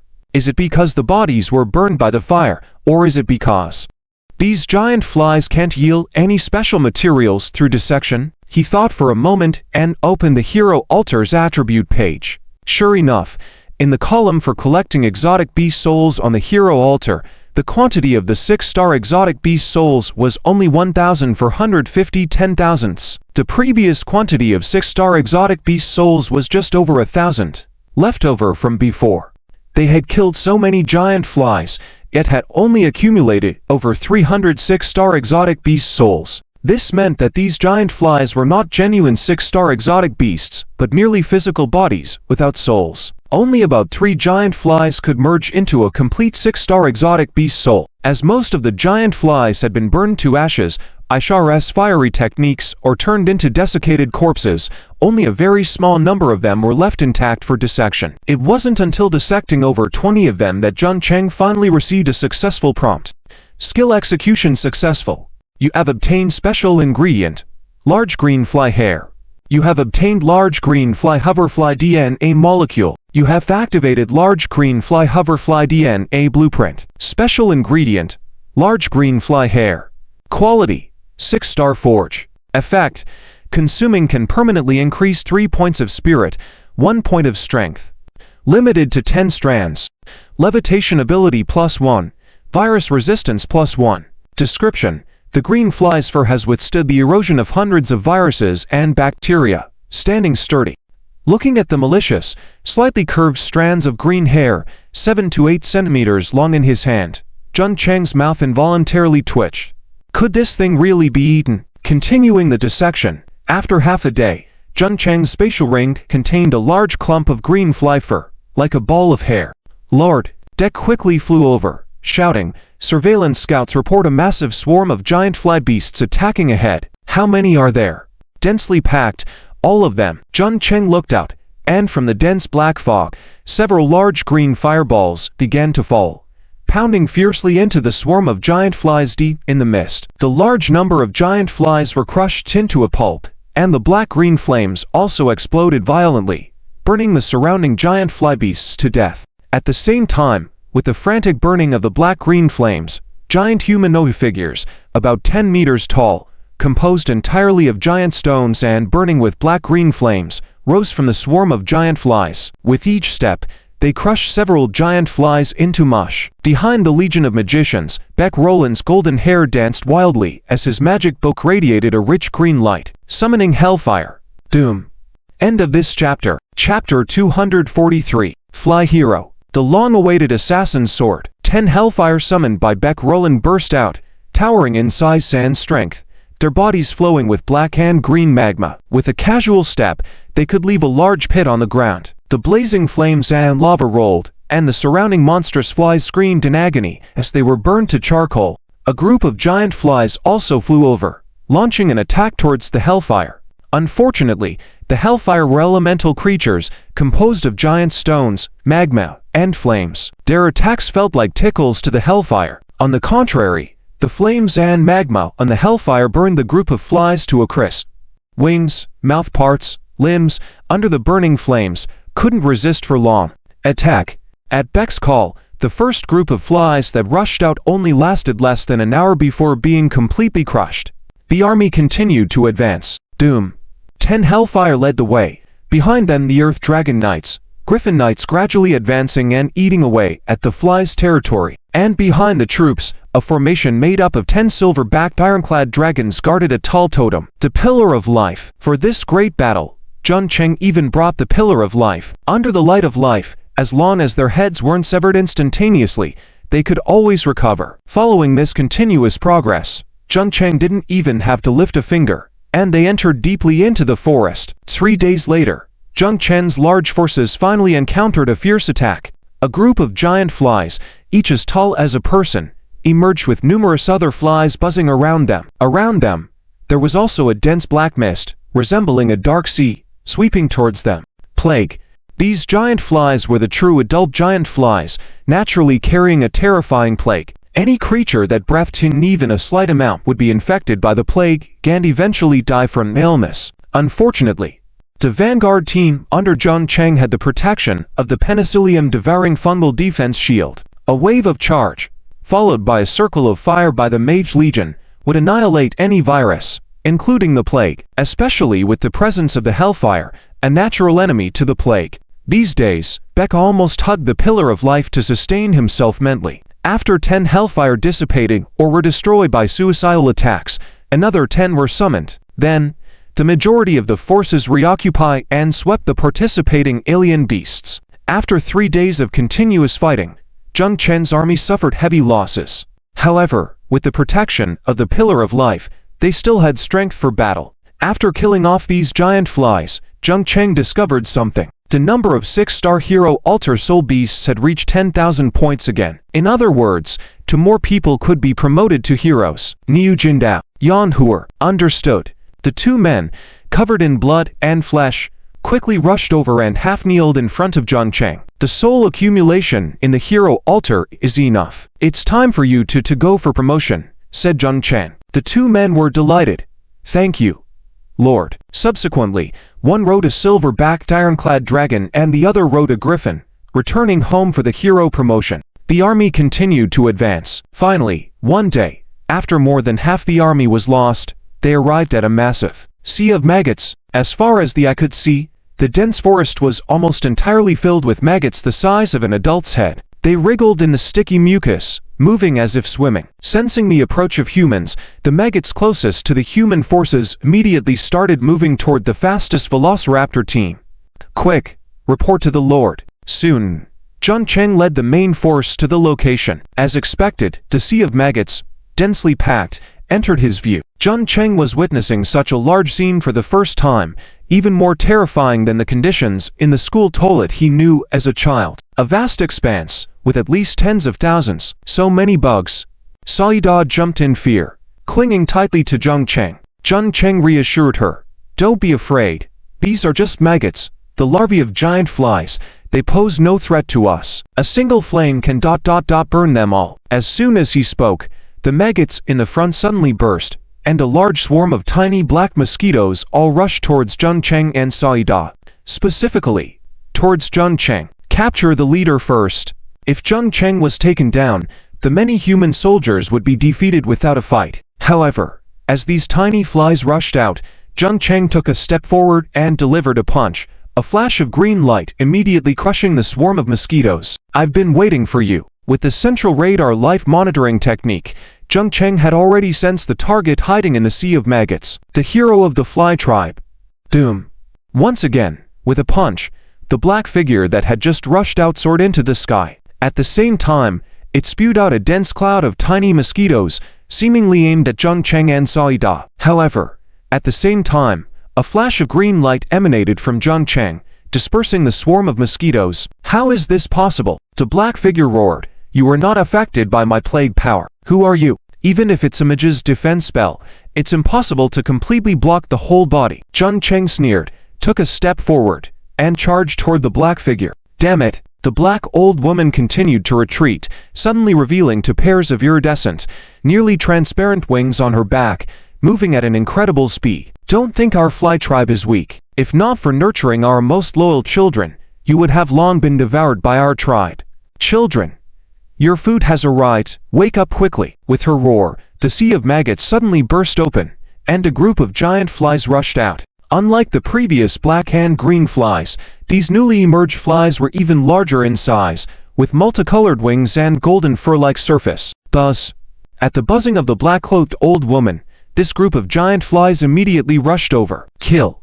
On the human side, Beck also roared. Arrows, flames, and hurricanes exploded, plunging into the mass of flies. However, this was a temporary base for the fly tribe, where the black-clothed old woman cultivated a large number of giant flies. Especially the latter group of giant flies, birthed by her, had fed on many giant trees cultivated by the dryad Kui Shiabing, making them even stronger. Spur.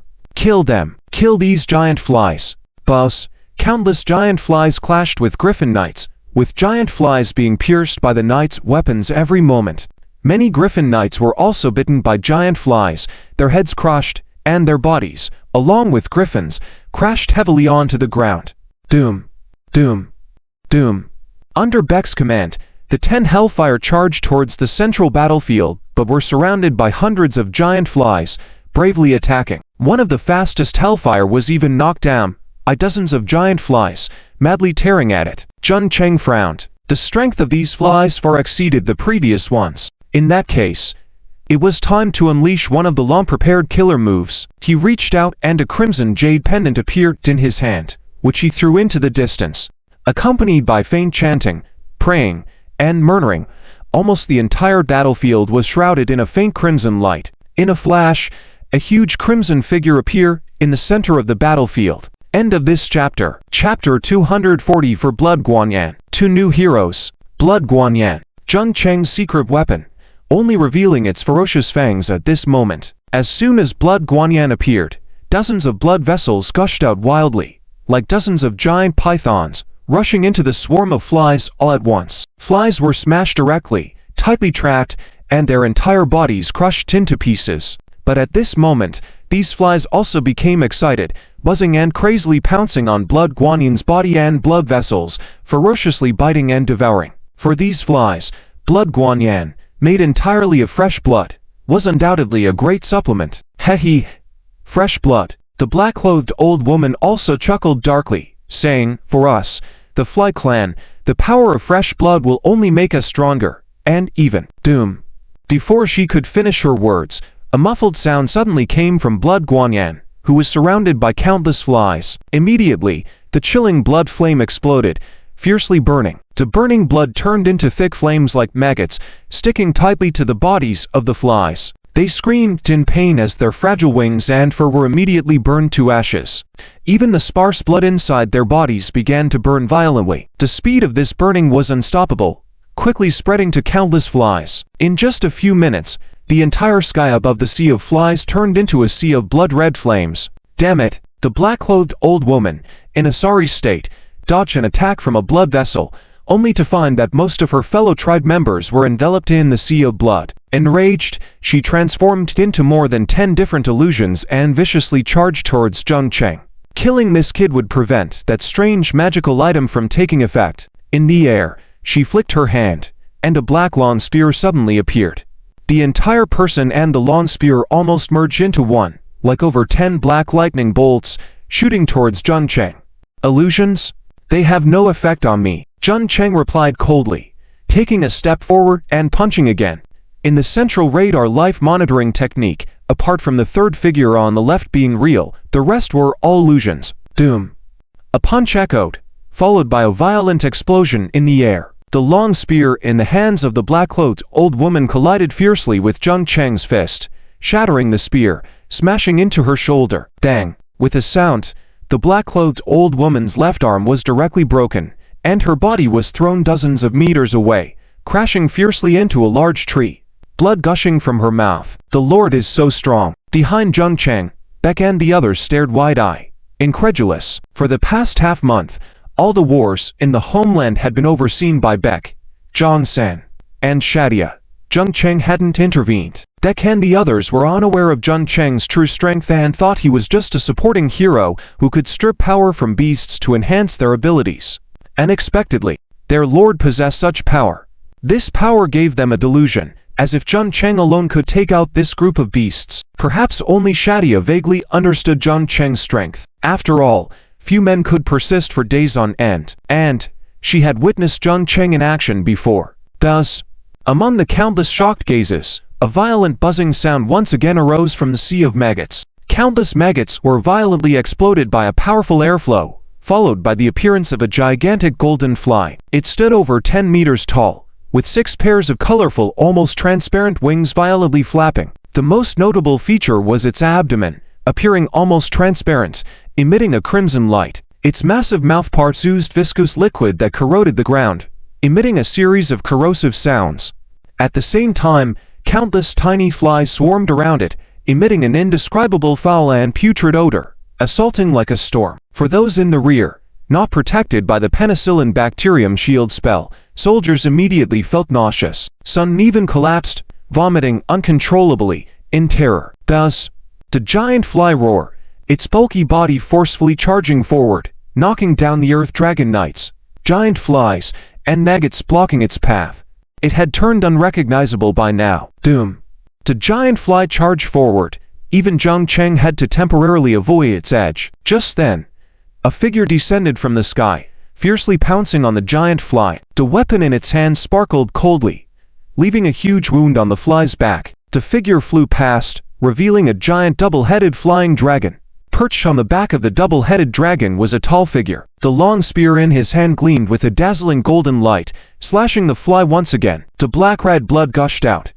Lord, I've not disgraced myself. Yan Hoa, arriving on the battlefield, at the command of Jung Cheng, returning to the Homeland to undergo a hero alter class change was Yan Hoa. His new class, the double-headed dragon knight. Lord, I'm here too. Another resounding voice came as the figure of Niu Jindao swiftly approached from a distance. The heavy ironclad warrior's armor had disappeared, replaced by lighter leather armor. The heavy two-handed sword was swapped for a slender longsword emitting an eerie aura. The swordmaster, Niu Jindao, had actually class changed to a swordmaster. With a flash of his sword, more than a dozen large wind blades, about a meter long, gathered around him. Under Niu Jindao's control, they immediately slashed the fly, tearing its skin open and spilling more viscous blood. Niu Jindao also noticed something and swiftly moved to the fly's back, launching an attack on its massive and bulging abdomen. Jung Cheng glanced at the two, nodding slightly. Whether a double-headed dragon knight or a swordmaster, for the current army, they were undoubtedly a shot in the arm. With a wave of his hand, two penicillin bacterium shield spells landed on the two, protecting them. With another grab, the wand of flowers appeared in his hand again, pointing towards the fly. 3 corpses and 9 worms. Buzz.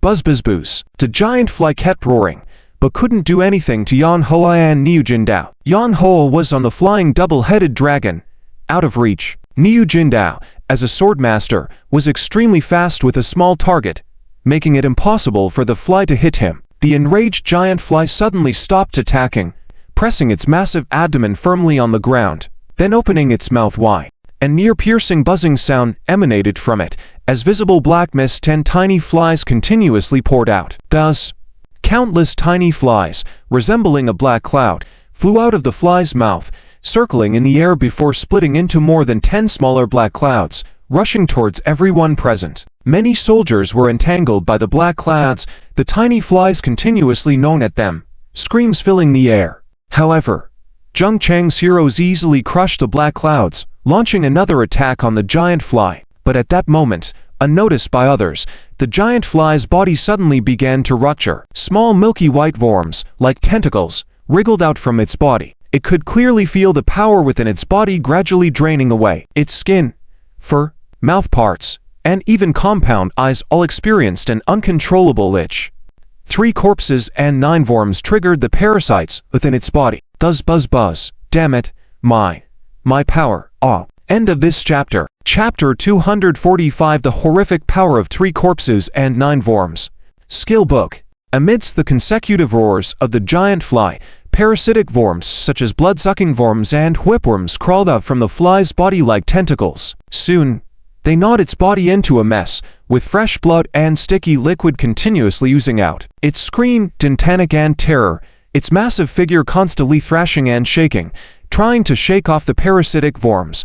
Unfortunately, these parasitic worms had already come alive and were constantly wriggling and tearing inside it. Meanwhile, Beck and others were also fiercely attacking the giant fly. The fly tried to resist, but its weakening strength and the rampaging parasitic worms inside its body made it unable to muster much force. Finally, in one attack, its massive body crashed heavily to the ground, lifeless. On the corpse, the parasitic worms continued to wriggle, gnawing holes in its shell. Deccan Satyr quickly used fire magic to burn all the parasitic worms, exposing the charred body of the giant fly. The surrounding giant flies, following the demise of their heroic leader, became extremely panicked. Some flew into a frenzy, attacking and tearing, while others turned and fled, quickly disappearing into the black fog. The battle ended with the victory of the human camp. Unfortunately, the casualties were severe. Zheng Cheng could already see that there were less than 100 Earth Dragon Knights standing on the ground. Even fewer were the Griffin Knights still able to fly. Zhang San, clean up the battlefield with your men. Yes, Your Highness. Beck, have the logistical Griffin Knights continue moving forward for reconnaissance. Yes, Your Highness. At Zheng Cheng's command, everyone sprang into action. Niu Jinda and Yang Hao approached Zheng Cheng again, respectfully saying, "We pay our respects to Your Highness." "You may rise," Zheng Cheng said. "You did well this time. Thank you for your guidance, Your Highness." "Yang Hao, since your hero class has the ability to fly, you will lead the Griffin Knights as their captain from now on." Yang Hao's eyes brightened. "Thank you, Your Highness. You go ahead and take the Griffin Knights who can still move for forward reconnaissance." "Yes, Your Highness." "Niu Jindao, you and Johnson lead a team of Earth Dragon Knights." "Thank you, Your Highness." As the two left, Zheng Cheng's eyes flashed as he examined their specific attributes after their class changes. Name: Niu Jindao Template. Hero Race: Human Star Level, 6 stars class. Sword Master Level, LV15 Max, Leave 60 Recruiter. Zheng Cheng Constitution: 160 for Strength, 68 Agility, 211 Spirit, 56 Morale, 100 Loyalty, 100 Hunger, 10 Skill 1. Basic Swordsmanship. Leave 6. Proficient in handling any sword weapon. After years of battle, can master it completely in a short time. Skill 2. Magic Aura LV1. Enhances aura within a 5-meter radius, improves everyone's mental strength, and accelerates mental recovery rate. Skill 3. Comrades Aura LV1. Enhances aura within a 5-meter radius, granting a 1% power increase to each comrade within the aura. Current maximum increase is 5%. Skill 4. Basic Wine Magic LV1. Enhances skill power when combined with swordsmanship. Niu Jin now becoming a sword master was unexpected for Zheng Cheng, who thought Niu Jin Dao would follow Zhang Sen and become a warlord. He didn't expect Niu Jin Dao, with his rough appearance, had such mystical aspects. As for Yang Hao, she was an even greater surprise. Name: Yang Hao Template. Hero Race: Human Star Level, 6 stars class. Dual-headed Griffin. Knight Level, Leave 17 Max, Leave 60 Recruiter. Zheng Cheng Constitution: 140 for Strength, 56 Agility, 265 Spirit, 47 Morale, 100 Loyalty, 100 Hunger. Oh. Skill 1. Basic Archery LV6. Mastered advanced archery skills through years of combat. Skill 2. Acid Spray LV1. Your mount, the dual-headed Griffin, can spit out highly corrosive liquid that easily corrodes steel. Skill 3. Spear Combat. Developed combat skills from frequent battle experiences. Skill 4. Dragon's Might Inferior. inferior version of dragon's might, utilizing the dual-headed griffin's imposing presence to intimidate lower-level or ordinary creatures. Observing Yang Hao's specific attributes, Zheng Cheng was very pleased, especially with the final skill. Even if it was an inferior version, it still had a strong effect. A low-quality Conqueror's Haki, truly fitting for a demi-dragon creature with dragon lineage. Chapter 246, Transformation of Beasts, Invitation and Conflict. It was a few days later, and a dozen big and chubby figures, all covered in black, were crawling towards the mountaintop. Zhuan Shuai's fat body was becoming more bloated, looking like several tires stacked together. His followers beside him were not much different, having difficulty walking. Even so, they continued to crawl on the ground. Damn, I can't eat so much weird stuff in the future. It's making me look like neither human nor ghost. Damn it. Woo-woo. My handsome face. In these past few days, in order to survive in this secret realm, Zhuan Shuai, like the recruited soldiers, had been devouring the dark foods recklessly. Their basic attributes and resistances were rapidly increasing visibly, but at the same time, irreversible damage was being done to their bodies. Obesity was only a part of it. The main issue was that their bodies were gradually turning into beastly forms. Initially, the black-skinned forms only made their skin darker, which wasn't much of a problem as it appeared somewhat healthier.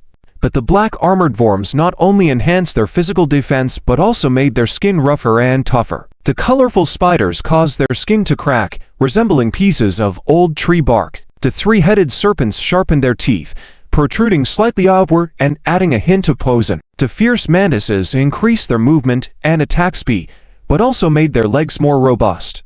And then there were the giant flies they encountered a few days ago, which, when consumed, greatly enhanced their levitation ability and speed, while also granting them a significant amount of virus resistance. However, the downside was the foul smell. The group emitted an indescribable foul odor, similar to body odor mixed with stinky tofu and snail powder. After experiencing this effect, several of them vomited multiple times. Fortunately, they gradually adapted to the smell over these few days. Otherwise, they would have been overwhelmed by their own odor long ago. Damn, I'm so fat now. Will people laugh at me when we get out? Zhuan Shuai lamented as he lay in the bushes. I must lose weight when we get out. Yes, lose weight.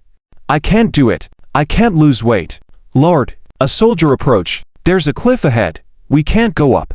What should we do? Zhuan Shuai poked his head out, his eyes darting around. Indeed, the passage to the mountaintop had disappeared, replaced by a vast cliff about 100 meters high, surrounded by different strange beasts. Blocked. Zhuan Shuai scratched his head. Did you check other directions? No. All right. Send two brothers to scout in different directions and see if there are other paths. Yes. Two burly men sneaked off to either side of the mountaintop and quickly returned. Lord, there's a cliff to the east, impassable. Lord, to the west, there's a steep slope, but it seems to be the nesting ground of the flying thunder dragons. Many of them are gathered there. Flying thunder dragons. Zhuan Shuai's mouth twitched. They had skillfully utilized guerrilla warfare tactics along the way, retreating when faced with a large group of beasts, attacking when encountering smaller numbers, continuously enhancing their strength. However, the flying thunder dragons were a beast he didn't dare provoke. Seeing the eager gazes of his followers around him, Zhuan Shuai gritted his teeth. Find a way to attract a few separated flying thunder dragons over here, take down one or two first, and let me see if I can make something from them. If we could fly, we'd make a fortune. Fly what? Several of his followers suddenly raised their heads, stuttering, pointing to the high ground behind Zhuan Shuai. What's flying? Zhuan Shuai turned around, only to be surprised to see a dozen dark shadows rapidly flying towards them. Quick! Hi! Don't make a sound. Let them pass by. Zhuan Shuai ordered, and his group quickly dispersed, some hiding in the bushes, some entering caves, and some lying flat on the ground, wrapping themselves with thick leaves. In just a few seconds, everything returned to calm, as if nothing had happened. The guerrilla warfare tactics they'd been employing for over half a month had not only honed their combat experience, but also reached the peak of their concealment abilities. Soon, a dozen figures descended slowly, not to the ground but circling around a large tree overhead. Zhuan Shuai, peering through the bushes, was puzzled. Not flying thunder dragons? Looks more like griffins. Anyone else up there? What's going on? Are there other people in this remote place? With his small eyes spinning, Zhuan Shuai decided to keep his head covered without revealing himself. At this moment, how could he possibly go out and meet them? Who knew who this person was and what their intentions were? Besides, this group must be here for the giant crystal at the mountaintop. There was no need for him to reveal himself. If necessary, he could wait for them to battle the guardian beasts at the mountaintop before quietly sneaking in. Praying mantis catches cicada, while the oriole lurks behind. However, after waiting for a few minutes, the group continued circling in the air and showed no signs of leaving. What are they up to? They couldn't have spotted us, right?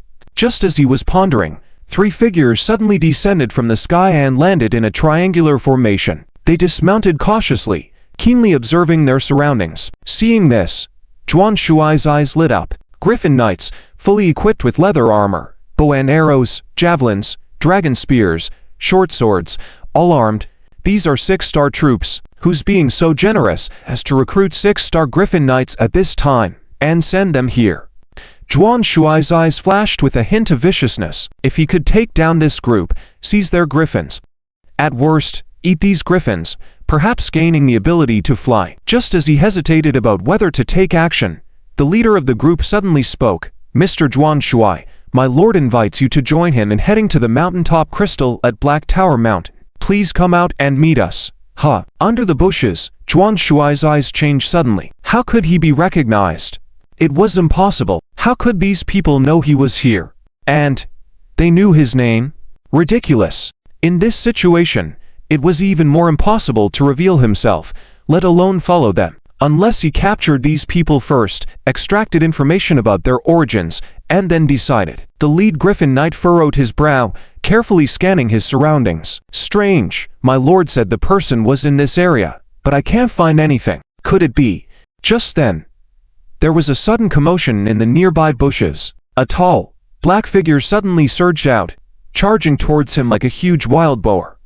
Nearly instantly, it reached the front of the lead Griffin Knight. Around them, a dozen wild boars also emerged, fiercely lunging at the 3 individuals. What?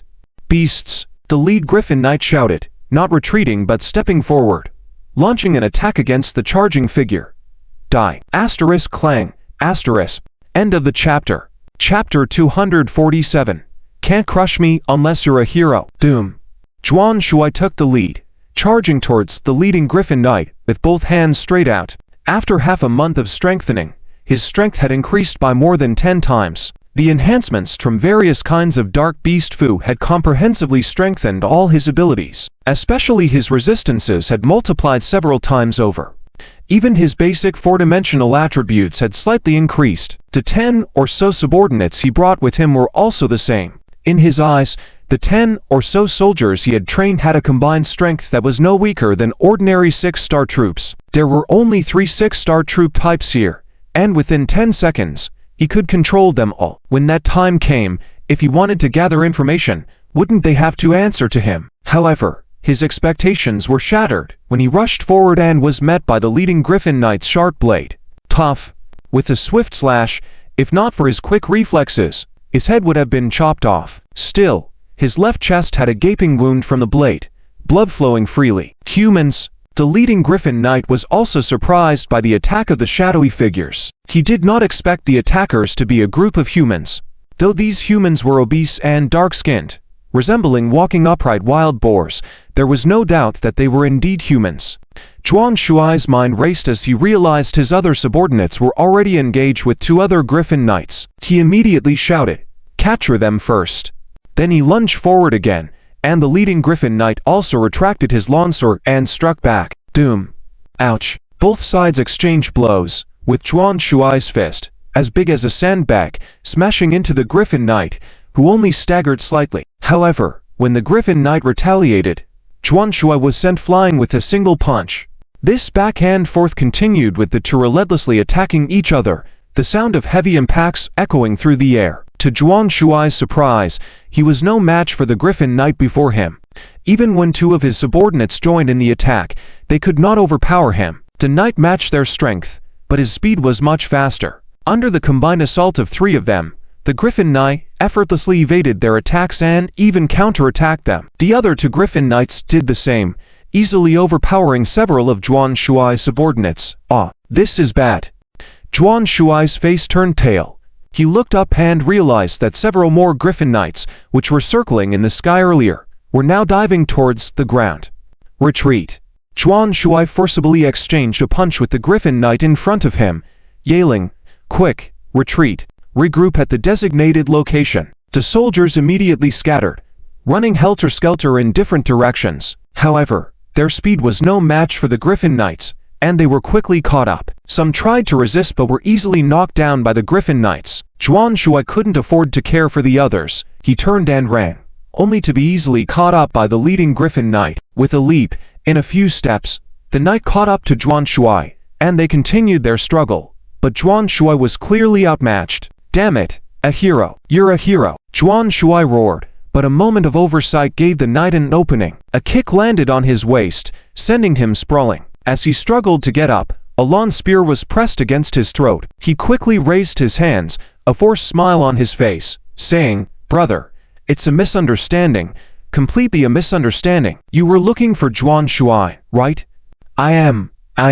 The Griffin Knight still had doubts as he scrutinized Zhuan Shuai, saying, "The Lord said Zhuan Shuai is a big fat guy, but didn't mention being this dark." "Hehe, I just ate a lot, you know," Zhuan Shuai replied awkwardly. The Griffin Knight raised his spear again, coldly asking, "What evidence do you have to prove you are Zhuan Shuai?" "Evidence?" Zhuan Shuai blinked. "What evidence do you want?" "Your profession?" "Dark culinary master." "Your weight?" 365 kilograms. No. Before coming in, it was only 172 kilograms. "The name of your academy?" "Special Academy." "Who is the newbie to you?" "Newbie?" Zhuan Shuai blinked. "Seems like my classmate." The Griffin Knight lowered his weapon, extending his hand. "Correct, you are the Zhuan Shuai mentioned by the Lord. Get up. Come with me to meet the Lord." Zhuan Shuai blinked, still holding the knight's hand to rise. Since he was clearly no match for the hero before him, and unable to escape, he decided to go along. What more could he do? It was like accepting that life was like rape. If you couldn't resist, you might as well enjoy it. Soon, all the fleeing soldiers were captured and calmed down by Zhuan Shuai. They obediently followed behind the Griffin Knights, heading towards the outskirts of the dense forest. Zhuan Shuai cautiously followed behind the leading Griffin Knight, asking, "Brother, it's best to strike up conversation before fighting." "I'm Zhuan Shuai. May I know your esteemed name?" The leading Griffin Knight, still serious, replied, "Li Yuji." Zhuan Shuai hurriedly flattered, "Li brother is really amazing. You must be a 7-star hero, if not 8-star. Li Yuji shook his head. "I am not a hero, huh?" Zhuan Shuai was puzzled. If he wasn't a hero and could still easily subdue him, wouldn't a real hero be unstoppable? Li Yuji said firmly, "But soon I will. Next time, I will definitely become a hero, huh?" Zhuan Shuai was even more confused. Could an ordinary soldier become a hero? Nevertheless, he still complimented Li Yuji. "Congratulations in advance, Li brother. By the way, who is this lord you mentioned, and how did he know where I was?" Li Yuji glanced at him and said, "The Lord's power is beyond my grasp. As for who he is, you will know when you arrive." "I see." Zhuan Shuai couldn't help feeling hesitant. Who exactly was this lord? Did he know him? Or his companion and classmate, newbie? Could it be a student from their special academy? But within the whole academy, his star rating was the highest. Could there be someone stronger than him? This assessment involves students from the auxiliary academy and some from the special academy. It's impossible for us from the special academy, so could it be Kui Xiabing from the auxiliary academy? She's a 9-star professional. If I can hold on until now, she might be able to endure as well, and even develop such a big influence. Surprising. Her strength is actually this formidable. Now I have to fawn over her. Hehe, if I could. Hehe. Soon, under Li Yuji's guidance, Zhuan Shuai arrived at a temporary camp. Upon entering the camp, Zhuan Shuai and his 10 or so soldiers were all stunned. Their eyes widened, mouths gaping in disbelief at the scene before them. Inside the temporary base, hundreds of silverback ironclad dragons, velociraptors, and sand lizards were resting or sparring with each other. In the sky, there were countless flying Griffin Knights, numbering at least 100, casting shadows over the entire camp. The soldiers walking within the camp exuded Orzan gazes that signaled experienced warriors. In the center of the camp stood a large tent. Li Yuji led Zhuan Shuai to it, but several figures blocked their path. Clad in full steel armor, with helmets half-cover, revealing cautious eyes, and carrying giant shields and swords, they emitted a cold glint of steel. "Stop, who goes there?" Li Yuji stepped forward. "I am Li Yuji, returning with the person the Lord requires." The head shield warrior gestured, and two others came forward. "Search them." End of chapter. Chapter 248. Want to expel it? Let me try. To sword and shield guards searched Zhuan Shuai's body for a while, and Zhuan Shuai was also full of redness, but his face was black, and nothing could be seen. "What is this?" The leading sword and shield guard pointed at the stacked tumor on the first floor of Jangzhen Bear Tower and asked seriously. Zhuan Shuai glanced at him and said, "Fat? Don't you recognize it, Fat?" The sword and shield guard pinched it, full of doubt. Another sword and shield guard pointed to the spider web patterns faintly revealed on his back. "What is this?" "Tattoo. Can't I have one?" "Tattoo?" The sword and shield guard touched it and it felt rough. Zhuan Shuai was immediately unhappy and said, "Hey bro, we are both grown men. It's not very appropriate to touch like this. Shall we get a girl over here instead?" "You." "Alright, no need to search anymore. Let him in." Suddenly a voice came from inside the tent, and the two sword and shield guards respectfully stepped back. Zhuan Shuai, however, still had a look of doubt. This was, he wasn't familiar with it. With full of doubts, Zhuan Shuai followed Li Yuji into the tent. The tent was quite spacious, with tables, benches, weapon racks, and other items on both sides. Several figures were sitting or standing, all looking extremely respectful. At the forefront of everyone sat a young man, looking at the documents in his hand. "Lord," Li Yuji clasped his hands and said, "I am fortunate to have fulfilled your orders and brought back the person you need." As Zhuan Shuai looked at the figure in front of him, he soon widened his eyes and said, "It's you, Zhun Cheng. Bull. How dare you address the Lord by name?" As soon as he finished speaking, a man in full armor stood up, staring angrily at Zhuan Shuai. "All right, Jangzhen, no need to be tense. He is somewhat my friend." Jangzhen still glared at Zhuan Shuai, but sat back down. Zhuan Shuai, on the other hand, took a sharp breath. When that man in armor stood up just now, a killing intent was firmly locked on him. He was certain that if he had made any dangerous move just now, what awaited him would be a thunderous strike from this person. A hero. This man in armor was definitely a hero. And he glanced around discreetly and found that this hero named Jangzhen was sitting at the bottom. And in front of him, there were two more people. One was a middle-aged man in a mage robe, calm-faced. A mage. Another hero. The other person was standing next to Zhun Cheng, wearing a fiery long skirt, a veil on her head, a charming beauty. He took a quick glance and was amazed at her beauty. Is she also a hero? 3 heroes, my goodness, Mr. John, have you seen enough? Shadow turned back and joked, showing a captivating smile. Zhuan Shuai quickly lowered his head and said, Enough. Kiki. Shadow giggled. Lord, your friend is really interesting. All right, Shadow. Stop joking around. Zhun Cheng said. You all can leave. I will talk to him. Yes, Lord. The others stood up respectfully and then all left the tent. Sith. Zhun Cheng pointed to the seat next to him, but Zhuan Shuai seemed a bit awkward. Are you really Zhun Cheng? Why? Don't you recognize me so soon? Zhun Cheng smiled. It's really me. How could it be? How come, in such a short time, you have built such a huge power, and even have 2 heroes? Not 2. Zhun Cheng interrupted, extending his hand. To be precise, I have 5 heroes. 5 heroes. Zhuan Shuai took a sharp breath. How is it possible to have so many? How many heroes were recorded in history? How could you recruit 5 heroes? Zhun Cheng chuckled but did not explain. Zhuan Shuai, being sensible, did not press further but asked, why did you call me here this time? I remember we had an agreement before. Agreement? What agreement? Zhuan Shuai was puzzled, but soon realized. You mean, dark cuisine? You promised to let me try the medicine. No. Zhun Cheng shook his head. Not for me to try the medicine, but for my troops. Your troops, yes. Zhun Cheng nodded. I have 3,000 units under my command. Almost all of them are 6-star grade. And there are also 5 heroes among them. All of them were your guinea pigs. What I need is for you to fully enhance their strength in a short period of time. So that's it. Zhang Shuai's eyes turned. Do you really trust me like that? It doesn't matter whether I trust you or not. It's just an alliance between us. Zhang Cheng smiled. I never thought that you could survive in such a situation. Your crystal homeland must be carried with you. He, you guessed right. Zhang Shuai laughed. I mean, do you believe in my dark cuisine? The fact that you and your dozen men look like ghosts should be the effect of the dark cuisine. Zhang Cheng said, to be honest, if I didn't have the detection skill, I wouldn't dare to acknowledge you just by your appearance. A few days ago, he wiped out the army of the Fly tribe, continuing to advance toward the mountaintop.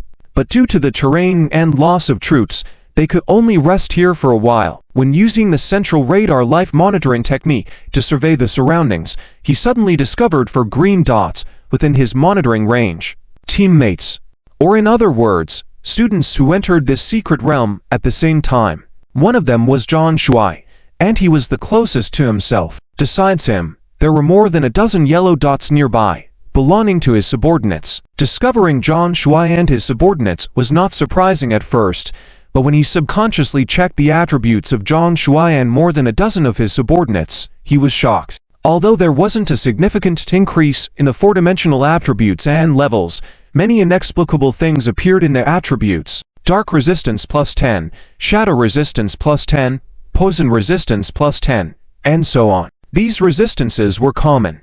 In addition to these, there was a mysterious attribute called beast transformation. Dark insect skin, variegated flesh spider web, venomous fangs, dazzling light of dizziness, snake scale armor. More than 10 mysterious and inexplicable special attributes and passive skills made Zhang Cheng marvel. Some people even developed special organs. Zhang Shuai smiled bitterly. I didn't want this either. To survive in this ghostly place, I could only eat my own cooking. But don't say, my abilities are quite powerful. The things I cook can increase the strength of ordinary troops several times. Unfortunately, the strength of my troops is too weak. Even if enhanced, they are not powerful enough. Unlike you, who can recruit 6-star troops. Zhang Cheng smiled faintly, but didn't explain. Since he misunderstood, he let it go. By the way, what about your current situation? If you go out like this, are you still considered human? Zhang Shuai smiled bitterly. I don't know either, but luckily, my dark cuisine has a time limit. As long as I expel the consumed dark cuisine from my body within a short period of time, my body can recover. But a few of us have consumed too much dark cuisine in a short period of time, and some people's organs have mutated. I need to go out and find a way to solve this problem. Damn it, I used to be so handsome. Expel it? Zhang Cheng's face looked strange. How about, let me try. You. Zhang Shuai widened his eyes suddenly, shaking his head repeatedly. No, no, no, your power is too strong. I'm afraid I can't bear it. Then, try someone else. What someone else? Not the skill that causes diarrhea, but, Zhang Cheng said.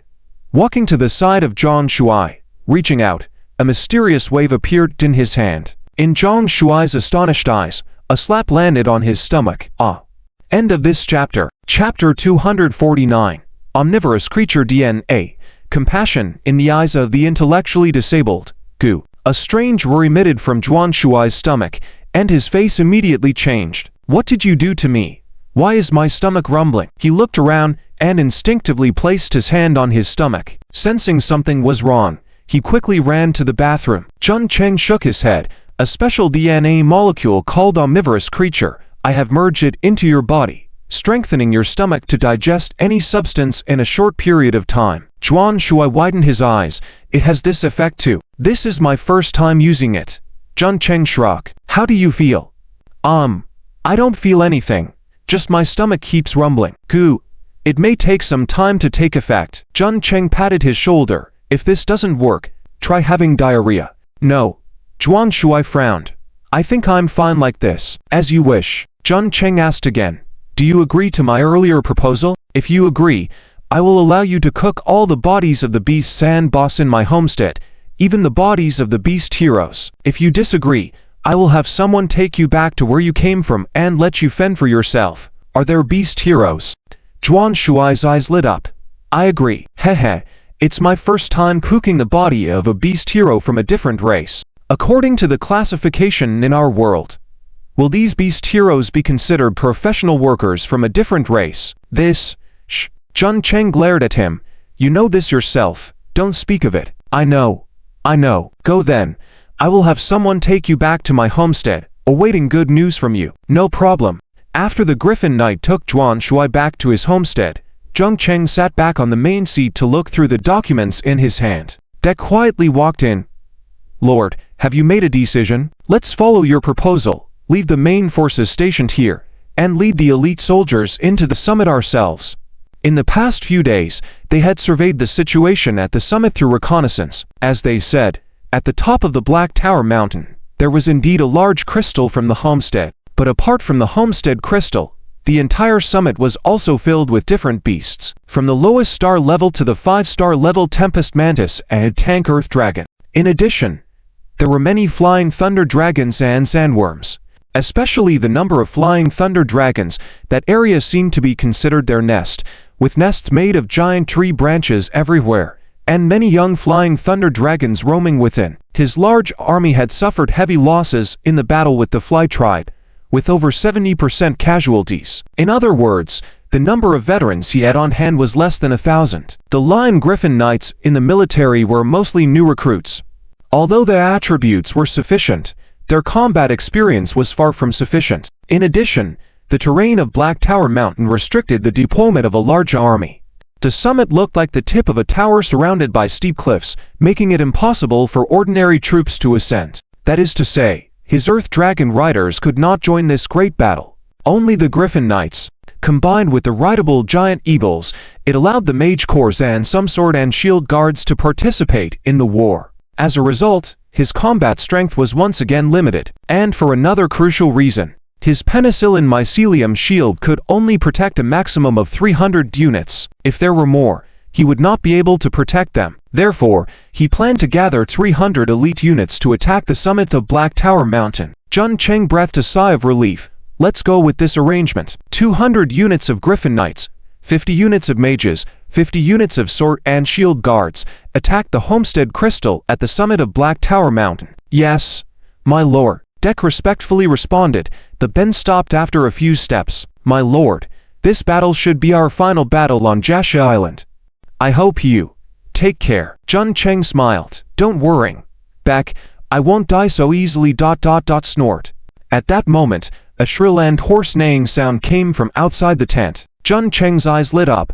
This sound. Yang Huer is back. Invite him in. Yes, my lord. Dek quickly walked out, and sure enough, in the distance outside the temporary base, a two-headed flying dragon was swiftly flying over. Behind him were dozens of flying thunder dragons, and soon the Griffin Knights intercepted them, engaging in a fierce battle. As the two-headed flying dragon descended from the sky, Yang Huer's figure appeared. Apart from him, there was another figure behind him, a young man in black clothes. Although his face was somewhat pale, he looked okay. In his calm eyes, there was a hint of astonishment. Your lord, who are you? Chu He. The person saved by Yan Huer turned out to be Chu He. Yan Huer said, you will know once you go inside. Chu He nodded and walked towards the tent himself. He had no hesitation in the body search conducted by the sword and shield guards. Soon, he saw the person who saved him. It's you. Chu He was surprised. He didn't expect the person who saved him to be someone he barely knew. Jun Cheng smiled.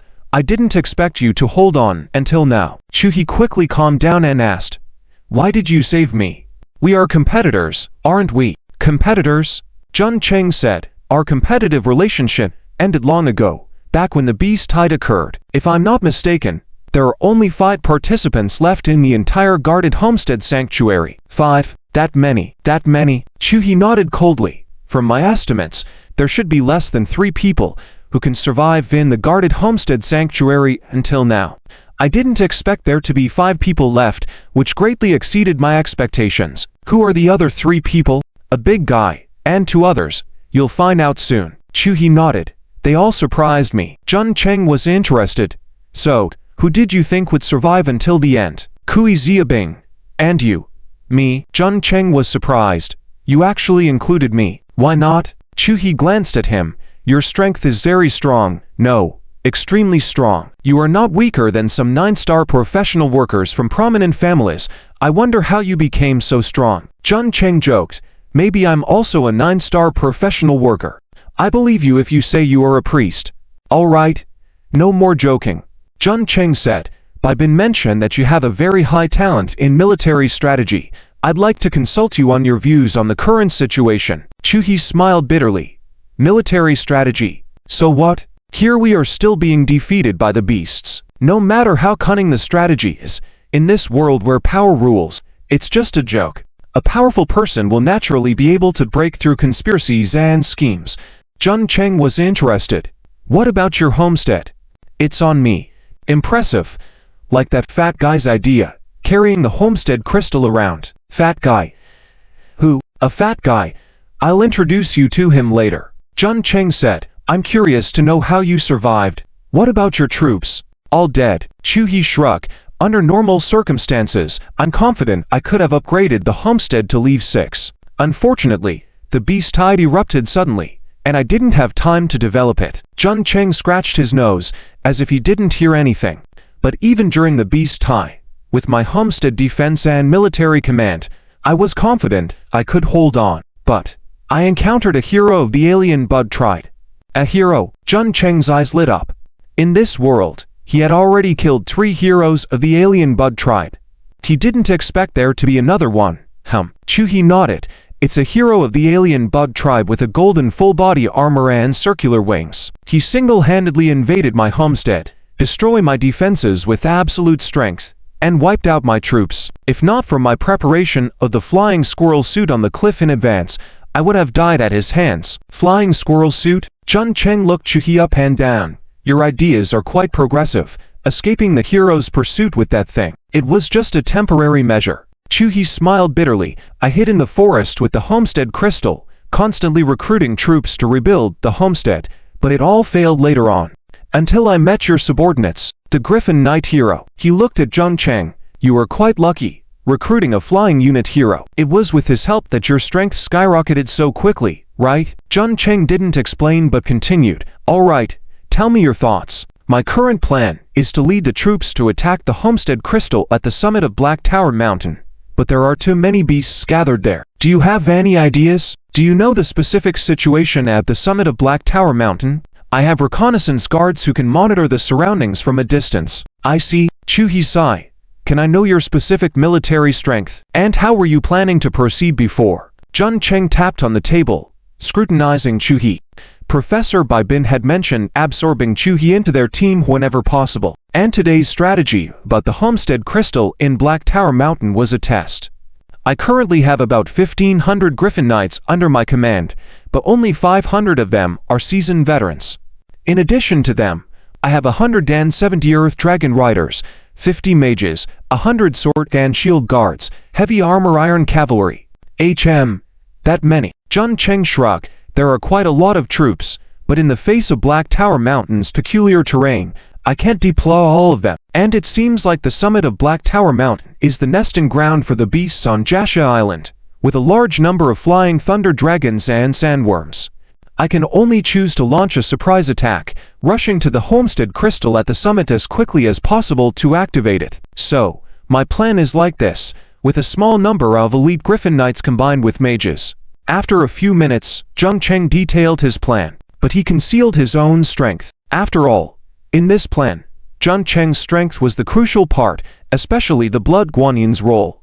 After a moment of silence, Chuhi looked at Jun Cheng with a strange expression in his eyes. It was like the eyes of someone taking care of the intellectually disabled. Jun Cheng was puzzled. What kind of look is that? Chuhi shook his head. If I had that many troops, forget about the homestead crystal on Black Tower Mountain. I could clear out all the beasts on Jasha Island. Oh, Jun Cheng's eyes lit up. So, you have a better way to deal with the beasts at the summit of Black Tower Mountain. I do. There will be a delay in tomorrow's update due to an event. Thank you for your understanding. End of this chapter. Chapter 250. Harnessing the rules, a new beastification ability. What method? At this time, Beck also walked in. He originally came to report on the army's preparedness to the lore, but unexpectedly heard this person's shameless boasting outside the tent and immediately spoke up. It was his idea to plan a surprise attack on the top of Black Tower Mountain with elite troops. According to his reconnaissance, although there were many beasts at the top of Black Tower Mountain, they were spread out. As long as they concentrated their elite forces and rushed to the crystal in front of the beast's homeland before they could react, the operation would be successful. Once the Lord touched that homeland crystal and activated it, they could recruit a large number of soldiers from the desolate world to kill the beasts at the summit. Unexpectedly, the young man they rescued completely denied his plan. How could he accept this? Chuhi's eyes moved and he sized up Beck. Hero, the second hero, and also a wizard hero. No wonder Jong Cheng could develop so quickly. A double-headed dragon rider who commanded a cavalry unit, and a magic hero who had the strongest killing power, were enough to ensure victory in battle. Deck Roland, Deck said, in a deep voice, the commander of the Lord's Wizard Military Legion. May I ask, sir, what method do you have to eliminate the beasts at the top of Black Tower Mountain, so that the Lord can touch the homeland crystal? Jong Cheng looked with interest at Chuhi and did not stop Beck. He also wanted to know what method Chuhi had. Chuhi said in a deep voice, it's simple, the rules of Jasha Island. Rules? Deck frowned, not understanding what Chuhi was getting at. With Jong Cheng's reminder, he already had a vague idea of what he wanted to say. If, according to your plan, you were to surprise the top of Black Tower Mountain with elite forces, there is indeed a great chance that Jong Cheng will come into contact with the homeland crystal. Chuhi continued, but that would also bring about another consequence. What? You, along with the ordinary soldiers who accompany you to the top of Black Tower Mountain, will all perish. Chuhi said coldly, you should know that the hero who destroyed my homeland is a member of the insectoid tribe. He has not appeared until now, so I have reason to believe that he has been hiding in the homeland crystal at the top of Black Tower Mountain, waiting for us to fall into his trap. Deck gritted his teeth. The soldiers under the Lord's command are not ordinary.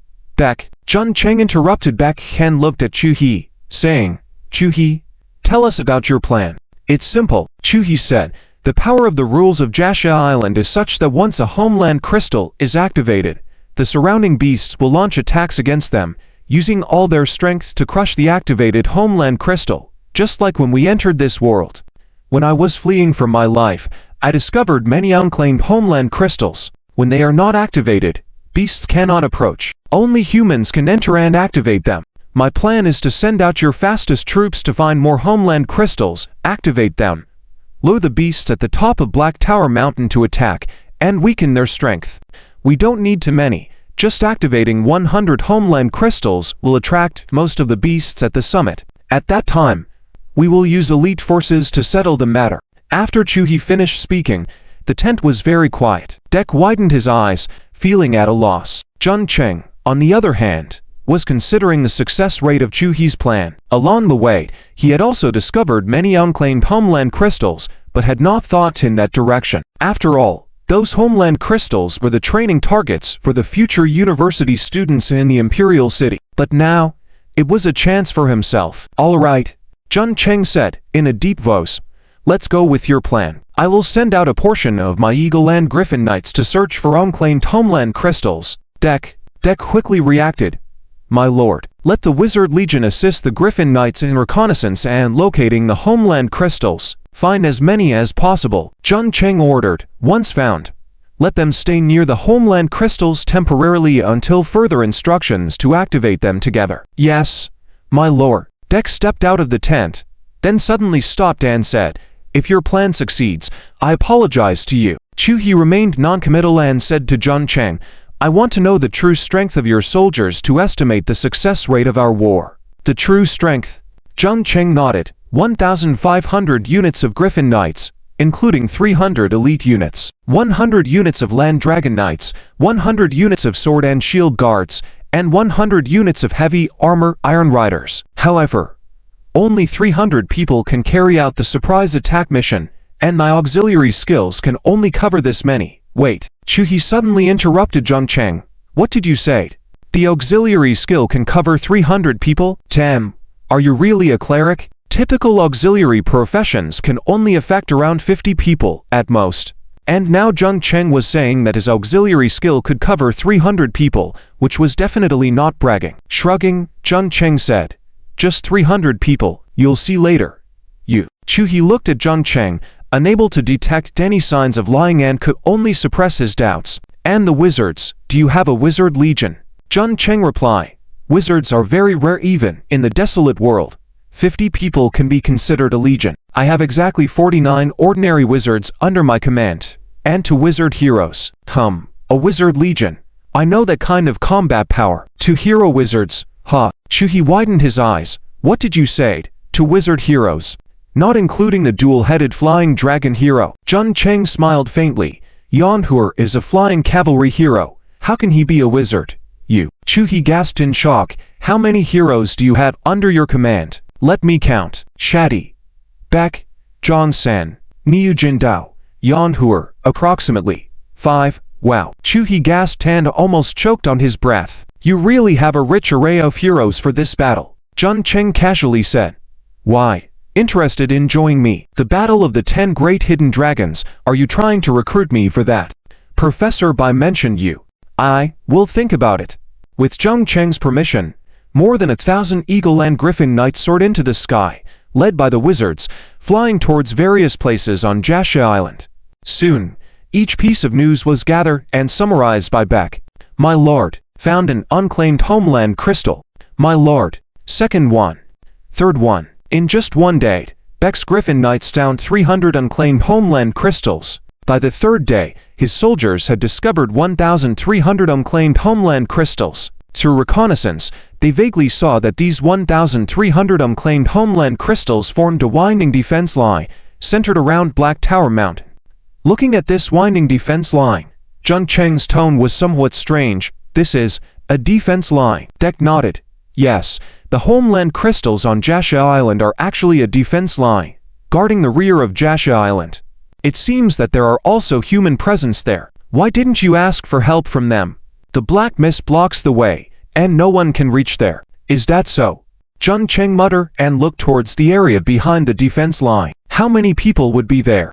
At that moment, Captain Zhuang suddenly found Jung Cheng. I did it. Ha ha ha. Cheng Jie. I did it. The still plump Zhuang hurried over. Looking like a muscular bull, it seemed that the DNA molecules dissected from the half-beast had taken effect on him. Behind him, several big black soldiers were carrying 2 large barrels running over. Look, this is the food I cooked using the Thunderbird and Sandworm. I guarantee that the effects of these 2 foods will be better than the previous ones. Is that so?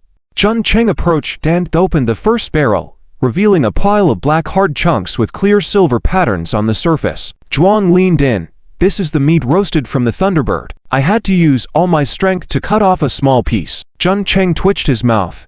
Could this thing be edible? The second barrel contained a bunch of stuff that looked like tofu brains, emitting a strange smell. This is the brain pulp of the sandworm. I added some chili, salt, vinegar, and other things to it. The taste should be okay, right? Zhuang said cautiously. How about getting someone to try it? Jung Cheng beckoned, and soon 2 land dragon knights walked over. Currently, the eagle and griffin knights were still outside looking for Homeland crystals, so he could only use the land dragon knights. Chuhi also walked over, asking curiously, what is this stuff? With a sly smile, Zhuang introduced, this is my concocted dark cuisine, which can give soldiers some special effects. You. Chuhi scrutinized Zhuang and asked skeptically, how did you become white?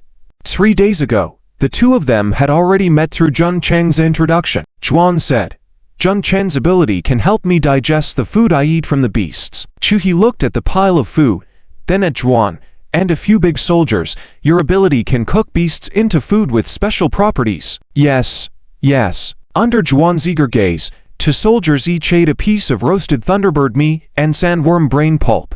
The soldier who ate the sandworm brain pulp quickly swallowed it down, while the other soldier who ate the Thunderbird meat struggled to chew and had to take a sip of water to swallow it down. Take off your clothes. Following Jung Cheng's command, the 2 soldiers hesitantly took off their clothes. They were unwilling to take off their thickest pants and Jung Cheng did not insist. Soon, their bodies underwent slight changes. The soldier who ate the roasted Thunderbird meat suddenly had his arm color darken and visible scales appeared on the surface. It looked like dragon scales. The soldier who ate the sandworm brain pulp suddenly opened his mouth, revealing that his teeth seemed to have lengthened, especially the fur canine teeth, which were more prominent. The muscles on their bodies seemed soft. Juan looked eagerly at Zhang Cheng. Cheng-Jie, what special effects? Without the probing skill, Juan could only rely on Zhang Cheng to check these two soldiers. After all, they were Zhang Cheng's subordinates. Zhang Cheng opened the attribute panel of the two soldiers and his eyes slightly changed. The basic four-dimensional attributes were not affected, but at the bottom of the attribute panel, a new attribute appeared. Destification. Thunderbird arm scales. Arms grow dragon scales with Thunderbird patterns, inheriting a bit of Thunderbird power. Self-movement speed, attack speed, reaction speed, and strength are all enhanced. Duration. 24 hours. Can be infinitely stacked, will permanently gain this beastification attribute after exceeding the attribute threshold. Destification cost. When attacking quickly, the body may occasionally stiffen for a moment. Sandworm skin and flesh. The skin and flesh of the whole body relax, while the fangs strengthen. Body flexibility increases, gaining a certain magical resistance, and the body can pass through gaps or openings smaller than itself, enhancing endurance. Duration. 24 hours. Can be infinitely stacked, will permanently gain this beastification attribute after exceeding the attribute threshold. Destification cost. Bones become fragile. End of chapter. Chapter 251. The entire army turns into strange beasts.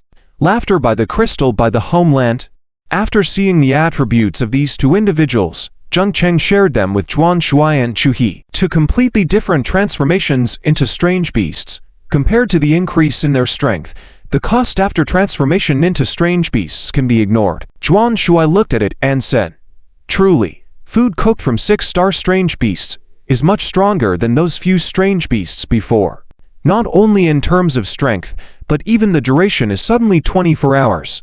I wonder what happens after permanent transformation." "It's best not to make it permanent," Chu He interrupted. "The rules of this world are the war between humans and the alien insect races. If you have the power of other races' bloodline, it might be acceptable, but after transformation into strange beasts, I'm worried that there might be things from the human race that you may not be able to use, such as the automatic defense structures in the human city, or places where strange beasts cannot enter." Zhuan Shuai nodded and said, "The 24-hour transformation will end quickly, not to mention the special ability that Cheng-Jie added to me before." Chu He glanced at him. "Cheng-Jie, you agreed to join his team." "Hehe." Zhuan Shuai chuckled. "Why not join? You've seen Cheng-Jie's strength. I will join a team sooner or later. Might as well find a team I can trust." "He. Why don't you come along?" Chu He remained silent for a few moments before saying, "I need to think about it again." "All right." Zhang Cheng stopped Zhuan Shuai. "All right. The effects of the food cooked from thunderwing dragons and sandworms have been investigated. Make 300 portions as quickly as you can. It's already done." Zhuan Shuai chuckled. 300 servings of roasted thunderwing dragon meat and 300 servings of sandworm brain pulp are already prepared. I also prepared some dark dishes from other strange beasts. The transformations of these strange beasts can be stacked. In that case, let's eat. At Zhang Cheng's command, the 300 elite soldiers who were selected all quickly ate a portion of roasted thunderwing dragon meat and sandworm brain pulp. Soon, their bodies underwent slight changes. Their arms became stiff yet nimble, their skeletons became softer, gaining more resilience and endurance. In addition, many other dark dishes from strange beasts were consumed by them. Black bug skin, colorful flesh, spider web, venomous fangs, dazzling light, snake scales, and more. Soon, 300 dark-skinned figures appeared in the temporary camp. Perhaps due to eating too little, their bodies were not very fat. "Dick, send the signal." "Yes, my lord." Dick responded, holding a book in one hand and moving his fingers on it, chanting incantations. Soon, a radiant light burst forth from him, shooting into the sky. Screech. The piercing screech ripped through the air, accompanied by a dazzling light that burst forth, shooting into the sky. Doom. This light burst into a multitude of flames as it reached the limit in the sky, enduring for over 10 seconds. The flames were very bright, visible even in the farthest distance despite the shroud of black mist. In a short while, one after another piercing screech shot into the sky, followed by sudden explosions. A signal. Dick, along with 49 other magicians, upon seeing the signal, consecutively launch signals, allowing over 130 unclaimed Homeland crystals occupied by soldiers to see. Jung was preparing to activate the Homeland crystals, 130 in total. Each Homeland crystal was guarded by 10 Griffin Knights. With their strength and the newly recruited troops, they were enough to resist the previous waves of beasts. My lord has sent the signal. Activate the Homeland crystals 30 seconds after seeing the signal. I only need the time for a cup of tea. After the 49 magicians sent the signal, they immediately rode giant eagles towards the temporary base. Soon, as time passed, the agreed time arrived. The Homeland crystals were being activated, and strange distortions spread from the Homeland crystals, sensed by countless strange beasts on the Jasha Island. Human laborers and militia were recruited, swiftly led by the Griffin Knights to begin defense. Squeak, squeak, woo, woo. Numerous black-skinned worms, black-armored worms, colorful spiders, and three-headed snakes, under the influence of strange rules, began besieging the newly appeared Homeland crystals. Half a day later, the 49 magicians returned to the temporary camp. Dick quickly found Jung. My lord, the strange beasts on the peak of Black Tower Mountain are showing signs of unrest. Oh, with the water mirror arc in effect, they saw that thunderwing dragons and sandworms on the peak of Black Tower Mountain were starting to riot. Some of the edge thunderwing dragons and sandworms had already climbed down the peak. This proved that after activating over 130 Homeland crystals, the Griffin Knights were beginning to interact and attack the territories of the strange beasts. Only in this way could they attract the movements of the 6-star strange beasts, thunderwing dragons, and sandworms. However, for some reason, these thunderwing dragons and sandworms, after causing a stir for a brief moment, quieted down again. What's going on? Why aren't these strange beasts moving? Chuhi thought for a moment and said, it must be the doing of that hero from the alien insect race. Don't worry, let's wait a bit longer. 3 days later, the thunderwing dragons and sandworms on Black Tower Mountain could no longer hold back their turmoil and began to riot. The majority of them charged down the Black Tower Mountain towards the base. Or rather, the newly activated Homeland crystals. When the strange beasts halfway down the mountain, a golden figure finally rushed out. Gah! A piercing eerie cry emanated from its mouth, spreading into the herd of strange beasts. Many strange beasts stopped, but more continued charging down the peak. God! Gah! Gah! Another round of piercing eerie cries. More strange beasts stopped and hesitantly retreated. But already, a large portion of the strange beasts had charged down the mountain peak. Gah! The golden figure let out another piercing eerie cry, seemingly in a fit of rage, but it suppressed it, returning beneath the Homeland crystal. Here's the chance, Chuhi said. We only have half an hour at most. With thunderwing dragons and sandworms joining the war, the Griffin Knights won't last long. Jung immediately mounted his eagle. Everyone, move out, screech. At Jung's command, the 300 elite soldiers all soared into the sky, charging towards the peak of Black Tower Mountain. Meanwhile, at the peak of Black Tower Mountain, the golden figure descended in anger, striking the Homeland crystal with a claw. More precisely, it struck the transparent barrier surrounding the Homeland crystal. Ha ha ha. Just then, a piercing laughter suddenly rang out. Hey you big bug, what are you grunting for? Is it because Antflo is visiting? What Antflo? He's male. Where would Damflo come from? Oh right. It's Uncle Flo, isn't it? I don't know where he surfaced from. Hehe. Gah. The golden figure roared in frustration, clawing once again at the transparent barrier, sparking bright fireworks. Come on, you stinky bug. Come in and fight me. I'm just standing here letting you hit.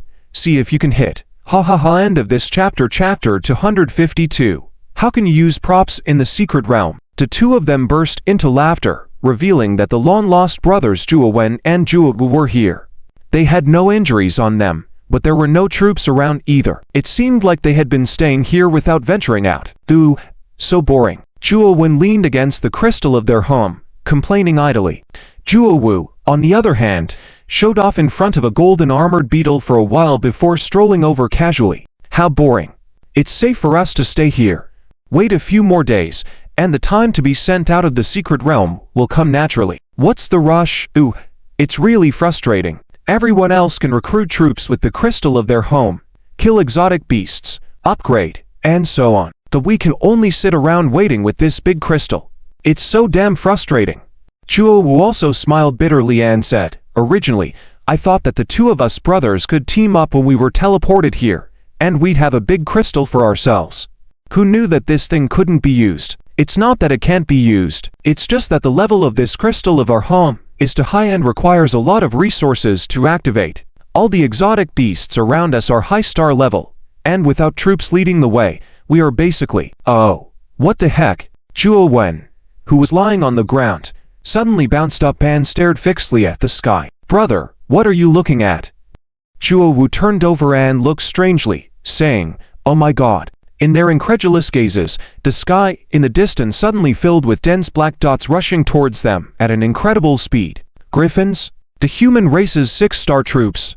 How is this possible?" Both of them were both surprised and unbelieving, frantically waving their hands towards the humanoid figures in the sky at the edge of the barrier. "Hey!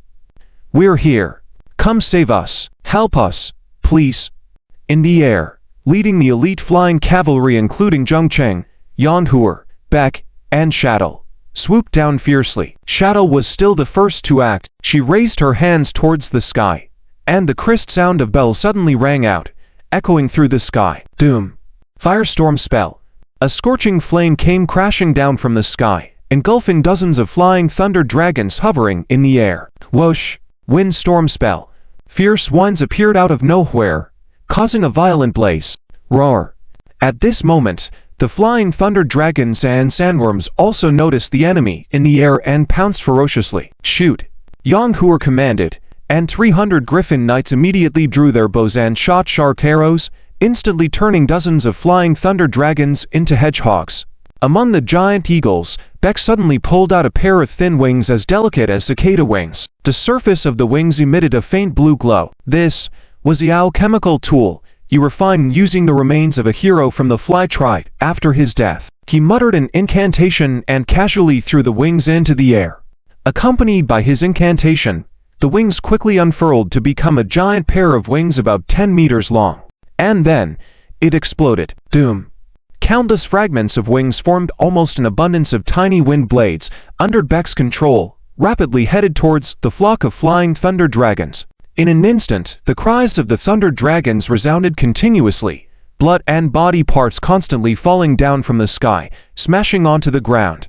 On the ground, a large number of sandworms also lifted their heads and spewed venom from their mouths, aiming towards the group of griffin riders. However, the griffin knights led by Zhongcheng were all elite soldiers, easily dodging these attacks. In the center of the team, Zhongcheng reached back and took out a crimson jade pendant, throwing it out like a meteor towards the ground. Doom! The earth trembled, and a crimson light suddenly erupted from the ground, turning into a 12-meter-tall towering blood-red Guanyan. Dozens of huge tentacles, like giant pythons, sprouted from her back and immediately charged towards the group of exotic beasts. Along the way, these tentacles even grew numerous small mouths densely packed together. Inside the mouths were sharp fangs, which began to gnaw at the exotic beasts. Blood and flesh were all treated as nourishment, and they gorged themselves recklessly. After the last battle with the Fly tribe, the blood Guanyan had absorbed enough blood to advance again. On the side, Chuhi's eyes suddenly changed, surprised, and said, How can you use props? Wasn't all attack skills and props banned in this secret realm? Is it an innate weapon? I thought you weren't a divine class. Zhongcheng glanced at him and said, It's not an innate weapon. That equipment is bound to my soul, so I can freely use it in the secret realm. No wonder. Soul-bound equipment is also considered innate weapons, even rarer than innate weapons. Chuhi murmured, If I had known you had this soul-bound equipment, my plan would have changed. After all, it's also a big killer.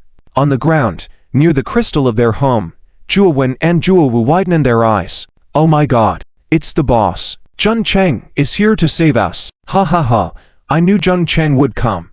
But why is he so powerful? He has 6-star Griffin Knights and several heroes. I think Zhongcheng and the other classmates joined forces, but Zhongcheng is the leader. It's possible. Heck, the Uncle Asterisk is going to act. Be careful, Zhongcheng. God. A piercing strange cry suddenly rose from the ground, as a golden figure shot up into the air, his wings flapping wildly as he sped towards the sky. In midair, he sneered in the language of the insect tribe, Hehed, humans, you finally arrived. As long as I kill all of you here, the thing the mother goddess needs will be mine. Attack. Stop him. Jong roared, and the double-headed flying dragon under his seat immediately roared and charged towards the golden figure. Ahead of him, 7 or 8 griffin knights also rushed forward first. Die. Several of them yelled, their sharp weapons clashing instantly. In that moment, blood gushed, bodies exploded, dyeing the sky red. The 2 griffin knights who led the way collided with the golden figure and were immediately crushed upon impact. The 3 griffin knights behind them were also dismembered after the 2 golden lights flashed, falling from the sky. The remaining 2 griffin knights subconsciously pulled the reins and flew sideways, narrowly avoiding the slaughter of the golden figure. Damn it! Jong roared, grabbing his lance, with even a faint golden light shimmering at the tip of the lance. He and the double-headed dragon under him merged into one, like a golden lightning bolt shooting towards the golden figure in the sky. Clang! The 2 figures passed each other, a harsh friction sound echoing in the air, and pale golden sparks bursting in the air. Damn you insect tribe, Poof! Jong suddenly pulled the reins, and the massive double-headed flying dragon twisted and turned in the air. Before he could say anything, his chest suddenly exploded, and a gush of blood spurted out. What? He looked down in astonishment, only to find a wound from his left chest spreading to his right abdomen. The pale blue shield on him was visibly healing at a speed visible to the naked eye. Penicillin fungus protection shield. How is this possible? Such a powerful attack. If it weren't for the Lord's protection shield, I would have been killed just now. Not far away, the golden figure was also puzzled by the fact that the griffin rider didn't die, a cruel smile appearing on his face. His wings flapped behind him, turning back and rushing towards the griffin rider. End of this chapter. Note: asterisk, the term deifer is used here, which is a slang term in Chinese internet slang to refer to someone who has some kind of influence or power over others. Chapter 253. Adrenaline. The battle between the soldier and the king. Jong is not a match. Nearby, Zheng Cheng observed all of this, seeing the strength of that golden figure. To pure power, speed, all surpass Jong. Most importantly, the golden armor on his body is extremely hard. It seems that he can also use an attack method that is imperceptible to others, or perhaps his speed is too fast for the naked eye to detect. His eyes flickered. The central radar life monitoring technique was immediately activated, enveloping him within. In his monitoring, within the range of the crystal activated by other griffin knights far away, a large number of beasts are attacking. 10 griffin knights and the low-level troops they recruited are struggling to defend. Many crystals in the Homeland have been shattered, and the surviving griffin knights are retreating. Their time is running out. Meanwhile, Zheng Cheng's attention is focused on the golden figure not far away, currently battling with Jong. Name: unavailable template. Hero race: alien insect tribe. Golden beetle stars. 6 occupation: golden blade assassin level. LV59 height, 170 centimeters weight, 47 kilograms constitution, 55 strength, 260 agility, 280 for spirit, 36 skill 1, transparent wing blade LV6, skill 2, swift backstab LV6, skill 3, skill 4, golden beetle, golden blade assassin. Zheng Cheng's eyes flickered. The attributes of this insect tribe hero, why are they so lacking? In his monitoring, the strength and agility of this insect tribe hero are higher than several other heroes, almost ranking as one of the highest. But constitution and spirit, why are they so weak? Not even breaking through the mark of 100 points. A typical high attack speed, but weak in constitution. A vulnerable profession. In that case, with a grab from him, a strange mental fluctuation suddenly surged and landed on Jong. Adrenaline excitement technique. Damn it! In midair, Jong is struggling to resist the attacks of the golden figure, but his strength is simply no match for this person. The opponent's speed is extremely fast. He struggles to block, but he can't withstand the blades relentlessly coming at him. Sharp blades cut wounds on his body, blood almost covering his entire body. Even the 2-headed flying dragon under him is full of wounds. Gagago, the golden figure sneered. You are quite tenacious. That strange protective energy shield on you must be from the auxiliary hero of Blue Star. Being able to withstand my blades is creditworthy, but only to this extent, as long as, roar. Mid-sentence, Jong, who has been continuously suppressed by him, suddenly roared, his expression crazed. Along with the double-headed flying dragon under him, they both roared and clawed, pouncing towards him. Die. Jong, looking weak and insane, suddenly had a bright light in his eyes. Just now, a strange wave landed on him. He could clearly feel an extremely strong power surging from his to waist, spreading all over his body in an instant. This is the adrenaline excitement technique. Master. Jong roared and rushed towards the golden figure without caring for his safety. Clang. Their weapons clashed, sparking bright flames. The golden figure easily blocked this attack, then twisted his right hand. An almost transparent curved knife appeared in his hand, slashing towards the back of Jong's neck. A cruel smile appeared on his face. As long as this blow landed, the person will undoubtedly die. However, to his surprise, the human who was slow just a moment ago reacted in a very short time. Bending down and dodging the attack, Jong drew his dagger, thrusting it into the abdomen of the golden figure. This was the first time he had struck the golden figure, but the next moment, a crisp sound interrupted his fantasy. The golden figure was completely covered in golden armor. His attack could not break through the defense. Gaga gaga. The golden figure laughed strangely, maneuvering and moving pressingly against Jong. Yet, in an instant, Jong reacted. He trampled on the dragon feet with both feet, abandoning the dragon spear, flipping his whole body up, narrowly dodging the attack. At the same time, he fiercely stabbed the dagger downwards, mounting directly on the back of the golden figure. Initially, both hesitated subconsciously. Then the golden figure suddenly roared, violently shaking and flying, trying to shake off Jong.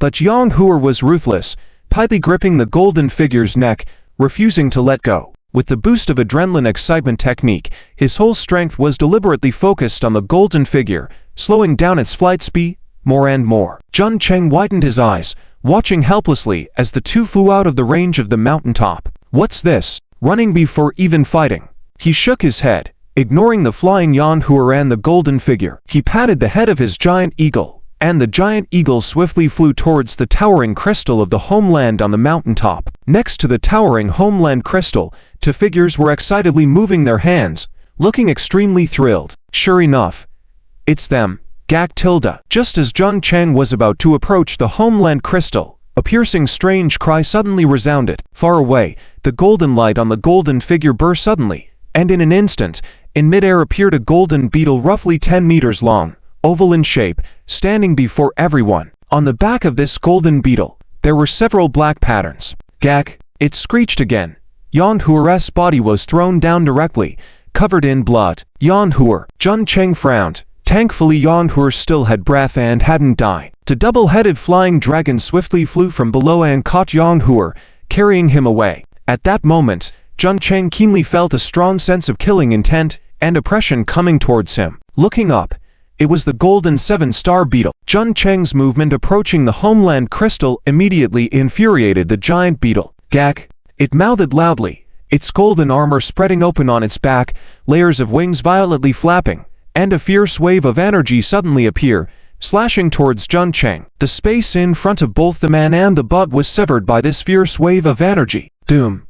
Just then, a crimson tall figure suddenly rushed over and stood in front of Jun Cheng. The crimson blood and icy flames burst open, and dozens of tentacle-like blood vessels crazily rushed towards the giant beetle, stopping its movement. Blood Guanyan. Jun Cheng's figure appeared on top of Blood Guanyan, overlooking the giant beetle controlled by dozens of tentacles. The Chiyu scepter had long appeared in his hand. 3 corpses and 9 insects. A bizarre wave surged from the scepter, instantly hitting the golden giant beetle. Almost at the same time, an almost identical strange wave also landed on the golden giant beetle. The wild speed and momentum of the golden giant beetle were immediately slowed down. This is... Jun Cheng's eyes flickered. Subconsciously, he glanced at the Chiyu scepter in his hand. Fleeting flowers and returning jade. End of this chapter. Chapter 254. Sure as dual blades, cutting through the golden armor. Ga. The golden armor beetle hero bound by the blood Guanyan immediately began to struggle madly. Its whole body was like steel, impervious to physical attacks. However, the burning blood flame on blood Guanyan happened to be its natural enemy. As dozens of tentacles bound it, the giant wings on its back suddenly spread open, and then began to stir wildly. With the movements, densely packed wind blades began to burst out, flying recklessly in all directions. The sharp wind blades kept flashing, cutting the blood vessels, binding it from blood guanyin into pieces. Some blood vessels, closer to it, were even directly severed by the wind blades. As the blood vessels were cut, viscous blood sprayed and stained the golden armor beetle, then fiercely ignited. Gah! It let out another mournful cry, a hoarse and piercing sound. Its massive body suddenly swayed, and two huge wind blades appeared in front of it, easily cutting through the several blood vessels in front of it and directly slashing at Blood Guanyin's main body. This wind blade exploded violently on Blood Guanyin's body, causing a wave of blood to surge. Hiss! The crimson flames burned fiercely, enveloping the golden armor beetle as if a giant hand, burning wildly. Meanwhile, its main body endured the burning blood flame and took the opportunity to escape. Trying to run, Jun Cheng coldly shouted, then lunged forward, stepping on the broken blood vessels and leaping easily onto the ascending golden armor beetle. The massive golden armor beetle was flying rapidly, enveloped in the blood flame, so it didn't notice Jung Cheng's presence at first. Seizing the opportunity, he approached and climbed onto the golden armor beetle's head, overlooking it. The defense of the golden armor beetle is too strong. Normal weapons can't break through its defense, unless there are weapons innate to professionals of 7-star level and above. The cloud-soaring sword? No, not possible, he thought urgently, then suddenly remembered something. Reaching back, two strangely shaped weapons like fangs appeared in his hands. These were the weapons of the Shura Mantid. Half a month ago, when he destroyed the first crystal of the beast Homeland, he encountered a level 29 insect hero, the Shura Mantid. Despite a low level 29, this Shura Mantid had temporarily dominated Jung Cheng with the weapons made from its special forelimbs. Even the golden tier weapon Cloud Soaring Sword, when clashed with the Shura Mantid's two blades, showed significant cracks. This demonstrated how sharp those two peculiar long knives were. Later, Becker used his alchemy to refine those two long knives into an alchemic weapon. Name: Shura Dual Blades. Durability: 10,000 type, Dual Blades.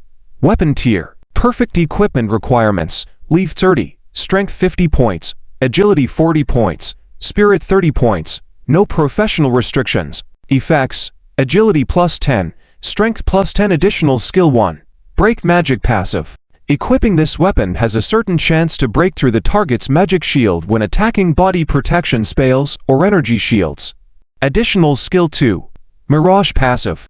Equipping this weapon has a 10% chance to generate a phantom in attack, confusing the opponent. The faster the attack, the more phantoms generated. Additional skill 3, Split Wind/active. Equipping this weapon allows the concentration of spirit to form a subtle sword aura that causes powerful tearing and piercing damage to the target. There is a chance to ignore the target's physical defense, dealing full damage. Explanation: weapons made from the most important forelimbs of the Shura Mantid species, extremely sharp but slightly fragile. Please do not use it to cut objects or creatures with heavy defense. Since Becker refined these two long knives with alchemy, they had no professional equipment requirements, usable by any profession. Holding the two blades in his hands, Jun Cheng's eyes fell on the connection between the golden armor beetle's head and body, commonly known as the neck. Though the golden armor beetle was covered in armor, a slight crack could be found where its head connected to the body for movement, the cervical vertebrae. This gap became Jung Cheng's target. Holding the Shura dual blades in reverse grip, raising them high, he aimed steadily at the golden armor beetle's neck. The blades crossed and then suddenly swung down. Split Wind/PFF. Almost instantly, two almost imperceptible cracks appeared at the top of the blade. Then, they viciously sliced into the golden armor beetle's neck. Caught.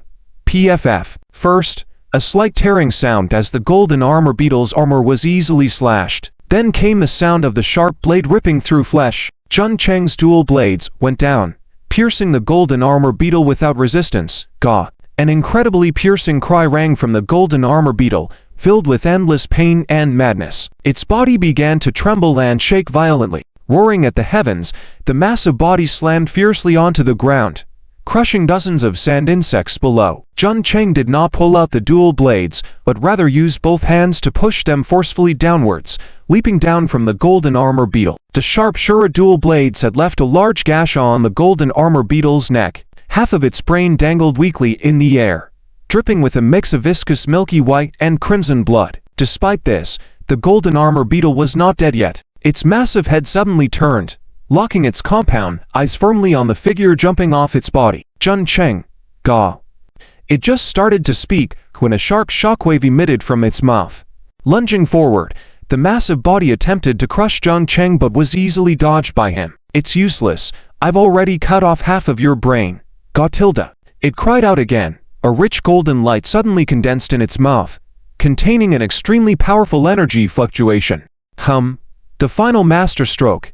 Jun Cheng's eyes flickered. Before he could act, the energy in the golden armor beetle swiftly dissipated, replaced by its shrill cry. Suddenly, its mouth, compound eyes, nose, and especially the wound Jun Cheng just made, spewed out numerous creamy white worms frantically gnawing at the golden armor beetle's body. These were archaea, terrifying parasitic forms that hid in the golden armor beetle's body, feeding on it. Ga tilde. Feeling the tingling sensation in its body, the golden armor beetle immediately cried out in agony. It was no longer concerned about its severed neck, struggling frantically to get rid of the worms. However, no matter how hard it tried, it couldn't shake off the worms. These were not ordinary worms, but triple overlapping state archaea, enhanced by the wand of flowers, making them more horrifying within the golden armor beetle's body. Ga tilde. After a few breaths, the golden armor beetle screamed again, its massive body slamming heavily onto the ground, motionless now. The countless archaea on its body were still wriggling. Such disgusting creatures. Jun Cheng reached out, and a crimson blood flame suddenly ignited on the golden armor beetle's body. Blood-burning art. These days have been busy, only able to write at night. This is the first chapter. There will be another chapter later. Please support. End of this chapter. Chapter 255 Valvanine Crystal of the Home in the Wilderness. Damn. Chengzhe is amazing. He took down such a big bug. Chengzhe, come over here. Chengzhe. Not far away, inside the crystal of the home, Juowen and Juowu were shouting loudly. But Jun Cheng did not rush over at first. Instead, he turned around and started to kill the flying thunder dragons and sand bugs around him. Juowu was puzzled. Why didn't Chengzhe come over? Are you silly? Chengzhe is not coming over for me. There are so many exotic beasts around, and they are all 6-star rated. Have you forgotten our previous experiences? Hearing this, Juowu's body shuddered involuntarily. Half a month ago, when they had just arrived here, they were still planning to go out to search for resources. Who knew they would run into a sand bug? Even when the two of them joined forces, they were no match for that bug, and they were being chased around. Thankfully, they were not far from the crystal of the home, and managed to escape the chase of the bug by entering it.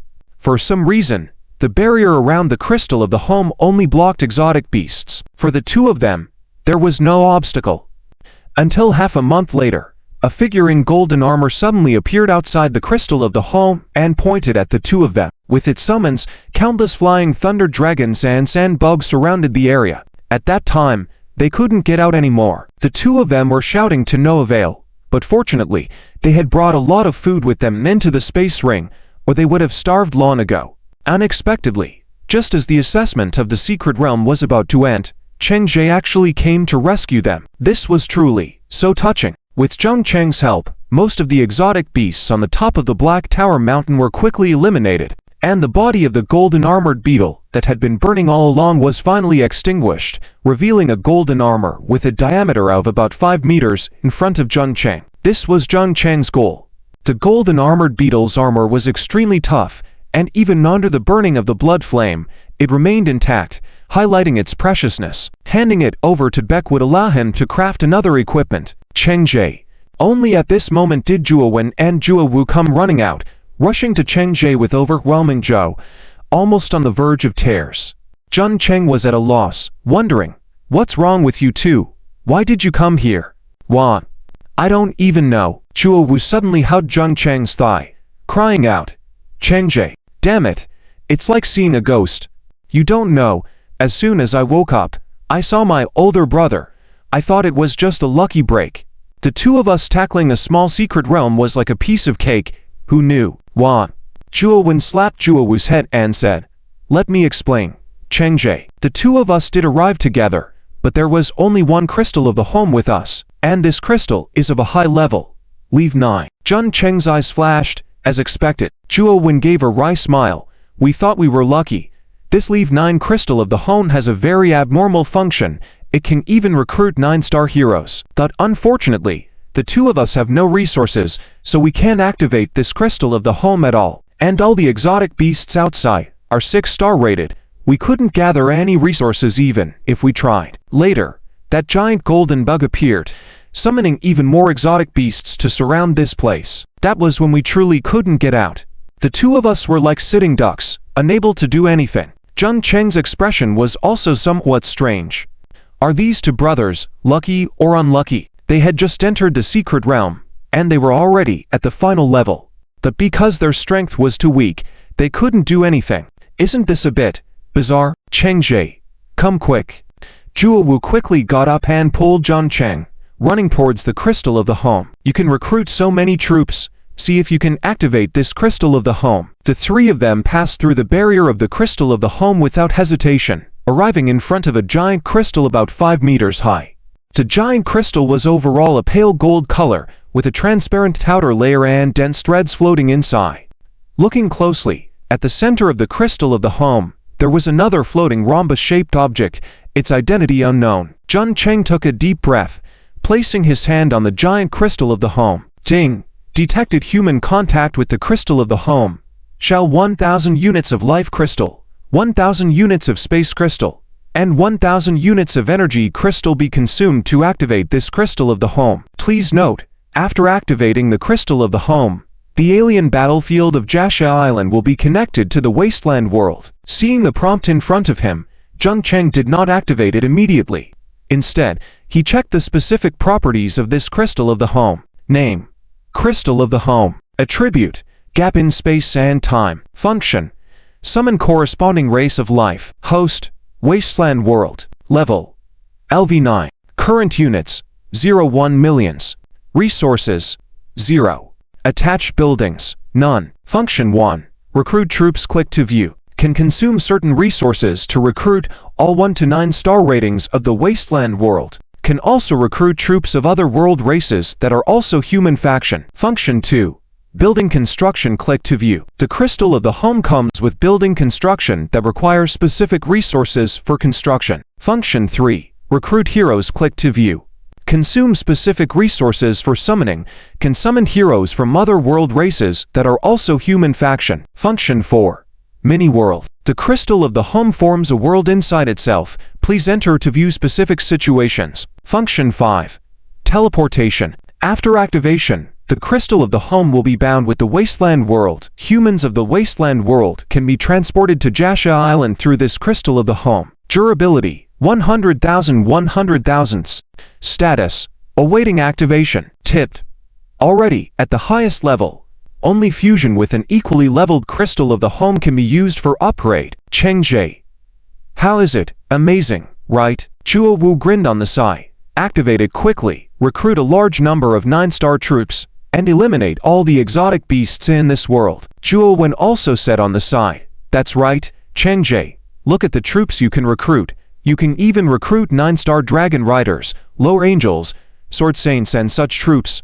And heroes, 9-star heroes. It's like having 9-star professionals in our world. It's so powerful. Cheng Jie: activated quickly. There are still 3 days until the end of the secret realm. Hurry up and earn points. After activation, there will be rewards from the principal. The two of them continued to urge on the side, but Zhang Cheng retracted his hand. Master. A giant eagle carrying Shatter descended from the sky, and Shatter ran over stumbling. With her bright and charming face, delicate and enchanting figure, both Zhuo and Zhuo Wu couldn't help but stare. Damn, she's such a beautiful girl. A blonde Persian beauty. Cheng Jie is so lucky. Shatter ran behind Zhang Cheng but didn't dare to move. She could only pray. Master, please, please don't activate it. Our wasteland world is still too weak. Behind her, back, Zhang San, Niu Jindao, and even the seriously injured Yang Hao had all arrived. They all stood there silently looking at Zhang Cheng. The future of the wasteland world was now in Zhang Cheng's hands. At the same time, deep in the farthest reaches of the black mist, a figure constantly twisted and seemed as if it could shatter at any moment, was gazing towards Black Tower Mountain. A hoarse and cold voice kept coming from his mouth. Humans, don't miss the chance to control a world. Hurry up, activate it. Only when it is fully activated can our clan's mother goddess truly descend. Chapter 256. Is it still romantic to die under the peony flowers as a ghost? Lord Shadi and a few others dared not speak loudly. To activate the crystal of the Homeland, it was a task given to him by the principal of the first-year district of the National University of the Blue Star Empire. For the entire National University of the Empire, and even the entire Zia Kingdom, it would bring considerable benefits. The Blue Star could confront the desolate world and the alien insect tribes world without facing them directly. Their idea was to support the desolate world and transform it into the front line of the Blue Star. Personally, after activating this crystal of the Homeland, Jung Cheng would also receive a lot of rewards, even the loyalty of a large number of 9-star level troops. There was even a reward from the principal of the first-year district. The only cost was the desolate world itself. By activating it, the desolate world would face the invasion of the alien insect tribe.